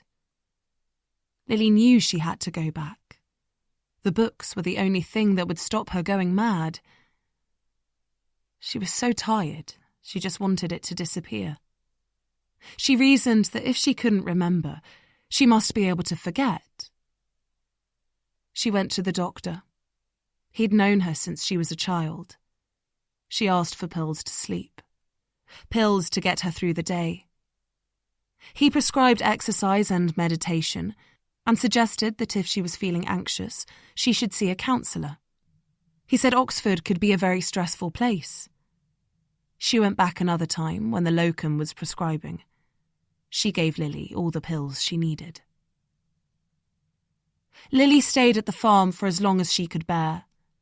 But in the end, the kind claustrophobia drove her back to Oxford.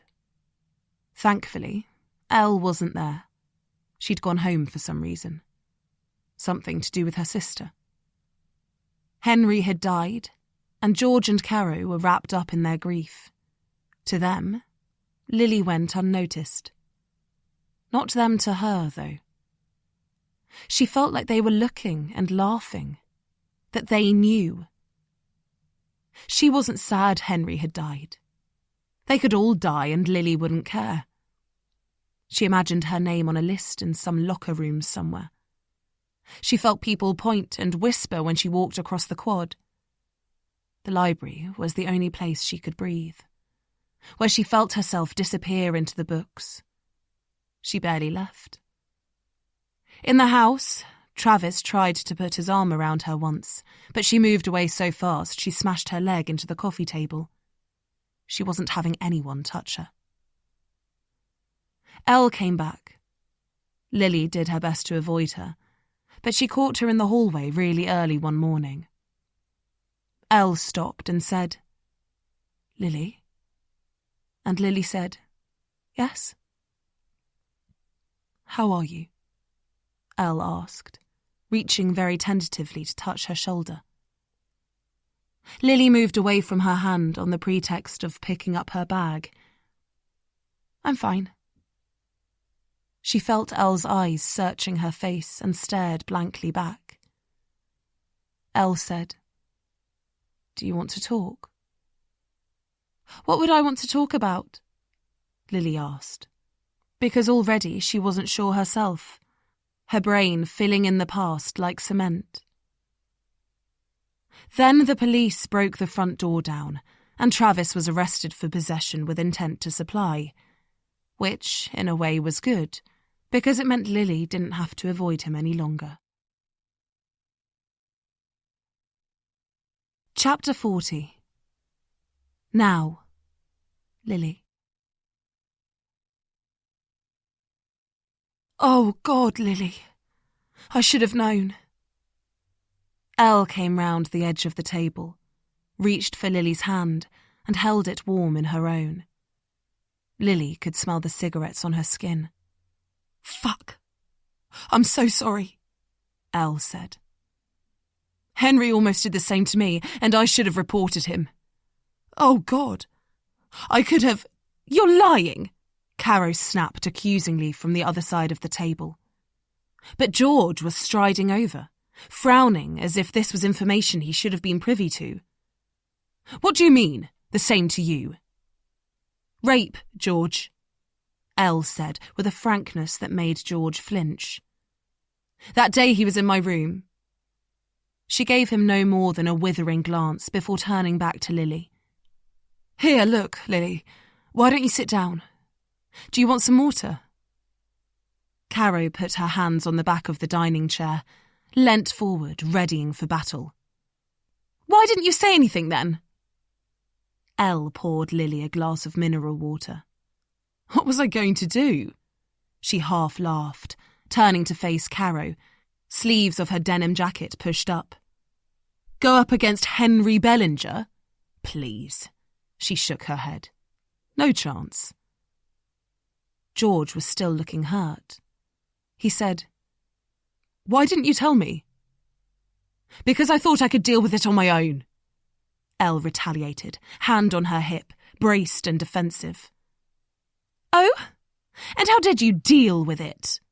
asked Caro, mocking the very idea. "I got George to poison his drink before the boat race," Elle replied, snarky and cool, like a teenager with a smart answer that no one expects. "What?" shrieked Caro. George reared back, flustered. "I don't know what you're—" "Give it up, George," scoffed Elle, giving her hair a flick. "It's done. Nothing anyone's going to do about it. And more important things are happening." She gestured to Lily.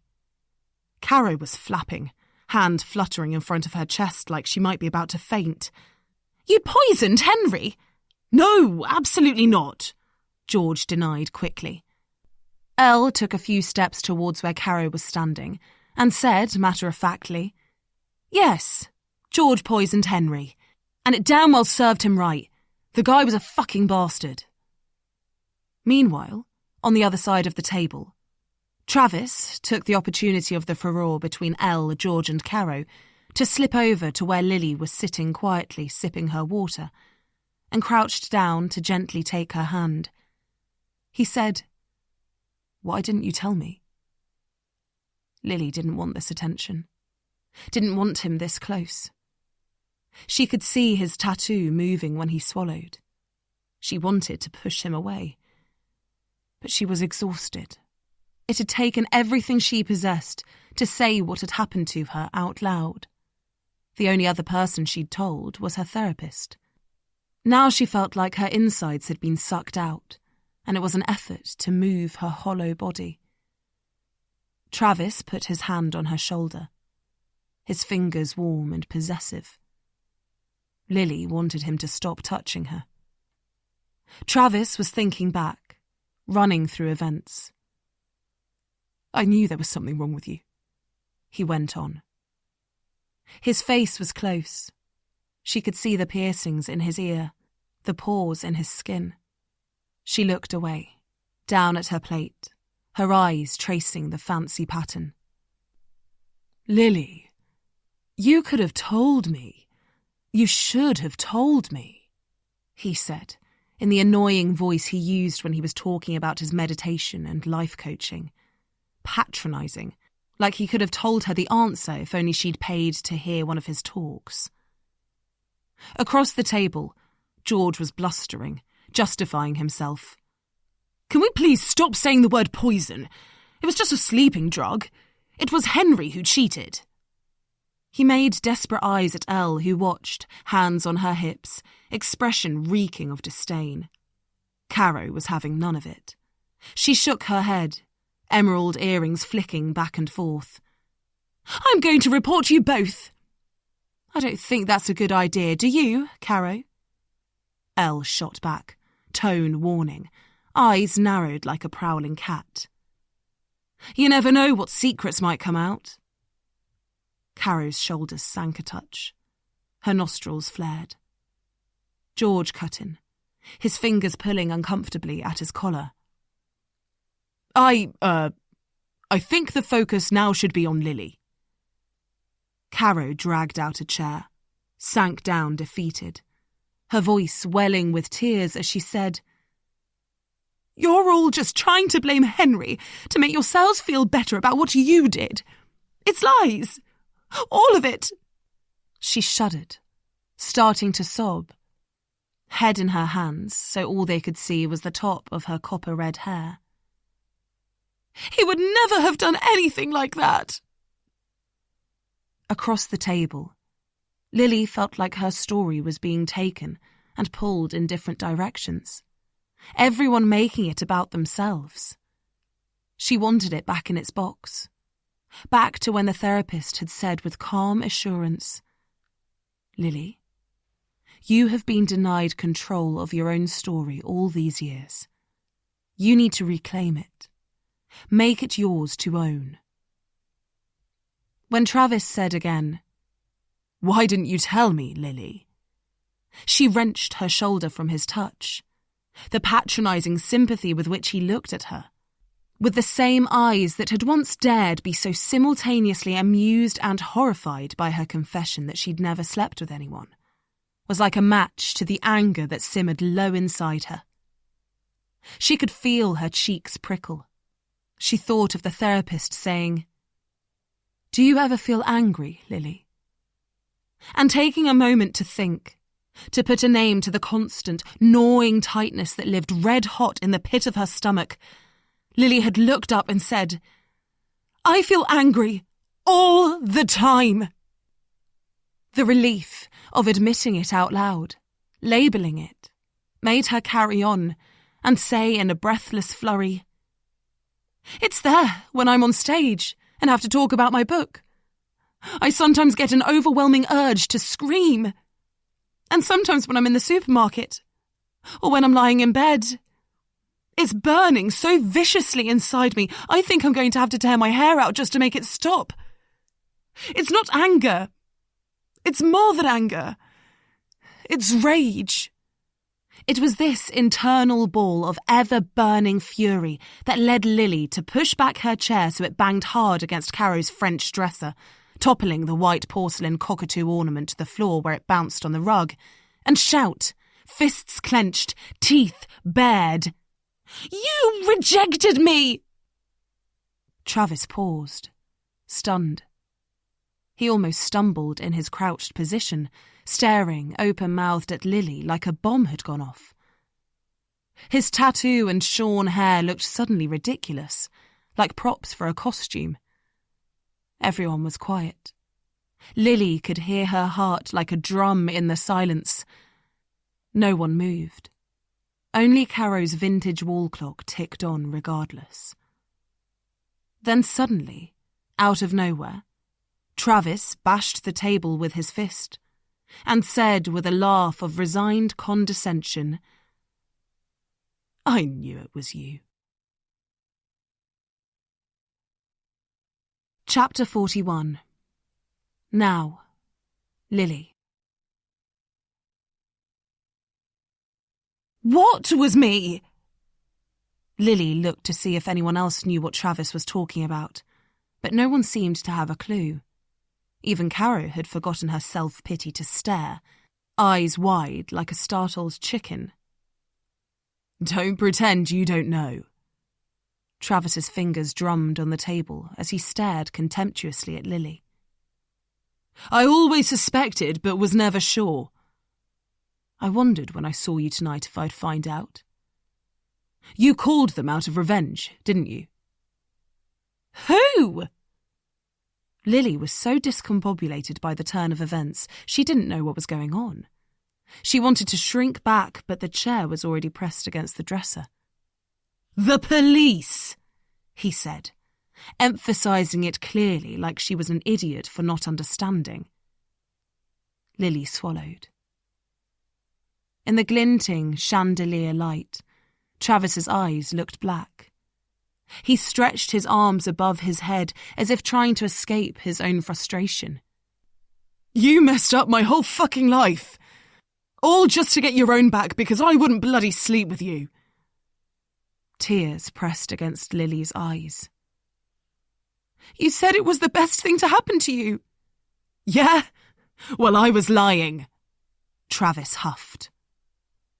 "You think I want to spend my time teaching this bullshit to people? Telling people sitting where I should be sitting about how to calm their pathetic, anxious minds? Do you know how demoralising that is?" He held his hands out as if posing the question to the group.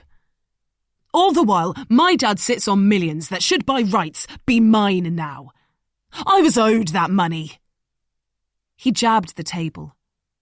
Lily stared at his blunt, neatly trimmed nails. "That should have been my life. And you know, I'd have got it, but oh no, some prick of a judge has to tell him that I brought shame on my family. Validates his every criticism. Gives the pompous bastard the ammunition to really make me grovel. Best thing that happened to me," Travis scoffed, ran his hand irritatedly over his shaved head, sweat patches under his arms. "How can you still be so naive?" Lily was too dumbfounded to speak. Travis got right up in her face and muttered, "I hope it felt good because I can assure you it did the trick. It fucking ruined my life." Over the other side of the table, George tried to add some calm by saying, "Steady on, Travis. This doesn't seem entirely fair." "Shut up, George." Travis didn't even glance his way. Lily couldn't believe this was happening. That after everything she'd said, everything she'd been through, Travis still had the power to kick her when she was down, to make her feel like nothing. The air filled with a buzzing white noise. "I didn't call the police, Travis. But God, I wish now that I had." "Don't bother," he said, arrogantly assured. "I always knew being with you was a mistake." He gave Lily a disparaging once up and down before shoving his chair out of the way, so his path was clear to stalk away.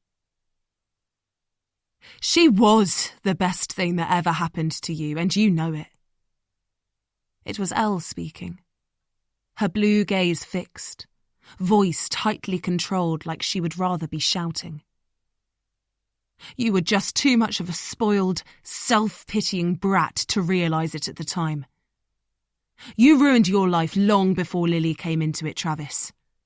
Elle yanked the table hard away so she could stand by Lily's side. It was me who called the police. Caught unawares by the confession, Travis stopped. He turned, didn't know where to look, who to believe. He came back round the table, his eyes darting between them. No, it wasn't. Elle laughed, humourless. Yes, it was. Then she moved past Lily so she stood between them. All Lily could see were the sequins on her jacket. Come on, Trav. Shout at me, Elle said, unflinching. Get right up in my face. Let's see what you've got. But the air had been knocked out of Travis. He stepped back, stumbling on his tipped-up chair. Why? Because, Travis. Elle's disdain was evident in the curl of her red lip. I found her. I walked her home. I saw the state of her, not you. You were nowhere to be seen, hiding out in your sad little bedroom. And you know what I thought?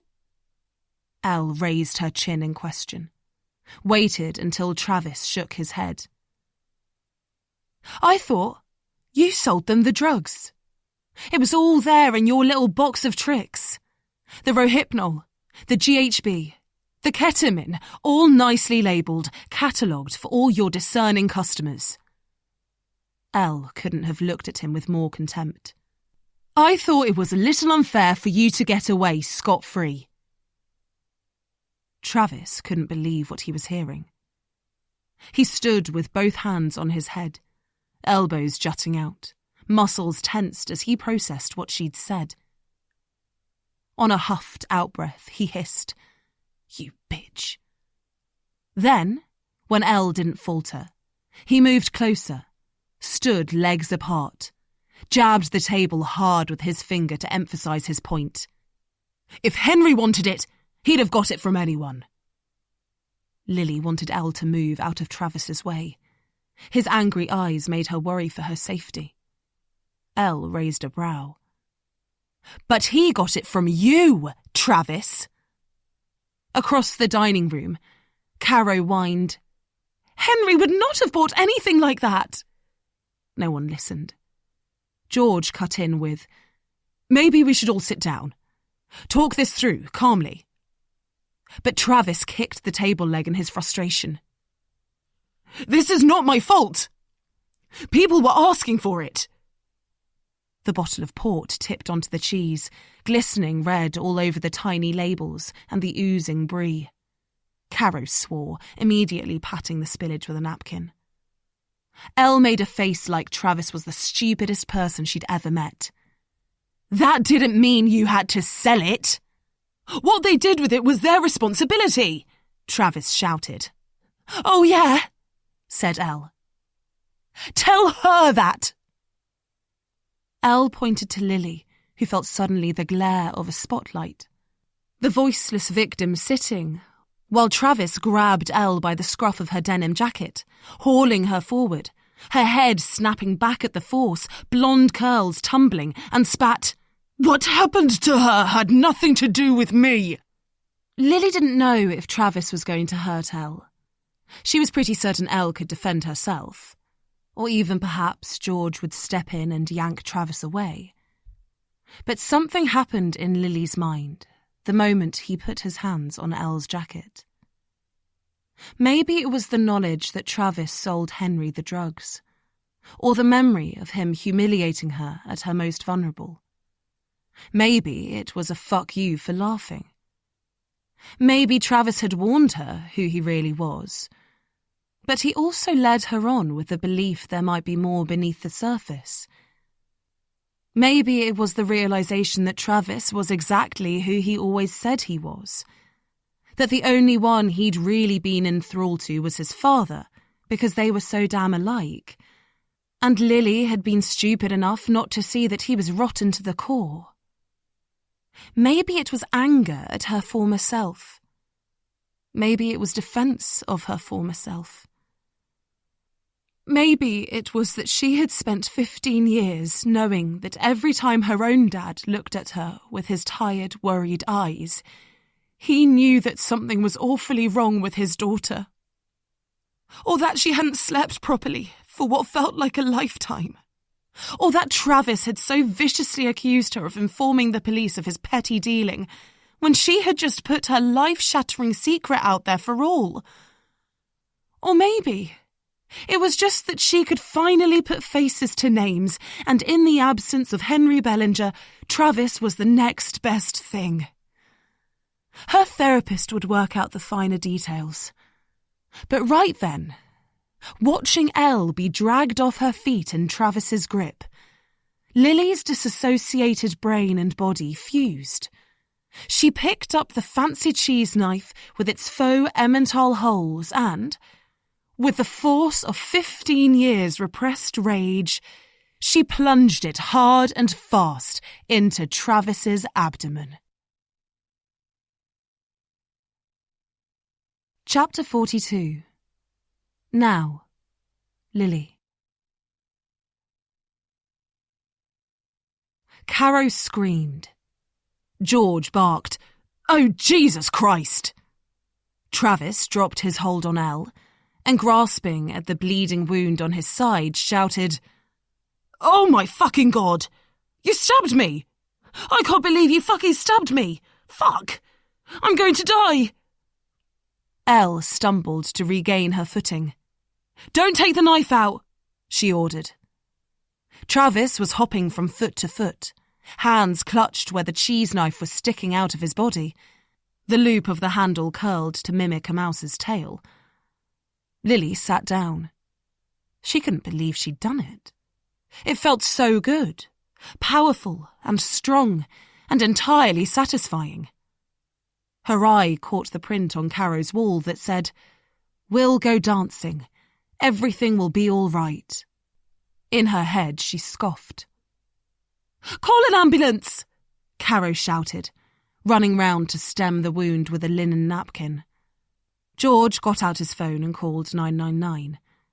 Travis staggered back, supported himself on the chair, clutching his bleeding stomach while his disbelieving eyes stared at Lily. "Why would you do that?" His skin was white and clammy.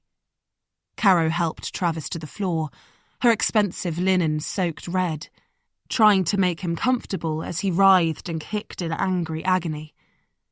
George said, "Ambulance is on its way. What can I do?" Ignoring everything going on with Travis, Elle turned to Lily. She held her by the shoulders and said, "Lily, I'm so sorry for everything that happened." Lily looked into her beautiful blue eyes and said, "That's okay." Elle said, "It's not okay. I wanted to talk to you about it at the time, but I had to go home, and then Henry was dead, and you had your head in your books. It was weak of me not to push you, to try to help, and that's something I am not proud of. I'm sorry." "What the fuck are you talking about?"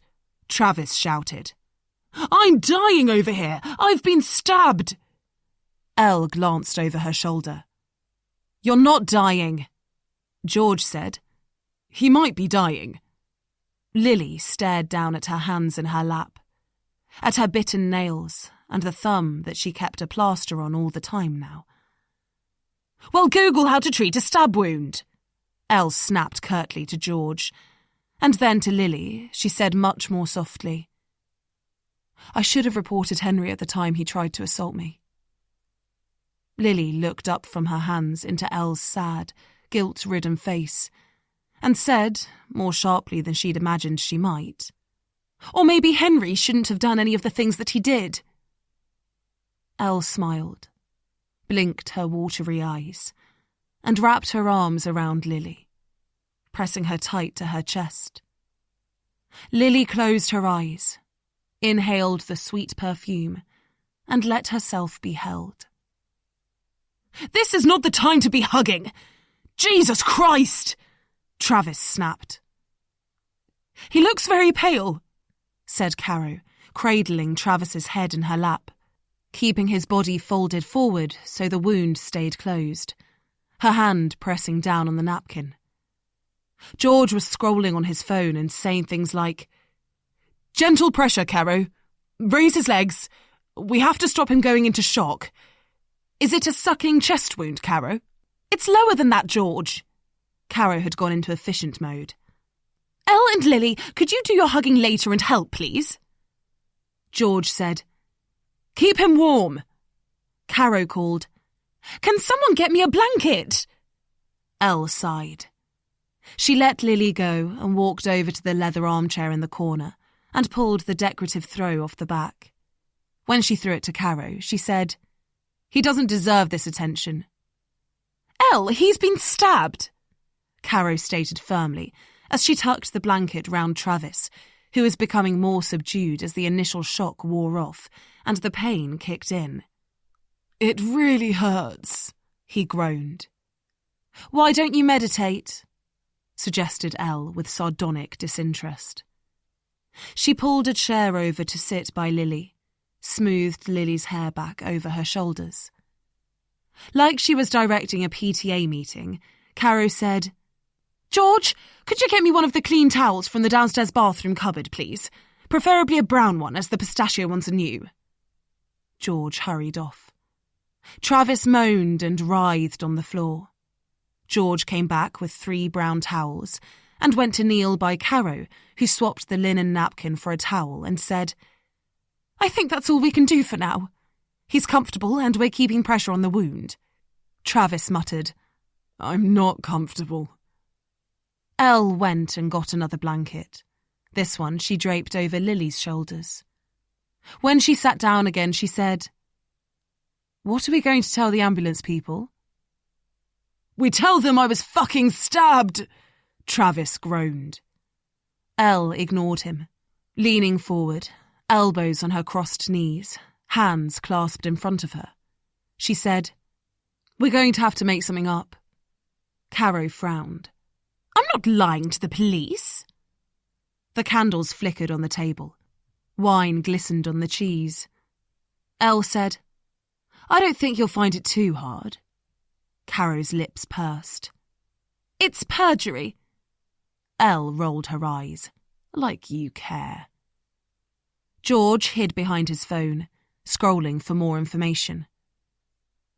"Check his pulse." "Elle, I really don't think lying—" "You don't need to think, George. I'm doing the thinking." Elle sat back, arm draped along the back of Lily's chair. George lowered his head back to his phone and nodded. Travis tried to sit up, wincing in pain, pupils dilated. "You're not making something up. I want fucking justice." Caro soothed him back down again. Lily couldn't face any more animosity and confrontation. She wanted it over. She said, "You can tell them I did it. I don't mind." Caro adjusted her position so she was sitting more demurely. "I think that's the best plan." "It damn well isn't." Elle stood up so fast her chair toppled. Her hand shot out to catch it, barely looking at what she was doing, as she said firmly, "Lily's been through enough." Lily could see a furious tremor in Elle's hands as she righted the chair, then fumbled in her bag for a cigarette. "You can't smoke in here," Caro ordered. Elle lit up regardless. She went to stand at the end of the table, pacing back and forth, smoke billowing in clouds, clicking her fingers as she thought. Then she stopped, leant against the table and said, "Okay, Travis, these are your options. First is we say it was self-defense. I'll say I did it because you had me in a threatening hold. This is not an ideal solution for a variety of reasons, and I don't really want to take the blame for something I didn't do." Travis narrowed his eyes, listening but pretending he wasn't. Elle went on. The second is, Lily says she did it. She held her hands out. The truth. She flicked her ash into an empty wine glass. Caro visibly flinched. But let me warn you. I will make sure Lily's defence team know about everything you've ever done. Everything that ever happened in this group will come out. You hear me? All of you? Travis, your dad will find out about a lot more than a little Harry Potter box of drugs on your shelf. He'll know it all, every consequence, every detail. Understand? Travis glared at her as best he could with the pain pulsating through his body. Caro's face had gone pale as she clutched tightly at the towel. Trying to maintain his composure, George mumbled, "And what's the other option?" Elle dropped her cigarette into the glass. "We say it was an accident." "How the fuck do you get stabbed by accident?" Travis grunted. They could hear a siren in the distance. "I don't know," said Elle. "But the ambulance will be here soon, so we're going to have to come up with something." Everyone was more invested now in finding a way out without criminal blame. From the floor, Caro said, "I read a thing the other day about middle-class injuries. Avocado hand and pizza oven forehead. Maybe this is cheese plate tripping or something like that?"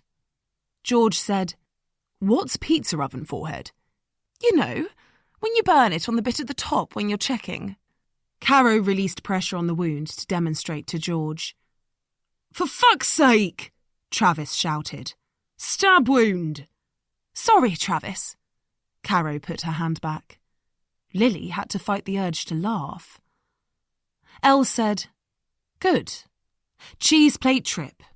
George, stand up and come over here." George was on his feet in an instant, stumbling over himself to do what he was told. Elle picked up a spoon that was on the table for coffee later.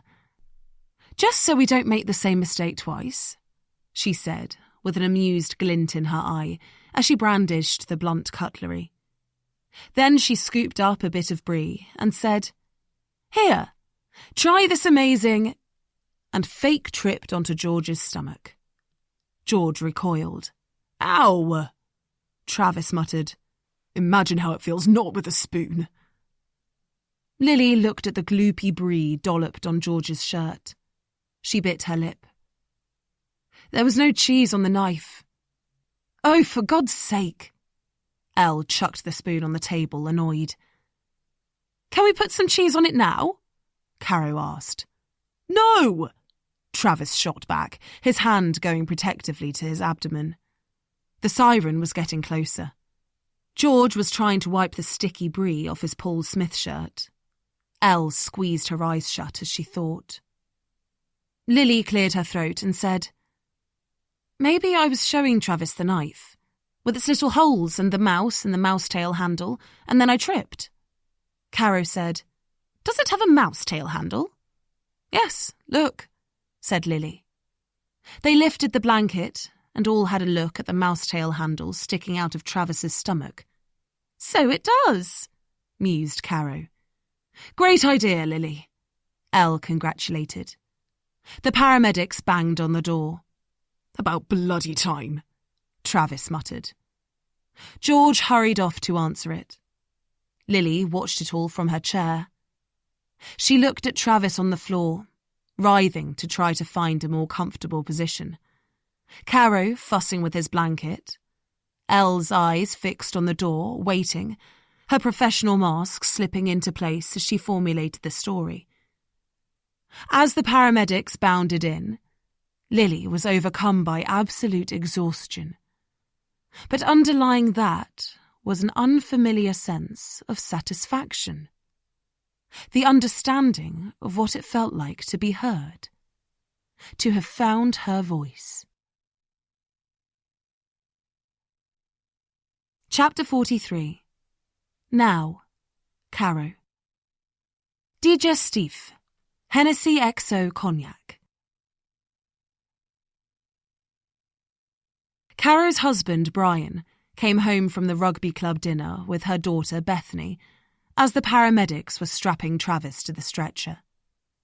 Travis was sobbing into his mobile phone to his father. "I might be dying. I'm so sorry. Will you come to the hospital?" They didn't catch the answer because Travis was carried out to the ambulance. George walked back from the front door. "What do you think? Do you reckon his dad will turn up?" But Caro wasn't listening. She was too distracted watching Elle greet Brian and Bethany. "Brian Carmichael! Oh my goodness, it's been so long. I can't believe it." Elle threw her arms around Brian as enthusiastically as if he were a long-lost husband. "So great to see you! And who is this ravishing beauty?" Elle turned her attention to Bethany. "Wow, you're stunning. And you look so alike." Her smile was so wide it split her face in two. Bethany blushed, delighted at the attention, as was Brian, his cheeks a rosy, bashful red. Caro felt her hackles rise. She was desperate to tear them apart, to send Bethany immediately to bed and frog-march Elle out of the house. But she could only watch, even found herself bristling with annoyance as Brian lit up under Elle's gaze. While Caro didn't want him, she certainly didn't want him thinking he was worthy of such fawning attention from the likes of Elle. To make it worse, Elle had wrapped the usually disparaging, somewhat surly Bethany round her little finger, ushering her to the leather chairs like a new best friend to find out everything about her while they waited for the police, throwing Caro a little wink as she went. For something to do, Caro started to clear up. She cling-filmed the cheese and put it in the fridge, brought out the fancy chocolates she'd got from Waitrose. When the police arrived, Elle dealt with them with quiet authority. Used hushed, lawyerly tones and complicated legalese. Caro made coffee. All the while, she tried to find Brian's presence less of an irritant. Could his smile seem sweeter? His hair less dull, more neat? His cheeks less rosy, more ruddy? His money something to be saved for their old age together, rather than frittered away on expensive things just to irritate him? It was early morning when the police finally left. Birds had started to sing in the garden. Bethany had gone up to bed. They were all in the kitchen. Brian came back from showing the police out and said, "Well, goodness gracious, what a night. Anyone need a brandy?" But Lily already had her jacket on. "No, not for me. I'm going to go." With her most ravishing smile, Elle said, "I'd love one, Bri." Caro tensed. She didn't think she could bear any more. Elle smiled, her big, laughing eyes glancing briefly to Caro, as she added, "But I think I should make a move. We'll have to catch up soon." George said, "Me too, actually. Get back to the wife." Then he paused, looked nervously at Elle, and rephrased, "Need to get back to Audrey and the baby. Explain what's happened." They all walked through to the front door. Caro checked her reflection in the hallway mirror, pale and wan, hair flat, horrible dark circles under her eyes. "Well, it's been interesting," she said, standing in the open doorway, just wanting them gone now. George shook hands with Brian. "Indeed," he said. "Funny old evening." Then he paused and asked awkwardly, I take it we're not going to Henry's memorial thing, are we? I mean, if you still wanted to go, I could drive back after I've had a sleep and go with you, if you want. I suppose Lady Bellinger will be expecting us." Elle snorted with derision. Caro said calmly, "I'm not going to Henry's memorial, George. Not after this." She felt Brian put his hand supportively on her shoulder and tried not to shrug him off. "No," said George. No, right. You're right. 3 Ubers had been called and were now in a line at the curb waiting. George picked up the overnight bag he had never unpacked. Well, thanks for having us. He kissed Carol on the cheeks, shook Brian's hand. Lily did the same. Elle said, Brian, I'll give you a call, yes? Then leaning in on the pretext of giving Carol a kiss on the cheek, whispered, You be good now. And they all walked out into the dusky pre-dawn. Caro shut the door with a sigh of relief. Quick brandy, my love? Brian asked. Caro did her utmost not to flinch when he called her my love. Yes, why not? She said, testing out a smile. Brian seemed momentarily taken aback by her niceness. Maybe it didn't have to be so bad. She could but try. Chapter 44. Now, George. George and his wife sat side by side on the sofa, Raffi happily feeding for apparently the 10th time that night, guzzling away content in his tiny yellow toweling baby grow. George had come up with a whole host of lies to explain events of the evening away, cut out any mention of his own wrongdoing. But the minute he had walked in the door, seen Audrey familiar and sleep-deprived, Raffi in her arms, eyes wide with whatever emotion babies felt, he had burst into tears. George always tried his best not to weep in front of people, not to weep at all if possible. Ever since his father had whipped him on the back of the legs with his belt for breaking the glass in the Victorian greenhouse with a cricket ball, he'd had to snivel his tears away quick smart because his dad had threatened to tell everyone at prep school his son was a crybaby. So, go on. Tell me what happened, Audrey said, stroking the baby's downy head. I don't want to, admitted George, tears dripping down his cheeks. You're not going to like it. Audrey looked at him from under lids hooded with exhaustion. George, neither of us would say we were in the best place right now. If anything is going to change, you need to get it all out now. The revelation that she was no more satisfied with their marriage than him put George even further on the back foot. It hadn't occurred to him that Audrey might leave him, might not be blindly devoted. No lies, no messing. Just tell me, she said, losing her patience. So, like a snivelling child wanting absolution from its mother, George told her everything from beginning to end, including the silazine poisoning and his desperate nuzzling of Elle's breasts while being secretly videoed and lying to the police about who stabbed Travis. Audrey listened, occasionally looking away in displeasure. By the time George had finished, Raffi was fast asleep, making the noises a snoring mouse might. Audrey shut her eyes for a moment, took a deep breath to compose herself. Wow, she said. I hate myself, said George. She looked at him like that was not something she wanted to hear just then. George reached to touch her. She jerked away. Raffi woke up and began to wail. Audrey sighed. George had to get away from the look of pitiful repulsion on her face. I'll make us a cup of tea, he mumbled, and sloped out to the kitchen, hoping the time alone might give her the chance to think things through and abhor him a little less. But when he came back, Audrey had fallen asleep, leaving George stranded in a desperate purgatory, alone with his thoughts and terrified about what might happen in the morning.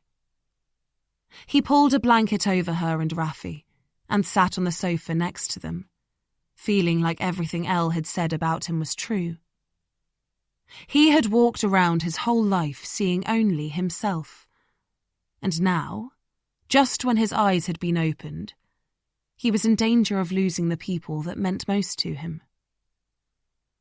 George forced himself to stay awake as long as he could, aware this may or may not be the last time he sat close to his wife, depending on what she planned to do with what he'd said. One thing he knew for certain was that the part of his life built on his emotionally suppressed, bulldozing self-assurance had come to an end. If he was lucky, Audrey would forgive him, and in time, he might not feel such a weak, pathetic fool. The alternative didn't bear thinking about. Right now, he simply wanted to sit in the dark with his wife and child and watch her, beautiful and unencumbered, as she slept.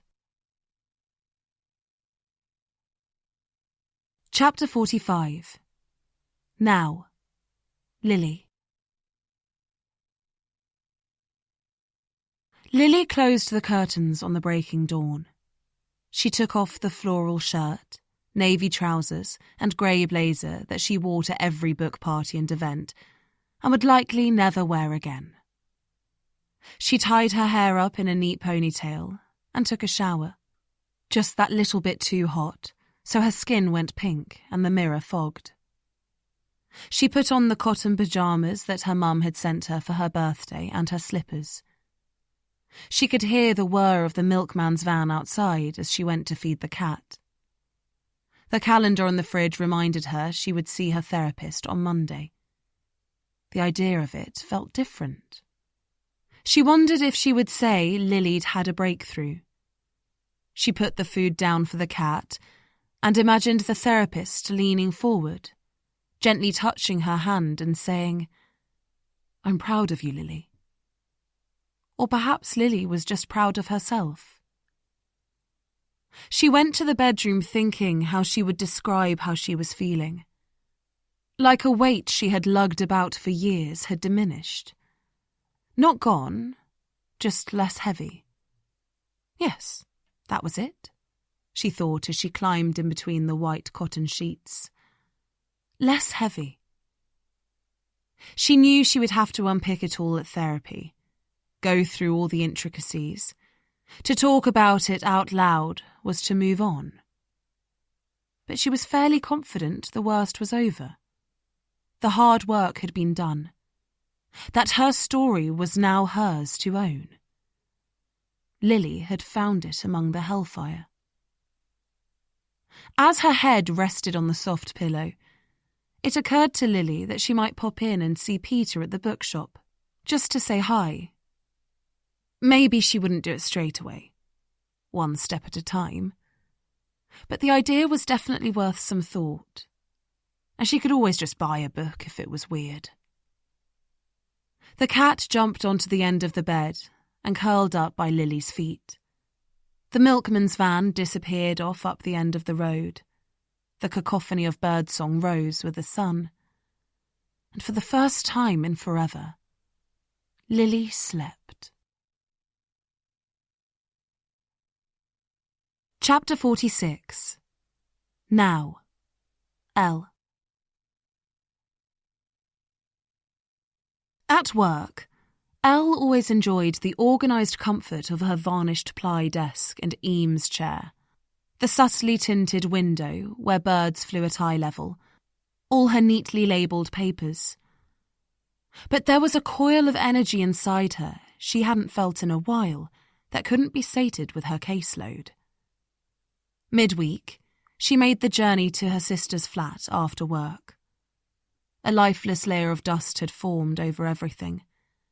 She went into the bedroom, sat on the bed, opened and shut the drawer of the bedside cabinet that housed things too personal and too innocuous to bear considering, a punched-out packet of paracetamol, a half-finished paperback. She smelt her sister's perfume, ran her hand over the clothes in the wardrobe, wrote her name in the dust. Her mum had taken the photograph albums, but in the living room, Elle found on the floor a couple of photos that had obviously slipped out of their plastic cover. Some innocuous shots of a Brighton beach visit, her sister at a work Christmas party in a paper crown. But the last one was of the two of them, Elle and Sarah. A first day back at school, when their mum had made them pose side by side in their green uniforms. Sarah with her white socks pulled up and hair scraped back. Elle with non-regulation black tights and badly bleached curls. Sarah grinning, Elle pouting. She could see the outline of her mum's then-boyfriend's arm in the picture. So, holding it carefully, she tore the strip off the side and let it fall to the floor. Then she lifted the photograph to her lips and gave her sister a soft, last kiss before slipping it into her bag. On the train home, she rang a house clearance and cleaning company to take care of the rest. There were birthday drinks after work on Friday for one of the partners, Fiona McNeil, a fearsome divorce lawyer with an obsession for karaoke. She popped her head into Elle's office on her way out. "You come in. It's a tiki-inspired private booth with themed lighting and a cocktail button," Fiona said, like that might be enough to tempt Elle from her office. Elle watched the work crowd go with a flicker of unexpected envy. It occurred to her that she'd actually had fun at Carrie's dinner at the weekend. Despite poor Lily and everything else that happened, she had enjoyed being out, being that version of her former self. More and more, she had kept people at arm's length. The decision to stay detached had become a habit. She caught sight of her reflection in the office glass. Hair swept back, thick tortoiseshell glasses, crisp white shirt. All work and no play had made Elle a dull girl. She got a taxi to the tiki karaoke. On the way there, a notification popped up on her phone from her fake Instagram account, the innocuous belinda.bakes.cakes, to say that George's wife, Audrey, had accepted her follow request. Elle felt a rush of guilty excitement. Ahead were potentially hours of judgmental fun down a forensic rabbit hole of George and Audrey's life. She itched to open her Instagram app. But then she thought of his pathetic face as he quivered with fear after Elle had taken a video of him nuzzling her skin. Leave him to his little life, she thought. And at the same time chastised herself for her shameful, cliched habit of lurking on Instagram, believing the airbrushed lives of others compared to her own. She should know better. She deleted the app. The cab pulled up at the Soho karaoke bar. "Oh my God, it's Elle!"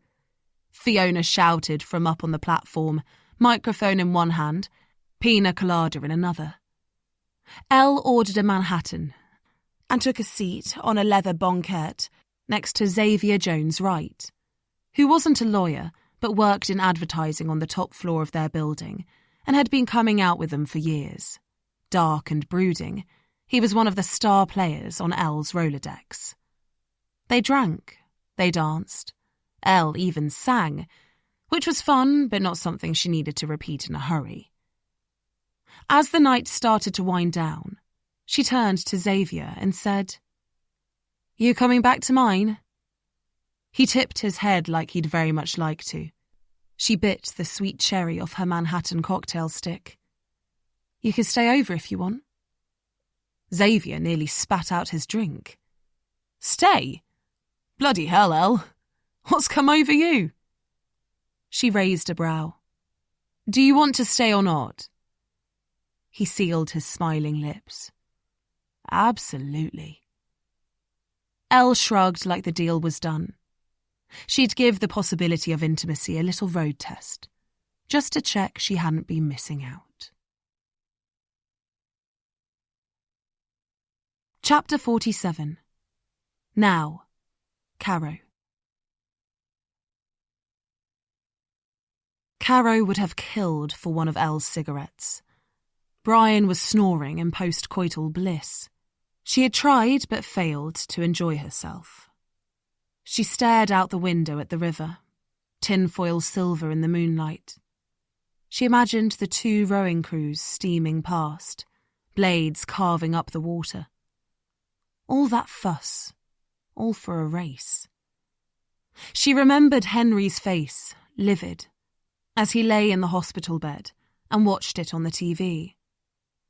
She thought of Lily standing up at the dinner table in her neat blouse, bravely announcing what had happened to her. The water glistened. Sleeping swans drifted past. A fox jogged along the towpath. Standing at the bedroom window, Caro's eyes lost focus. She saw only her own ghostly face in the glass. She remembered the taxi journey to George Kingsley's boat race celebratory party. To her relief, Henry had finally managed to flag down a cab, but she'd had to walk far further than expected in her new shoes, which were already rubbing the back of her heel raw. The waistband on her dress was digging in, and her hair was frizzing the more flustered she got. All in all, she did not feel every inch the glamour-puss she had been aiming for, and Elle, in her grunge chic, sparking Henry's obvious appreciation, had not helped Caro's ego. When Henry got in the taxi without even checking on Caro, or opening the door for her, it felt like it didn't matter to him if she was there at all. Henry sat back against the leather seat. The car smelt sickly, of air freshener. Caro had to ask to open the window. Henry said, "So what's going on with Travis and what's her name?" "Lily, Henry. You lived with her, remember?" "Yeah, I know, but it doesn't mean I have to remember her name. I don't think I've ever heard her speak. What does Travis see in her?" Caro was enjoying the cool breeze on her flushed cheeks. "She's a virgin," she said dismissively. "That's what he sees in her." Henry almost choked. "You're kidding." He turned to Caro, wide-eyed and enrapt. "How do you know?" Caro didn't know for certain, but she was pretty damn sure. And she enjoyed finally having Henry's avid attention. "Women know these things, Henry." Henry slung his arm around Caro's shoulders, drawing her in tight against his side. "Well, well, well. Isn't Travis the sly dog?" Caro had taken the pregnancy test the day before. Had been mulling over when the right time to tell Henry was. Preferably when she was past 24 weeks, and he couldn't tell her to get rid of it. Caro had always wanted a baby. Something to love, and that would love her back in equal measure, with no strings or judgment. She hadn't paid much attention to what Henry had bought from Travis, for the very reason that she wouldn't be partaking. When she got to the party, any shot of tequila or similar she chucked onto the already sodden floor. But actually, it was the smell of the alcohol that got to her, made her spend nearly the entire party throwing up in the toilets. That was when she saw him. She'd heard something going on in one of the stalls, but she'd been preoccupied with her head down the disgusting toilet bowl. It was his shoes she recognised, from where she was sitting, getting her breath back on the cubicle floor. She stood up, pressed her nose to the crack in the door. Henry was in front of the mirror, checking his hair, looking awfully pleased with himself. She knew that look. She'd seen it when he'd successfully bullied a waiter, or cut someone down to size who was in his way. He gave his reflection a gun salute and bounded out of the bathroom, checking his fly was done up as he left. Caro didn't want to know what he'd been doing. The thing about going out with Henry was you turned a blind eye to a lot of things. She wiped her face on some loo roll, unlocked the door, and planned to slip unnoticed out of the bathroom. But she couldn't help herself. She had to look, to see what bimbo was currently flumping her hair and straightening her dress. It helped to always be aware of the competition. But there was no bimbo. Just a leg sticking out of a half-open door and a lost shoe. Caro dared to reach out and push the cubicle door open a fraction more. She gasped out loud when she saw her. Black dress hoiked up, slumped, out cold. Lily. Caro ran back to her own toilet cubicle, retched and retched. It added up in an instant. She knew about the list. She'd seen his spreadsheet when she'd gone through his phone. Yet one more thing she had turned a blind eye to. But there was a difference between some harmless seduction and a fairly humiliating threesome, to drugging and raping someone he'd just found out was a virgin, who Caro had told him was a virgin. As soon as she knew there was nothing left in her body to throw up, Caro fled as quick as she could from the bathroom back out into the club. Anything to get away from the sight of Lily like a rag doll, broken and bent out of shape. She saw Henry over by the bar, arms thrown over the rowers' shoulders, holding court as they listened enthralled. She kept thinking of everything she'd put herself through in order to keep him happy. What a waste that had been. There was no way on earth she was having a rapist as the father of her child. Her tiny, precious baby. She could see the scenario play out in all its stifling glory. She would have to stay with Henry, have his hands, that now repulsed her, all over her body, cradling the baby, off doing God knows what with God knows who. Otherwise, he and his vile mother would crush Caro for custody, would snatch her cherished child and make it their own, cut her out of the picture with malicious disregard. What were Caro's other choices? Persuade Lily to testify against Henry? Really? Lily, who wouldn't say boo to a goose. The Bellingers and their expensive lawyers would annihilate them both. No one got done for rape anyway. Caro stalked the party in a fury. Why couldn't he have just been decent? Just 10% more decent, and that wouldn't have happened. He'd ruined everything. She couldn't let that version of the future play out. Chapter 48. Then. Trinity term, 3rd year.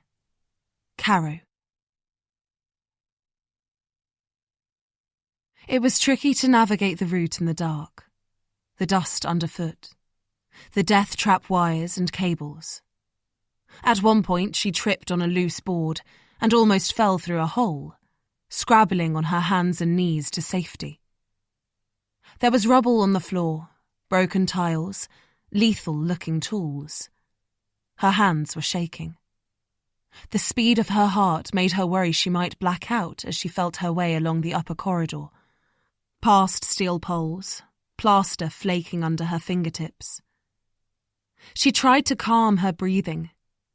She was scared and strangely excited. There was no reality to it. Everything heightened. The sounds, the dirt, the dust. She saw faces in the shadows. Then nothing. Just her imagination. She kept going in the darkness. Had to be careful as she climbed out the back window onto the scaffolding. She could see the whole city glimmering in the night. Her fingers gripped the cold metal as she forced herself not to look down. What was it Henry said about winning races? Don't think, just do it. From the scaffolding, she had to reach to grab onto the castellated roof edge and haul herself onto the parapet, scraping white lines onto her legs. She thought about the little baby inside her. Could fear hurt it? Less, she told herself, than Henry Bellinger as a father might.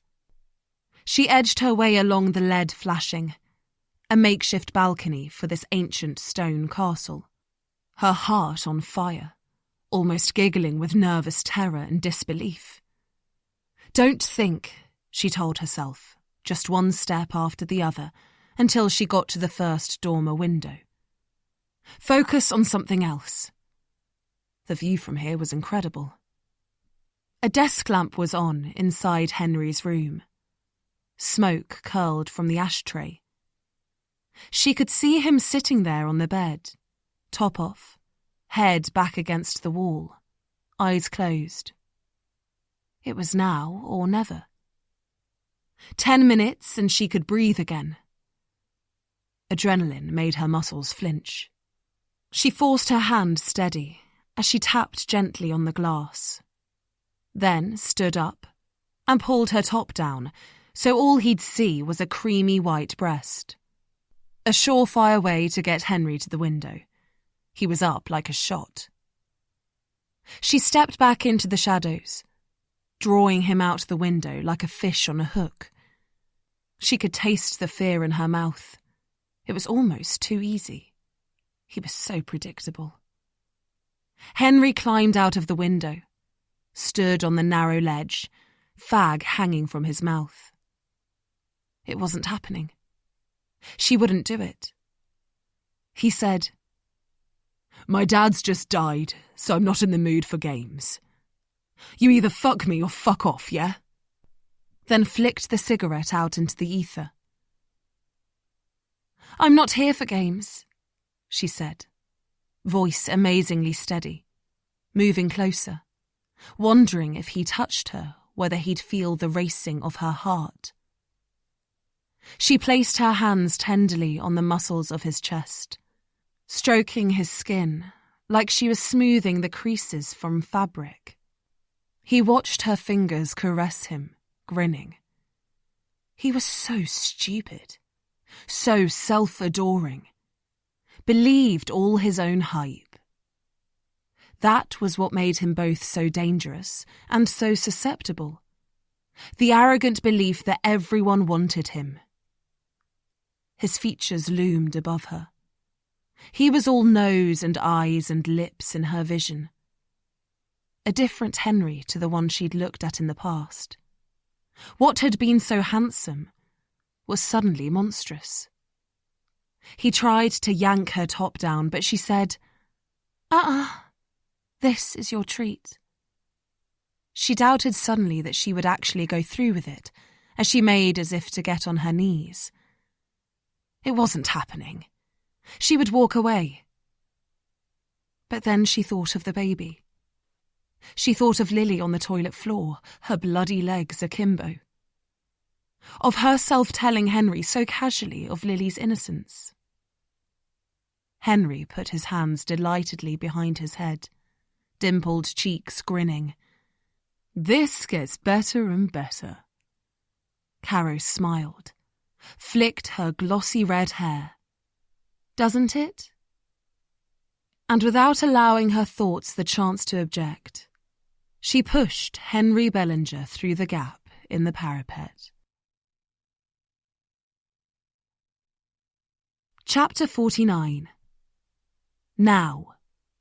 Caro. How easy it had been. One shove, firm and sharp, like a good push of a child on a swing. Sometimes it scared her how easy it was. As innocuous as putting a chicken in the oven. When she and Brian walked over Barnes Railway Bridge, sometimes Caro's fingers tingled with possibility. She had often thought that it would be nice to share her secret with someone, release it like a belly held in all day. She'd fantasized about telling Elle, shocking her with her bravery. It would gazump Elle's casual admittance that she'd masterminded a poisoning, while at the same time revealing them to be more alike than Elle ever imagined. Caro would revel in Elle's admiration. She imagined her being so impressed that it would be the start of an unlikely friendship. Caro welcomed into Elle's inner circle, finally accepted. Caro hadn't expected the sister revelation, though.